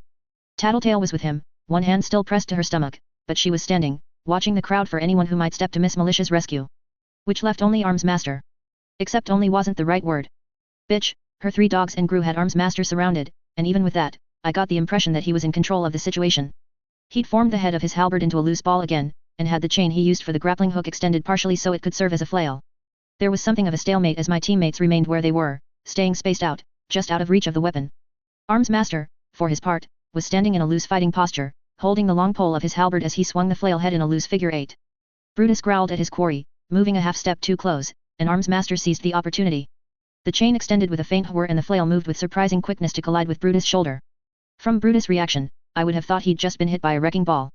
Either Arms Master was far stronger than he looked, or there was something about his weapon that was giving it a little extra oomph. Given that he was a tinker, it could have been anything. Arms Master didn't stop at felling Brutus. As he finished giving the ball the necessary momentum, Arms Master reversed his grip and lunged at Gru, swinging the bottom end of his weapon like a baseball bat. Gru avoided the swing by stepping back and ducking, but wasn't able to recover quick enough to avoid the follow-up. Arms Master kept moving forward, not pausing as he slapped the end of the pole back into one of his hands and rammed the midsection of the pole against Gru's chest, hard. Gru hit the ground with enough force that he almost bounced, and was driven hard into the ground a second time as Arms Master brought the end of the pole down into his stomach. Without thinking, I stepped forward out of the darkness, then stopped myself. What help could I offer by jumping in there? Bitch whistled for a dog to attack, but Arms Master was already reacting, drawing his elbow against the chain to control the movement of the flail's head. He dropped the pole and grabbed the chain to pull the ball towards himself, caught it out of the air with his free hand and turning in a tight circle to preserve the momentum from Flailhead's flight, slammed it full force into Angelica's ear. Bitch had to skip back out of the way as Angelica collapsed to the ground where she'd been standing. Without glancing down, Arms Master put one armored boot underneath the pole as it rebounded against the ground, then kicked it straight up to chest level. He caught his weapon in one hand and reeled in the chain. The flail head snapped back into a blade shape as it reconnected with the top of the pole. 2 dogs and grew down, and he'd made it look effortless. It struck me just what made Arms Master a step above other tinkers, above other people with the ability to invent and perform mad science, and it wasn't the insane amounts of training he had probably put himself through. Tinkers tended to have a knack, a special quality specific to their work. According to Tattletale, Arms Master's ability let him cram technology together and still have it work. Other tinkers were limited in what they could carry and have access to at any given point in time, but Arms Master? He had a solution for every problem he'd been able to think of, without having to worry about economy of space, the weight of his hardware in the room on his utility belt, or whatever. And with all of that, his main gear, his armor, and halberd, were still devastating and completely reliable in their own right. While Arms Master had his back turned to her, I saw Tattletale step to one side, surreptitiously. Judas lunged, and in the same moment Arms Master reacted, Tattletale made a move for the crowd, drawing her gun. I glanced towards Arms Master, and my view of him was blocked as Judas collapsed to the ground between us. Through my bugs, I sensed him extend his weapon towards Tattletale, felt the recoil as the head of it rocketed off. The grappling hook caught her gun hand with enough force to screw up her aim, and the tines of the hook closed around her arm. He reeled in the chain at the same time he pulled it back toward him, and in doing so, flung Tattletale across the floor. The tines let her go just in time to send her careening into one of the flimsy cocktail tables. Arms Master jerked the pole of his weapon to control the flight of the hook as it reeled back in, striking Tattletale's gun out of the air and shattering it into pieces. No hostages, he said, no guns. Gru started to stand, fell, then managed to stand successfully on his second try. The 3 dogs Arms Master had dropped were taking longer to get upright. Angelica shook her head violently, twice, paused, then did it again. Arms Master looked at Bitch, then slapped the pole of his weapon against the palm of his armored glove. Rachel Lint, aka, Hellhound. Arms Master, aka, Dickhole, Bitch retorted. If this goes any further, I can't promise those animals of yours won't suffer permanent damage. I could see her eyes move behind the eyeholes of her mask as she cast a sidelong glance to her left to look at Brutus, then to her right, at Angelica. Then she met his gaze. You do lasting damage to any of them, we'll find you and do 10 times worse to you. Trust me, old man, they know your smell, we can track you down. Again, the pole slapping against his glove with a sound of metal against metal. His tone was measured as he asked her, why risk it? You've already lost. We had enough footage of your dogs that I was able to put together a simulation of their fighting patterns. I know how they attack, how they react. I know how you think in a fight, the commands you give, and when. All of that is wired into my suit, into my heads-up display. I know what you and your beasts are going to do before you've decided on it. None of you are walking away. It's not just me and the dogs, Bitch spoke. Your friends? I may not have a simulation set up for him, but I'm better than your leader, Gru. Stronger, better armored, better equipped, better trained. If your friend Regent turns his attention from Miss Militia for more than 20 seconds, she will shoot one or all of you, not that he could do anything to me if he bothered. Tattletale? Unconscious. Skitter? Not a threat. What was he doing? Why was he so focused on getting Bitch to admit it was over? Reputation, yet again. He needed to salvage this situation, and the surest way to do that, to recoup his losses and come out of this looking okay, would be to get the meanest, toughest, most notorious of us to bend at the knee and concede defeat. He really didn't know Bitch, though. She pulled her cheap plastic dog mask off and threw it to one side. It was only a formality, really, since her face and identity were public knowledge. Her smile, as it spread across her face, wasn't the most attractive. Too many teeth showing. Lung underestimated her, too, she told him, looking at me. Arms Master turned to look, as well. Seriously? I mean, really, Bitch? Passing the ball to me? I didn't have a plan. There wasn't much I could do, here. Velocity. Arms Master queried me, casual. I shrugged, miming his casual tone, while feeling anything but, dealt with. I think. As he spoke, I faced Gru and jerked my head in Arms Master's direction. Arms Master wasn't oblivious, and took my cue as reason to drop into a fighting posture. There was nothing he could really defend against, though, as Gru shrouded the 2 of us in darkness a second time. The worst possibility, that Arms Master would tell the Undersiders what I was planning, was dealt with for the moment. I doubted Arms Master would continue to talk while under the effects of Gru's power. which left me the problem of dealing with the guy. I could sense the bugs I had on him moving, as he came through the darkness, towards me. At the very least, if I could draw him away from the others, I could buy them time. I ran for the glass door that led to one of the outside patios. I glanced over my shoulder, and sure enough, I saw Arms Master emerging from the cloud of oily shadow. He spun on his heels to swing his flail into Judas, bringing the dog down as it emerged right after him, then whirled to face me again. As I got outside, the chain reeled in, bringing the flail head back to the top of the weapon. He paused. Why? There was only one reason he'd be staying back and reeling in like that, instead of closing the distance to get me in his reach. I took a guess. Knowing that the attack would come faster than I expected, from what had happened to Tattletale on the 2 occasions, I threw myself to the floor of the patio. The ball came flying out of the end of his weapon, but my attempt to dodge did little good. He whipped the chain to shift the sphere's trajectory, and simultaneously opened it into its oversized grappling hook form. The thing hit me in my side, with the tines passing over each of my shoulders and under my armpits.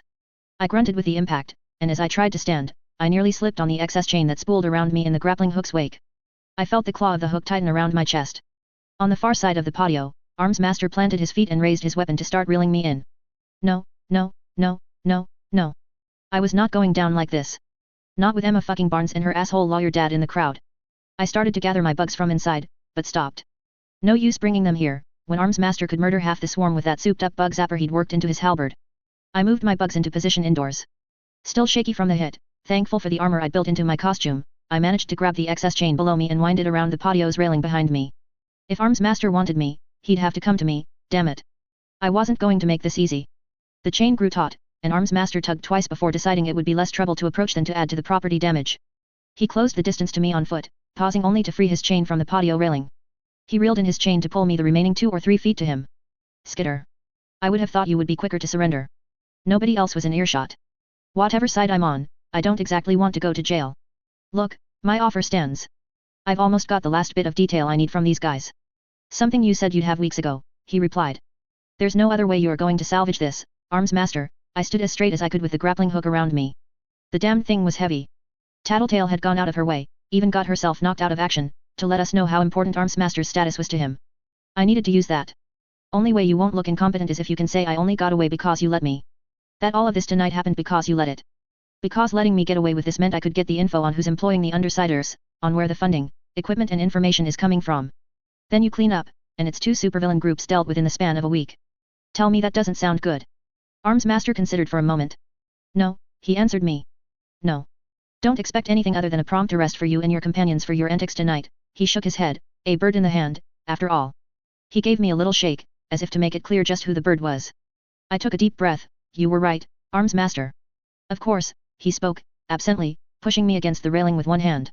His grappling hook released me, reconfiguring into what I suspected was the same setup that had fixed Lung to the ground with bars of stainless steel, back in my first day in costume. It was shaped like a rectangle, and there were 2 U-shaped bands of metal with electricity arcing around them, the tips of each U glowing hot enough to melt against any surface. This was over from the moment we stepped into the room, I finished. Nearly 700 hornets exploded from underneath my panels of armor, all latching onto him, biting and stinging relentlessly, flowing underneath his visor, into his helmet, his nose, mouth, and ears.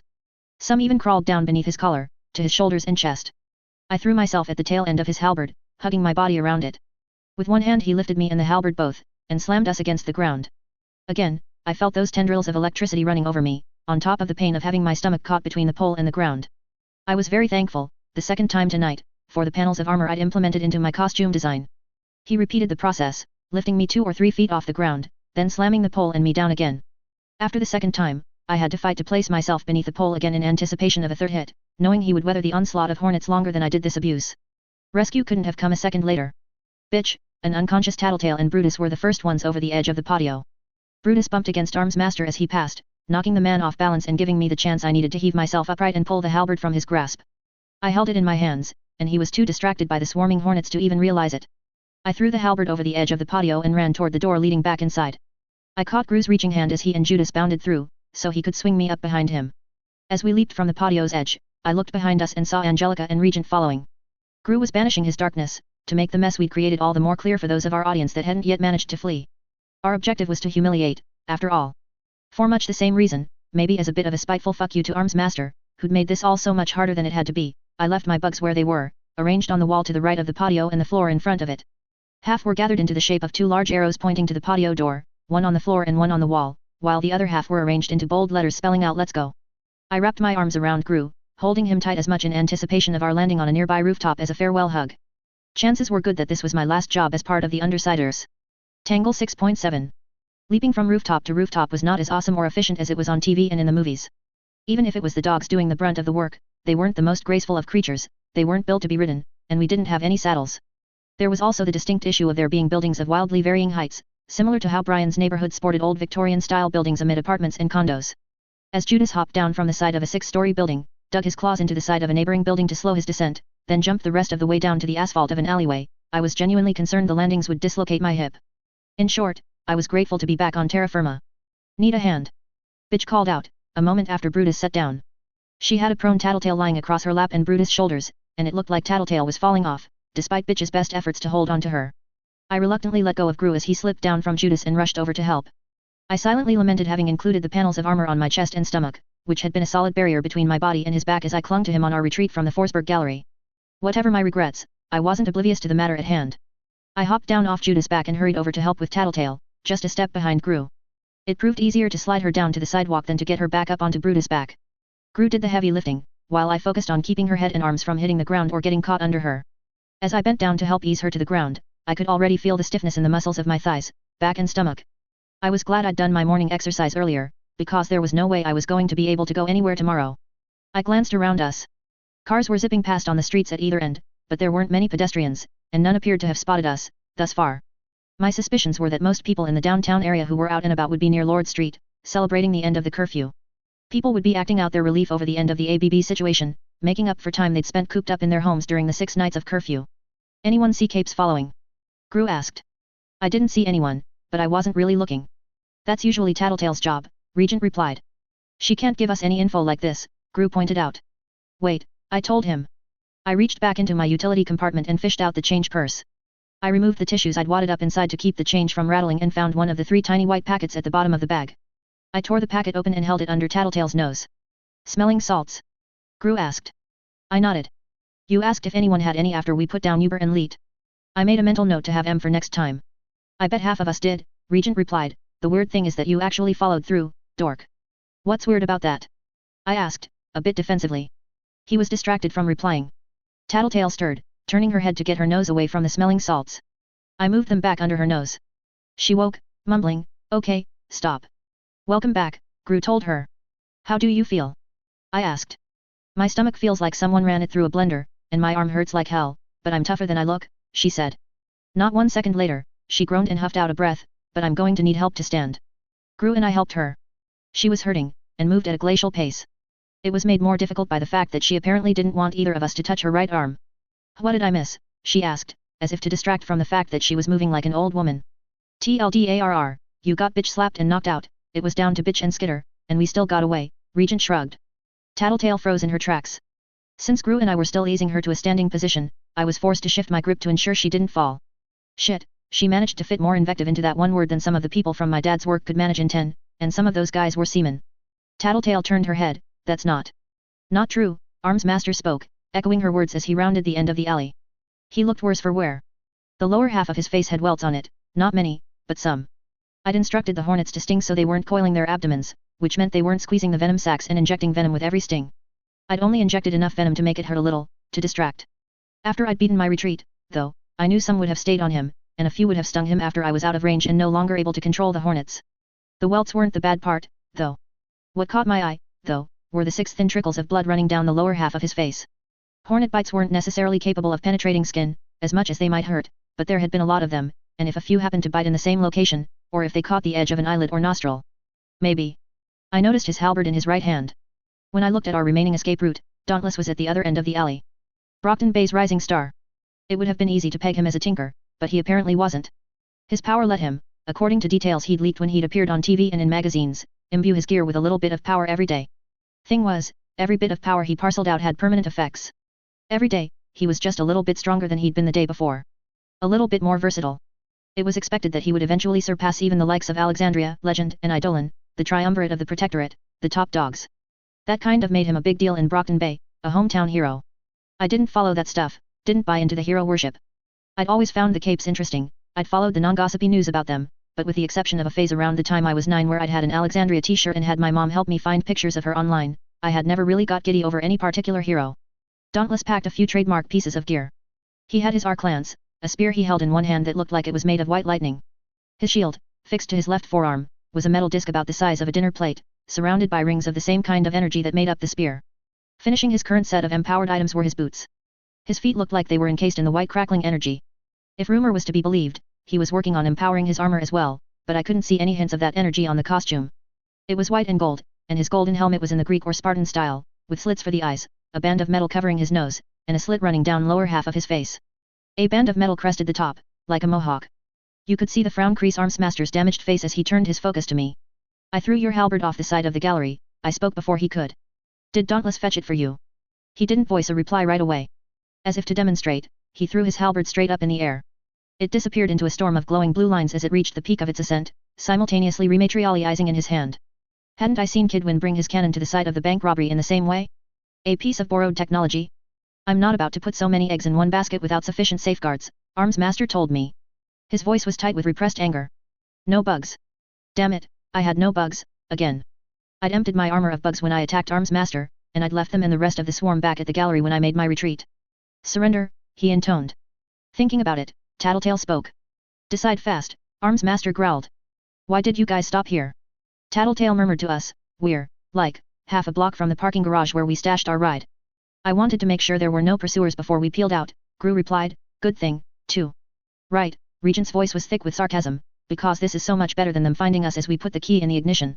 Guys, I cut in, whispering without taking my eyes from Armsmaster, answers. Solutions. Get to the parking garage, Tattletale told us. Our situation there won't be any better, Gru countered. Get to the parking garage, she hissed through her teeth, as Armsmaster took a step forward. The alley was wide enough for two dogs to stand shoulder to shoulder, and I saw Bitch directing two of the animals to stand between us and Armsmaster before Gru blanketed everything but Armsmaster and the dogs in darkness. The darkness didn't last more than 3 seconds. There was enough time for Gru to place his arm against my collarbone and shove me back against the wall, and then he removed the darkness around us. There was a smell like burning ozone. Had Dauntless used his spear? It was immediately clear that Dauntless didn't have much darkness around him. He was holding his shield arm up, and it had formed into a bubble-shaped force field, extending in a 10-foot radius around himself, touching both walls on either side of us.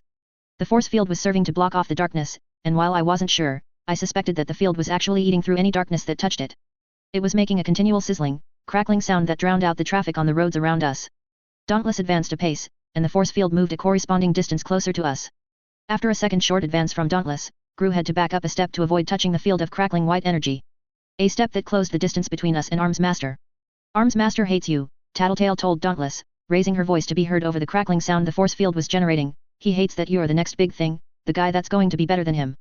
That you get the easy road to being a big name in the Protectorate, and he's the one that has to stay up nights, reworking his stuff, compiling simulations, coming up with new ideas, training in the gym for hours and hours on end. Every second of work he puts in, he gets more and more resentful of you. Why do you think you were the one member of the team he sent off to patrol the city and watch over the wards, instead of having you come to the party? Dauntless shook his head. Then he raised his spear hand and tapped one finger against the side of his helmet. Earbuds, Tattletale sighed. Armsmaster told him to wear earbuds, so Dauntless can't hear anyone but him. That's both brilliant and incredibly depressing. Dauntless advanced 2 steps, quickly, and all of us, excepting Bitch and Angelica, were in a position where we had to hurry to step back. Regent was too slow, and his hand touched the bubble. A brief arc of energy traced from the field to Regent's hand as he pulled it back. Fuck. Ow. Regent gasped. Enough of this shit. He raised his other hand, and Dauntless stumbled. Regent then brushed his hand to one side, and Dauntless fell. As Dauntless used both hands to ease his fall, the force field dropped away. Go. Gru bellowed, dismissing his darkness. Bitch whistled twice, hard, and the 2 dogs that were fighting Armsmaster hurried to follow. Dauntless raised his spear to impede us. Gru, leading our retreat, leaped over the crackling beam of lightning and brought both feet down on Dauntless' helmet as he landed. The hero didn't recover before we were over and past him. We were free of the alley. 2 of the dogs surged past us, getting in the way of incoming traffic so we were clear to cross the street. Cars squealed to a stop as we moved. We'd just crossed the threshold of the parking garage when Dauntless opened fire, striking Brutus no less than 3 times with jabs of his arc lance, then turning his attention to Angelica. The weapon could extend as far as he needed, elongating faster than the eye could follow. White sparks flew as it slammed into the animals, but the effect was minor at best. The arc lance was something between a solid and an energy, combining traits of both. It could hit hard enough, with an electrical charge to it to boot, but I suspected that using it on the dogs wasn't so different from using a hand taser on a bull elephant. They were too big, too tough. Finding he wasn't having much effect on the animals, Dauntless aimed for us. Regent disrupted Dauntless' aim, and the arc lance ripped over the windows of the building above the parking garage, bringing a rain of glass shards down on us as we made our way past the gate and into the garage. Arms Master exited the alley and spotted us. Intent on closing the distance, he sent his grappling hook out to catch the metal "Do not pass if you are above this height" bar above the door of the parking garage. The second the points of the hook closed around the bar, Arms Master started reeling himself in, his metal boots skidding across the road top. Bitch whistled, hard, and pointed to the bar. Judas lunged for it, catching both bar and grappling hook in his jaws. The chain holding the bar up snapped as Judas pulled, and Arms Master's skid was interrupted as Judas pulled back on the chain that extended between them. Arms Master shifted to a run, managing to keep his feet under him as his trajectory changed. He extended his stick arm, and I saw a spray of blood fly from Judas' mouth, the dog rearing back in reaction. Judas let go of both the bar and the hook and backed away several paces, growling. As the hook retreated, I saw it wasn't in its grappling hook form, but the usual halberd top, complete with blade, spear point, and no small amount of blood. Arms Master maintained his momentum, finished reeling in, then sent the ball out again, his weapon back in flail style. He brought Judas down, then brought the flail in a wide sweep to keep the other two dogs at bay. Dauntless continued his approach, stopping just behind and to the side of Arms Master. My mapping program says there's 3 ways out of this garage, Arms Master informed us. The doors on the other 2 exits are locked, and I guarantee you won't have time to crack the lock or break down the door before I catch up with you. No more tricks, no more. He stopped mid-sentence, whipped his head to one side, then the other. Wah! And then he disappeared. A yellow-painted concrete pillar, the sort that was used to keep cars from parking in front of the stairwell doors, or to protect the ticket vending machine from any collisions, appeared in his place. It hit the ground hard, then toppled onto its side. At the same time, we heard a series of heavy collisions from behind us. A steel giant with massive hands and a spout on its back that was spewing volumes of grey-black smoke had one hand closed around Arms Master. Repeatedly, methodically, it slammed Arms Master against the hood of a car. Ballistic, with his football player built in angular body armor, stepped out of the shadows between the cars to Dauntless left, just by the entrance. A girl I recognized but hadn't yet seen in person emerged from the right. She wore clown makeup and a jester's cap, with a teal and orange skin-tight costume complete with coattails. Bells jangled from the tips of her cap, her coattails, her gloves, and boots. Circus. Her costume, makeup, and color scheme were different every time she went out, but the theme was always more or less the same.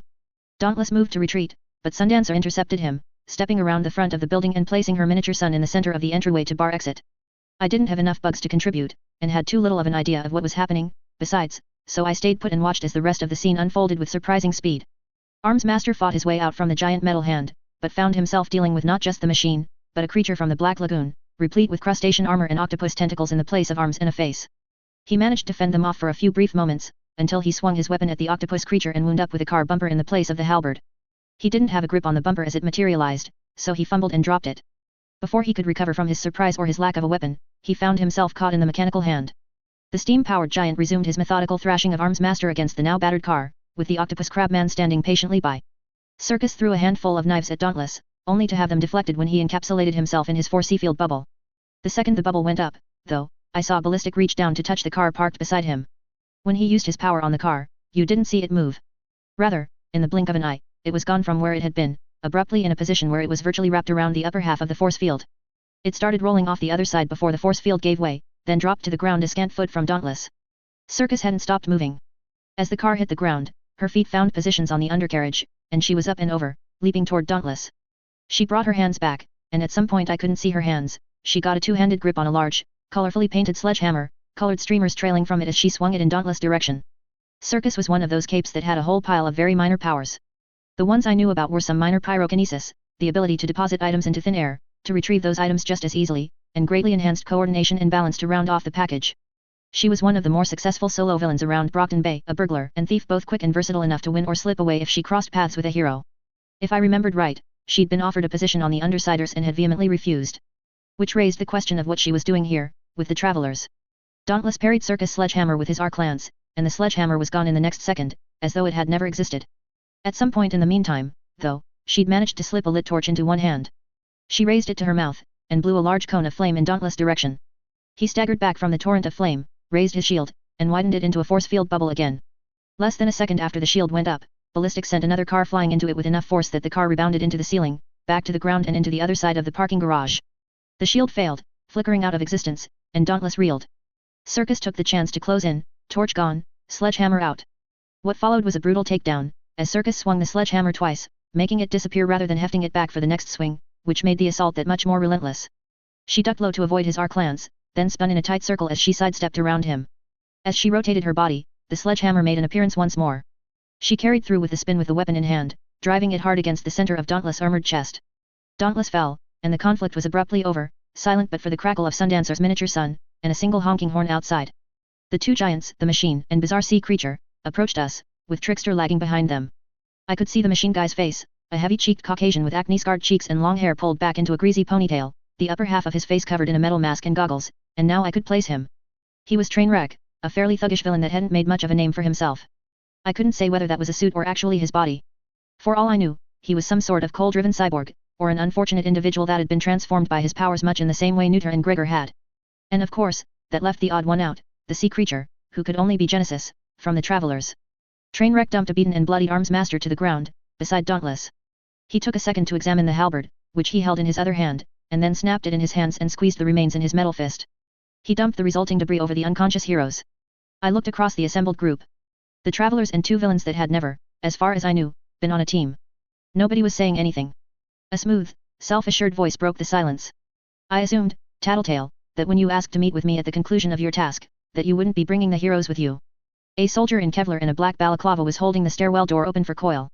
Dressed in the same black bodysuit with the image of a white snake arranged across it, Coil joined us, walking slowly, his hands clasped behind his back, taking in the scene with an appraising eye. Two soldiers followed behind him, guns in hand. Coil. I felt my pulse quicken. Tattletale made a pained expression. Sorry. Coil glanced around some more, then seemed to come to a decision. No. I don't think there's anything to apologize for. He paused, and all I could think was this is it. I've got what I need. Coil spoke, more as though he were musing to himself than any of us. I was feeling theatric. The plan was for the Travelers, Circus, and Trainwreck to step out from the shadows as I made an impressive entrance. A shame it didn't play out, but I suppose it had a tactical benefit. Guess so, Tattletale grinned. Well, it seems you were successful tonight. Good. There are no more pursuers. Nope. Emergency response? Other heroes. All at least 2.5 minutes away, I think. Then we'll take our leave. Undersiders, Trickster, I have a ride prepared, and I would like you to join me. I believe we have much to discuss. Tangle 6.8. We didn't dally, stopping only to let Bitch direct her dogs into 3 separate vans Coil had waiting at the back of the garage. Once that was done, we all rushed to the vehicle Coil had waiting, an armored limousine. It wasn't too different from a regular limousine, but the sides and top were flat, and the front end was squatter. All in all, it gave the general impression of something exceedingly solid. I wondered if it was too conspicuous. It was distinctive enough that it could make us too easy to track. Coil didn't seem like a stupid guy, though, and time was short enough that we couldn't afford to take the time to debate it. I climbed inside after Gru, keeping my mouth shut for the time being, and my eyes open for details. The interior was all black leather, the windows tinted dark. Coil's black costume against the black background made him rather hard to make out as he settled into a chair at the far end, his back to the driver's seat. If I squinted a little, it looked like only the snake stenciled on his costume was there, hovering in empty space. We seated ourselves on the leather-cushioned bench that lined one side of the limousine. Trickster, the only traveler to come with us, sat at the far end, facing Coil. My dog's Bitch started. We'll be taken care of, I assure you, Coil replied. You will find your dogs and the vans you used to arrive awaiting you when you depart. Bitch pursed her lips, looking angry, but didn't say anything. I wish, Coil told us, to perform a small demonstration. Because I would prefer to establish a few things before I move on to discussing the larger picture. He reached into a cup holder to his left and retrieved a roll of quarters. He undid one end of the roll, then doled out a number of quarters into his palm. If you would catch these and place them on the backs of your hands. He flipped a coin in Tattletale's direction. She caught it and slapped it against the back of her hand. Heads. Heads, Gru said, as he caught the next. Coil double-checked I was ready to catch it, then threw it my way. Heads, I spoke, as I slapped it down. And heads again for Bitch and Regent. I leaned forward, reached behind me, and retrieved my coin purse. I found a silver dollar, showed Coil, and then flipped it. I caught it and slapped it down. Heads. I nodded. Probability manipulation. I asked him, enhanced luck. He shook his head, no. Just the opposite, Skitter. I control destinies. I decide outcomes. That still sounds like probability manipulation to me, I said. Tattletale leaned forward, to look past Gru and face me, no. Well, it is, but only in the biggest, bluntest sense.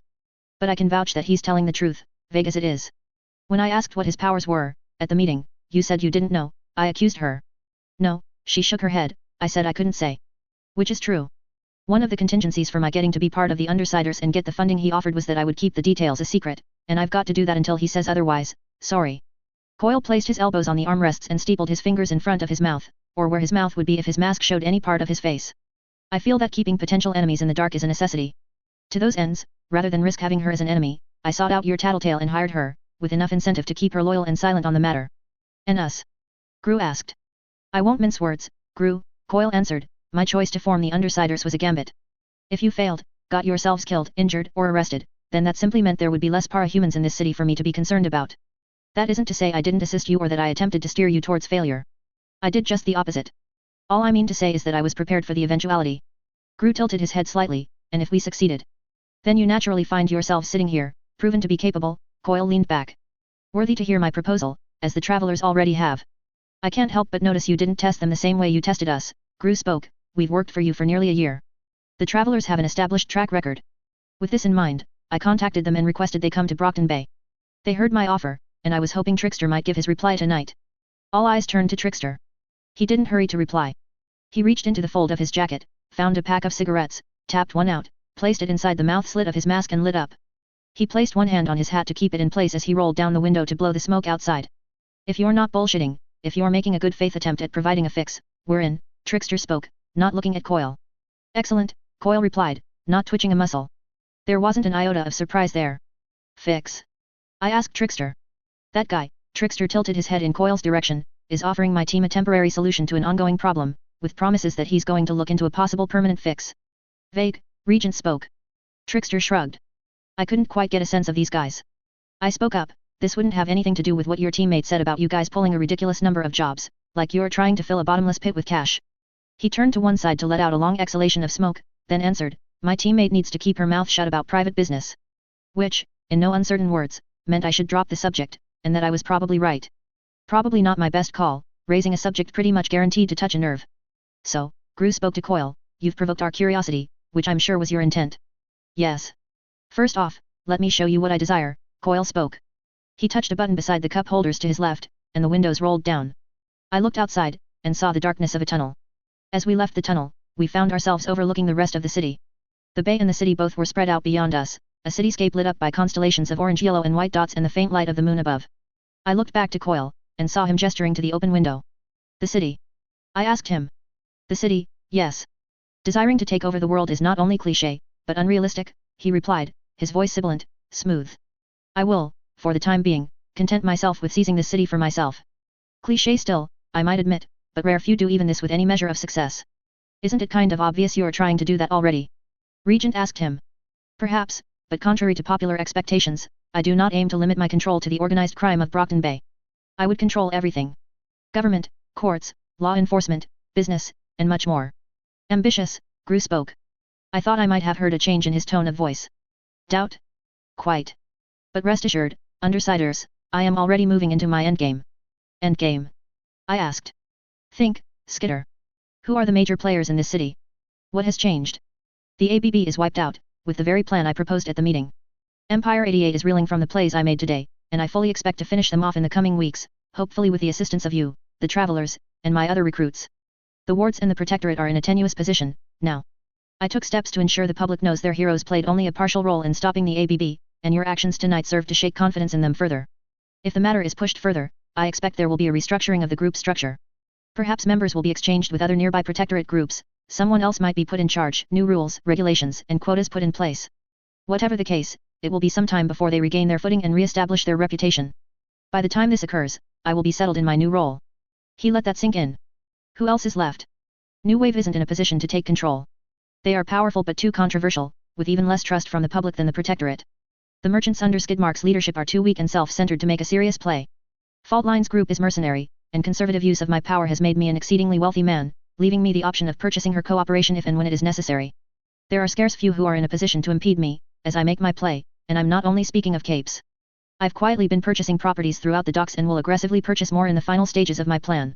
2 of the 3 mayoral candidates for this June's election were bought and brought to the city by me, much as I purchased my elite soldiers to aid me in controlling the streets and hampering the Empire's business. The city council has its elections in September, I will have similar agents placed throughout by then, as well. When I say I am nearly finished, I am not speaking in ambiguities. I am saying that the dominoes have been set up and the first of them are already falling. Well, I thought, there goes any doubt I had about the Protectorate not caring what was up with the Undersiders' sponsor. Shit. Was he really that close? Leaving only you and your role in this, Coil finished. Which is? Gru inquired, a challenging note in his voice. Taking over this city is pointless if I do not keep it, Gru. I handpicked you undersiders because I needed allies who were comfortable being situated in the north end, the docks, the boardwalk, the train yard, the outskirts to the north. I picked you because I saw you had potential, yet you were not so high profile as to demand the immediate attention of authorities. This freed you to be overlooked until you were more established. It allowed you to grow both practiced and comfortable as a team, and to establish a reputation for yourselves. In my efforts against Kaiser, I have not only been whittling away at his empire, but I have worked to keep him occupied so you would not be sandwiched between two major factions in the early stages of your group. You had only the ABB to deal with, and you held your own for nearly a year. Skitter joining your group was sufficient to tip the balance. So, if you accept this deal, I would have you control the docks and the surrounding area. You're not overly disliked, you've proven yourselves resourceful and capable. I would have you guard against any para-human trespassers and squash any gangs or groups in your territory, should they not submit themselves to my command and control.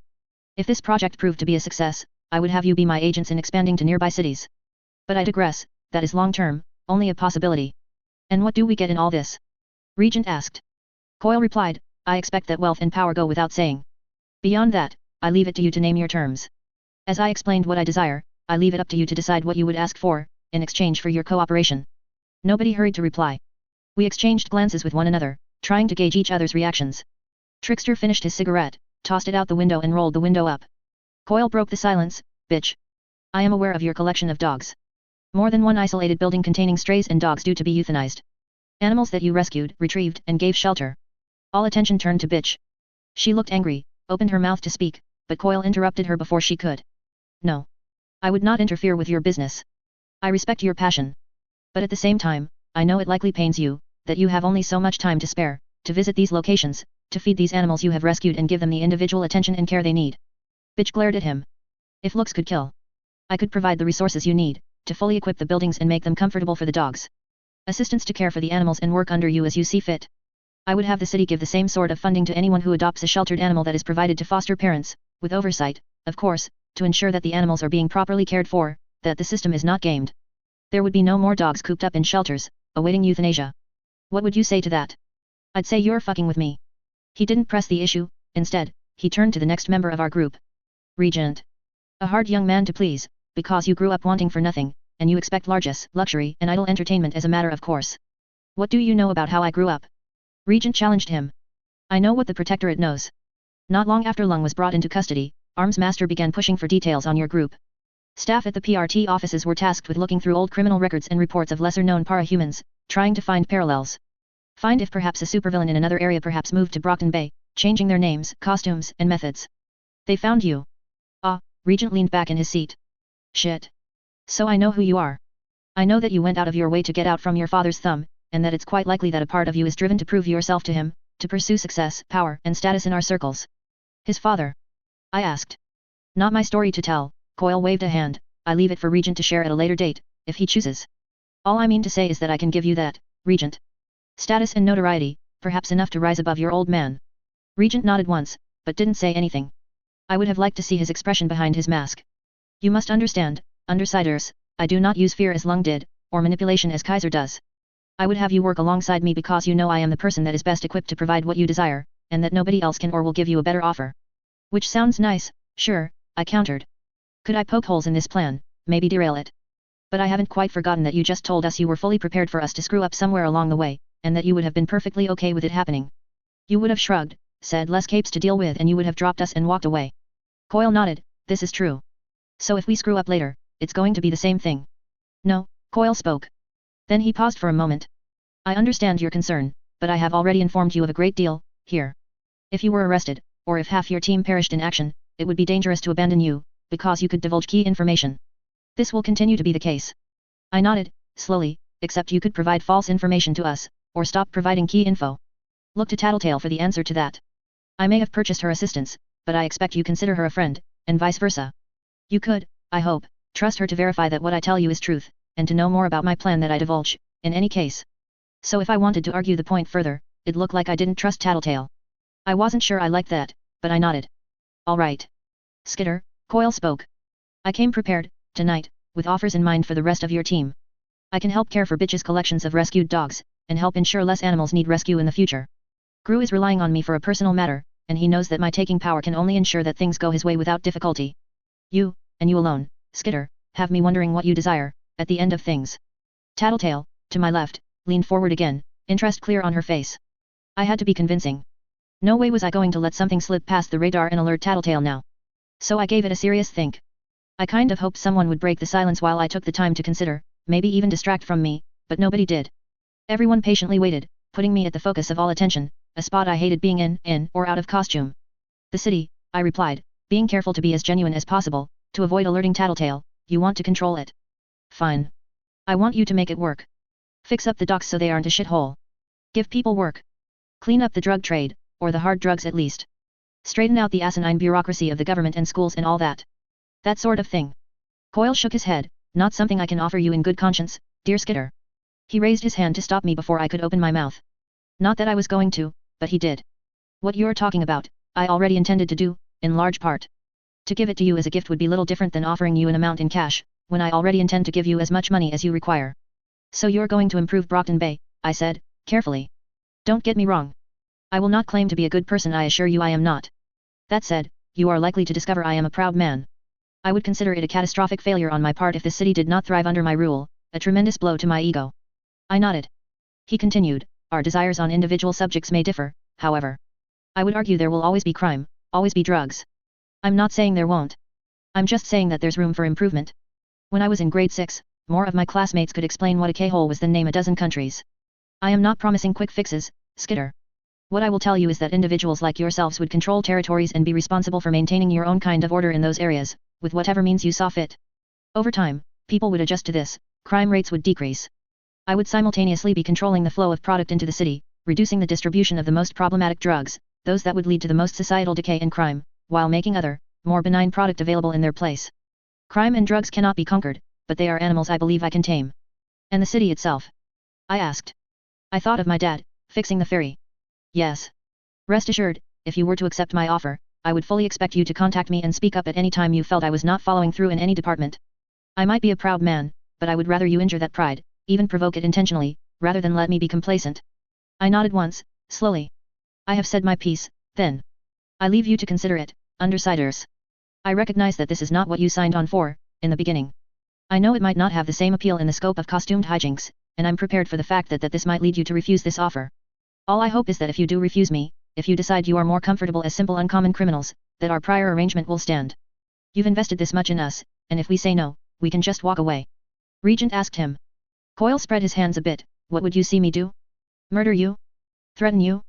Orchestrate an arrest? There is no guarantee any attempt on my part would be wholly successful, whatever I chose, and you may count it as a compliment that I would not want any of you escaping the attempt and coming after me as a dedicated adversary. He knocked on the window behind him. Immediately, the limousine slowed down and pulled over. As I glanced outside, I saw we were in the docks. Think on the subject. Discuss it and get back to me with your reply, the sooner the better, no later than a week from now. Tattletale, it should be obvious, but I formally free you from all stipulations in your contract requiring you to keep my identity as your sponsor private. You may give my contact information to your teammates. Sure thing, Tattletale replied. And before I forget, I arranged individual accounts for each of you with a supervillain banker by the name of the Number Man, as paying for tonight's job in bills, naturally, was unfeasible. My men will provide you with your account information and the instructions for accessing these accounts as you retrieve your dogs. Gru extended a hand. I'm not sure what we'll do, whether we'll take this deal, but it's been good working with you thus far, and I hope to continue. Coyle took Gru's hand and shook it, firm. Likewise, Gru, undersiders. We departed the vehicle. We were on the west end of the docks, judging by how far the water was, and how close we were to the mountains that surrounded the city. Parked behind the limousine were 3 vans, each with 2 of Coyle's soldiers standing by, alert. As we walked by the end of the armored limousine, a soldier passed out envelopes to each of us. We continued walking, and Bitch opened each door we passed, letting the dogs out. They were smaller, now. Judas, the tallest, only came up to my shoulder. Their external muscle, wet and wrinkled, hung off them like excess skin on a person who had lost a great deal of weight. The interiors of the vans were spattered with more excess flesh, blood, and bone that had been shed. The final stage would be the dogs shucking off the last of the excess mass, revealing their normal shapes nested deep within, dry within a membrane, virtually untouched by the injuries they had sustained over the night. As the last of the dogs, Angelica, was released and the vans and limousine pulled away, we headed back to the loft. Each of us too busy sorting through our own thoughts and dilemmas to be distracted with conversation, so it was remarkably quiet. I have it. I've got what I need. I just didn't know how I felt about it. Tangle 6.9. Dear Miss Militia. Was it wrong to start with dear? Was that implying more friendship or intimacy than there was? Would it seem taunting? Miss Militia, we met earlier tonight. No. If I went that route, she might throw it aside alongside all the other fan mail she got. Miss Militia, you know me as Skitter, but you don't truly know me. Better, but I didn't like the tone. I'd leave it as is, move on, and come back to it later. You see, I'm not a villain, despite. Despite what? Despite the fact that I'd terrorized and hurt a lot of innocent people? Despite the fact that I'd nearly killed Lung and later cut his eyes out? That I had nearly $280,000 in illegitimate money to my name? I shivered, pulled my hands from my pockets and did up my sweatshirt to cover my exposed stomach. After we'd arrived at the loft, Brian had suggested that we were all too tired to discuss Coyle's proposal, so we tabled all discussion until the morning. I was glad for the excuse to avoid hearing or seeing anything that might make this any harder. Besides, I'd promised my dad I would be home tonight. It was past 9, so the bus from the ferry was only arriving every 90 minutes. I'd figured it was better to walk home than wait. I could use the stretching, too, given the abuse my body had sustained while I was riding Judas. Sticking my hands back in my pockets, I returned my thoughts to how I'd word my letter to Miss Militia. Scratch despite. Another approach, maybe? Believe it or not, my intentions all along have been good. I joined the Undersiders in the first place to assist you. To assist this city. Was that entirely true? No. If I was being entirely honest with myself, part of the reason I joined and stayed with the Undersiders was because I had been lonely. What if I offered some honesty? It caught me off guard just how easy it was to like them. I was in a bad place, and they accepted me. So writing this email to you is difficult. But it is necessary. In the end, I decided to go this route because it serves the greater good. That was what I had told myself, earlier today, before we left for the job. That sticking with those guys would pose the greatest risk to innocence, that it would eventually lead to someone getting caught in crossfire, or me getting arrested for something serious. But now I had Coyle's agenda to consider. Was he really being honest about how he planned to help this city? I had no reason to believe he was lying, and Tattletale was vouching for him. But at the same time, Coyle's motif was a snake, and Tattletale had hedged the truth and misled me before. Question was I taking this route because it served the greater good? No. Or at least, I wasn't sure enough either way for it to be the reason I was doing this. Why was I doing it, then? It had been a hard question to answer hours ago, and it was doubly hard now. Enough that it spooked me. How had I gotten to this point? I was put in mind of a time I'd sat in on one of my mom's university classes. I couldn't have been older than 10, my dad had been busy and my mom hadn't been able to find a babysitter. So I'd been precocious, proud as hell to be sitting in that English lecture with the teenagers and 20-somethings and understanding what my mom was saying. We'd even read the book together, over the prior few weeks, so I knew the material. Oranges are not the only fruit. While I'd been sitting and listening, an older man had come in and sat next to me, in the back row. In a kind voice, he'd murmured a comment about how my mother was an excellent professor. Then, a few minutes later, when I got up the courage to raise my hand and answer one of her questions, he'd complimented me, got up and left. All my pride in myself and my mother aside, what had struck me about the encounter was the man's hair. A ridiculous comb-over. After the class was over and my mom had been taking me home, I mentioned the man, and she'd identified him as the head of her department, her boss. Then I brought up the comb-over and how bad it looked. Look at it from his perspective, she'd explained. Maybe, a long time ago, he started to lose a little hair, but he could brush it to one side in a way that made it not show so much. Every year that passed he brushed his hair over a bit more. It was gradual, something he slowly got used to, seeing it in the mirror every morning and every night. Lots of small steps. Why doesn't someone point it out? I'd asked her. He doesn't have anyone to point it out for him, she had replied, and anyone who knows him well enough doesn't want to hurt his feelings, even if it might be better in the long run. You could, I'd told her. So she had, later that week. Ripped off the band-aid for the old head of the English department. According to her, he'd gotten a haircut, then thanked her at a later date. That event and what my mom had done afterward always stuck in my memory. I swallowed past a lump in my throat. It always caught me off guard, just how frigging much I missed her, when I thought about her. I'd give anything for a 30-minute conversation with her, right this moment. I didn't have the slightest doubt in my mind that she could have made sense of everything, put things into terms so simple that working it out looked easy.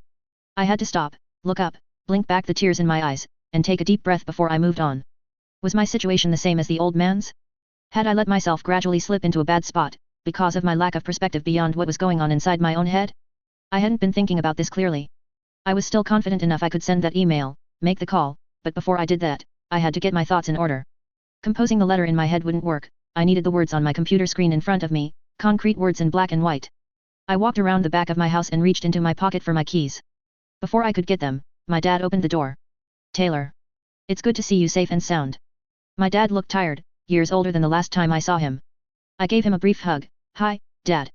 You got my message, saying I'd be late. I did. He shut and locked the door behind me.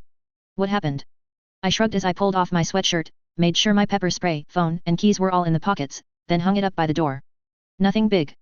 I was at Brian's, helping him put furniture together, then his sister and his sister's social services caseworker came without any warning. I couldn't find a way to leave without it being kind of awkward. Which did happen, pretty much, just at an earlier time. I see, he murmured. Were you two alone? No, I lied, to stop him from getting the wrong impression. At least, not for long. Lisa left a few minutes before the caseworker dropped by. And you have a new shirt, I see. It's nice. Lisa's, I fibbed, squirming a little under the scrutiny. Ah, he nodded. I'm going to go to my room, if that's all right? I'm kind of wiped. My dad shook his head. I'd rather you stayed to talk. Not what I wanted to do. My mind was jammed with enough crap and internal debates that I didn't want to worry about concocting more lies for my dad. Can we do it tomorrow morning? I offered him, retreating toward the door to the front hall, pressing my hands together in a pleading gesture. I really need to sit at my computer for a minute and organize my thoughts. I pushed on the door and it didn't open. Strange. I tried the doorknob, and it didn't help. Door's jammed, I said. Door's locked, Taylor. So is the door to the living room. My dad answered me. When I looked at him, he showed me the old-fashioned key in his hand. As I watched, he pulled out 2 chairs from beside the kitchen table, placed one in the middle of the room, then placed the second chair against the back door and sat down in it. Sit. Dad, tonight's not really. Sit. My heart dropped out of my chest. Or at least, it felt like it. I felt an ugly sour feeling in my stomach. I talked to your school today, he informed me, confirming that ugly feeling. I'm sorry. You've missed nearly a month of classes, Taylor. 3 weeks. You've missed major tests, project due dates, homework, they're saying you might fail, if you haven't already. I'm sorry, I repeated myself. I could maybe understand, I know what you've been dealing with, except you didn't just leave me in the dark. You lied to me. I couldn't form the words for another apology. I called the school to get an update on how you were doing, and they said you hadn't been to class in some time, and I didn't know what to do. I felt completely lost. I called your Gram. I winced. Gram was my mom's mother, an austere woman who'd never fully approved of my dad as a match for her daughter. It wouldn't have been easy for him to make that call. She convinced me that maybe I've been too focused on being your ally, and not focused enough on being your parent. If she'd told me that a week ago, I would have hung up on her. But after talking to your school, realizing how badly I failed you. You didn't fail me, I told him. I was caught off guard by how my voice broke a bit with emotion. I did. It's clear that whatever we've been doing hasn't been working, if you're in this situation, if you can't talk to me. No more secrets, no more half-truths. So we're going to stay here all night if need be. I'll even call off work tomorrow if I have to, but we're going to talk. I nodded and swallowed, hard. I still hadn't sat down in the chair he'd left in the middle of the kitchen. Need to use the washroom. Okay, he stood. I'll walk you there, and I'll walk you back here to the kitchen afterward. You're treating me like I'm a prisoner. You're my daughter, Taylor. I love you, but I know there's something going on, and it's not just the bullying, or it's something to do with the bullying that you haven't mentioned yet. I'm scared for you, Taylor, because you're avoiding me and staying silent even if it means failing. So you force my hand by making me your prisoner, I replied, letting anger and hurt creep into my voice. Do you think this is even remotely cool, after all the times I've been cornered by those bitches from school? I've got to come home to this bullying power abuse shit, too. My dad answered me with the utmost patience. I hope you know that I'm doing this because I love you. I did. Thing was, that didn't make it even slightly easier to handle. Do you need to go to the bathroom, Taylor? I shook my head. What I needed was to get out of this room. I saw him purse his lips, knew he was aware I'd just been looking for an escape. Talk to me, Taylor. Don't feel like talking. I walked across the room to try the other doors, to the living room and basement. Locked. Why are you so insistent on escaping? He asked. I could hear the pain in his voice, which didn't make me feel any better. Please, just relax, sit down. I felt the crackle of my power at the edges of my awareness, realized I was clenching my fists. Why was it that the people I was supposed to be able to rely on were the people who turned on me, cornered me, made me feel the worst? Emma, the school, arms master, now my dad? I kicked the chair, hard enough that it made a mark as it hit the fridge. My dad's eyes went just a bit wider, but he didn't move or speak. I could feel the tug of my power as bugs throughout my neighborhood began to move to my location. I had to willfully cancel out the order to make them back off and return to their normal behavior. Not feeling even remotely better after my abuse of the chair, I shoved the cookbooks and printouts off the shelf beside the fridge, letting them spill to the ground. A picture frame that had been hidden in the middle of the pile broke as it hit the ground. Damn it, I muttered. I still didn't feel better, and I was having a harder time keeping the swarm at bay. Possessions can be replaced, Taylor. Vent however you need to. Dad?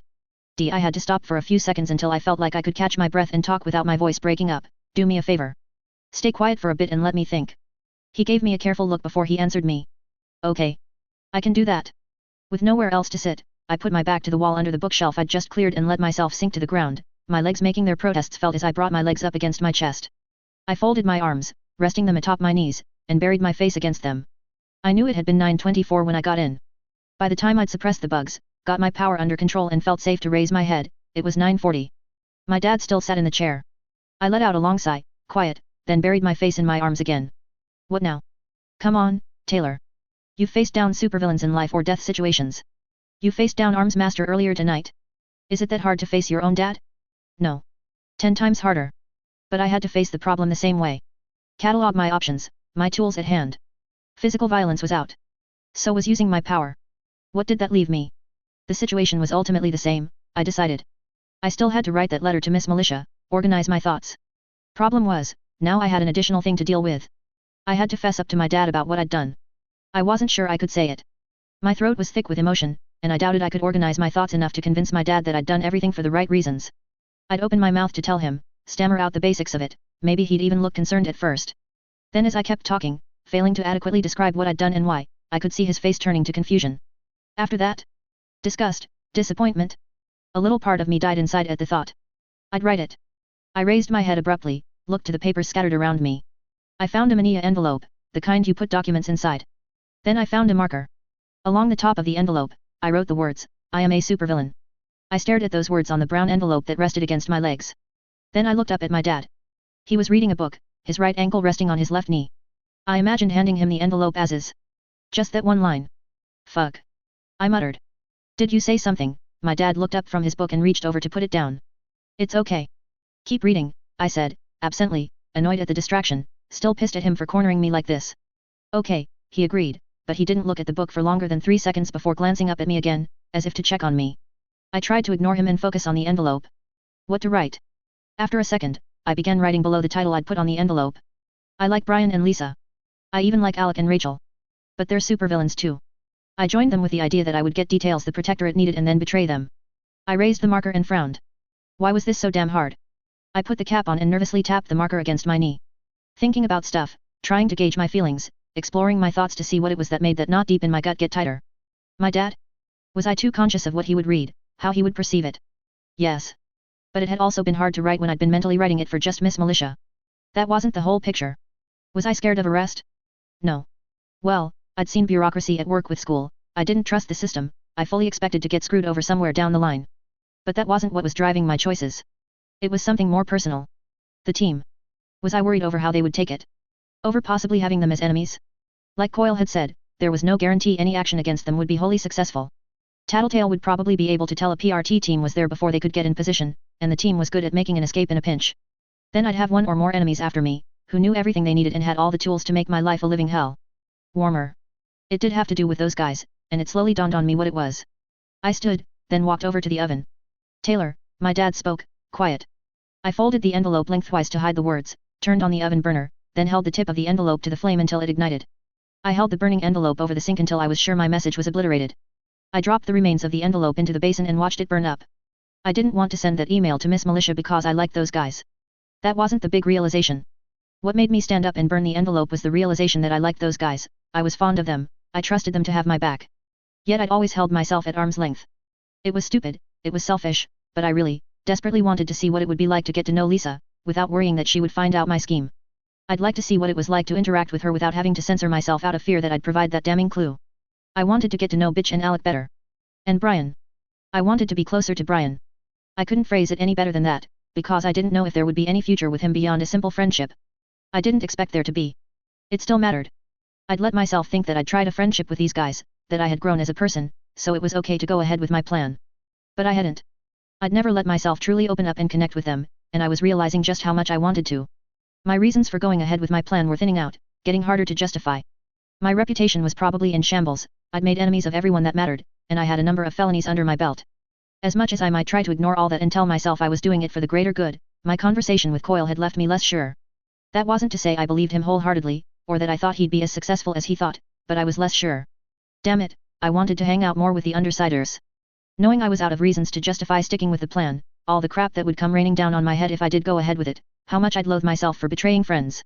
This little desire for a real, genuine friendship was enough of a nudge in that direction. I could change my mind. I wouldn't be sending any letters to Miss Militia. I ran the tap water over the smoking remains of the envelope, watched the remains get washed away. I watched the water running down the drain for a long time after the last scrap of burned paper was gone. I turned off the tap, stuck my hands in my pockets, and crossed the kitchen to lean back against the door leading to the front hall, glancing briefly at the handle and lock before I leaned against the door with my back to it. I called some bugs from the living room, hallway, and heating vents down the front hall and up to the door, into the mechanism of the lock. Could they move the necessary parts? No such luck. They weren't strong enough to manipulate the door's internal workings, and any bugs that might be strong enough wouldn't fit inside. Go away, I told them, and they did. Which left me no good way to avoid dealing with my dad. I felt more guilty than ever as I looked across the room at him. He looked so bewildered, so concerned, as he watched me. I didn't have it in me to lie to his face again. But whatever I did was going to hurt him. I crossed the room and he stood up, as if unsure as to what I was going to do. I hugged him tight. He hugged me back tighter. I love you, Dad. I love you too. I'm sorry. You have nothing to be sorry for. Just talk to me, okay? I pulled away, and grabbed my sweatshirt from the hook by the door.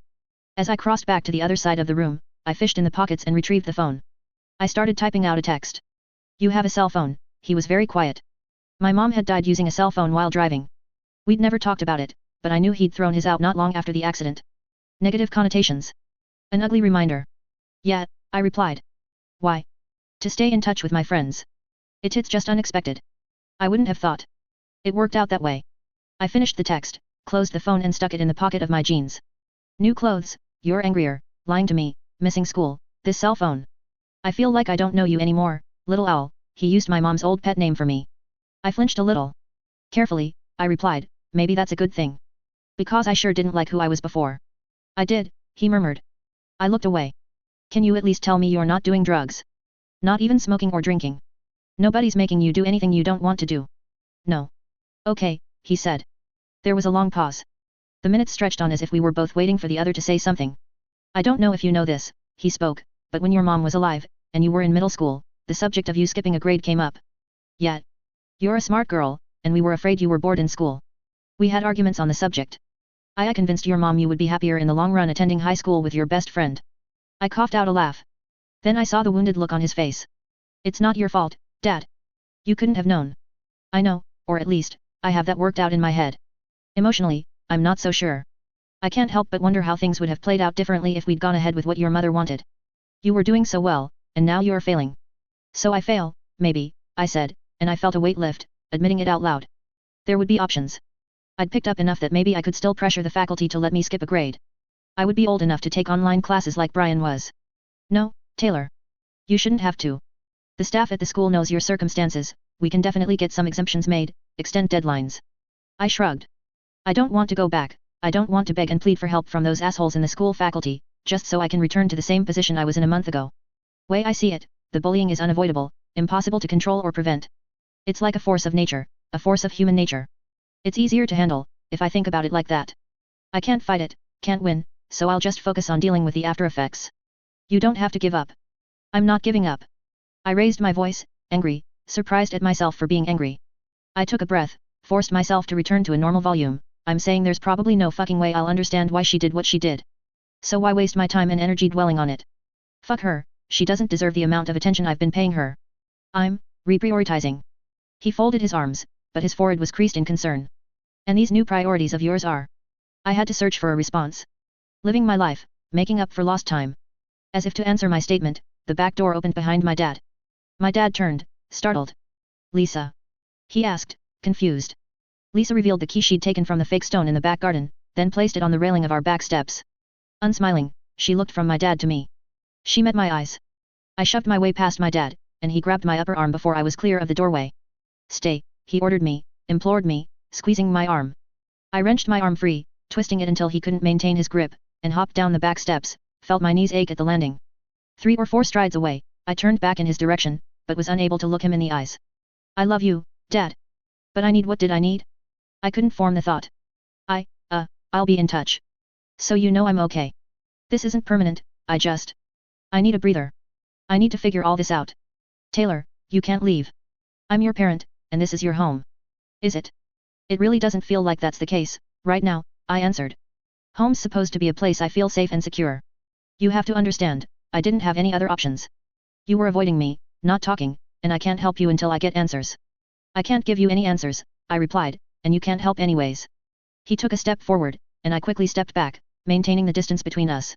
Trying again, he told me, come inside. Please. I won't press you any further. I should have realized you weren't in a place where I could. He took another step toward me, and Lisa took a little step to one side to get in his way, as I backed up again. Lisa. My dad turned his attention to her, looking at her like he'd never seen her before. "You're okay with this?" Lisa glanced between us again, then carefully said, "Taylor's smart. If she's decided she needs to get away and work stuff out for herself, I trust it's for good reason. There's plenty of room for her at my place. It's not a problem in the slightest. She's just a kid. She's more capable than you give her credit for, Danny." I turned to leave, and Lisa hurried to catch up with me, putting an arm around my shoulders as she reached my side. "Taylor," my dad called out. I hesitated, but didn't turn around. I kept my eyes fixed on the gate of the backyard. "Please do keep in touch," he said, "you can come home anytime." "Okay," I replied. I wasn't sure if my voice was loud enough for him to hear. As Lisa led me to her car, I had to steel myself to keep from looking back. Interlude 6. Paige's jaw hurt. Being muzzled like an animal did that. The other restraints weren't so bad, but that was only in a relative sense. Her hands were buried in a pair of reinforced metal buckets, each filled with that damn pastel yellow foam. The buckets themselves were linked together behind her back, with comically oversized chain links. It would have been intolerably heavy if it weren't for the hook on the back of her chair, which she could hang the chain on. Strips of metal had been tightened just under her armpits, near the bottom of her ribcage, her upper arms and waist, with 2 more bends around each of her ankles. Chains seemed to connect everything to everything else, preventing her from moving her arms or legs more than a few inches in any direction before she felt the frustrating resistance and jangling of the chains. The heavy metal collar around her neck, thick enough around it could have been a tire for a small vehicle, blinked with a green light just frequently enough that she forgot to anticipate it. She got distracted and annoyed by its appearance in her peripheral vision each time it flashed. The irony was, a pair of handcuffs would have sufficed. She didn't have enhanced strength, no tricks to slip her restraints, and she wasn't about to run anyways. If any of that was a real possibility, she wouldn't have been allowed in the courtroom. The prosecution had argued that she could have enhanced strength, that she could be a flight risk, and her lawyer hadn't done a good enough job of arguing against it, so the restraints had gone on. Which meant she got trussed up like Hannibal Lecter, as though she were already guilty. Unable to use her hands, her hair, the vibrant and startling yellow of a lemon, had slipped from where it was tucked behind her ears and strands now hung in front of her face. She knew it only made her look more deranged, more dangerous, but there wasn't anything she could do about it. If she had been able to, she would have had a comment or two to make about that, or at least she could have asked the lawyer to tidy her hair. She would have argued with the man that had been hired as her defense, instead of waiting hours or days for a response to each of her emails. She would have demanded that her basic rights be met. But she couldn't say anything. A leather mask reinforced with the same metal strips that were on her body and a cage-style grill of small metal bars was strapped over her lower face. The interior of the mask was the worst thing, because the arrangement extended into her mouth, a framework of wires keeping her mouth fixed in a slightly open position, her tongue pressed down hard against the floor of her mouth. The barbaric setup left her jaw, her tongue, and the muscles of her neck radiating tension and pain. Silence. All rise, please. This court is now in session, the Honorable Peter Regan presiding. It was so hard to move with the restraints. Her lawyer gripped the chain running between her armpit and her upper arm, to help her get to a standing position, but she stumbled anyways, bumped into the table. There was no way to be graceful when you were wearing restraints that weighed half as much as you did. Ladies and gentlemen of the jury, have you reached a verdict? We have, Your Honor. Paige watched as the clerk delivered the envelope to the judge. In the matter of the state of Massachusetts versus Paige Maccabee, as to the count of attempted murder, how do you find? Not guilty, Your Honor. Paige sagged a little with relief.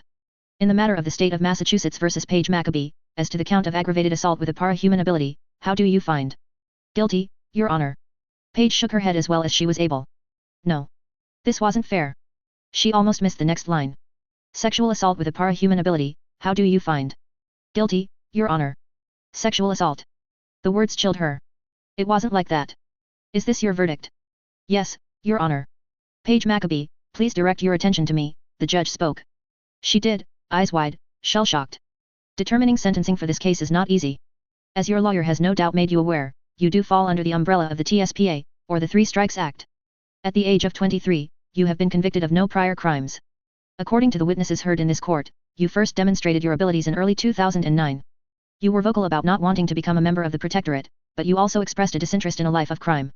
This state, in which an individual does not identify as hero or villain, is what the PRT classifies as a rogue.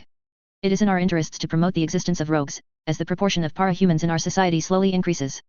Many rogues do not cause confrontations, nor do they seek to intervene in them. Instead, the majority of these individuals turn their abilities to practical use.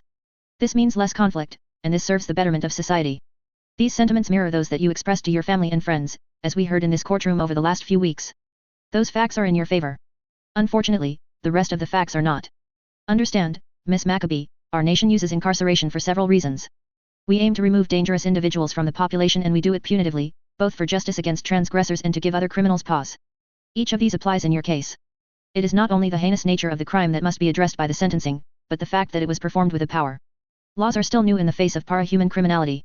We become aware of new powers on a weekly basis, most if not all warranting careful and individual attention in respect to the law. In many of these cases, there is little to no precedent to fall back on. As such, the courts are forced to continually adapt, to be proactive and inventive in the face of new circumstances that para-human abilities introduce. It is with all of this in mind that I consider your sentencing. I must protect the public, not only from you, but from other para-humans that might consider doing as you did. Placing you in standard detention proves problematic and exorbitantly expensive.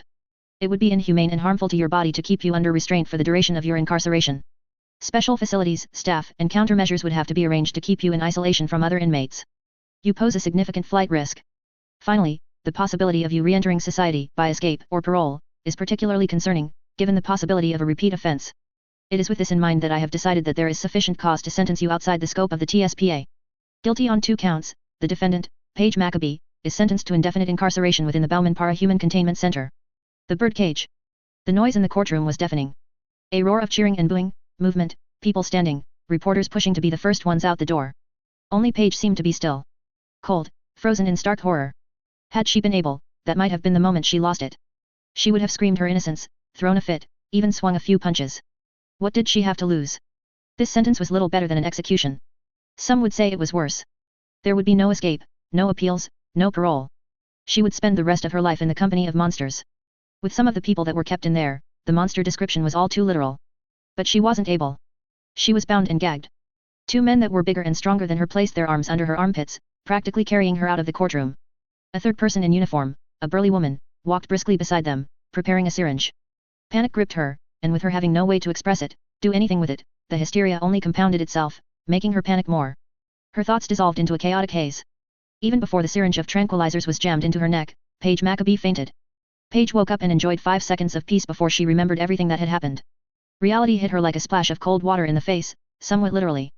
She opened her eyes, but found them dry, the world too bright to focus on. The rest of her was damp, wet. Beads of water trickled down her face.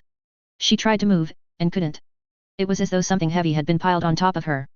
The paralysis terrified her. Paige had never been able to stand being unable to move. When she had gone camping as a kid, she had preferred to leave her sleeping bag unzipped and be cold rather than be confined inside it. It was that foam, she realized. The restraints weren't enough, they'd sprayed her with the stuff to ensure that everything below her shoulders was covered. It gave a little to allow her to exhale, she could even shift her arms and legs a fraction, lean in any given direction. The harder she pushed, however, the more resistance there was. The second she relaxed her efforts, everything sprung back to the same position with the foam's rubbery pull. She felt nausea well in her gut, her heartbeat quickening. Her breathing increased, but the mask made even her breath feel confined. The water made her mask damp, so it clung to her mouth and nose. There were slits for her nostrils and mouth, but it was so little. She could not take a deep breath without drawing water into her mouth, and with her tongue depressed, she could not swallow easily. The room lurched, and she had to stop herself before she lost her breakfast. Puking with the mask on, she might choke. Dimly, she realized where she was. A vehicle. A truck. It had passed over a pothole. She knew where it was taking her. But if she couldn't get free, she was going to lose her mind before she got there. The little bird's awake, a girl spoke, with a hint of a nasal Boston accent. A man grunted. Paige knew the bird reference was due to the stray feathers that stuck out of her scalp. Her powers had come with some extremely minor cosmetic changes, turning her hair the bright yellow of a banana or baby duck.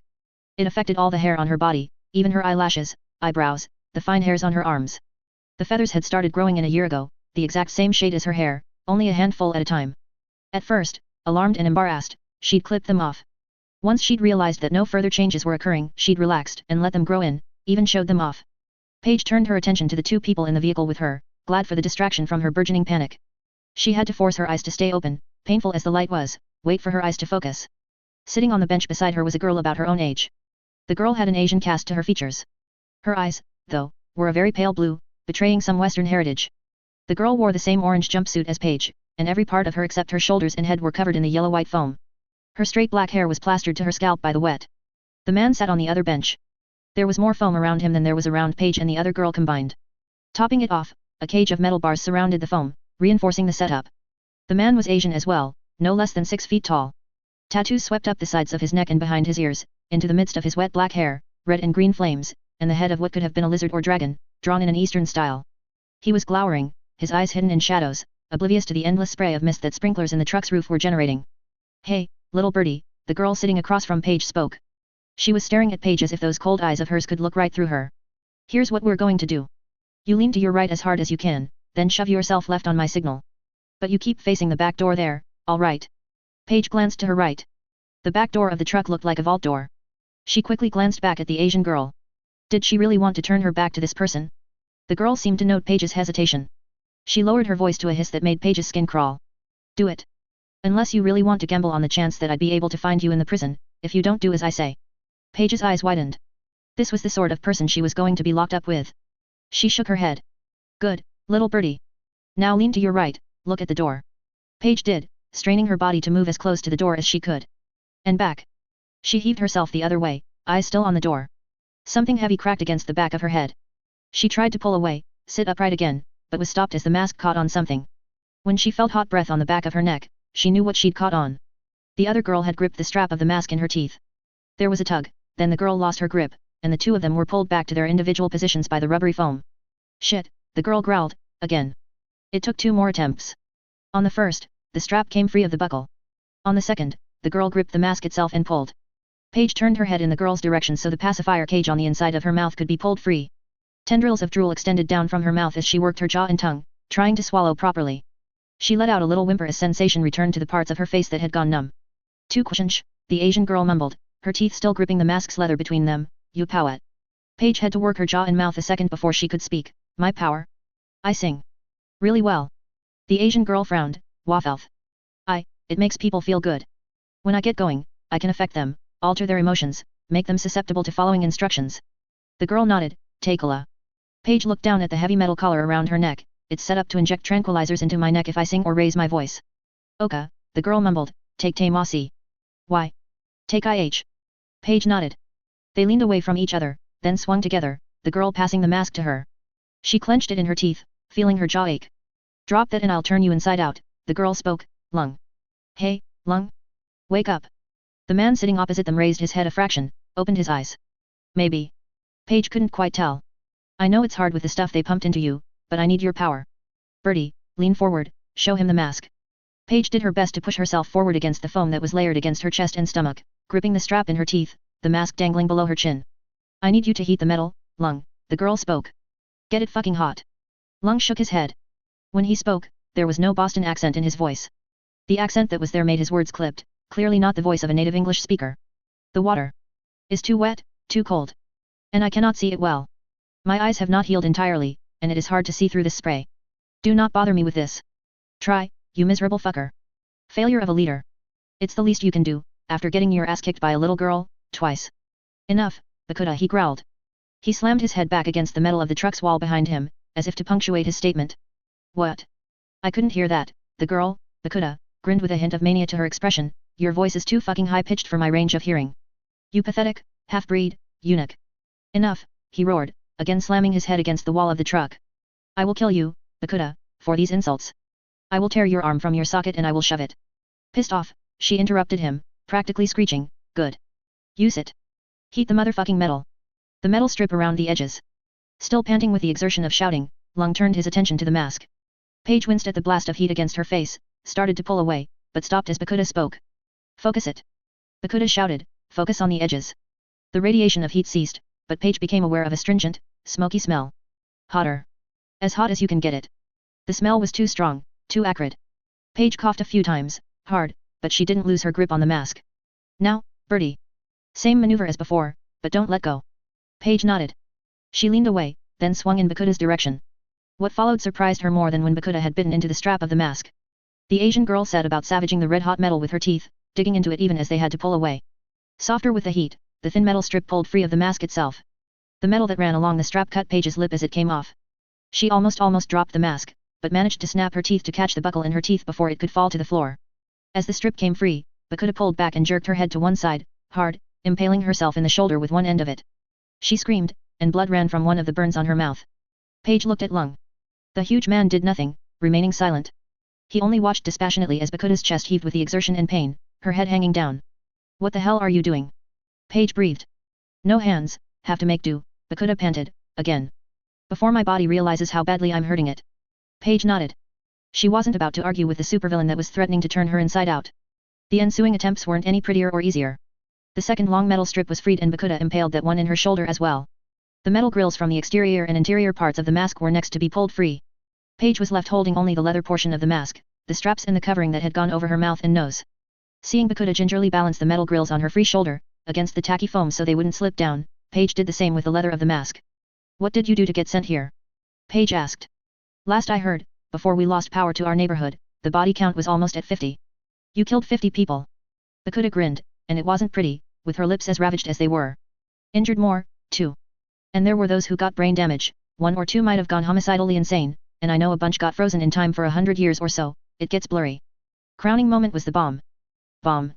Paige asked, eyes widening. Bomb. They said it was as powerful as an atom bomb. Idiots. They didn't even understand the technology behind it. Philistines. Sure, it was about that powerful, but that wasn't even the real damage. Amazing thing would have been the electromagnetic wave it generated. Wipe every hard drive, fry every circuit board for every piece of machinery over a full fifth of America. The effects of that would have been worse than any atom bomb. Unable to even wrap her mind around that, Paige glanced at Lung. And him. Lung?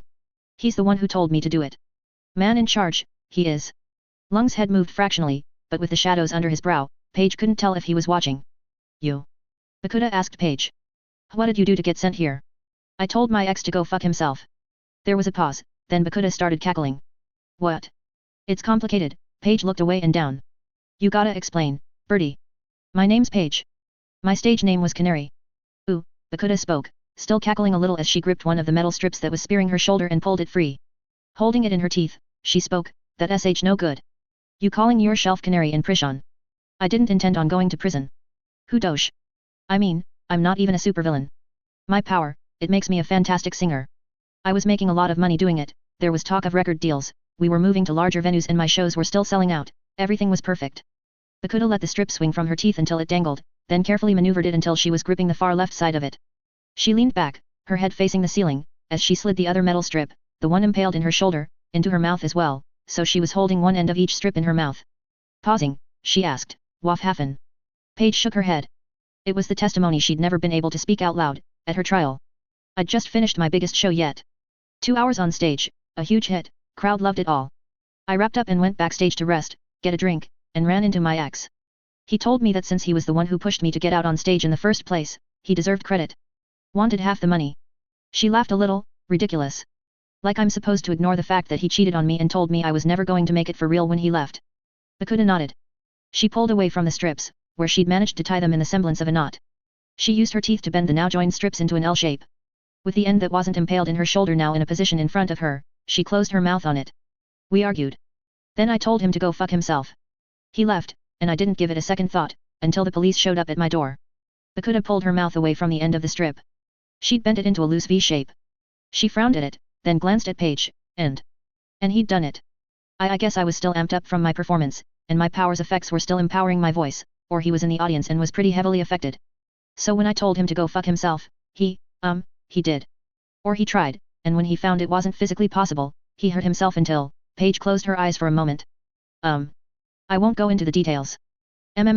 Shucks to be I'm. Oh, Bakuda raised her eyebrows, still working the metal strip inside her mouth. She pulled away, verified the end as being in a rough O shape, and then gripped the strips in her teeth to pull the entire thing out of her shoulder with a grunt. She placed the end she'd just reworked against the bench and slid her mouth down the length of the metal, so she could get a grip on the other end. Taking hold of it in her teeth, she turned her attention to the wall of the truck between herself and Paige. There were locks placed at regular intervals against the wall, meant to secure the chain of standard handcuffs in place, for those not doused in foam. She began feeding the metal strap through the loop of the lock. Beads of sweat mingled with the water running down her face as she worked. The knot joining the 2 straps jammed in the hole. Bakuda pushed a little harder, and wedged it firmly in place. The L bend in the metal placed the closed O-shaped loop of metal close to Paige's shoulder. Any bets on ONI showing up? Bakuda asked Lung. I would be surprised, he rumbled his response. She gripped one of the metal grills in her mouth and began working at it with her teeth. It was all one thin piece of metal, bent and woven like chain link fencing, albeit a tighter mesh. Now that it was no longer held securely in place by the metal strips, Bakuda was free to start unwinding and straightening it. When it was almost completely unwound, she adjusted her bite on it and clenched the second mass of wire, the one that had been in Paige's mouth, in her jaws, bunching it together into a cylindrical mess about 4 inches long and 1 inch across. Still biting it, she turned her head so the mostly straight 4-foot length of wire was pointing at Lung, not 2 feet away from his face. Her mouth still around the tangle of wire, she mumbled, neat and hot. Lung growled, but he did as he was asked. When the end was white hot, Bakuda quickly adjusted her grip, letting go and biting again until the tip was near her mouth. Lips pulled back, she bit down on it. How can you do that? Paige asked, doesn't it hurt? No uffing hit ihrs, Bakuda growled. She pulled away, set it so the handle was against the bench, the length of wire against her shoulder, and examined her handiwork. But tooth enamel is tougher than you'd think. She spat a measure of blood out onto the floor of the truck, then bit down twice more, pausing between bites to turn the length of metal with her teeth, lips, and tongue. When she extended the length of wire in Paige's direction, sliding it through the O-shaped end of the metal strip, Paige realized what Bakuda had spent this much time setting up. She didn't even need to be asked to bend down against the foam restraints and crane her neck to one side, to put her collar in reach of the overlong makeshift screwdriver. The metal strip with the loop in the end served to hold the portion closest to Paige up, so Bakuda could direct it more easily. It wasn't fast work. Bakuda had to use her teeth, jaw, and a turning of her head to rotate the screwdriver, and it was a chore to get it back in position if she lost her grip on it. 10 long minutes of silence and grunting were broken only by the sound of 2 screws dropping to the metal bench, before Bakuda stopped to take a rest and ease her jaw. You won't be able to do anything to my collar without setting it off, Paige spoke. Dumb bitch, Bakuda muttered, sticking out her lower lip and peering down as if she could investigate the degree of damage to her own lips. I'm a bomb expert. I understand triggers and catalysts on the same fundamental level you understand walking and breathing. I can visualize mechanical things in a way you couldn't with 5 college degrees in 100 years. Insult me like that again and I'll end you. As if pushed to prove herself, she gripped the screwdriver in her teeth again, and set to work again. A panel was pried off, and the unscrewing was resumed, deeper in the collar. Paige hesitated to talk again, knowing how easy the girl was to provoke, but the silence was crushing. I guess it's a good thing this is a long drive, from Boston to British Columbia. You were asleep a while, Bakuda pulled away from the screwdriver, talking softly, as if to herself. Not as long as you think.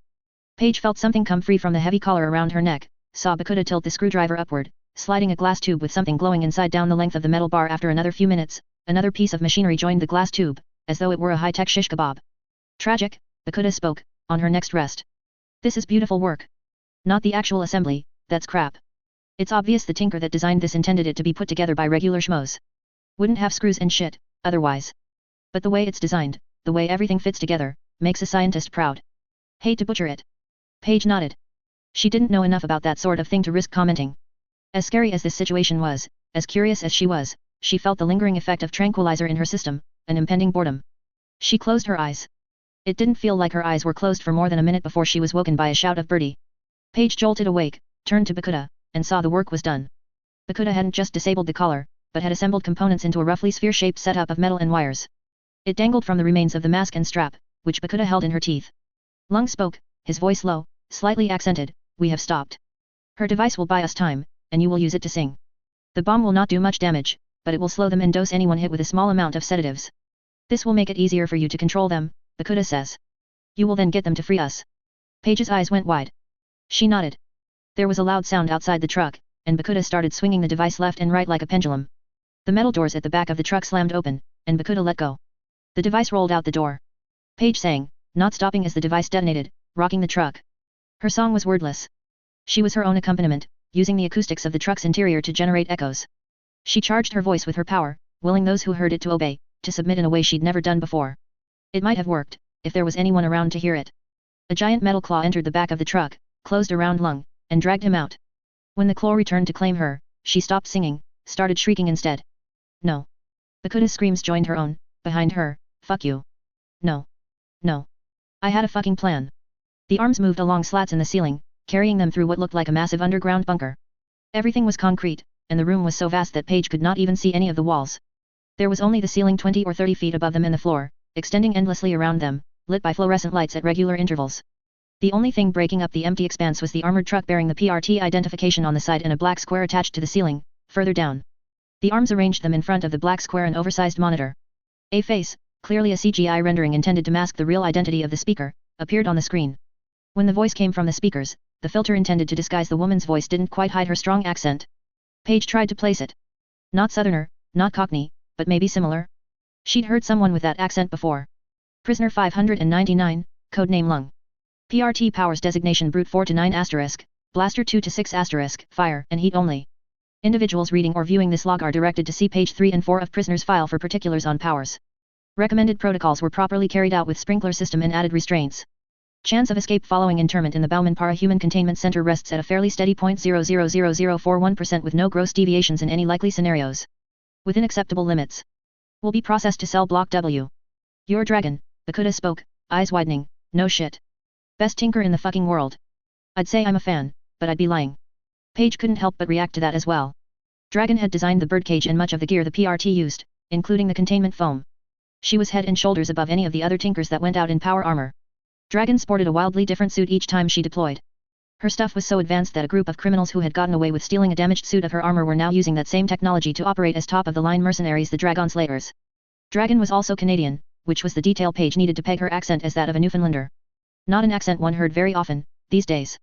Prisoner 600, codename Bakuda. PRT Powers designation Tinker 6 with bomb speciality. Recommended protocols were not properly carried out. The formal tone of the voice dropped away as she muttered, I hate to get someone fired, but I'm going to have to report this. Supposed to be in an S-class containment truck and placed no less than 6 feet from other prisoners, well, at least nothing came of it. Fuck you, Dragon, Bakuda snarled.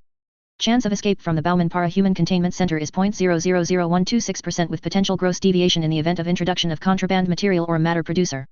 With monitoring this chance drops to 0.000061%. Will be processed to cell block C. Prisoner 601, codename Canary.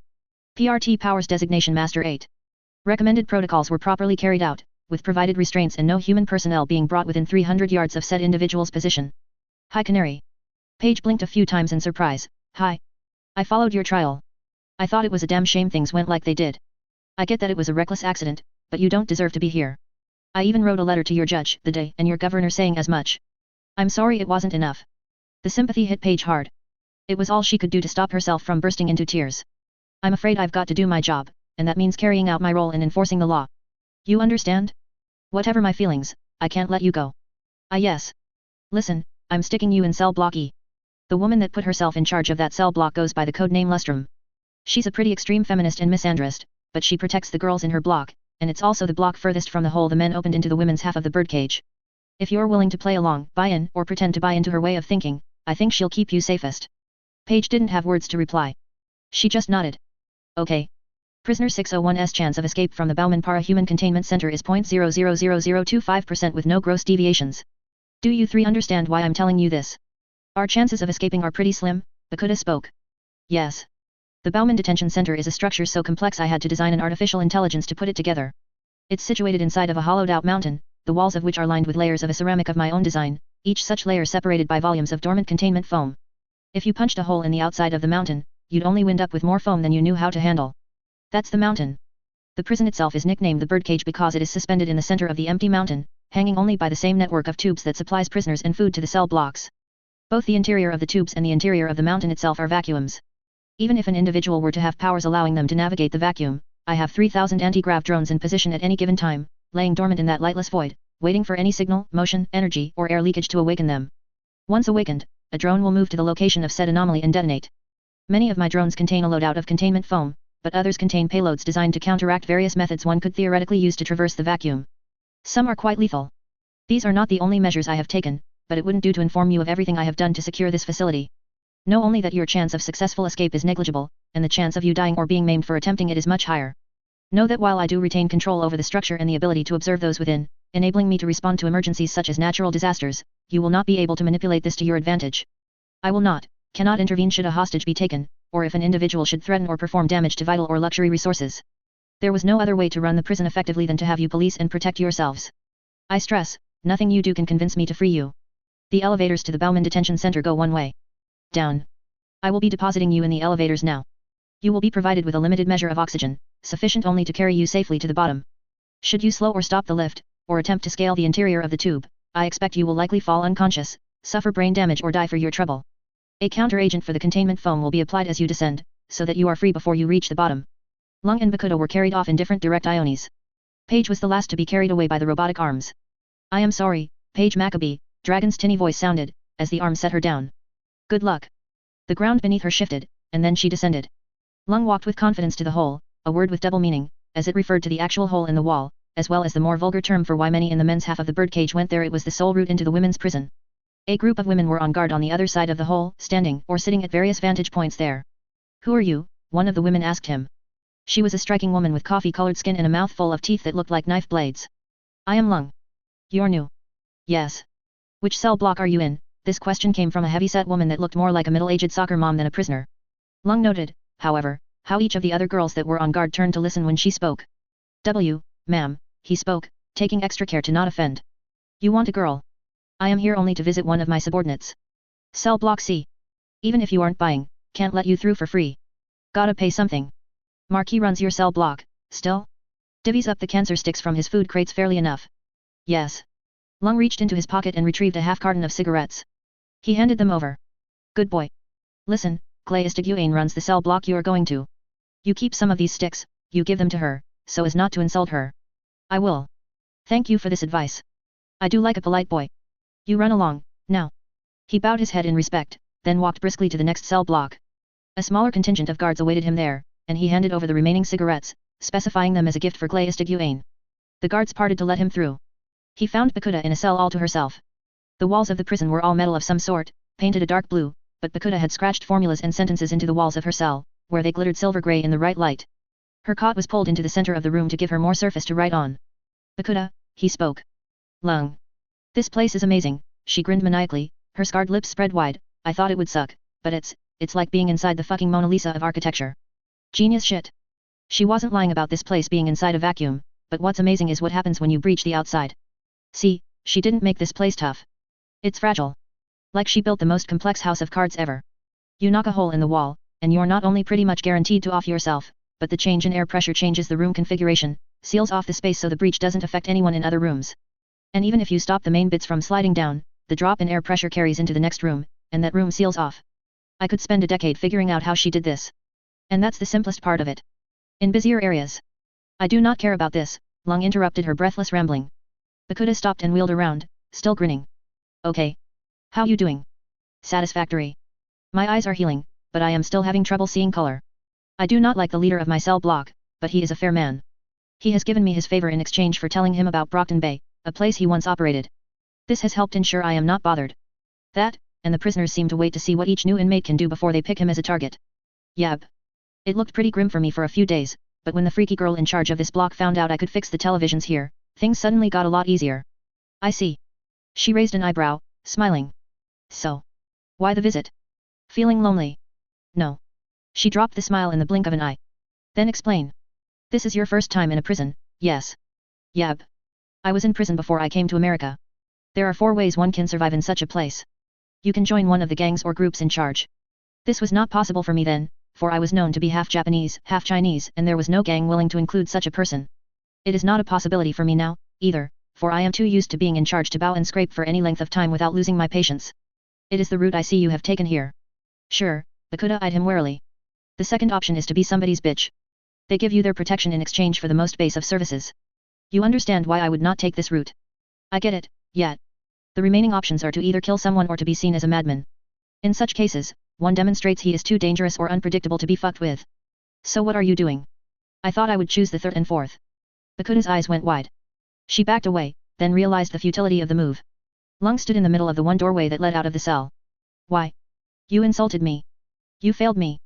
Because I must kill someone, and killing a subordinate of mine who others have cause to protect should also mark me as sufficiently unpredictable. Others will fear me after this.